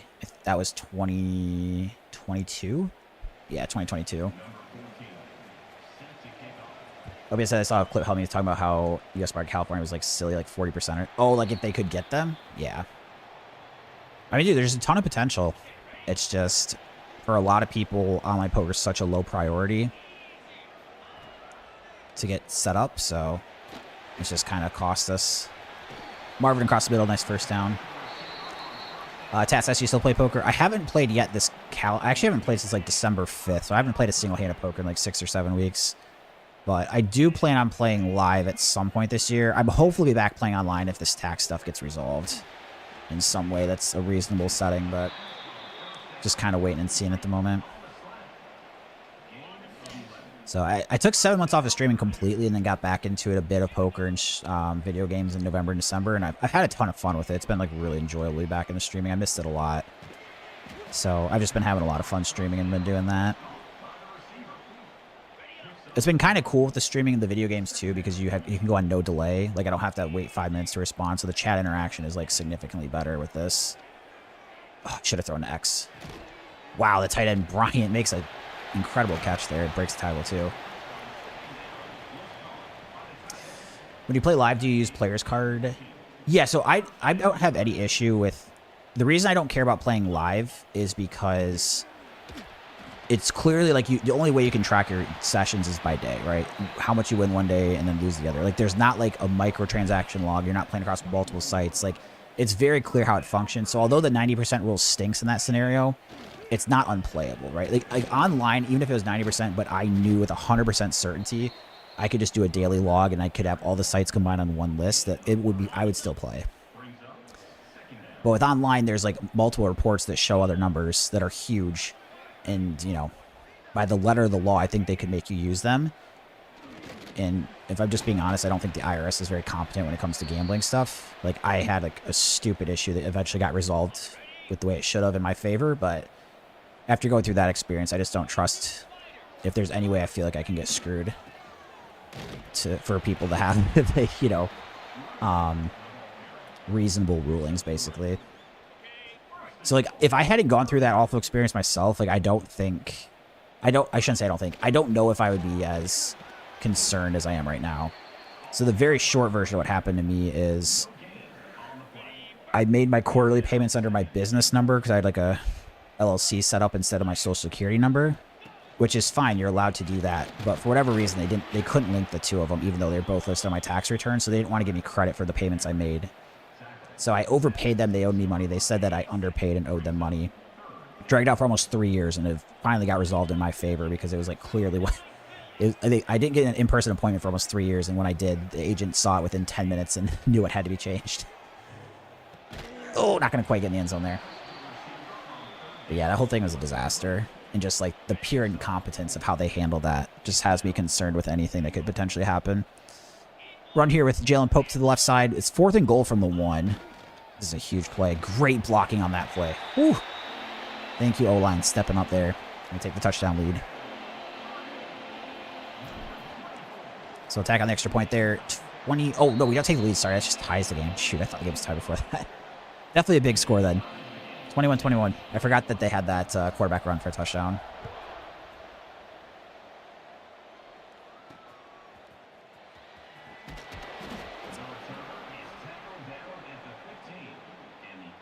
Said even when it passed and Doug was on Fox CNN with the congressman talking about it, and oh, the congressperson had no clue. Exactly. It's like they make, and this isn't like, I don't think this is an issue with the tax. Like the tax law in the U.S. just has like plenty of issues where things aren't clear, and like things can be left up for interpretation. And then it's like, okay, well, how does the person paying the taxes interpret it? How would the IRS interpret it?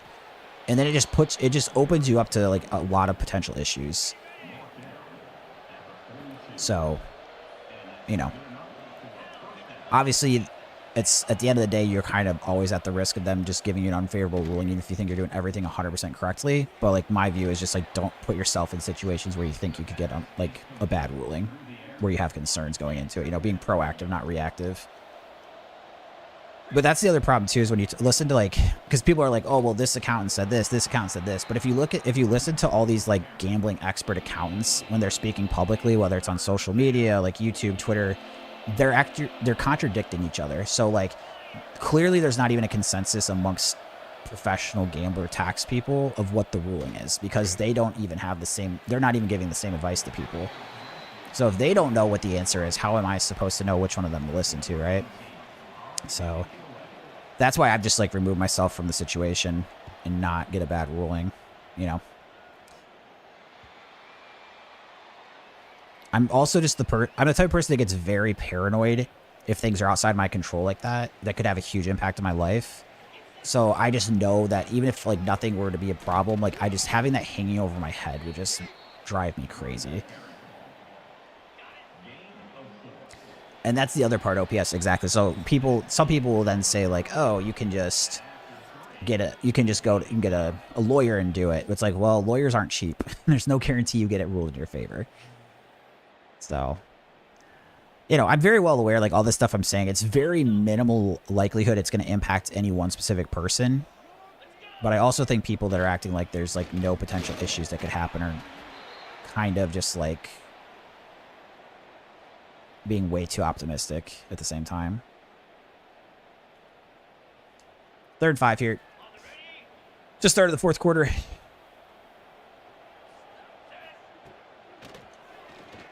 Nice. Dillard across the middle. Get the first down. So with the game being tied and us having the ball, we'll throw the chew clock on. We're in the advantage of the situation right now.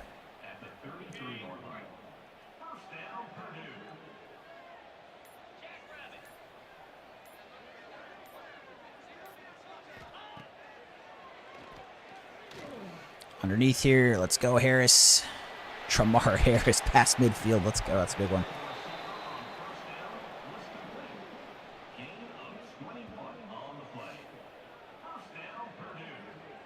And that's a tough math problem to do, OPS, 100%, right? Where it's like, okay, in theory, the days that you're down, you should try to play longer and chase it as long as you're, like, in a good mental state and all that. But like you said, at some point, it's just not worth it, you know, for what you're saving. Figuring out the equation of, like, where the bar is there is, like, a huge hard math problem to figure out.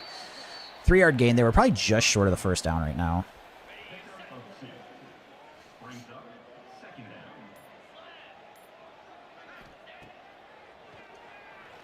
Ooh, across the middle. Pick up about 3, so we're going to have 3rd and 4. Let's go to the air. This is a big one. So if I get stopped, we'd have a 56-yard field goal if they have me kick it. I do have a freshman kicker, so I don't know if they would. Either way, this is just obviously a massive play. He's got to catch it in contact. Oh, it's going to be... Oh, he gave me the first. I thought we might be short of the first. So we're going to let that wind the clock down to the 2-minute timeout. We pick up the first down. And now it'd be like a 52-yarder from here. Got Eric Nix in the backfield. Take the handoff. Oh, I almost got to the edge there. 2-yard gain. Oh, no, I hope I didn't do the pass play. I almost hit the wrong button. So I would decide not to take a timeout. They're content letting this clock move just like I am. Fall forward. Now they're going to use a timeout.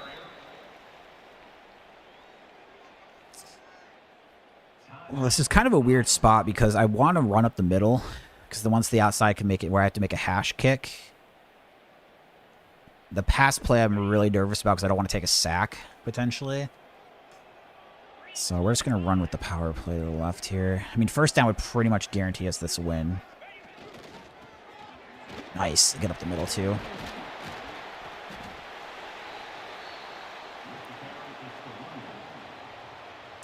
Okay, so now we're just going to go into conservative ball carrier, conservative block. I don't want holding calls. I don't want fumbles.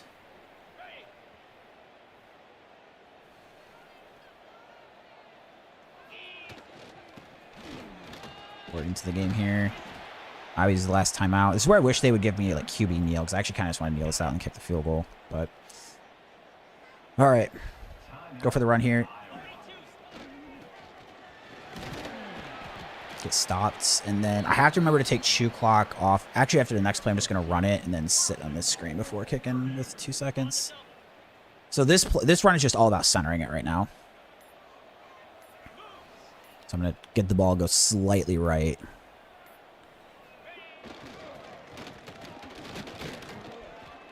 Okay.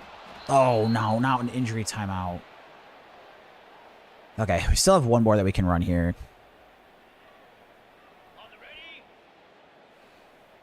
I'm going to be so tilted if they have another one. That's why I want to be able to QB kneel it. Okay, good. So I'm going to let this go down. I'm not going to pick a play. I don't want 2 clock to run a minute. I got 2 timeouts. We'll call it with 2 seconds left, and we'll send our field goal team out there. I had a punt blocked already today, so I'm hoping we can get a field goal blocked. But we'll take the timeout with 2 seconds. It's slightly to the left, but it's pretty centered.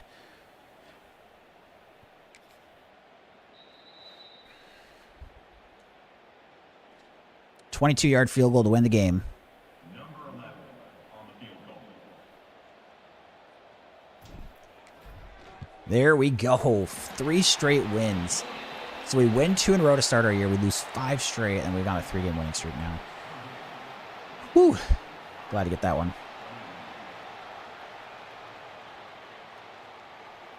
Yep. In OPS, me and you are on the same page here. Yeah.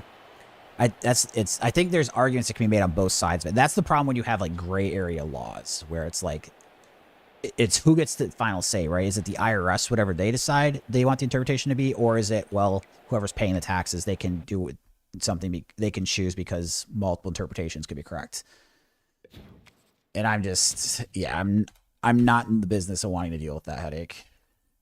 I think there's also something fair to be said too, is like, obviously for years I was like a hybrid streamer and player, and then, you know, the streaming stuff kind of just wasn't the opportunities that used to be there in the past. So I was like just playing now. And like, I wasn't a high stakes crusher, right? So I was like more of like a mid stakes rakeback grinder with some profit pre-rakeback too. But, you know, someone like me putting myself at that risk is different than someone that's making a couple $100,000 a year crushing high stakes. You know, it's a bigger sacrifice to make in their situation too. So we get to 5-5. We're on a bye week. We're just take a look at this recruiting here. See if there's anything we've got to do on the top people.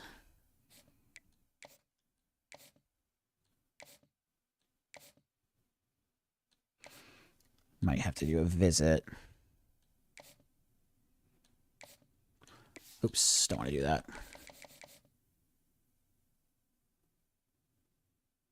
Yeah, exactly. If you want to deal with that, you became gotten a CPA. Touche, my friend, touche. I don't want to deal with that nonsense. Okay, so we have 185 points. Have I scouted all the offensive linemen? I don't think quite. I found the 1 gem.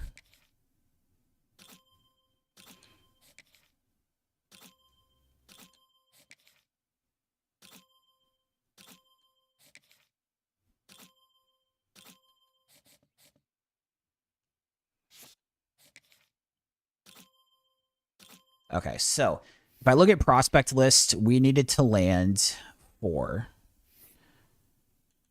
this offseason. So I've got at least the 1 gem we're working on. This guy here. Which we're not up there yet, but after the second time you do it, it usually goes up. This center, we've got a visit coming up, hopefully there. So I need at least 2. I think we might try doing 3 of these linemen, though. Let's just see. So when I look at the scouting, trying to decide run block stats important, and then we've got pass block as well. But I think run block's like probably the most important here. So let's just see if we have guys that just like jump out. Like this guy right away looks pretty good. So he seems like one that will try to do. I mean, I guess I shouldn't be that quick with that because we got more to do. 72, 74, 80 looks pretty good. 74, 74, 79.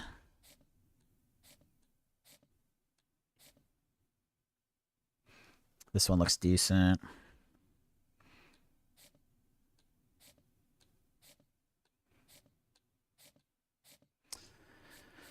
Okay, so where was these?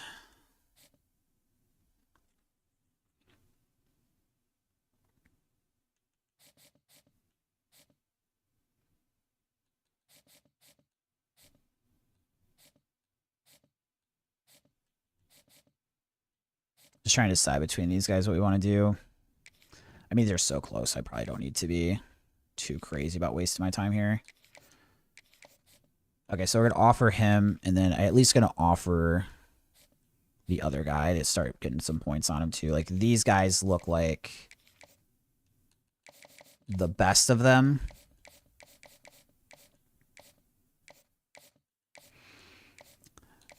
So I'm going to move these guys up.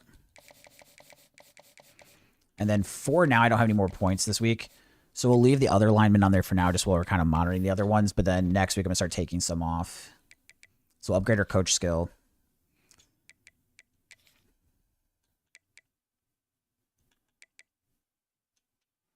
And then we got Nebraska next. So we're currently 5-5.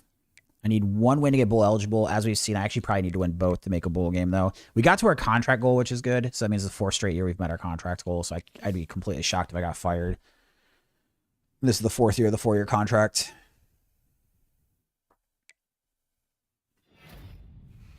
So we did get a 4-star receiver, Darren Westbrooks. Happy about that.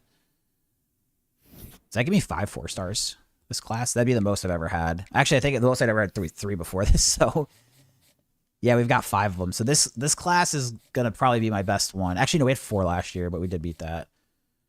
Plus, we still got some potential on some others. Can see some movements in other spots, but I think all in all, this is looking pretty good. And then let's get this guy his full 50.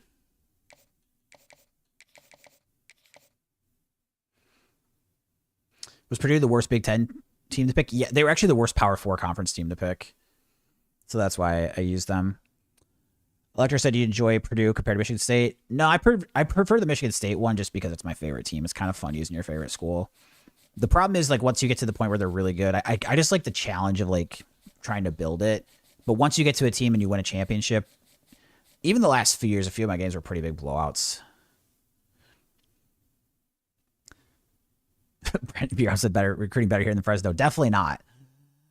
I'm definitely getting way more 4-stars in our online dynasty. That one's a little harder though too, because I have to go against 2 users. In this one, I'm just against CPU, but I'm still recruiting way better there because my interest and abilities and stuff are just a lot higher with people. Let's see. This guy we can get on a visit, but there's no visits left. So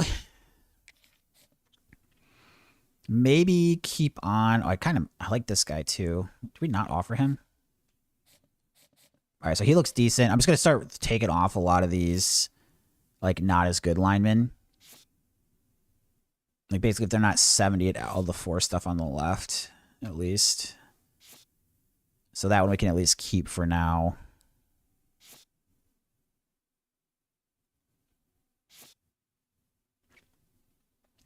And then I've got to figure out what's the next position that we want to kind of scout for the 3-stars.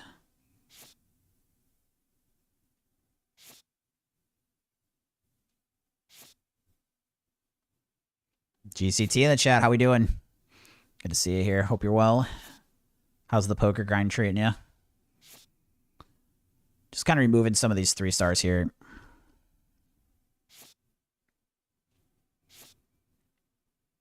Okay. So if I go back to the prospects list, is there any position that we need like tons of people at? Not necessarily. Corners is definitely a position I want to improve though. So let's do our search here for 3-stars. And then see how many there potentially are that don't have any offers. Are you doing anything in Dynasty tonight? I will probably do our Dynasty after I get off here and play a game. GC with the Prime sub. Thanks so much. I appreciate the sub. Thanks for supporting as always. I know you guys only get one, so when you use it here, it's much appreciated. Thanks for supporting. What do I go after that? Running back, pipeline in 5. He was actually kind of slow. And running back's like my best team that I have, or position that I have. And running back speed's like kind of important for me. Now, maybe I should still do it, but my running backs, I'm super deep at running back. Let's see, the corners. We'll start scouting here with the points we have left. I mean, especially right now where my biggest weakness would be corner and offensive line. I want to like kind of look through these. And this way too, like going to the offseason, I can at least like have them scouted and kind of cherry pick the best ones. Like this guy's a gem. Hype train. There we go. Thank you, GCT. We're getting that going.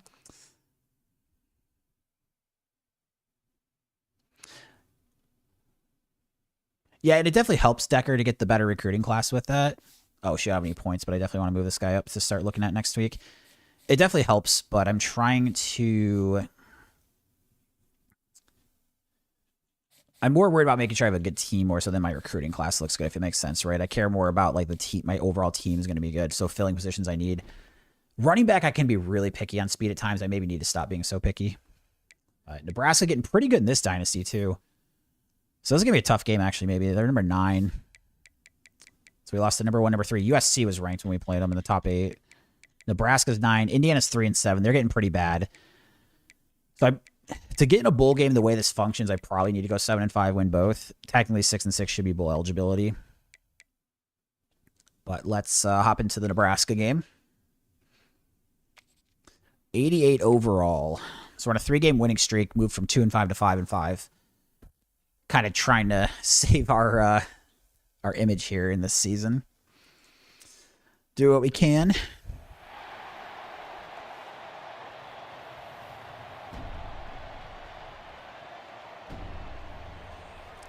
All right, here's the home game.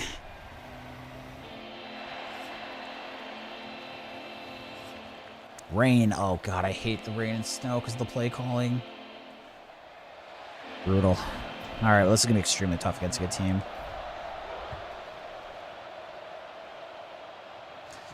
So they don't really get return on the money from like an investment standpoint, OPS, as far as they're saying Mark Cuban investing in Indiana. A lot of it's just like they like to see their favorite school do well, so it's fun for them, and if they can give some resources that do it.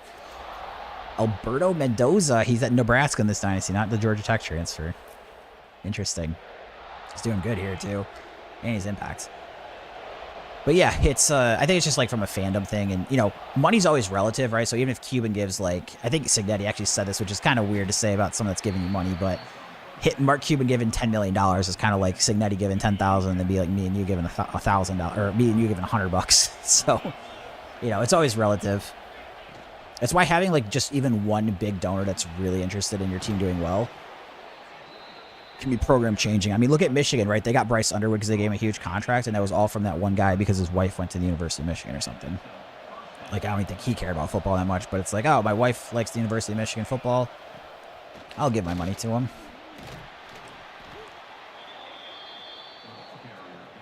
Yeah, exactly, Decker. Oregon with Phil Knight, same thing. I mean, aren't they? They're giving like, they're getting tons of their guys coming back, and the rumors are they're paying a lot of money for them, from what I've seen. Which makes sense, right? Because these guys could have gone to the NFL. Oh, boy. First down run. Alberto Mendoza. Trying to do what his brother did, win a natty. I'm trying to spoil those hopes this year. Oh, boy. They are moving the ball straight down the field, though. The Raiola one's going to be interesting. I'm shocked that he went there without knowing that Dante Moore was going to leave.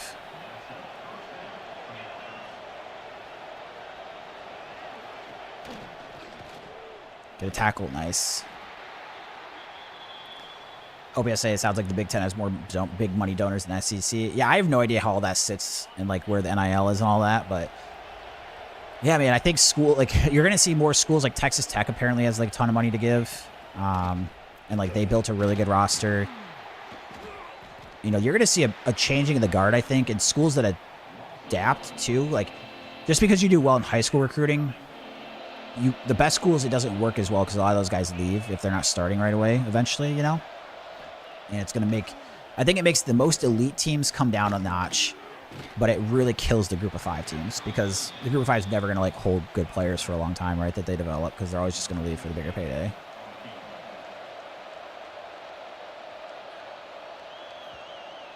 Tucker said all it took was to be able to legally pay players in the Big Ten dominates easily. I've seen people say that, like implying that the SEC was paying more than anybody else over all these years and cheating more than anybody. Whether that's true or not, I have no clue. But you've heard people saying it. Exactly, Decker. Veteran portal pickups is the play. 100%. It's even the same in the video game, right? Like, if you're trying to build a dynasty quickly, my suggestion would always be just to go crazy in the portal. I don't do the portal for that reason because I just think it's way too overpowered. I mean, both in real life and in this game. But I also just love... I'm just old school at this point. I'm an old man in my day and age, but I just really appreciate like watching the kids stay at the same school for 4 or 5 years, develop over time, move up the depth chart, get better, and then be good pros by the time they're done, you know? And, like, I like the idea of being able to associate one player with one team instead of, like, oh, this guy played at 3 schools. You know, it just, like, to me, that's what separated college and pros was that. Now, as a fan, it's like, okay, pros just better quality on the field. And if anything, you see more continuity in the pros because you'll at least have a few guys that are on the roster for a long time. So...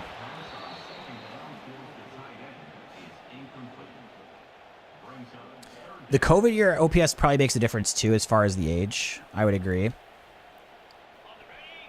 So it'll be interesting if Indiana and, like, some of those schools have been older still have the exact same success with the portal. Probably not quite as overpowered as it's been, right? Like, you'll see a bit of a drop-off, but, like, the same idea of, oh, we're not going to get to the first there. Shoot, I was hoping to get there at the out route. The punters are kind of interesting because I think that you see that a bit more with punters because they'll be like, they come over from Australia is like, for whatever reason, because of the football crossover of their football version. So punter has always been a little bit different. It's actually not, a lot of schools have had old punters for a while now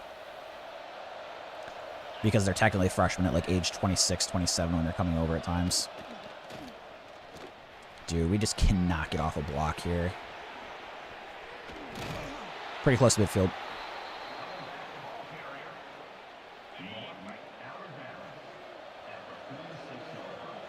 Got Durbin.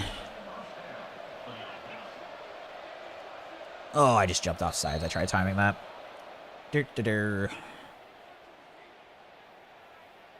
Seen a punter being a military kid or... oh, they got the GI Bill too. Yeah. I haven't seen that yet, but... yeah, it's the same idea. Like, you could see an older punter.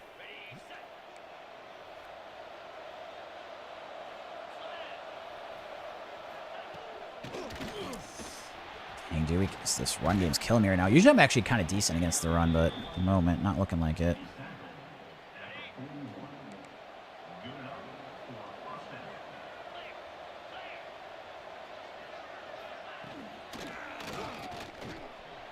Nice, make it a good hit there.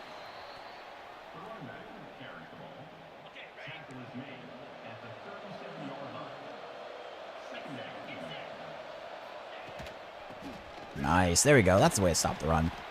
2-yard loss, 3rd and 8. 3rd and 8.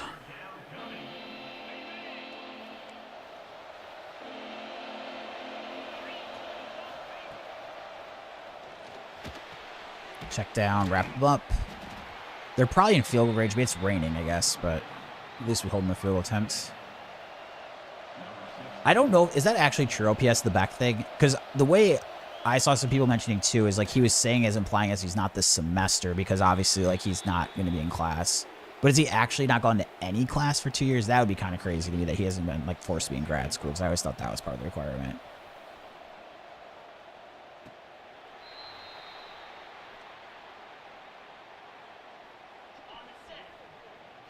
Run play over to the right.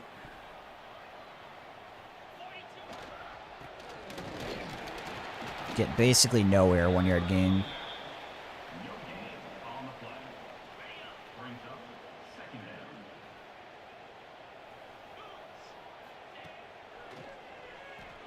Underneath here to Hall.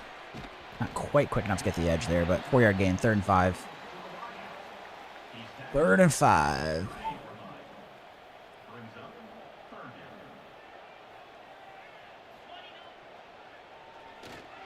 Dude, the blocking is so bad. They're only even blitzing 4.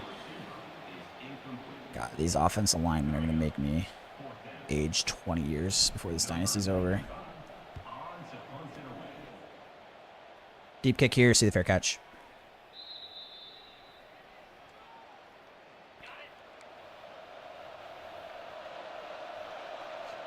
That's true. Maybe the grad is different. I always thought that they had to be, like, progressing towards a degree still even in grad program, but I'm not 100% sure.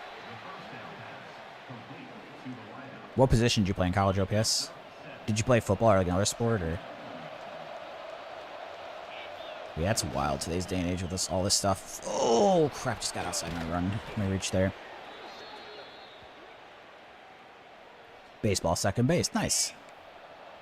Nice, nice, nice.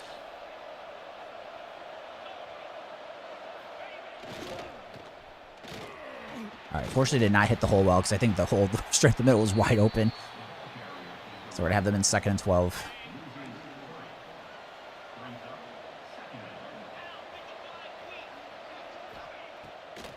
Screen.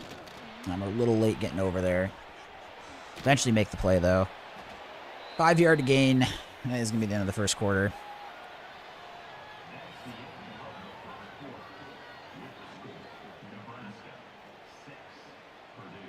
Rain pouring down.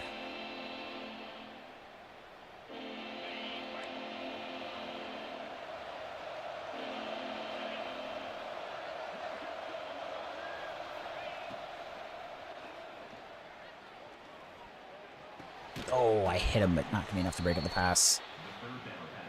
Not enough to break up the pass.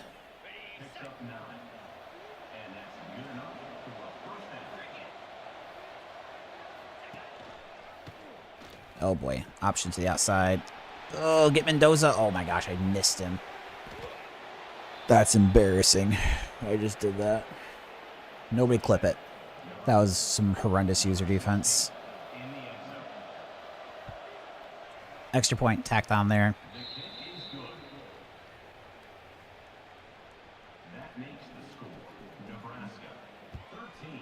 Deep kick here. Just call for the fair catch with Marvin.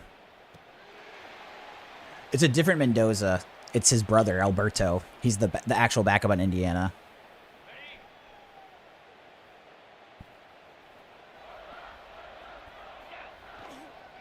Yeah, I did double take too. I'm like, that better say Alberto, and it did. Oh, you're saying still that it's him, yeah. I mean, it's year 4, so like he's a redshirt freshman this year in real life, I think, so that would make sense then. It'd be fine. We're going to go for a QB zone out to the left here.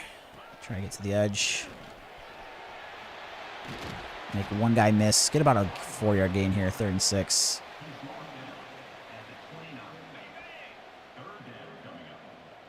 Yeah, Georgia Tech in real life. Really interesting to see how that goes. Oh, I should have thrown a check down. I just got desperate and chucked it here because I didn't think anything was open on 3rd down. Oh, I thought I had a user catch there. Not quite. We're going to have to punt it. I figured one of the spots where if I throw a pick, it's like a punt. So, but I saw the check down just last second. If I throw it to him, I think because he was so wide open, probably could have ran for the first after it. Hope he does as good as his brother. I mean, that'd be pretty cool, right? I mean, they seem like a... Obviously, I don't know them, but it seems like a nice family, and would root for that. That'd be kind of cool. Fernando is saying like his brother's gonna be better than him, but you never know how much that's just like big brother trying to support little brother versus like, is that actually gonna be the case? You know, it's a pretty high expectation to put on any one quarterback to be better than someone's about to be the #1 pick and just won the national championship. Good run defense there.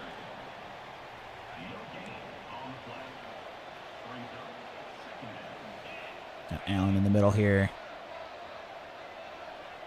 They're pointing me out.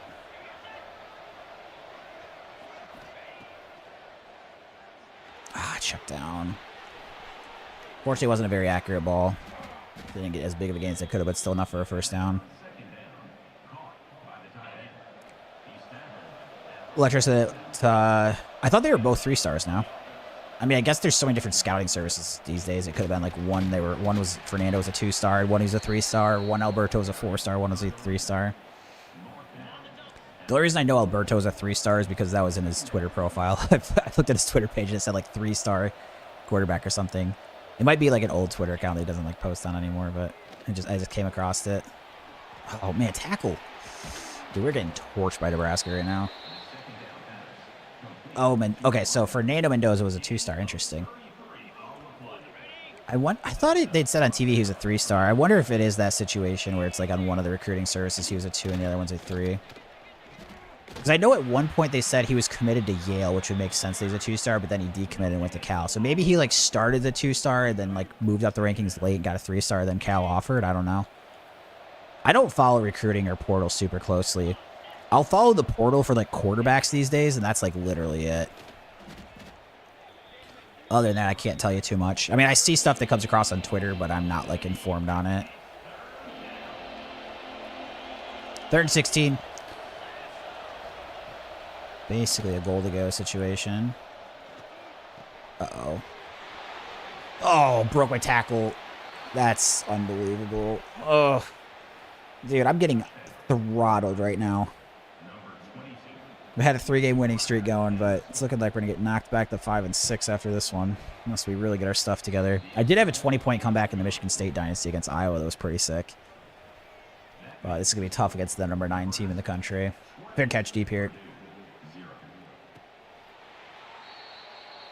Fair catch deep. Run play over to the left. Jalen Spann. That offensive lineman just got tossed around like a rag doll. Oh my gosh, that was bad. Probably get one more play off here before the end of the quarter. Be close. We do get it off. Wish I didn't though, because it's only maybe a 1-yard gain.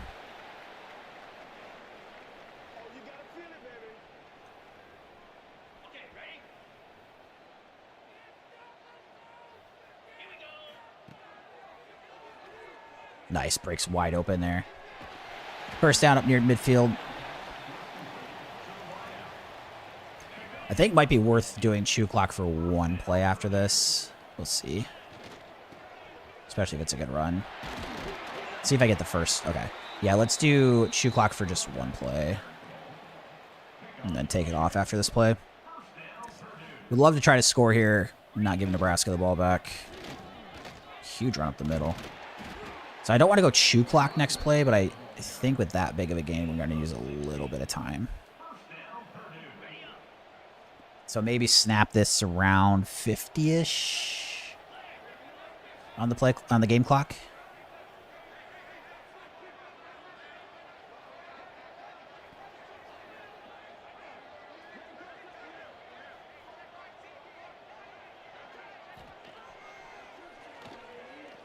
Oh, stay in bounds. Crap, dude, he had all the room in the world. I just didn't get out to him fast enough.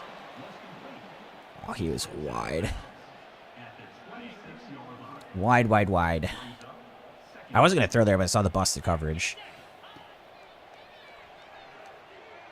Shoot, that I got to remember that linebacker always drops the second guy extremely well.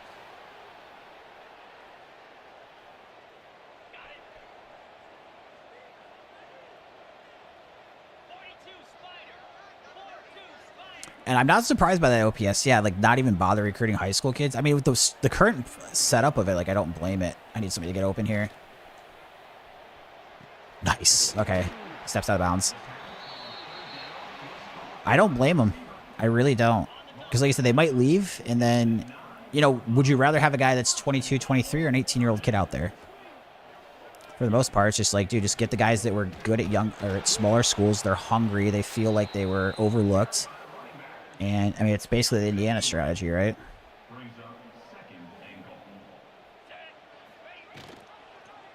Oh, shoot. I thought he kept there. Okay, third goal. I see the clock. I don't need to panic here. That was bad. We lose some yards there. Third and goal from the 9. Oh, my gosh. Why did he cut up field so much? And we'll call the timeout here now. Try to tack on 3.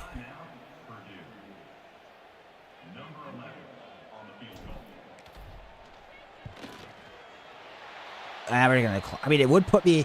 Hold up. I guess it depends what they're going to do. I wish I knew what the CP would do here, because if they would let me go for it on, like, the 1, I want to go for this.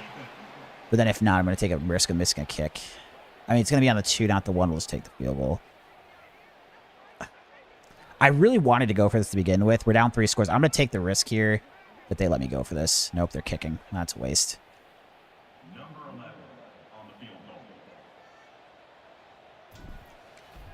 If I was on the hash, I might not have taken that because there's no guarantee I'd make the kick, but I was in from the hash a bit.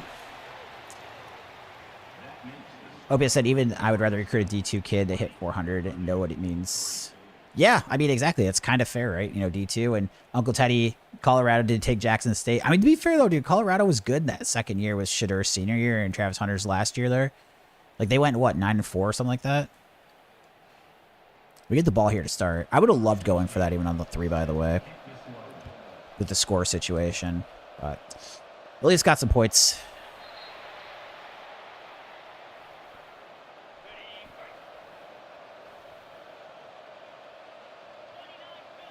Yeah, exactly, OPS. Trinidad Chambliss, actually from Ferris State, which is in Michigan. Crazy. Yeah, he's a stud. Colorado wasn't good. I mean, they won 9 games.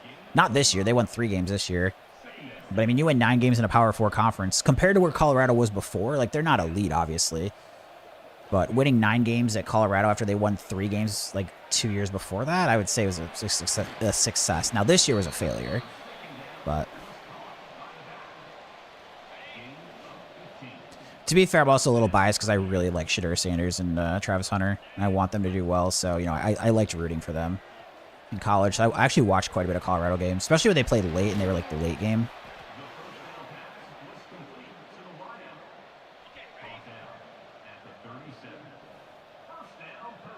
Hand off here. Oh, run up the middle.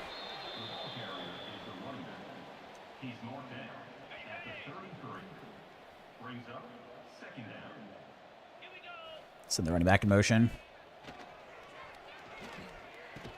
Ah, it's going to be a tough contested catch. Can't make it. 3rd and 6.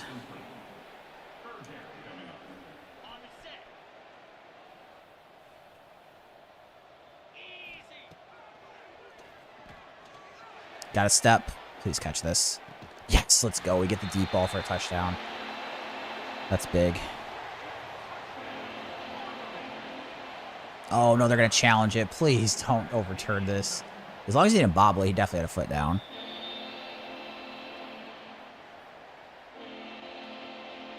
All right, I think I was going to say, I thought for sure that was a touchdown. Kind of close-ish, but, like, clearly a touchdown. Attack on the extra point. Then we'll kick this to the left.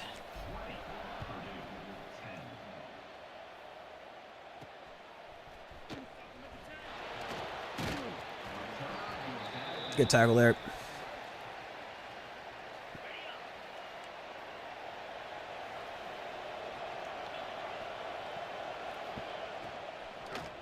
Quick throw outside, wrap up, make the stop. 4-yard gain.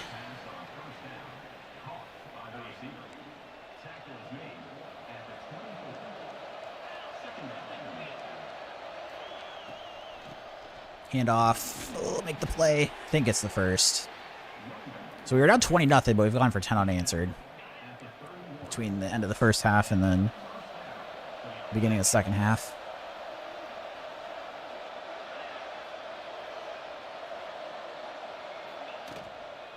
All over the run play there. Loss of 4. Perfect.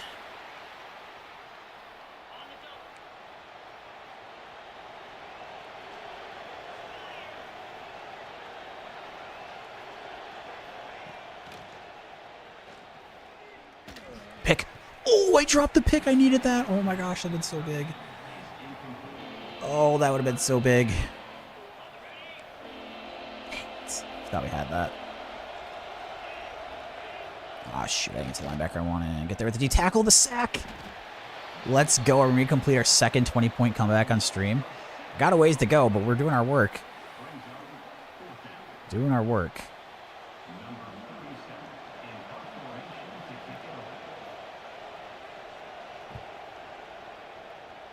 Deep kick to Marvin here. A spin, get stopped. Yeah, if we could beat number 9, that would be massive. We're on a 3-game winning streak right now after starting 2-5, so. Jump up to the right. Back. Go, go, go. Somehow gets 8 there. Is there any reason you prefer a Group of 5 over Power 5 in a rebuild? So I want the regular season games to be interesting. My concern is, like, say I do the MAC and I end up being... it would be harder to get to, like, the top tier with MAC in terms of winning a championship, obviously.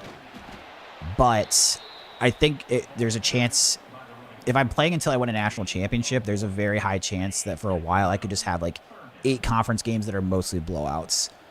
So I really want the regular season games to be competitive as much as possible. So even with the Michigan State one, that was, like, it wasn't guaranteed I was going to win a natty every year. Like, I won in triple overtime in the natty. But during that regular season, I did lose a game, but a lot of my games were blowouts, even against some good teams. So I just like the idea of, like, playing until I win a natty. And then I haven't completely ruled out the idea of trying a Group of 5 team. But I don't know. This has already been a hard enough challenge, by the way. This Purdue Dynasty, so I feel like sticking with like the bad group of five or the bad power fives for, or yeah, power fours for now is good. But it's something I'll definitely like consider in the future. And we do get the first there. Oh, that is a bad spot. I'm going to challenge that. Oh my God, they're going to make me punt this if they don't give it to me too. There's no way anybody would punt this down by 10 right now. 4th and inches on like the 40.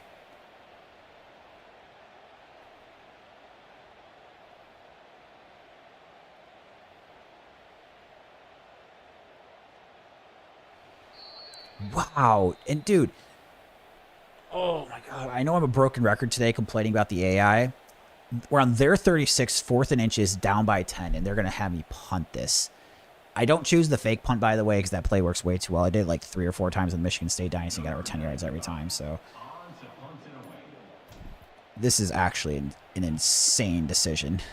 Now, the good news, I think I might have had a really good punt if I would have gotten down there and stopped it, but we get them down on the 8.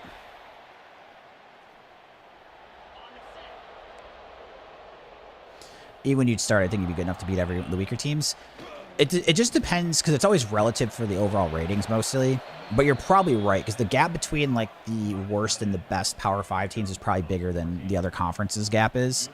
So Purdue, for example, is a 76, but I'll play against teams that are like 95, 96, so it's like a 20 gap, whereas like the MAC would be like all the schools are probably between like 63 and like 70.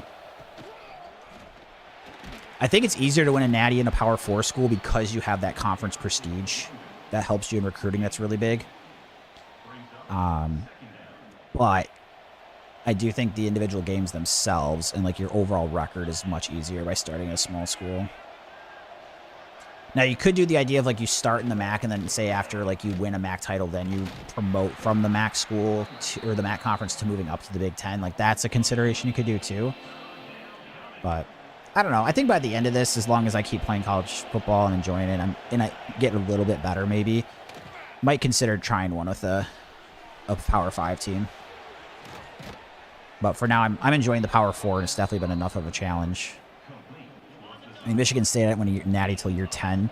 I didn't make the playoff till year 7. Here we're on year 4, and I'm like fighting to get a 500 record. Even though last year was better at 8-5.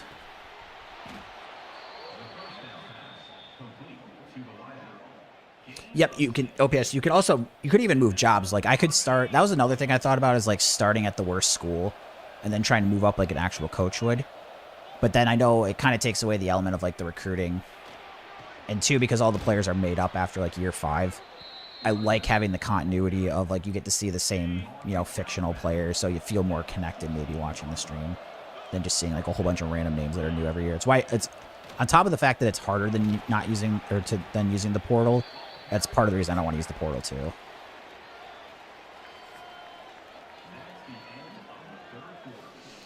Electro said, I think I enjoy my Power 4 rebuild because of how difficult the conference. Yep, exactly. And that's how I feel about it, too, yeah.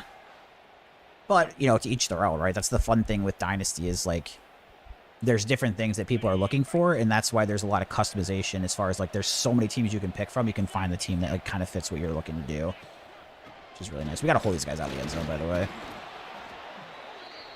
We have got to keep this a 2-score game.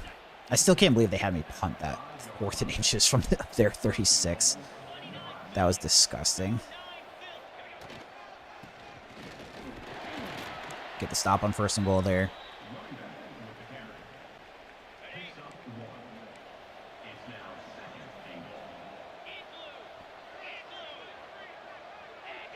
So we got tight end go to motion. Quarterback keeps. Oh, we give up the touchdown to Mendoza. Alberto. Senior at this point. Number 16 with the carry. The extra point is good. That makes the score. Nebraska 27, Purdue. Fair catch. Down 17.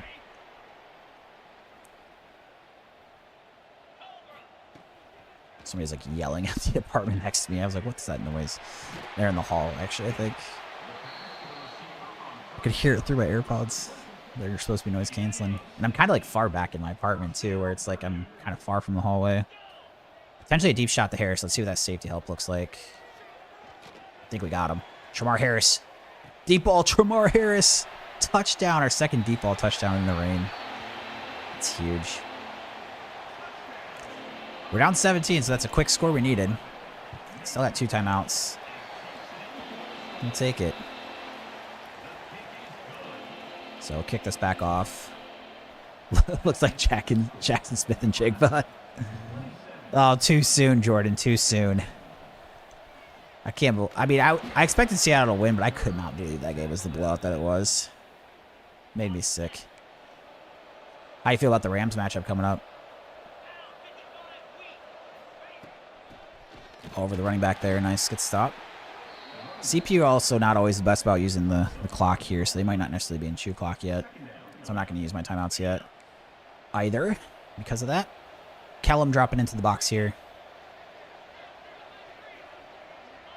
Tight end going in motion.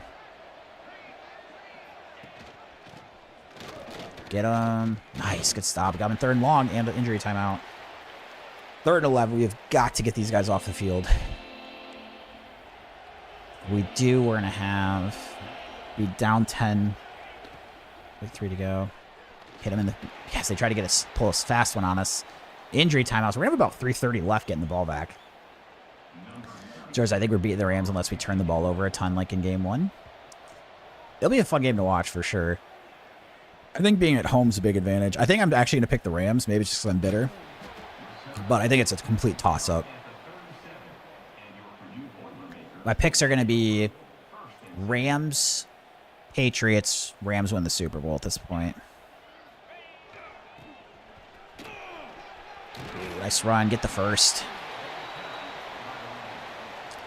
I mean, it's fair. The playoff games, I haven't watched either of the Rams games, but based on the score and what I've heard about them, they maybe haven't played the best. It's fair.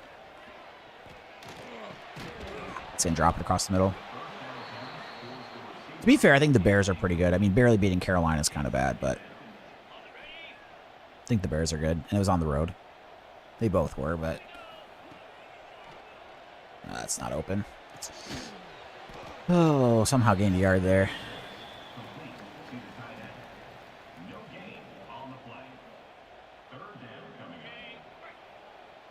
Still believe in Stidham and the Broncos. I'm just not buying it. I'm just not buying it.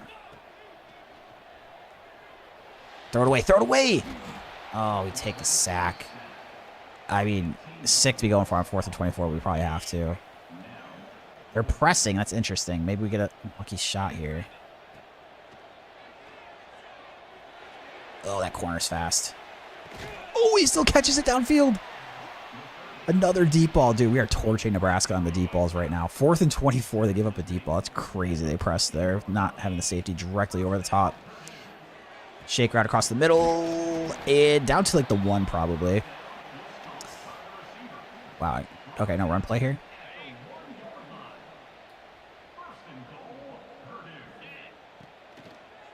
Tight ends. Touchdown. Purdue. We are back in this. We're down 20-0. We're down 17 to begin the 4th quarter. And now we're going to be down by 3 here. Do I do the onside kick?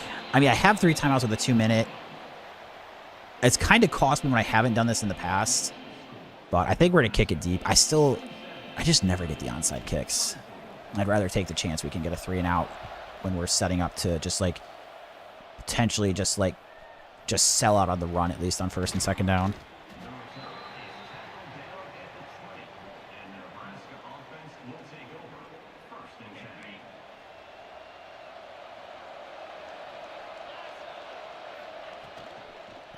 Nice, all over that. We'll let that go to the 2-minute. It's a good play there. 3-yard loss. Looking like the Niners beat the Bears. Yeah, I mean, by that logic, Jordan, it definitely seems fair. I don't know. Something in me until Sam Darnold does it, I just have reservations about picking him versus Stafford.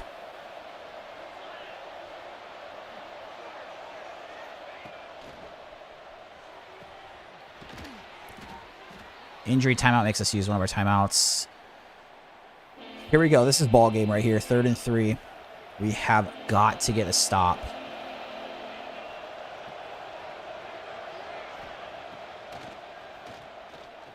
Dang it, just wide open. We lose.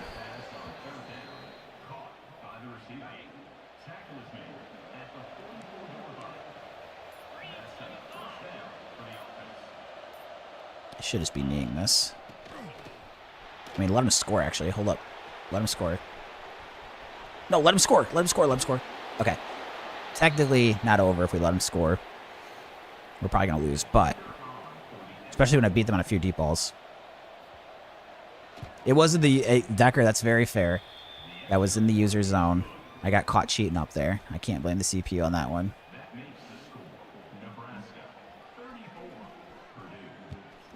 And let's go for a fair catch. I mean, even if Stafford's not played as good in the last couple games, like I said, I haven't really watched them, so I wouldn't know. I just have a hard time trusting Darnold over Stafford in a big game. Does that mean I'm right? No, I'm just saying that's my gut instinct, my feeling on it. Oh, I would like to get the first there to stop. Oh, he did get first. Okay, I say stop the clock, keep it moving. All right, now they're not. They're backing off on coverage now. They're being smarter about it.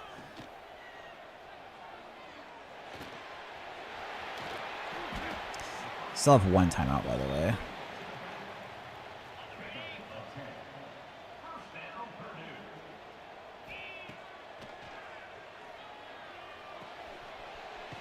Ooh, just short of the first. Not a very accurate ball. Made him take like a weird hop.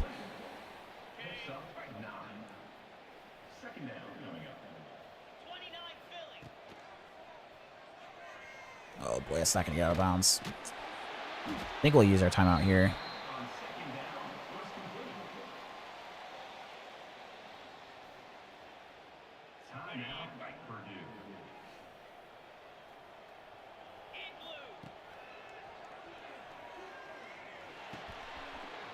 I probably should have chucked that deep. We're running out of time here.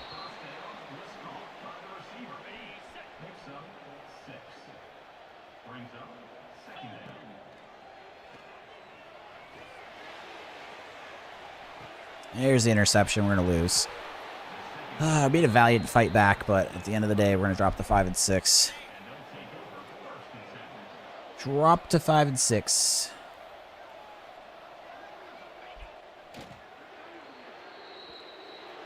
So now to get back to 500, we got to win our rivalry game against Indiana. They're pretty bad in this dynasty. I think they were 3 and 7. They're back to the old school Indiana, not the Signetti Indiana.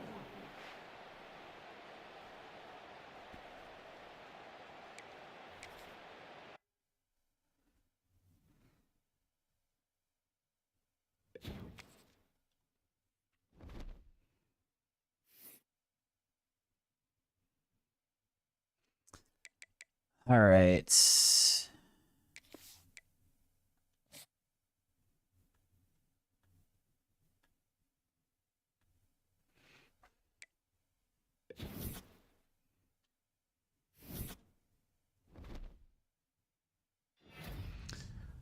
Jaleel Hall, Big Ten Offensive Player of the Week, 180 yards, 1 touchdown. And we got 3 and 8 Indiana here. So technically 6 and 6 is bowl eligible. I don't know that they're going to put me in a bowl game.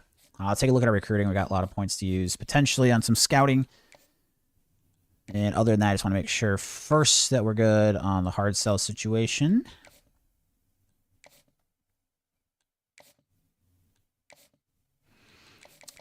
Okay, so this right tackle we're locked out of.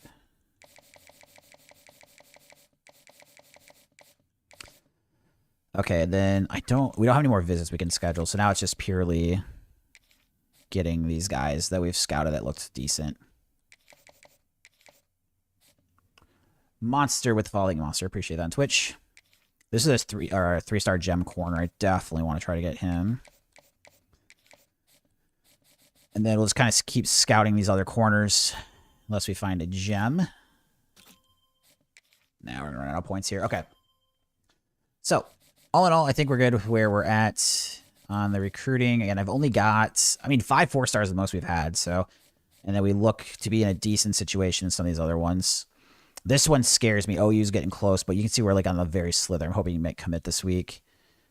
Wow, dude, look at this. Look at the jump Oklahoma makes coming in late here on this linebacker. That is killer. Wisconsin's jumping here. Ohio State hopped us on the, Dude, it's just the same crap every year. We're way ahead. We're close to closing out. And then these like 4- and 5-star schools just swoop in last second and kill me. Ugh. I mean, I'm getting a few more of the 4 stars at least, but my God, these schools are frustrating me.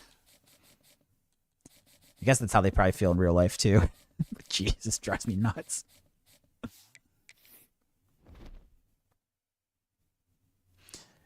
I mean, yeah, obviously the Seahawks killed the 49ers in the playoff, but the game in San Francisco, like the Seahawks still only scored 13 points. Like your defense played good, but only 13 points against our bad offense. That's kind of scary. I mean, if you put more weight into one, you obviously choose the playoff game. I don't know. I think it's going to be a good game either way. I would be shocked if either team wins. I'm just saying I think I would take a slight advantage to the Rams because I trust Stafford over I trust Darnold. Now, to be fair, like you said, going to have a better team around Darnold than you're going to have a team around Stafford probably. I just put a really high importance on how I feel about the quarterback in playoff games. But who knows? Maybe Seattle blows them out by 21. All right, here we go. Hoosiers. They won a natty in real life. What are they going to do against us here? 79 overall or 79 overall. We're 5-6 on the season, trying to get to 500.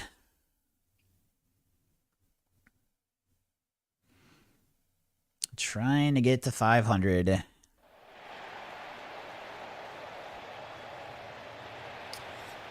Games in Seattle. I expect Seattle to be favored, but yeah, I wouldn't think it's like a huge favorite.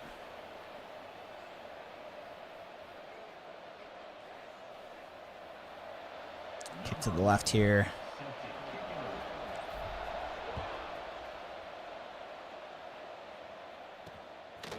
And nails it there. 5-6 Purdue versus 3-8 Indiana. Alberto Mendoza made a great decision to transfer in this dynasty. That's for sure. He's at Nebraska where they're 10-1. He knew what he was doing.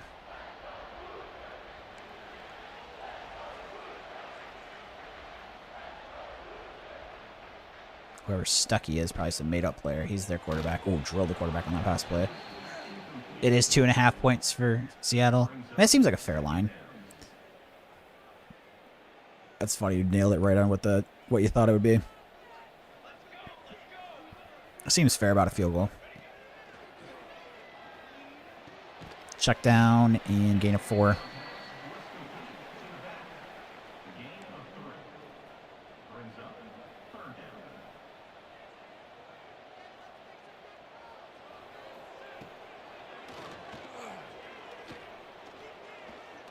Get there. Just throws it away.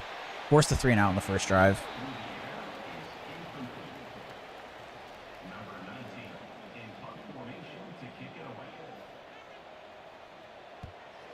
Deep kick to Marvin.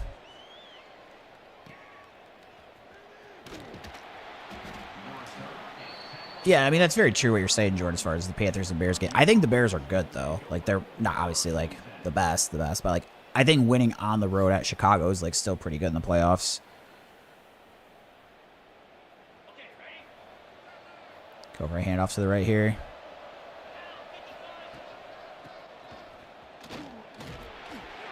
Run up the middle.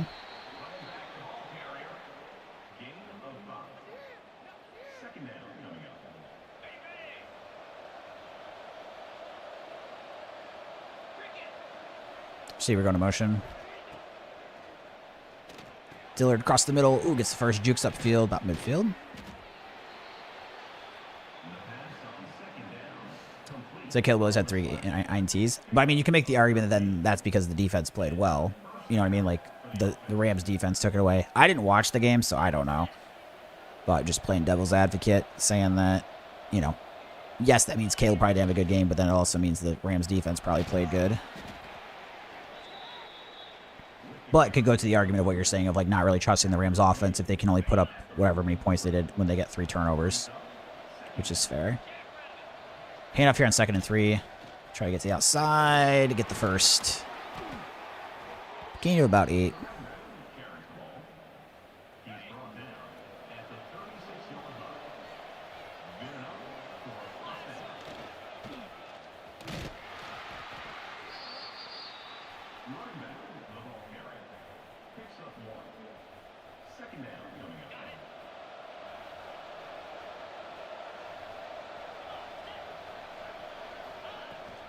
Oh, shoot. I tried keeping the quarterback last second, didn't do it.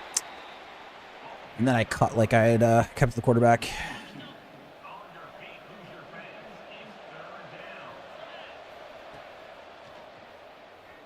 Oh, that corner stayed there. I mean, we do get better field goal range here, but they're going to have me go for it. They're running the same route.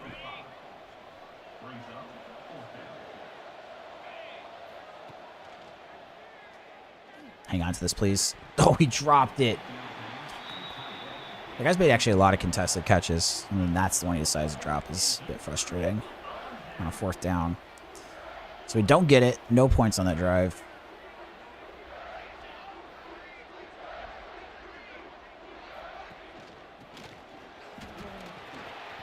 Yikes. Running back just straight up the gut for a big game.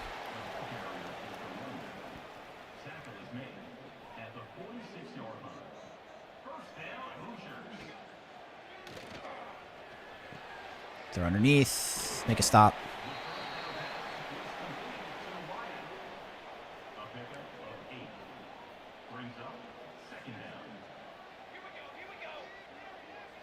Bring a blitz from the corner.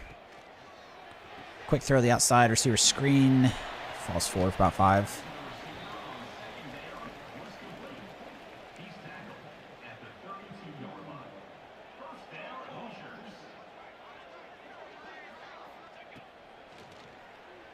Throw the check down.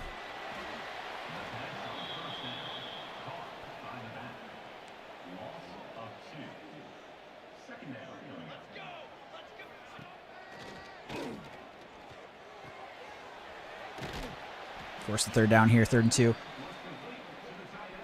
Force the 3rd and 2. I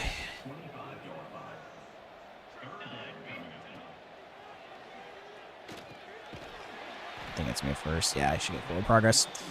1st down.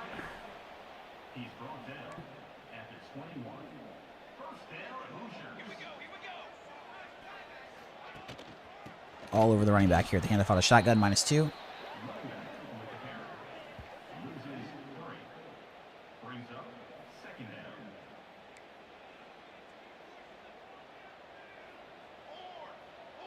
Backing off coverage here with Durbin. Oh, across the middle. Pretty good gain all the way down to the 5-yard line. So Indiana moving the ball well here.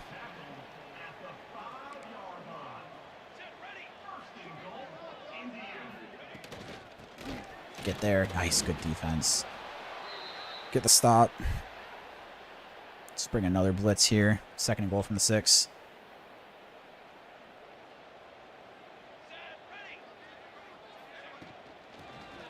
Oh, get there, get there. Oh, shoot, touchdown.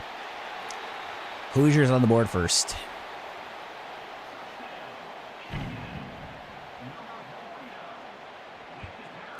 Extra point's good.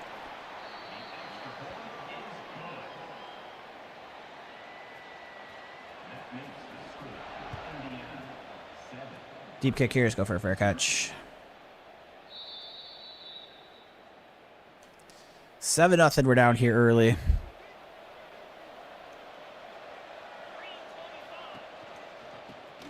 Hand off to the running back on the option. Get about 4. Go to the air here. 2nd and 6.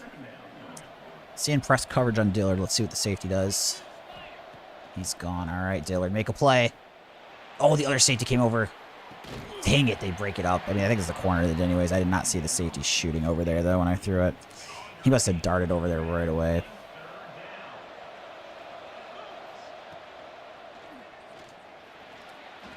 First, the haul. Slant route, nice.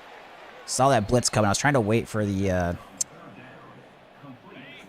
2 receivers to get by each other because I've been kind of throwing when they've been crossing, and it's been causing me issues. So I'm trying to wait that extra half second, but it's hard when your O-line's not very good to try to wait an extra half second. 2 yards there. Go for the sweep out to the right side here next.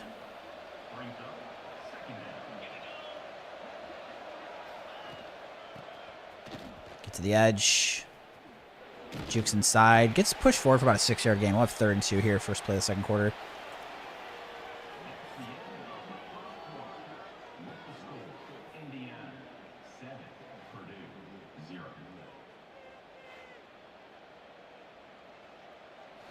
Go to the air. 3rd and 2. Hit the tight end wide open. Grab down to the Indiana 35. Go for a run here. Greg Janis to the left side.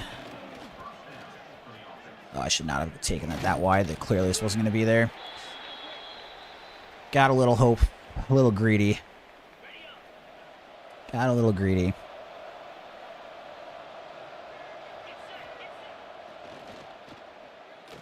Catch and run, please. Be fast enough. Yes, he gets the corner. And inside, goal to go.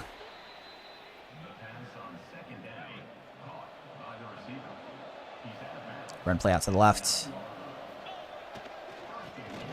Squeeze through. Get in.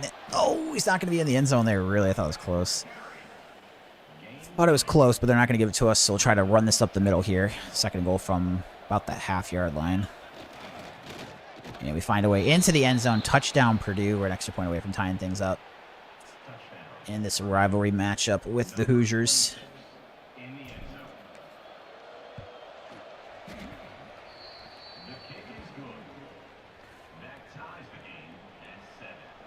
Kick off to the left.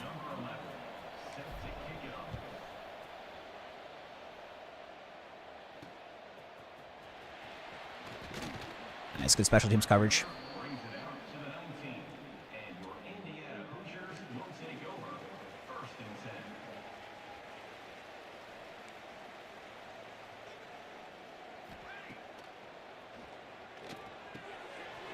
Underneath, and about an 8-yard gain.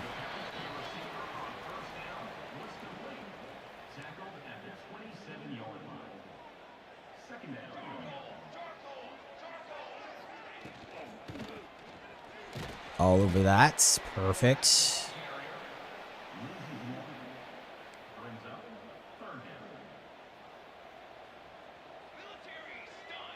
So, 5 receivers here with one being a tight end. Oh my gosh, just so open up the seam. Huge pass play to give up. Unfortunately. Big gain for the Hoosiers on 3rd and 2. And this D lineman's got to drop into coverage. Check down, wrap up here, about a 6-yard gain, 2nd and 4.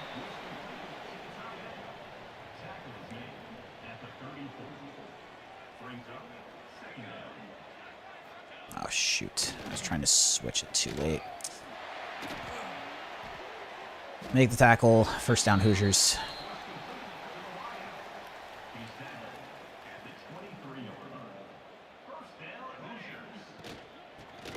Handoff. Oh my gosh, I must have just overran him.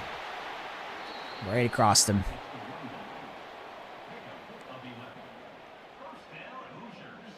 Bringing Kellum down into the box.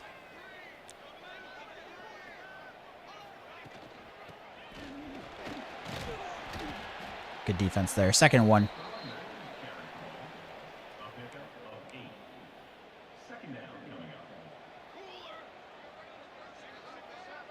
Run committing. Nope, never mind. Backing out of that. Quick throw, the running back on a screen. It is wide open. Touchdown, Hoosiers. Touchdown, Hoosiers.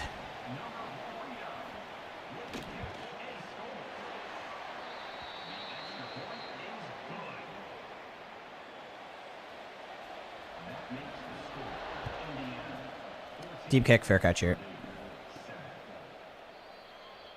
Deep kick, fair catch.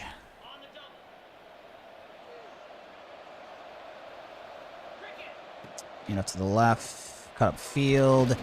Gain of about 5. So we have 2:30 left in the half. Got some press coverage on the outside. Let's see what the safeties do. Crap. Oh, no, it's a bad throw, David. Jeez, I almost called it low still. Holding.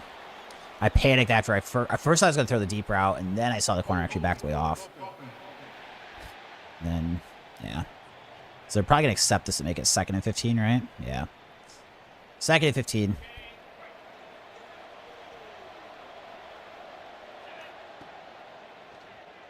Oh, geez, that safety came shooting up. I didn't see him. Man. So look at these. You guys can see the pass play options, right? There's not a single route that goes more than 10 yards on 3rd and 15. Crazy.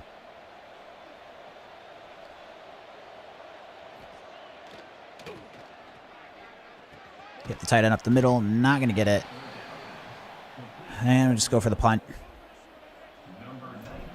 This is not very good versus 3-8 Indiana. We're down 7 kicking them the ball.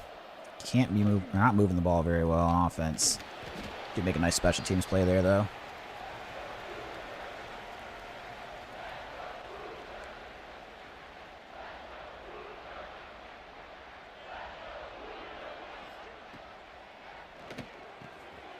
Make the tackle. Good hit. Good tackle there.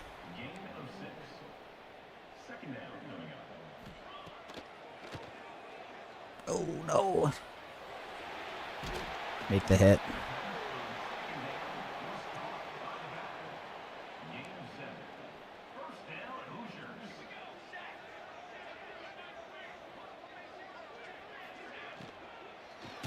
Nice, the RPO, we're all over it. Good penetration from the D-line.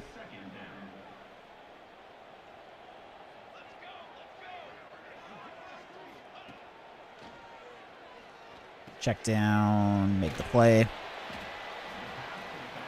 So they pick up 3. 3rd and 7.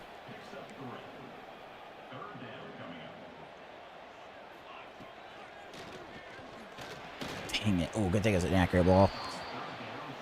Forces the punt there. Not a ton of time left. We do have 3 timeouts. If I could try to just get out of the field and get a field goal, it would be nice. So I see the deep kick to Marvin. I'm just going to fair catch this. Minute 13 on the 17.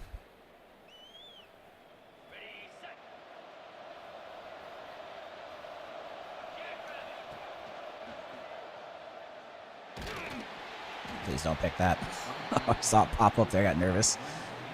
Fortunately not intercepted. Try to screen out here on 2nd and 10.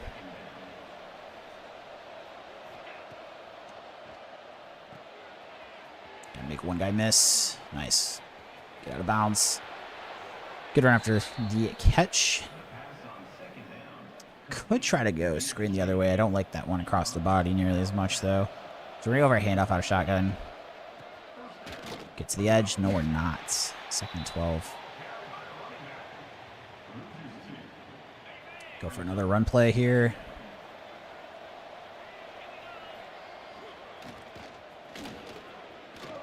Keep going. Oh, wow. Got pushed forward for the first. So I've got 3 timeouts. I'm not going to use this yet, but if we get tackled like short of a first down on a play, we'll use going to QB zone here. To the left. Oh, not quite the blocking on the outside I needed. Don't like curls and don't like all go. So we are going to go read option. Keep it the quarterback here. Nope. Tight end didn't block. 3rd and 10 leaves the timeout again. Shoot, did I? Okay, I got the play I wanted. So our 3rd and 10. One of these spots where it's like if I don't have something open, might take the deep shot as a chuck. That's the case. Nothing really there. Just hope to get lucky. Oh, he had his hands on it, but drops it. No punt here. Unless we're changing that up soon. Let's go David's team. Yeah, we're mixing it up. So I had the MSU 10 years. We're 4 years here. We're not switching this one up because something tells me if we go 5 and 7 or 6 and 6, we're not winning a national championship and not making the playoff. Just a hunch.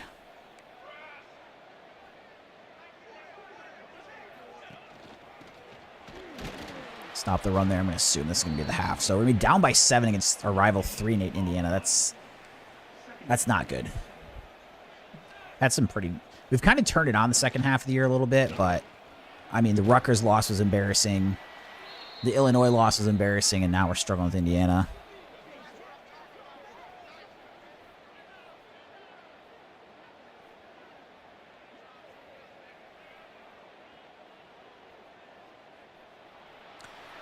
On to the second half. We do get the ball first, at least.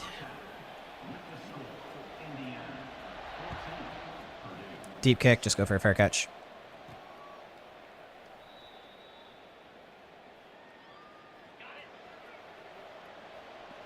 Run play out to the left of Pope. Nowhere doing there. 1 yard gain. Haven't been able to move the ball against Indiana here. Giving me lots of trouble. And the receivers just cannot get a step either. There's not. I don't know if it's just not fast enough or if their like route running's not good enough.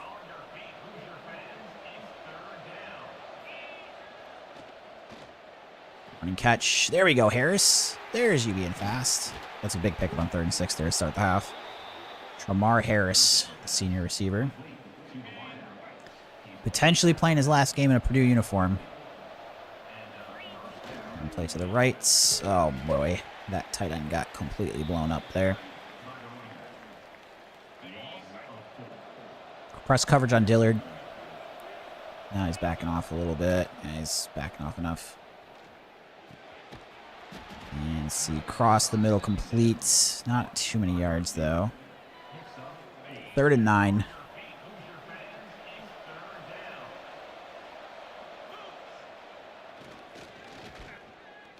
Slant route's open.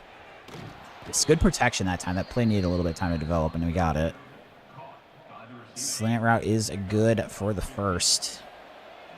Hand off to Jalen Pope. Yeah, I probably should have trusted it to the right side there. I think sometimes I'm like cutting back more than I should because I just like mentally I do not trust the offensive line. So not only is it like they're not blocking good in a lot of spots, but I'm just like it's messing with me, my game, because I'm not trusting the plays. And I guess that it's kind of realistic how like real players would feel at times, right? You don't want that to be the case, but it just is. Bryant, big run after the catch there. Gets the first down. 3rd and long, we picked up this drive. Run to the right side, Eric Nix. And not much doing there. Back to line of scrimmage. Let's go for a read option, 2nd and 10. Based on all the guys on the outside, the right there, I'm probably just going to straight up hand this off. Blown up in the backfield as soon as I touch the ball. 3rd and 13. Can we get 3 3rd and longs? This one's going to be the longest one. Oh, I just got to throw this away. Too much pressure there. So we're going to have to settle for a field goal attempt. Oh, don't block this. Wow, that's close. Make the kick, though. 14-10 Hoosiers. We're going to be kicking it back to them. Kicking it to the left.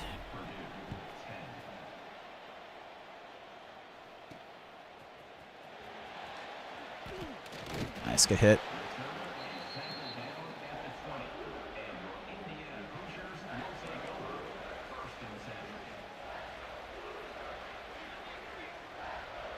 Tight end goes in motion. Get there. Dang, good run from the quarterback there. Picks up 9. Don't want to give up any points, but really need to try to hold it to 3 at worst case scenario.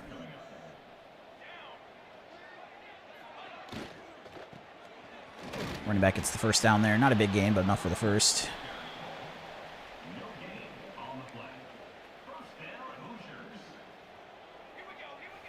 Kellum dropping down into the box.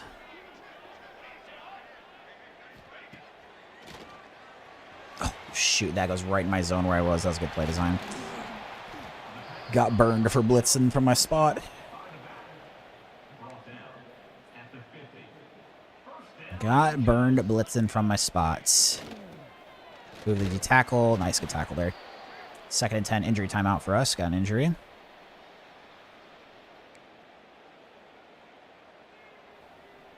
We're going to blitz with Allen.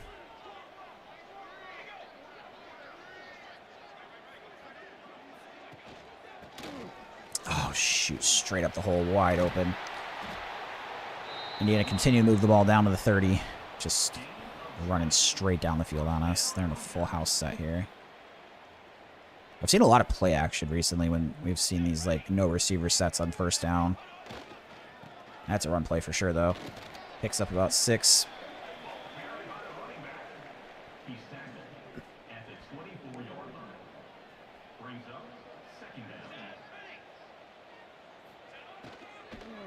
Quick throw on the RPO. Oh, my. Dude, how... I don't know why. I feel like my joystick was way more over to the left than it was, but clearly I just went like straight forward. Johnny to go. So I don't play online matches. I just play purely offline on stream. So I don't do any like the adding usernames just because I'm not playing against other people. But if I ever get into playing online matches, I'll definitely add people so I can play like user matches against the community and people watching the stream.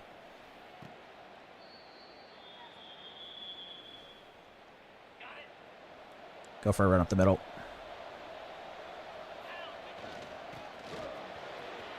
Jalen Pope up the middle. Gets about 20.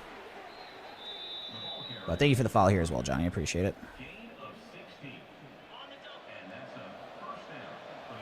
Tight end goes into motion, then blocking. Pick up a gain of 5. Run play over to the right. Cut up field. Not the biggest gain. Maybe get 3 yards. 3rd and 2. QB zone or halfback dive. I'm going to go for the halfback dive. Because it's still the 3rd quarter, I don't think they're going to let me go for this if I get stopped, but I would really want to. But we do the easiest thing. Let's just get the first down. Inside zone to the left next. Jalen Pope in the backfield. And not too much doing there. Gain of about 1.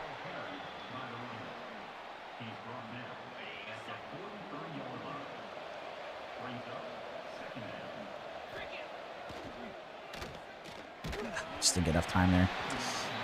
I just don't have any like burners at receiver either to punish teams for bringing the blitz. Unless it's like exactly they press on a go route. Like that's when I can get them, but... Yeah, just get clobbered as soon as I try to throw the ball. This is one of those spots where I bet if it's like 5 minutes left in the 4th, they have me go for this. But because it's 8 seconds left in the 3rd. Shoot, I kicked it too deep too. It's going to be in the end zone. Well, this is an embarrassing way to end the season. We're down 11 against a 3-8 rival team. I guess the only good news is my contract goal was 5 wins, and we're going to hit that. So I would have hit my contract goal every season. Definitely a step back this year, though. So we had 5-7 year 1, 6-6 year 2, 8-5 in year 3. So I really felt like we'd kind of turn the page. And then this year, I mean, a couple of these games. This game's not over yet, obviously, but I mean, just embarrassing performances in a few of these games against bad teams. Quick throw out to the back. Stop them short of the first here. 3rd and 2. Really got to get them off the field.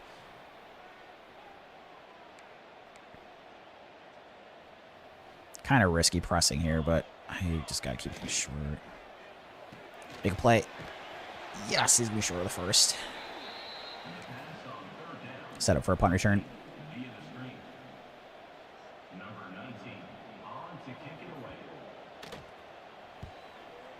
Pretty high kick. I'm just going to call for a fair catch here. Shoot, actually probably going to return this. Blocking is really good.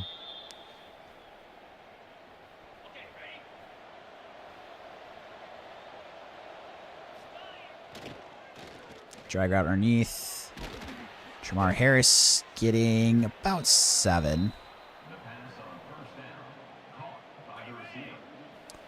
Then a run play with Eric Nix out to the right side.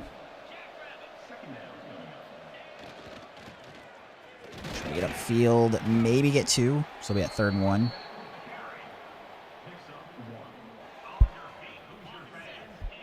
Third and 1. Big one.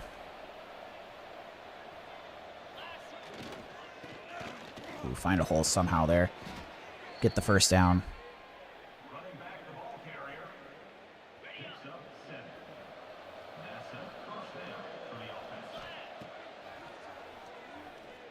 Throw underneath to Dillard. Get about 7. Still have our 3 timeouts too, so we're still doing okay at time. Obviously, the sooner I could score, the better, but we're not like in chuck it deep panic mode. Nice catch across the middle for Harris. Gets the first again.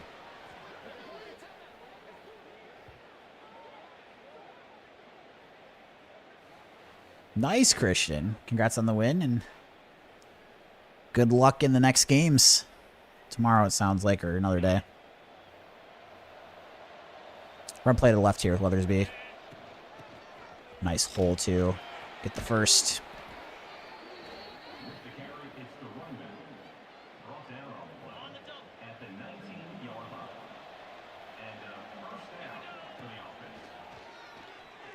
Ah, I should have done Y. Dang it, wrong tight end.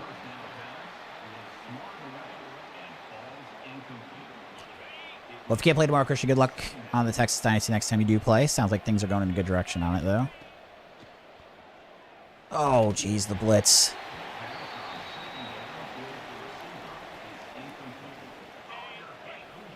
All right, it's... Oh, actually, no, we probably only have one play because we can kick the field goal, make it an 8-point game. That was good pass protection that time. That route needed some time to develop, so very, very good blocking on that one.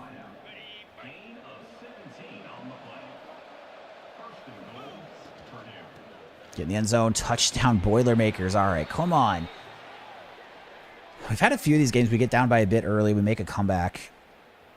I usually don't finish them off, but I've got about 3 minutes left. Got some chores and appointments to do tomorrow. Hey, I get it. I don't play college football every day either, so, you know, sometimes you gotta save it for another day. Good 2-point conversion there, though. Easy walking conversion. 3 minutes left. We have 3 timeouts plus the 2-minute timeout. I think pretty clear spot to just kick deep. Go for the deep kick. Nice. Pretty good coverage. Downfield there.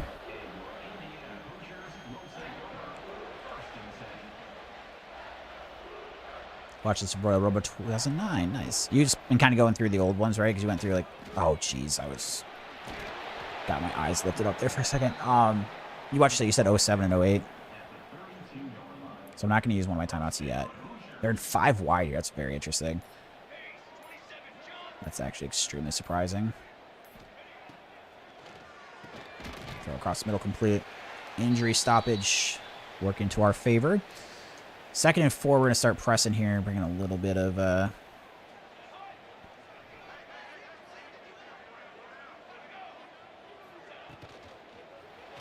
Oh, get there. 2 guys. Yes, all over. Let that go to the 2-minute timeout. All right, come on. Big stop here. Oh, I'm not a huge fan of these choices. Wow, I wanted to zone here. All right, we're bringing a blitz of the options. Except I'm actually probably going to cover 85 with this guy that's supposed to blitz. Deep shot. Got to make a play. Yes, breaks it up. Let's go. Good defense. Didn't really do a good job of getting up there to catch it, but we did hit him on the when he tried to gather. So only down by 3. We're getting the ball back 3 timeouts. Plenty of time to work with. Their punter again kicks another short one. And we're going to have decent field position here. 37-yard line. Field goal tie. Touchdown to win. We're down by 11 here against our rival.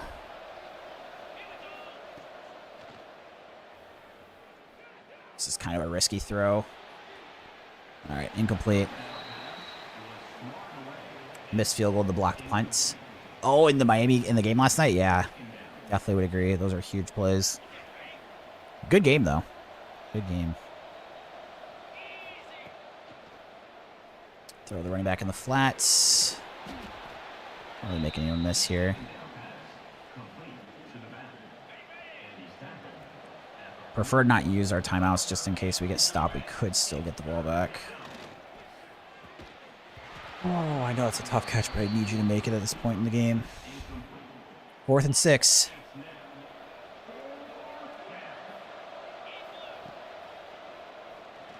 Get upfield. Yes, barely gets the first down. Let's go. Huge, huge, huge play. Yeah, I did say Indiana by 7. I was pretty close on the score, too. I said it was going to be 24-17 and ended up being 27-21. And the game kind of went like I said, right? Like, I think Indiana's going to win, but I think Miami's going to make it closer than most people think. One of the few times I was actually really accurate with my pick. I was pretty much on the money with that. Said Miami's defense would give Indiana's offense some problems. I mean, they still scored 27, but in the first half especially, they struggled quite a bit. press on Harris on the outside. This is potentially a... No, they're getting that help over. Crap, the slant's taken away too. I just got to throw it away quickly. We're kind of on the cusp of field goal range here. They're pressing Harris again.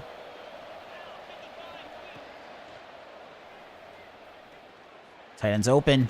I think had the first. Yes, okay. I still have all 3 of my timeouts too. So if anything, it's like we don't want to score too... Yeah, no, we've got to kind of just try to get our points if we can. I got to make one guy miss.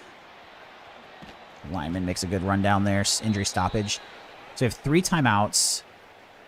32 seconds left. We're in field goal range. Here, Nick's going to get the run here. Dang it, not much doing.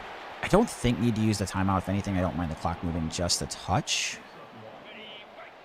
I can call the timeouts later, like after this. Probably not as much, but... Tight end across the middle. Oh, he drops it! Oh, Bryant. I'm going to go for a run on 3rd and 9. I really hate that pass play. I'm going to try to sneak one through on them here. It's not a good alignment for me to see, though, unfortunately. Yeah, we're just going to get absolutely stuffed.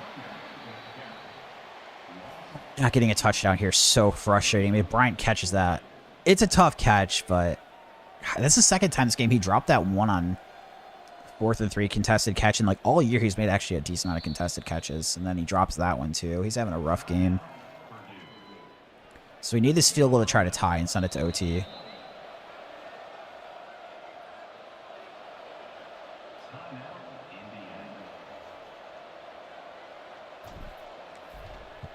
All right.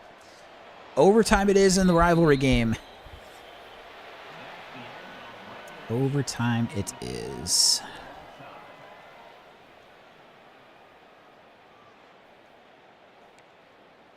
Indiana won the toss, so we'll get the ball first.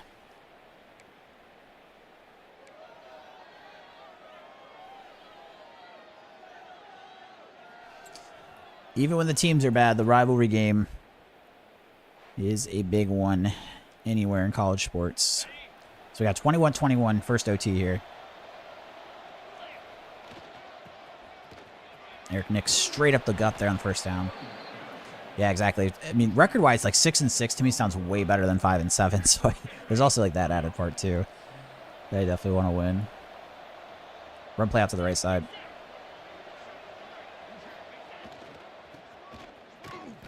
Not too much to gain there. Actually, only get back to line of scrimmage.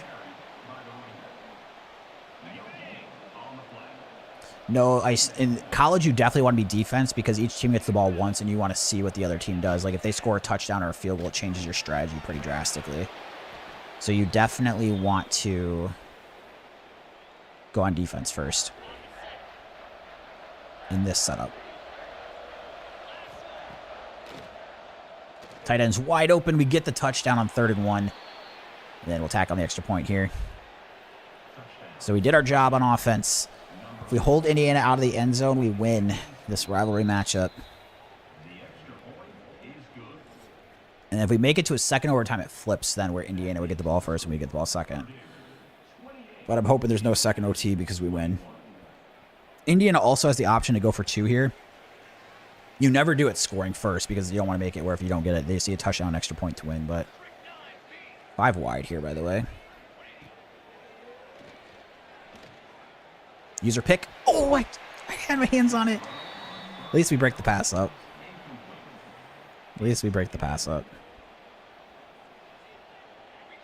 Shoot, let me get to the linebacker. There we go. Check. Oh, we took a terrible angle. Oh my gosh. Dude, you should have tackled and had them at 3rd and 6. Instead, you just give up like 20 yards. That's such a bad angle. Fade. Pick it. Oh, off my hands again the 2nd time. Oh my gosh, we're so close to getting this game over.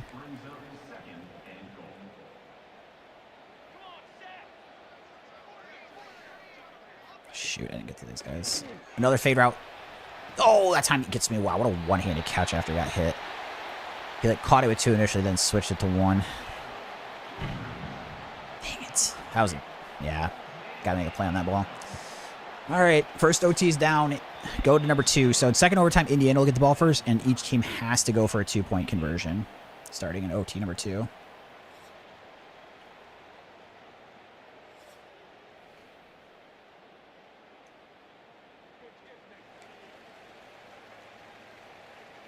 Blitzing with Allen here.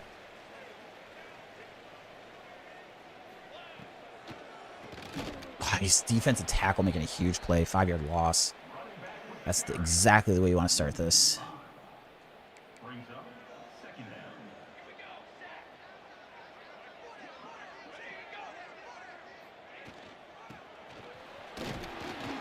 Good run defense. Only a gain of 3. 3rd and 12. Let's go defense. Come on, lock up. No reason they should get a first down here.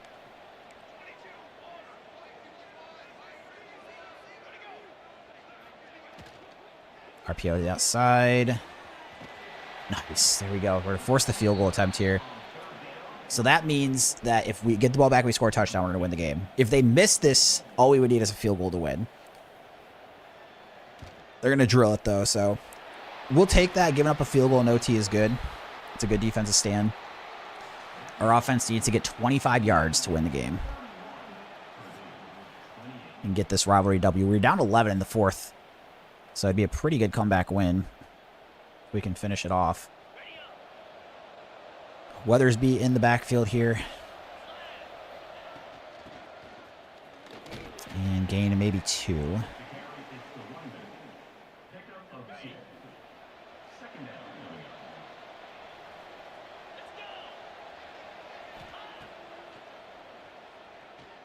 Bryant.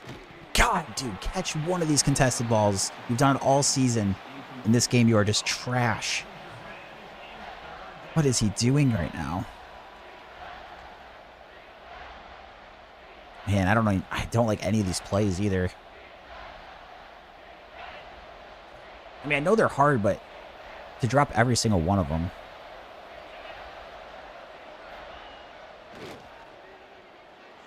Crap, throw it away. Just gotta settle for the field goal attempts. What a horrendous offensive possession there. That is unbelievable. We had just need a touchdown to win, and that's what we put out on the field.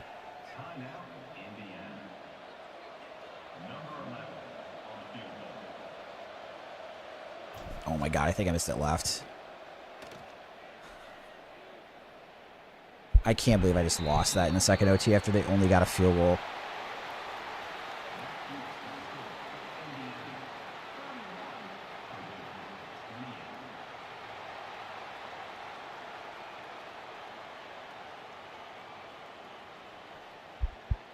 God, dude. I mean, that's just like a great way to end. If you guys want to know how I feel about the season, that overtime will tell you. That might be the most frustrating season I've ever played of college football 26. GG's from Electro, so we'll get him back next year. I'm hoping bounce back next year. So year 4 in the books there. So definitely a setback this year. Year 1, we went 5-7. Year 2, 6-6. Year 3, 8-5. We were trending up, and then this year, back down to 5-7. Including 3, I mean, really bad losses.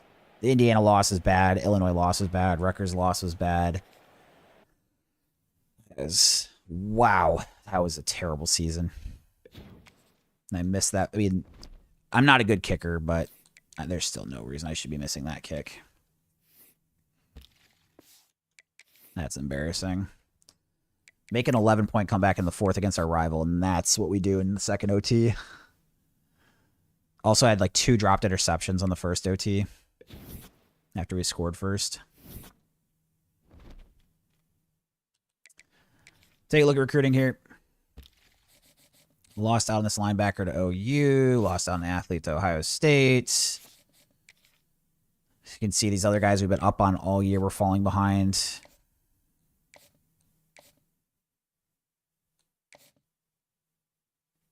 Chris asked when's the next stream. I'll be streaming tomorrow at noon as well. Yeah, we do noon tomorrow. Eastern time. Okay, so we still got 150 points to use here. And then we're going to go through scouting with the corners here. That's a bust, so we drop him here.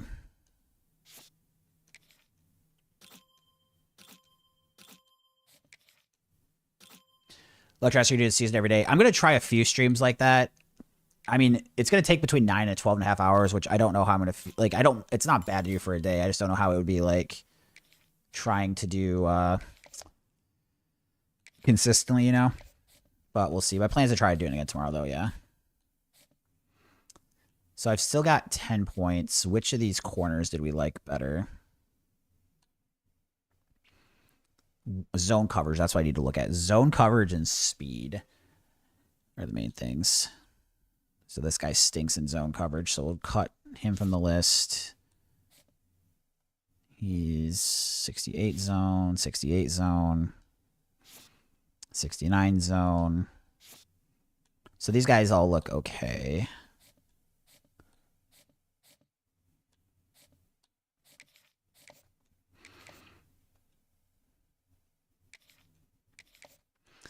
All right. So that should be good for this week of recruiting.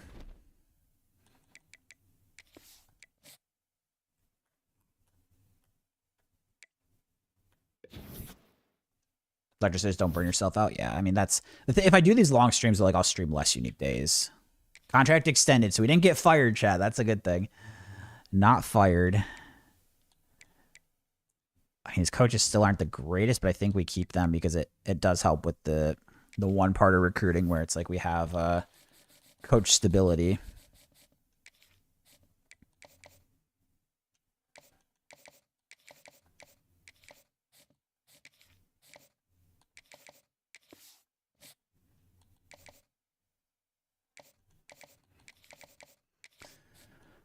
All right, and then do I have any visits I can do? It looks like... Oh, no, we can't because it's the end of the season here.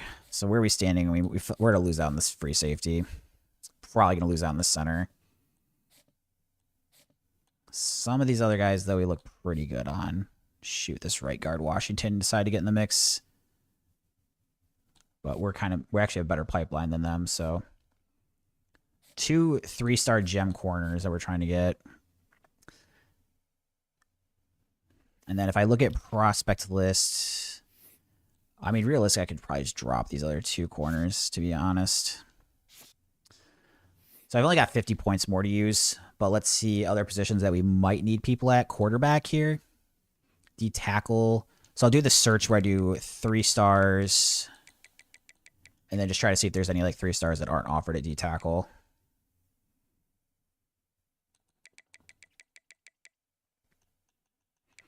And then if there are, we can maybe scout. There aren't any that have any sort of interest in us. Quarterback. I could probably use 2. Okay. So then I guess we can try. This guy's got us a non-negotiable. I mean, I'm not going to be able to be too picky on these, but can at least scout. Start scouting. Okay. That's good. And then I can see here our contract got extended. Let's see, they probably gave me, if I had to guess, no, they gave me 4 years. They were really happy with what we did, even though we went 5 and 7. So we got the job after they went 1 and 11. I've gone 5 and 7, 6 and 6, 8 and 5, 5 and 7. They gave me another 4-year deal, goal to win 5 games. Oh, crap, I need to sign the contract. Hired head coach David K. Going into year 5 at Purdue.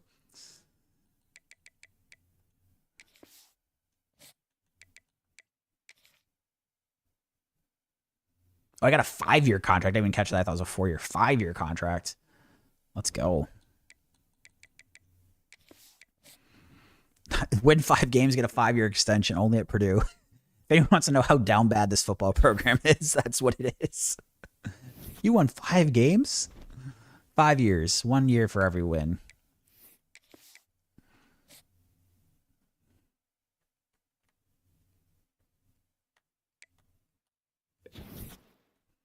I asked what happens if we get fired. I would do a new team, yes. Yes, I wouldn't do Ball State. I would probably choose another Power 5 school.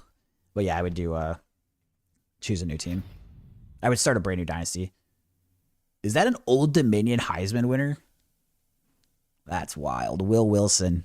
3,297 yards, 34 touchdowns. Old Dominion. That's kind of crazy. Take a look at early National Signing Day. Again, this doesn't usually matter too much because I get quite a bit of guys in the offseason. I mean, we're way down there. We just don't have many recruits. We have 5 commits. Again, I don't worry about that stuff until really the end of stuff, end of season. End of off season, I should say.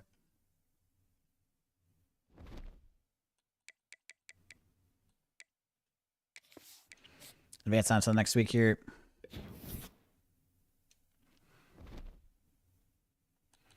Just keep checking the managed staff here. We're good. Just making sure like none of these guys leave.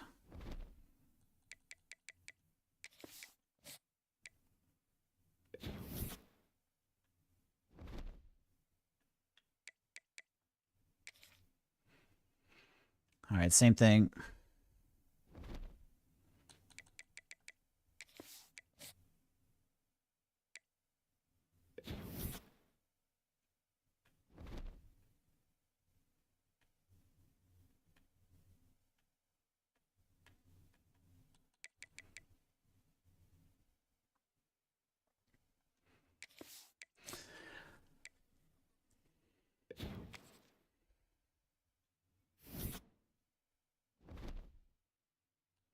So let's look at college football history here. So we got Clemson wins the Natty. Dabo Swinney, the winning coach, over Notre Dame in the championship. So we had a different champion every year. Miami, Texas Tech, Texas A&M, Clemson. And then let's see. Staff moves. That'll just show everything, so it shouldn't be a problem. So let's look at the season stats here on year 4. So if we take a look at season stats here, Woodhead, 1,917 yards, 15 touchdowns, a bit down from his freshman year. Running backs, you can see pretty even across the board. I've been splitting carries a lot more. Just trying to get guys when they're fresher. So issue is span here. You can see pro potential is really low. But those are the rushing stats we've got for the season for our players. Look at receiving. Again, nothing too crazy. And then because I didn't make a bowl game, and I think we can the stream. We're gonna do the off season here for the next year. I won't be playing any games for next season, so I would love to have everybody hang out, watch all the off season stuff as we get ready. The first game of next season will be tomorrow at noon Eastern time, and then we'll kind of go through a season. I love the off season. I know it's not for everybody, but just like a fair warning, we're probably just gonna do the off season here, and then that'll be the end of the stream before we get into week 1. So just a heads up on that. But let's go ahead and knock out the off season. Let's do it, shall we?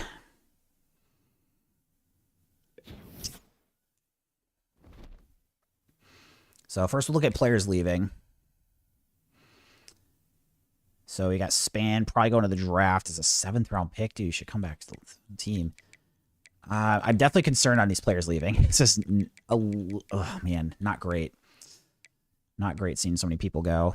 So I have only 5 persuasions as well, so I got to be like very selective. So what we're probably going to try to do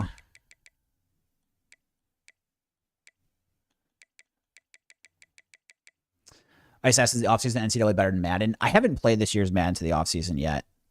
So I think, I don't know. I think I maybe like the Madden one a bit better when you're drafting. So here we're just going to focus on some of the younger guys to try to convince. Man, we lost Greg Jennis. That sucks. I really liked him.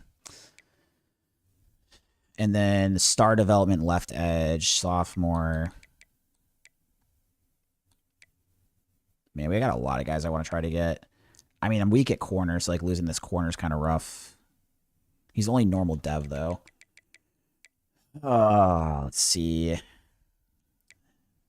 We'll try getting Span for 1 more year. Not persuade. He's going pro to go to the 7th round. That seems kind of wild. Normal dev. Impact for Knicks because we've lost the other backs. I definitely want to try to get him. I hate that too at the playing times. Like the other guy's leaving. He's actually going to be my starter, but he left. So I can only choose 2 more. Sophomore star development edge. We'll try not persuaded. I mean, Tolzien, he's a backup quarterback, but he's pretty solid.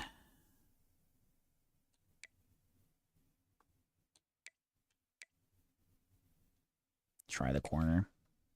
Wow, we got nobody. All right, well, the portal's actually pretty nasty to us right now. That's frustrating. Pretty nasty portal.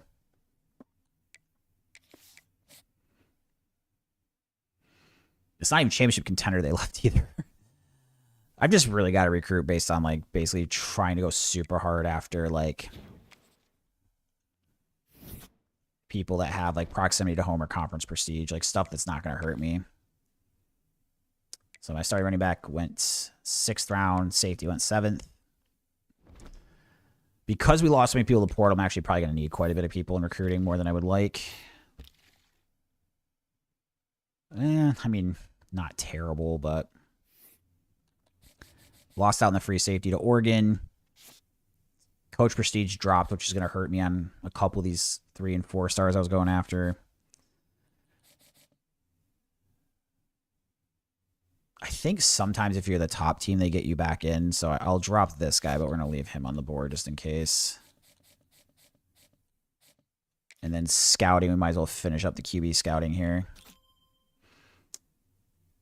So I think I only have 2 rostered quarterbacks. Like, 'cause I lost Tolzien, I decided to try to convince other guys to stay.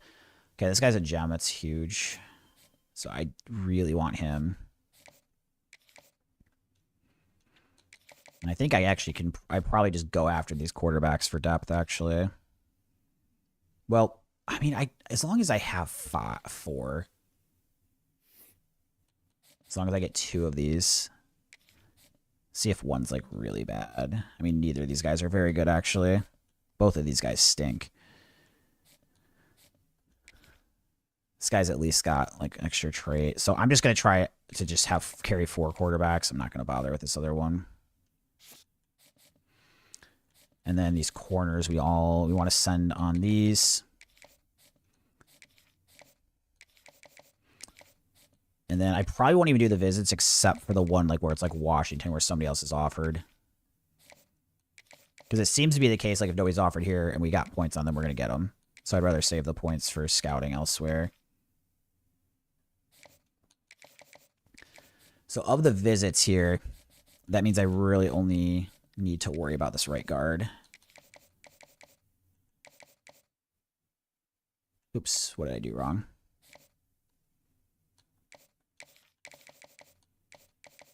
Conference prestige. These guys actually still have to do the 54 shoot, and these guys do need visits. The 4 stars we're still chasing.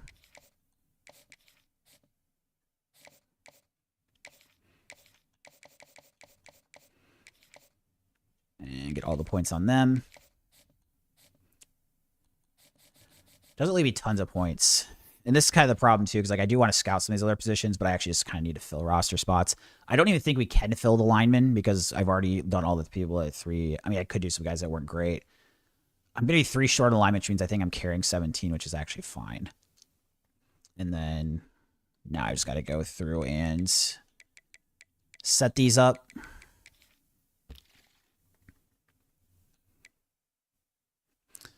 Change the stream title real quick to say year 5. So we're in the off season. Sorry, I forgot to do that.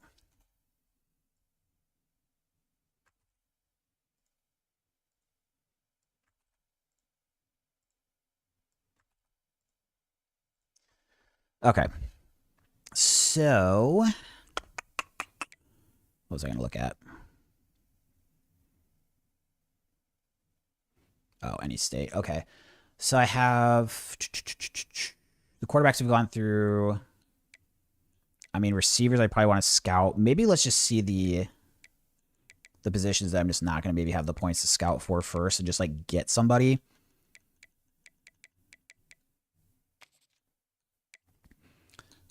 And try to find one that has kind of like one of those deal breakers that I really like so that, like, if we get them, hopefully we just get lucky.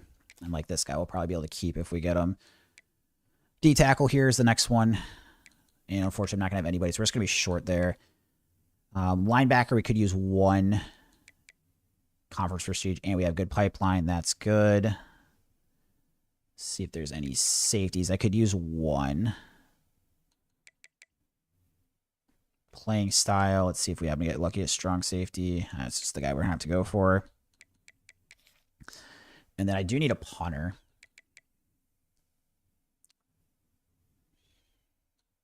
There's quite a bit of punters that don't have any offers. I would like to scout the punters if I can. Proximity to home, and we got 4 pipe. Like, so this one's interest. I mean, the carriers and punters don't really seem to transfer much. At least I haven't run into that. But we can just throw all these punters on the board for now, and then we maybe scout until we find a gem.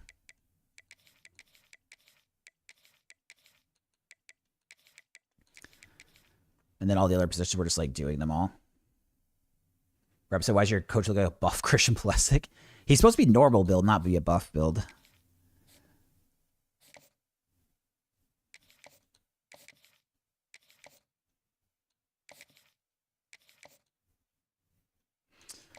I don't even really have the points to go after the punters.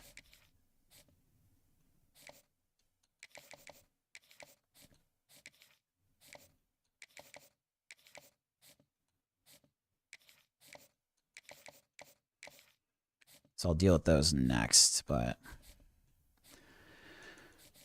I also kind of need to do receivers still too. But I think that's going to be good for the first week here.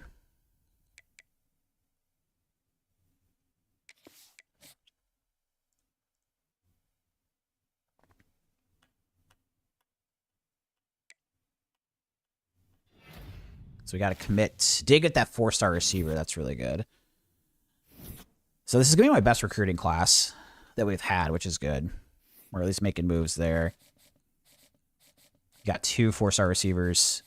I've got 6 4-stars in general. Most I'd had was last year at 4 before it. So this one we might still get this 3-star. We'll have to see what happens. But and then the tight end's like the last 4-star we're really going after. And then as far as visits, I don't think anybody I felt like else I needed to, because we got the visit for the guys that we have like actual competition with scholarship offers with, but the rest of them not really. It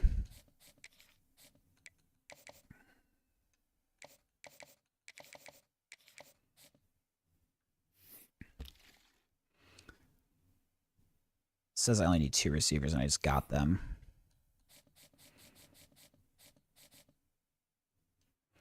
I think what we might do is I'm just going to take that 1 punter that we had 4. And then if I like really feel like I need to replace him, we can in the future scout.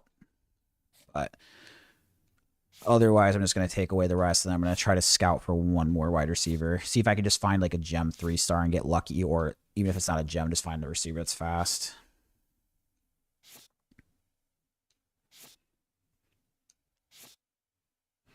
You know what I should have checked first is that there's actually 3-star receivers to scout. Because if there's not, then it's kind of wasting my time. I wouldn't want those back on.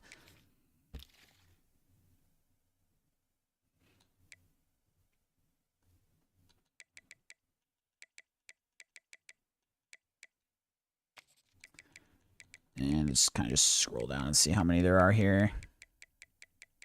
It's actually a decent amount. Okay, so I'm going to look for guys that I think are going to have more likely deal breakers to not kind of mess with us in the future.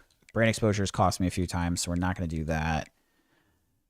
Proximity to home, I don't know if that changes over time, but that was at least good. Conference prestige is good. Conference prestige.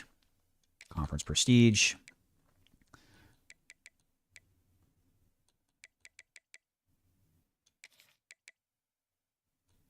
I would like to get 1 receiver here. So I'm just hoping at least 1 looks decent that has like the okay deal breakers that haven't hurt me as often. Once I get better, I don't have to worry about this as much either. Like once I'm like really firing on all cylinders, but there's a lot of receivers here. Definitely not going to be able to go through all of them, but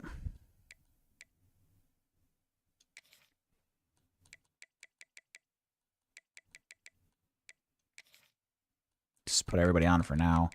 That's kind of crazy. There's this many that don't have offers at 3-star.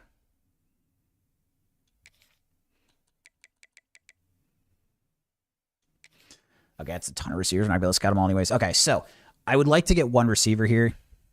So we'll just kind of go through the order that they were in. Scout. I probably... Man, I might actually have to decide on one of the guys that I scout right now because it's already the 2nd week of this.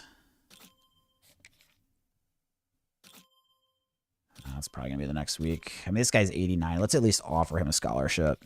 Get that part started. And then I think we're just going to dump the 50 on him right away next week. He's going to be, it's going to be for like the 6th spot, so I think okay.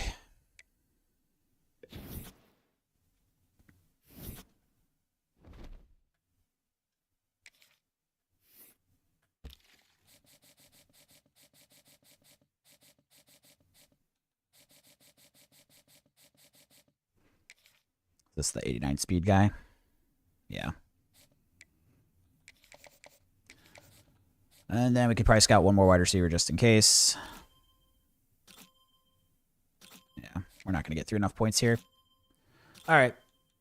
Let's get our points there. We can feel pretty good on those. I don't know that we're going to get that extra receiver because I didn't get on him until week 3, but hopefully.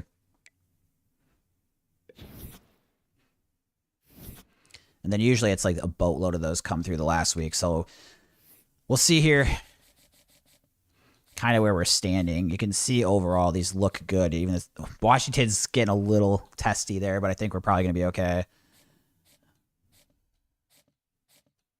And a lot of these other ones we're way ahead on. Even this guy, like we're at least on his board now, and it's going to be close and nobody else has offered. So, and here, I mean, we just maybe scout just in case. Got the points anyways. Problem is, even if I like get one that I like, we probably don't have enough points to get them. So, okay, that will make us advance to the next week.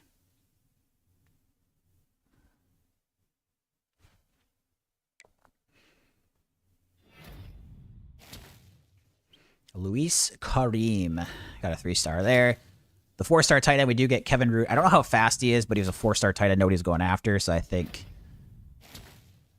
definitely in that situation, kind of just like fill the roster where we can with that. I think those 2 guys were 3-star gem corners, and I've been struggling at corner, so good pickup there.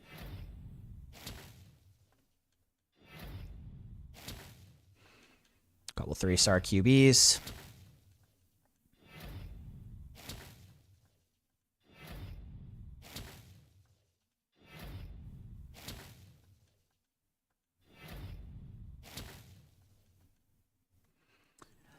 Are you gonna hit the portal? So I don't do any portal. I only do high school recruiting. It's part of like trying to make it more challenging. So I think the portal is like a really easy way to grow quickly. So I try to stay away from it and just do the high school stuff. Also because it's like made up players, I think it's more fun to follow along if they're names you get more familiar with. So if I only do high school recruiting, it's more likely you see the same guys for several years instead of like a whole bunch of 1-year rentals. So we got everybody we really wanted there. It's a smaller class, but we didn't have as many needs necessarily. And I did get, I think, 6 4-stars there. And we're the 29th best class. We actually had 7 4-stars. So the first couple years, I think it was 3 4-stars. Last year was 4, and this year's 7. So this is my best recruiting class I've had. So even despite last year not being too great, we also had some more 3-star gems than I've had. So I think this is like significantly the best recruiting class we've had here with Purdue.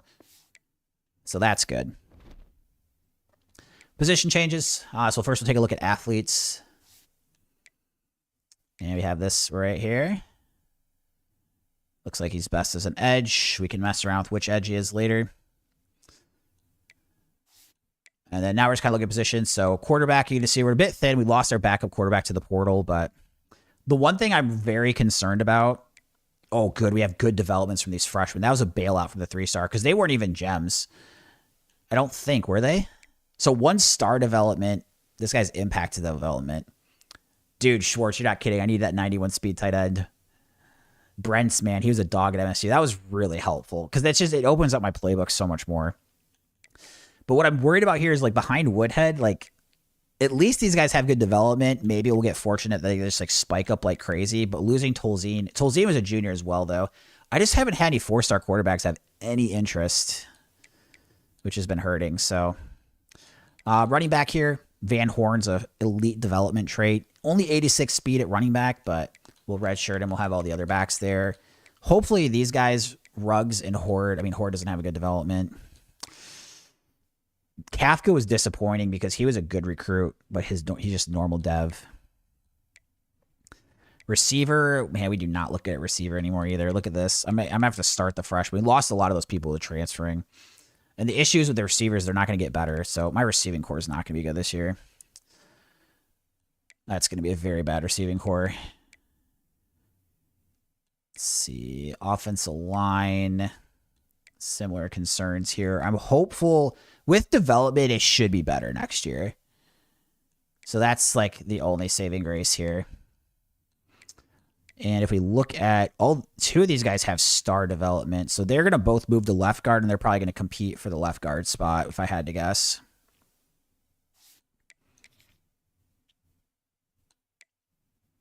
See who develops better. And then we could probably move...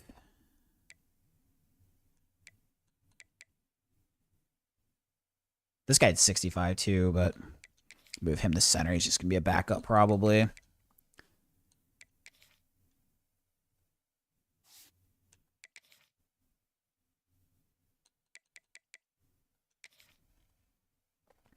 I guess all three of these guys can compete. It's going to be hard.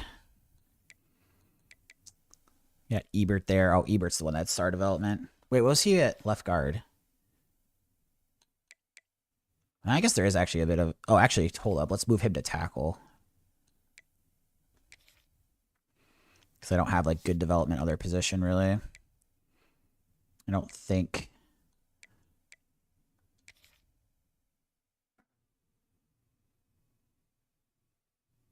So it looks like centers might be different than the other positions. Maybe center's less transferable.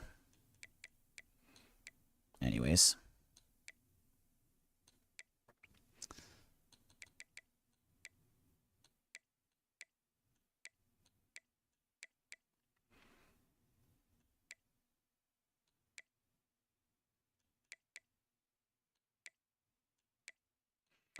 So these guys are both star. Actually, probably going to want to move one of these to left tackle if it's not too bad of a drop-off. Because I didn't have, like, good development at left tackle. Or right tackle. Shoot, I need to move him to right tackle, not left tackle.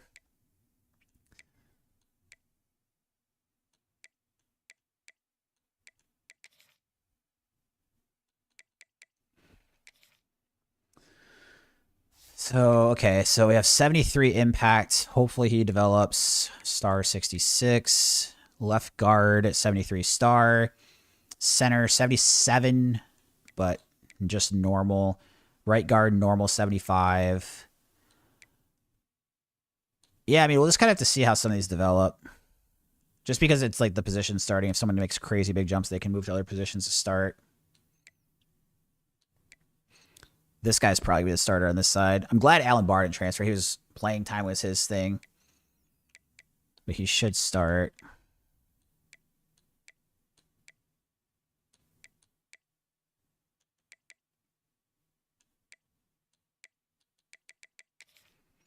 Just try to even out the number we've got on each edge here.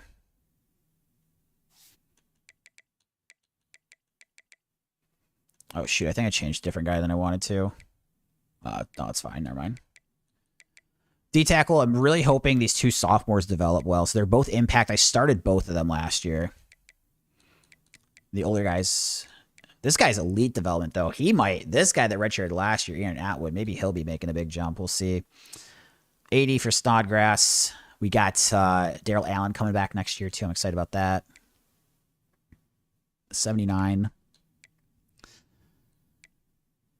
And this one, if he makes a big jump, he maybe could jump one of those other linebackers.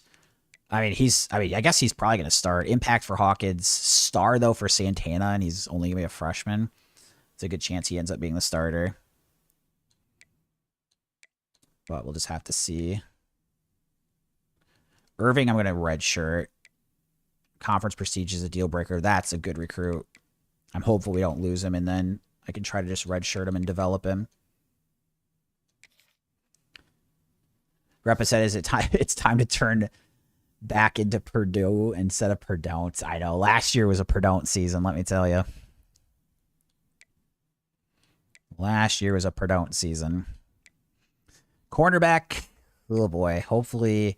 I mean, these 3 freshmen, they're not going to develop. Look how bad our corners are.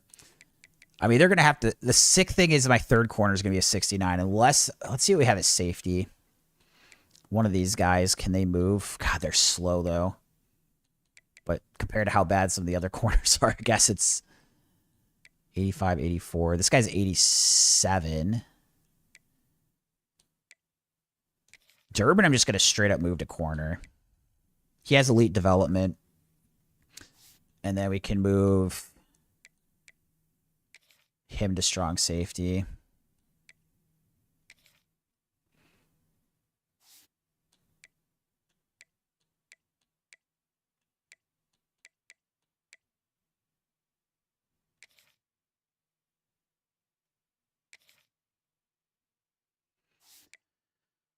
So yeah, I mean, A7 is like slightly slow. I'm hoping he develops this way. At least gives me like 3 decent corners.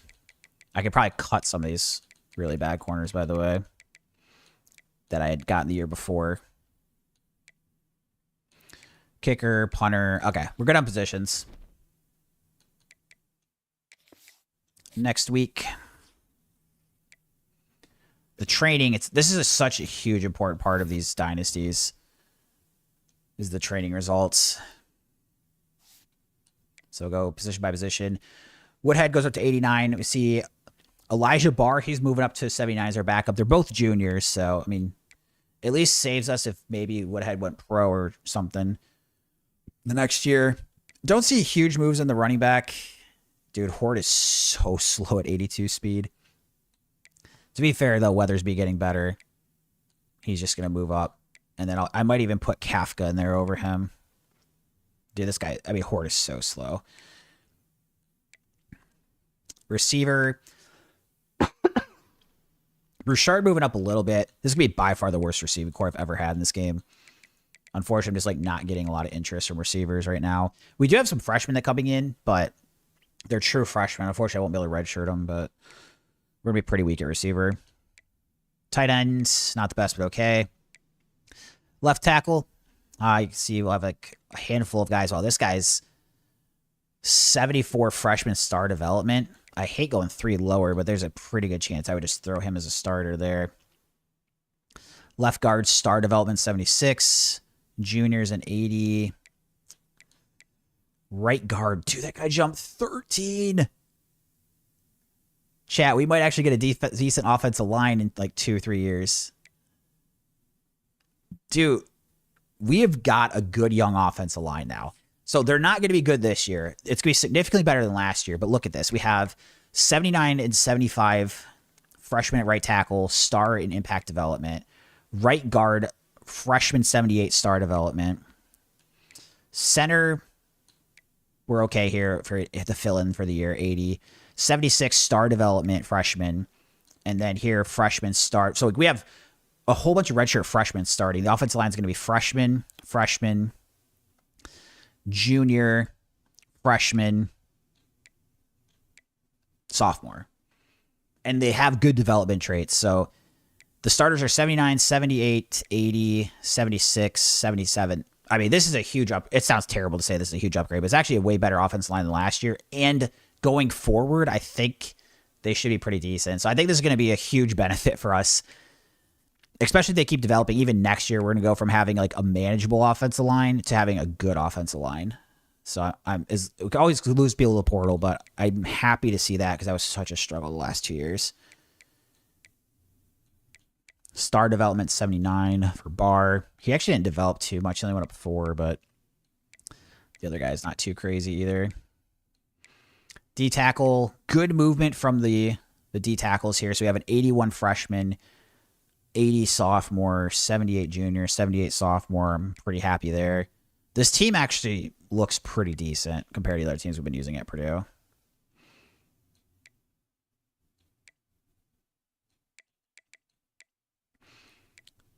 I mean, star development, maybe not. I guess that's still good. Right, sure, freshman. He'll be the starter. Corners. Can see some movement here. Durbin has elite development, but only went up 2. I wonder if it's because I changed positions on him. I don't know if that ends up having a huge issue, if anybody knows, but I was so thin at corner. I feel like I didn't have a choice. So at least have 3 okay corners, and it's pretty bad after that. Safeties. 78 overalls. I mean, not thrilled about it, but...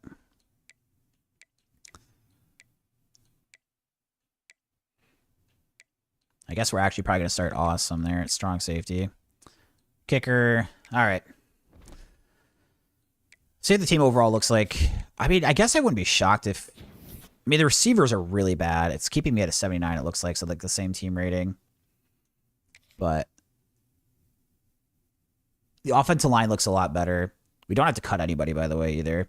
To be fair, I might just straight up cut a few of these corners so the game doesn't think I need to keep them. So I have 1, 2, 3... Yeah, I mean, I guess I wouldn't mind having 6 active corners, and I can redshirt all 3 of the other guys and then hopefully start developing.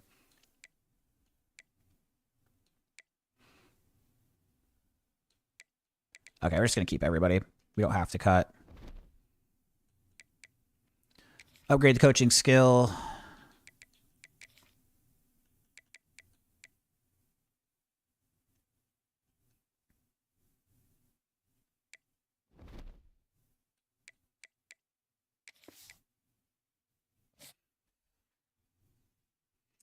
Go ahead and advance here.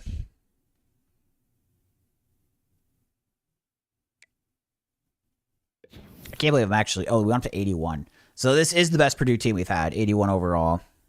And like I said, the offensive line, it's like 3 freshmen, 1 sophomore, and 1 junior. And the 3 freshmen, the 1 sophomore all have like star development too. So I'm feeling so much better about the offensive line. That makes me feel much, much better. Schedule it's giving me for non-conference. We got UConn, Vanderbilt, Texas. I do drop 1 for Notre Dame. So I don't like to drop off big games, but it means my non-conference schedule is going to be kind of insane. So we are going to drop off either Vandy or UConn. We'll take UConn off, play Notre Dame week 1, assuming they're available. So it's actually going to be a very tough schedule. There they are, still number 1. I'll leave the location the same. So we have number 1 Notre Dame. We have 4 Texas, 8 Michigan, 13 Ohio State, 16 Washington. So I have 5 top 16 teams. Not an easy schedule with 2 top 4 teams in the non-conference, but is what they gave me. Obviously, we big change swapping out unranked for Notre Dame, but it is what it is. So let's take a look at setting up our recruiting board for next season. First thing I'll look at is seeing those that have top 10 interests in me that are 4-star prospects. And let's see here. Actually, decent amount of interest. I am kind of thinking about just going crazy with... Ooh, the interesting thing is we're actually first or second interest on a lot of these. Wow, that's kind of surprising. I don't think we've had that before. Everybody's either top 4 interest or none. Wow, that's good. I mean, we don't have pipeline on a few, which, again, we're going to run into issues on. We don't have any 5-stars this year. You can see positional needs. I don't even need very many people. So we might just focus on the 4-stars that we have good pipelines. Actually, first, let's do this. Everybody that has me as their 1, they get on the board. Because we could get auto commits. We had an auto commit last year. That's where you just had to put in no work. You put in 5 points by offering the scholarship, and you get them. This is actually crazy. We have 24 stars that have me first on their list. So that's very, very good to see.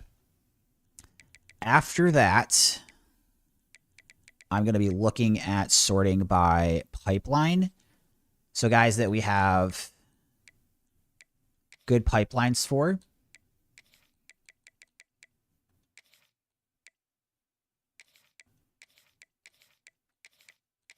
Jeez, I need to put all these 4-stars on there. This is kind of crazy. Is there any positions that are like clear needs? Do I have any quarterbacks interested in me? None. Wide receivers, we got a couple on the list. I need a fullback eventually. We can get that later because there's never anything higher than 3-star. All right. Well, I think this is a good point to start with. So the first thing is we will scout. This is where I got to start being more selective. I think we still just go crazy scouting the 4-stars. How many running backs do we need? 0. Okay, so I can be really picky on the running backs.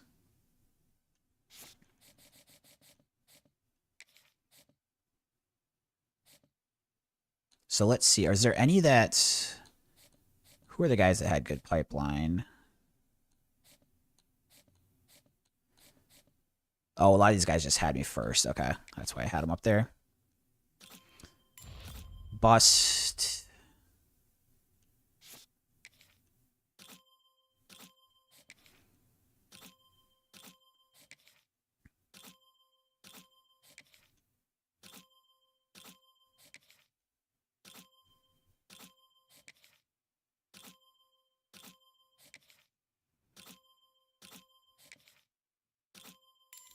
Ooh, a gem 90 speed running back. I love that guy.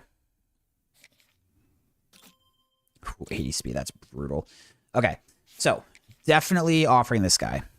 Not even a question. Now let's look through other guys we at least want to keep on the board. I would say like the 88 speeds and better. So like we'll take off 85, take off 85, take off 81, keep 89. So like all these guys can at least get offers, and then we kind of see what it looks like as far as who's recruiting them. We don't even need a lot of running backs. Now, the reason I scouted them is because it's important. And then scouting receivers, 90 speed. Okay. How many receivers did I need? It says I don't need any, but it means I need at least one that I want.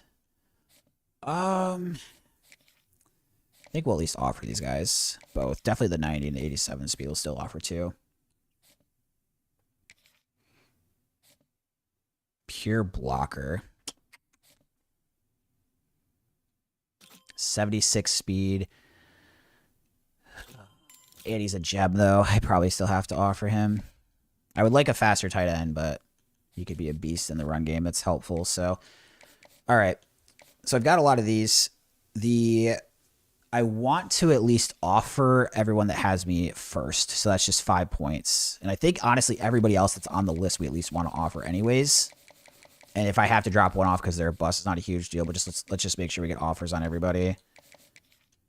I would just love to get like 2 guys to auto commit on the spot. I mean, realistically, if I even got 1, that's pretty good. I had 1 last preseason.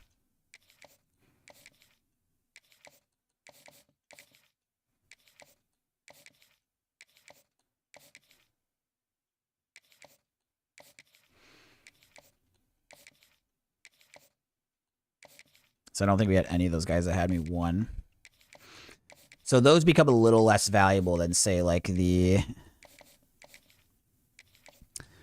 We might even consider, now that they don't auto-accept, dropping them for guys that had better pipelines. Because the real benefit, if they're 1, even if they have no pipelines, they could commit on the spot.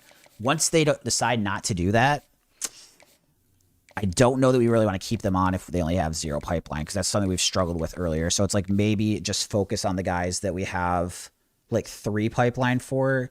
To be fair, I think there was only 1 other 4-star that was 2 pipeline we weren't after. So it's just like I want to put a bigger emphasis on scouting the guys that are 3 to 4 stars here, just because they're guys that are most likely to go after. So I've got everybody offered at least.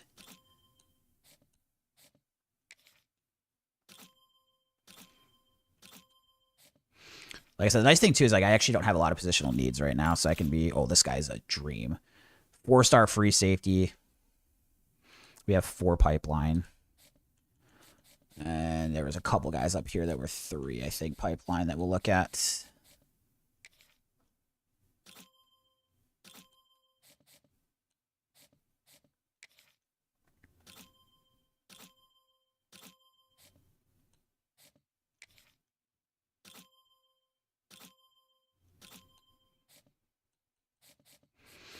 So that means I've... let's see that we can just get into the 2. Okay. All right. I'm pretty happy with that.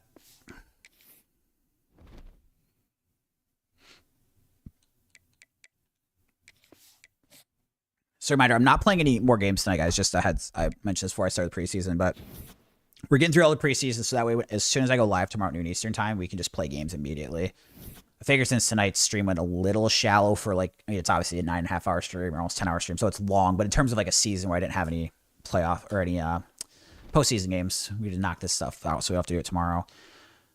Week 0, recruiting. This is where we start doing our magic and figuring out who we want. So running back is not like a super high need. But there was a gem here, I think. Oh, this is one of those guys that we have no pipeline for. Ooh, the good thing is Cincinnati did not offer either, though. Or is the only other offer. So I think worth the risk. 89 speed running back. That guy we're not going to bother. Jeez, it's so crazy with the running backs. Like, we have like such good opportunities to running back constantly. All you need is a unicorn QB and a destiny awaits. I mean, my quarterback's actually pretty good.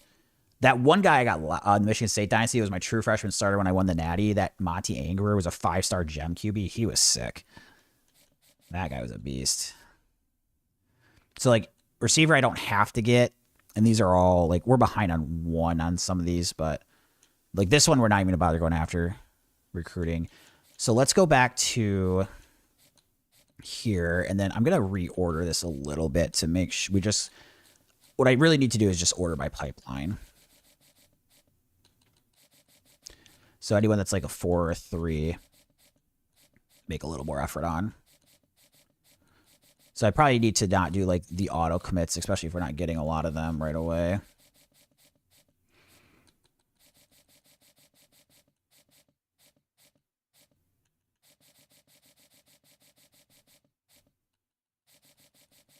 So we're just going to kind of organize this.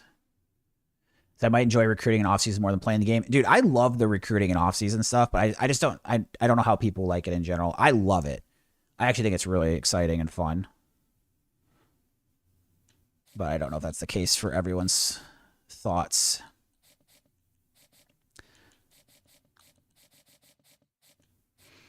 I feel like it's one of those things that just depends like how in depth you like getting right. Do you just like seeing the quick game action, or do you like, you know, because the recruiting is like how you guys, and then you'll, the thing that kind of stinks is like you don't really see these recruits for like probably at least like an extra year after, because I try to redshirt all my true freshmen if possible. But I mean, down the road, like me getting a good team is very reliant on me recruiting well. Okay, so I definitely offered this running back, and then here's where like, so we got 4 pipeline. Indiana's 4 pipeline. He's a 4-star gem safety. I definitely want to make an effort here. D tackle, we have the best pipeline, and we're only battling with one other school that offered. I can offer 10 guys, by the way, here. This D tackle, send the house.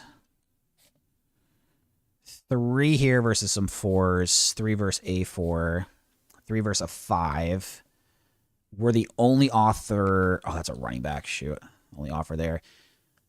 This free safety. I've run into this problem before where it's like I'm one of the only ones to offer at first. And it looks good based on the other competition, but then somebody gets me late. Again, halfback just continues to be a potential option. We just don't get anyone.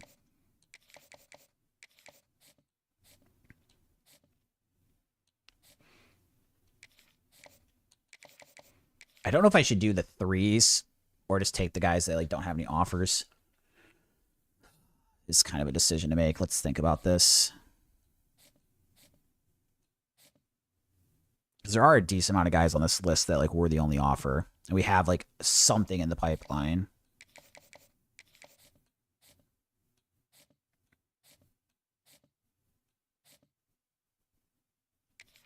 Oh, I definitely want this tight end. He wasn't super fast, but... Okay, let's move him up.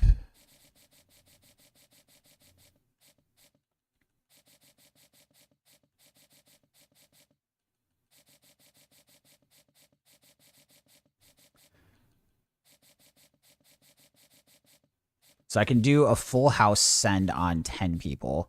I've done 8 so far. Let's make sure on those 8 that we did first that I like all the spots. So this running back, he's a 4-star gem that's fast. So I do think make the effort. I probably actually should chase one of these other running backs just in case if we have a good spot, because there were some decent speed running backs. Definitely want to go after that free safety. Definitely go after the D tackle. Definitely go after that D tackle. Tight end for sure. I don't know this one's for sure, but there's no other offers.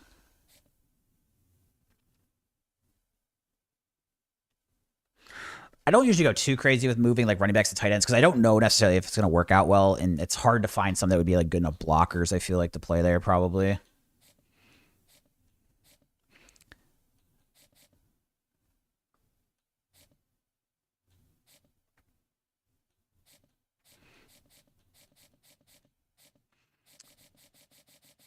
Is there anyone that's like a pipeline that this one we probably have we can go after? So we're competing with a 5 at Michigan. Shoot, I saw the 4s. I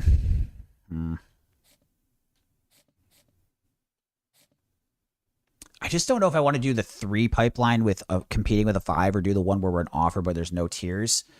But you can see with this guy's list, it's like nobody else is even in there. I swear I've gotten burned on this before, so I just got to look where we're pipeline probably more so. And just hope to battle it out where we're at least a fighting chance.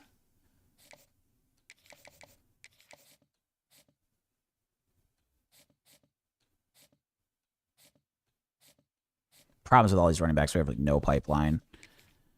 But it is a situation where we're the only school offering on 2 of them at least.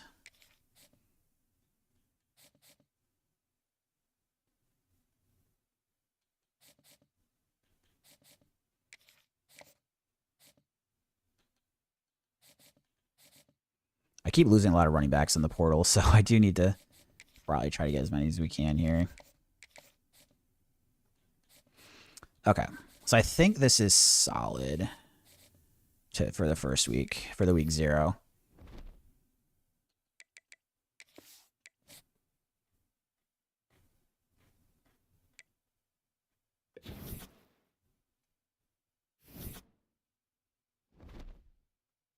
First game against, oh geez, Notre Dame's, oh, they lost their week 0 game. They're still gonna be ranked number 1 when we play them though. Okay, so doing good there, good here, good here, good, good, good. Where was that right tackle? What was it? Right tackle I was fighting for? Okay, other schools didn't really put any work in. We're at least the 3, so seems like it might be all right.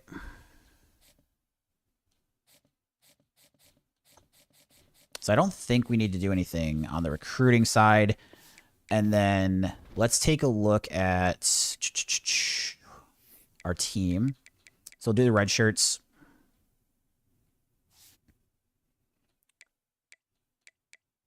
The 2 quarterbacks, I mean, I guess we could redshirt both. I haven't ever had to play the 3rd quarterback. And then if we have to, we can always take the red shirts off these guys. But for now, leave it on. Tailback. Van Horn, not the fastest, but he's got elite development. Sometimes their speed can go up over time, so that's kind of what I'm hoping for. Wide receiver, we're just not very deep, so I probably just play... I mean, we probably play 6. I mean, I guess I like to dress 5. We can have tight ends. It's probably fine.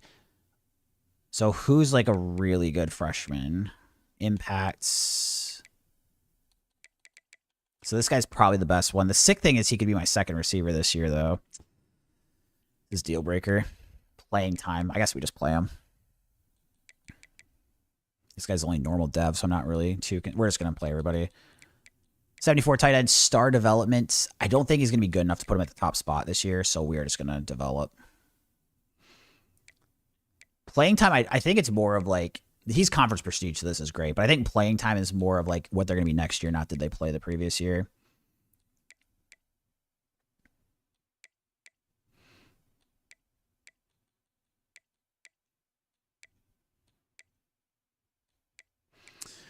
Right tackle. And then I want to write down the linemen because I feel like it gets kind of messed up with what they do. I'm going to write down like who I want starting on like a notepad here. So this is right tackle Smalls. Oops. Right guard star develop Maza. And then center, we're going to start Long. Left guard, Benedict. They're young, but this is a very promising offensive line for the first time. Oh, that's right. Ebert, we're going to move up.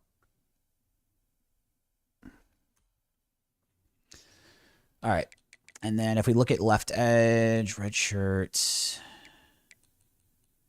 Red shirt.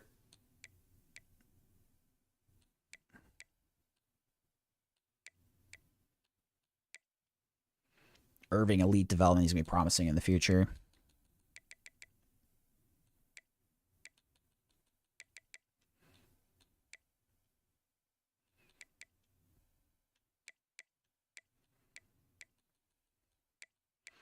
Franks looks exciting in the future, too. And then kicker, punter. Okay.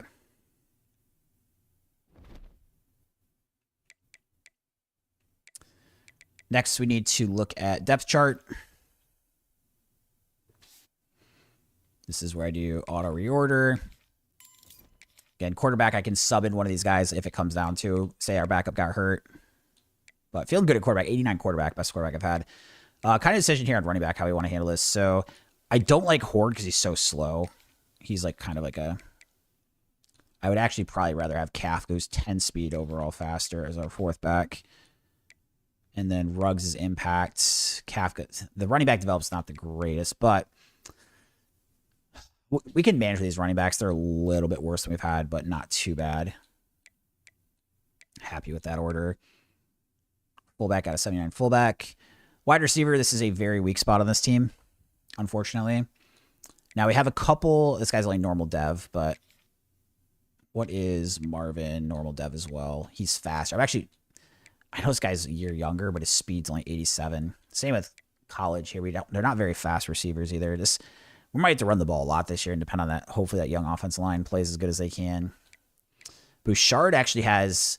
This one's interesting. So I'm going to move Bouchard all the way to 2 because he has impact development. Oh, no, shoot. Actually, that's right. College here. He had good development too, so that's okay. Seahawks say 10 hours. Yeah, today's a long one. I'm trying to do these like whole seasons in a day. And then something like this today where I didn't have a bowl game. Like, I don't mind going through the off-season stuff at the end.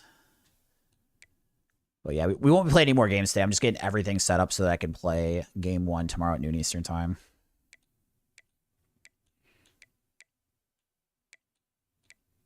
Okay, I think we're good at tight end there. This is where I got to look at the Lions because they just do some weird stuff here. So I want Ebert as the starter. At left tackle, left guard, Benedict, center long,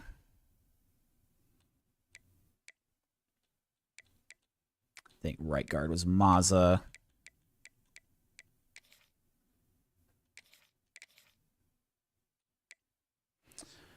Right tackle Smalls. So we had Babineau as a true freshman start last year. He just doesn't have good development.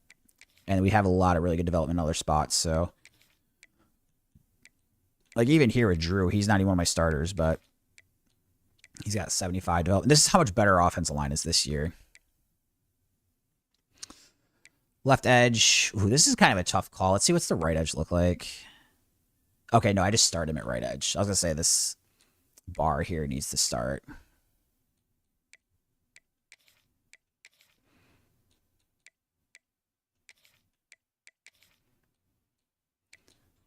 These guys are both normal dev. I guess let's go with the guy that's better. You know, he's a year older. D-tackle. So we got the redshirt freshman, and then I think the sophomores need to move up because they have better development, if I remember correctly. So I got impact, normal. Okay, good there. And then the freshman, I think, might have had star development, elite development, even better. So that's exciting. At the Sam here, I've got an 80. So we've got Allen's definitely the middle linebacker. Hawkins is impact senior, though. What was the Sam situation? So I actually think we just start Santana on the other side here at the will.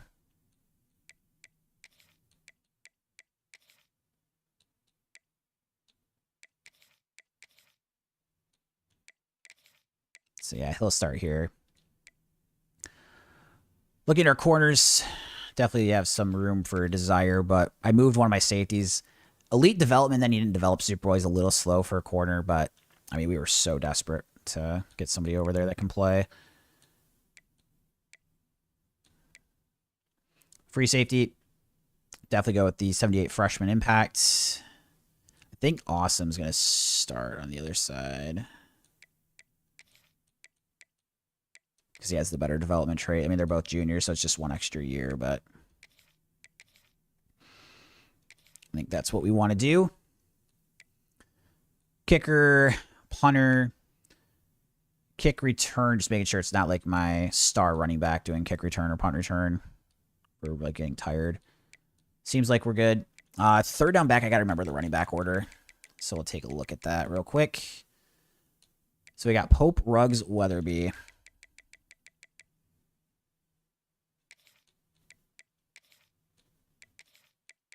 Not the as good a backs as we've had, but I think it's actually going to be a better run game just because that's how much better the O-line is.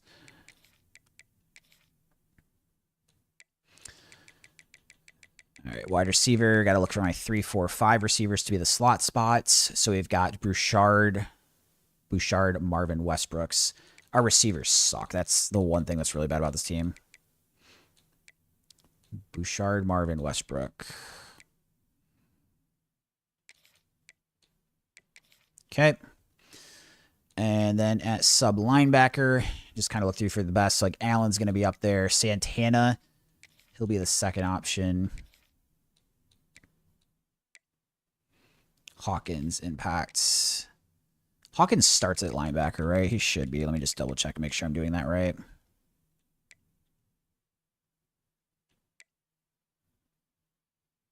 Oh, I almost made this mistake here, actually. Hawkins needs to be the starter here. Because Snodgrass is normal dev. Oh, I take it back. He's a year young. He's a year older, so it doesn't matter on the dev. That's why I got Snodgrass first. Okay. So then I got to switch the linebackers.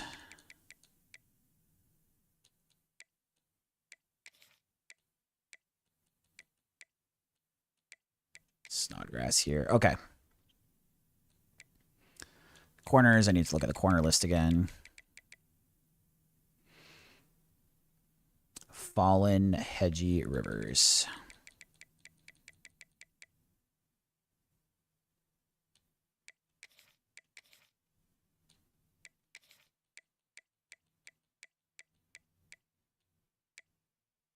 That's how bad our corners are. Yikes. Okay. So that should be good. Nose tackle, we've got to put the D-tackle order. I guess is the only other thing here. All right, that looks good.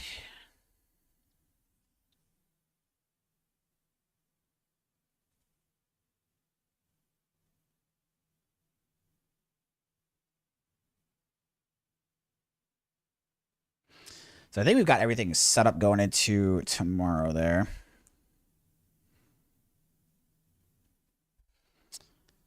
Just trying to get one last thing set here before we get going.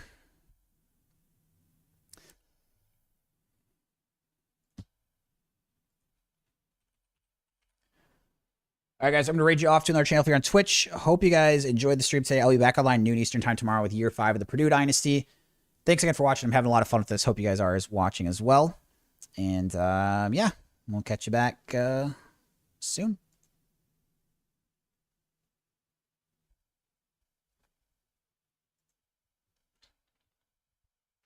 A second one. Oh my god. Also dropping a J slur. Is that what we're calling it now? I mean, in fairness, you know, to a Twitch streamer, the term job is pretty offensive. I'll give you that. David K coming in on the raid and the follow. Thank you very much for that, man. I appreciate that. God damn.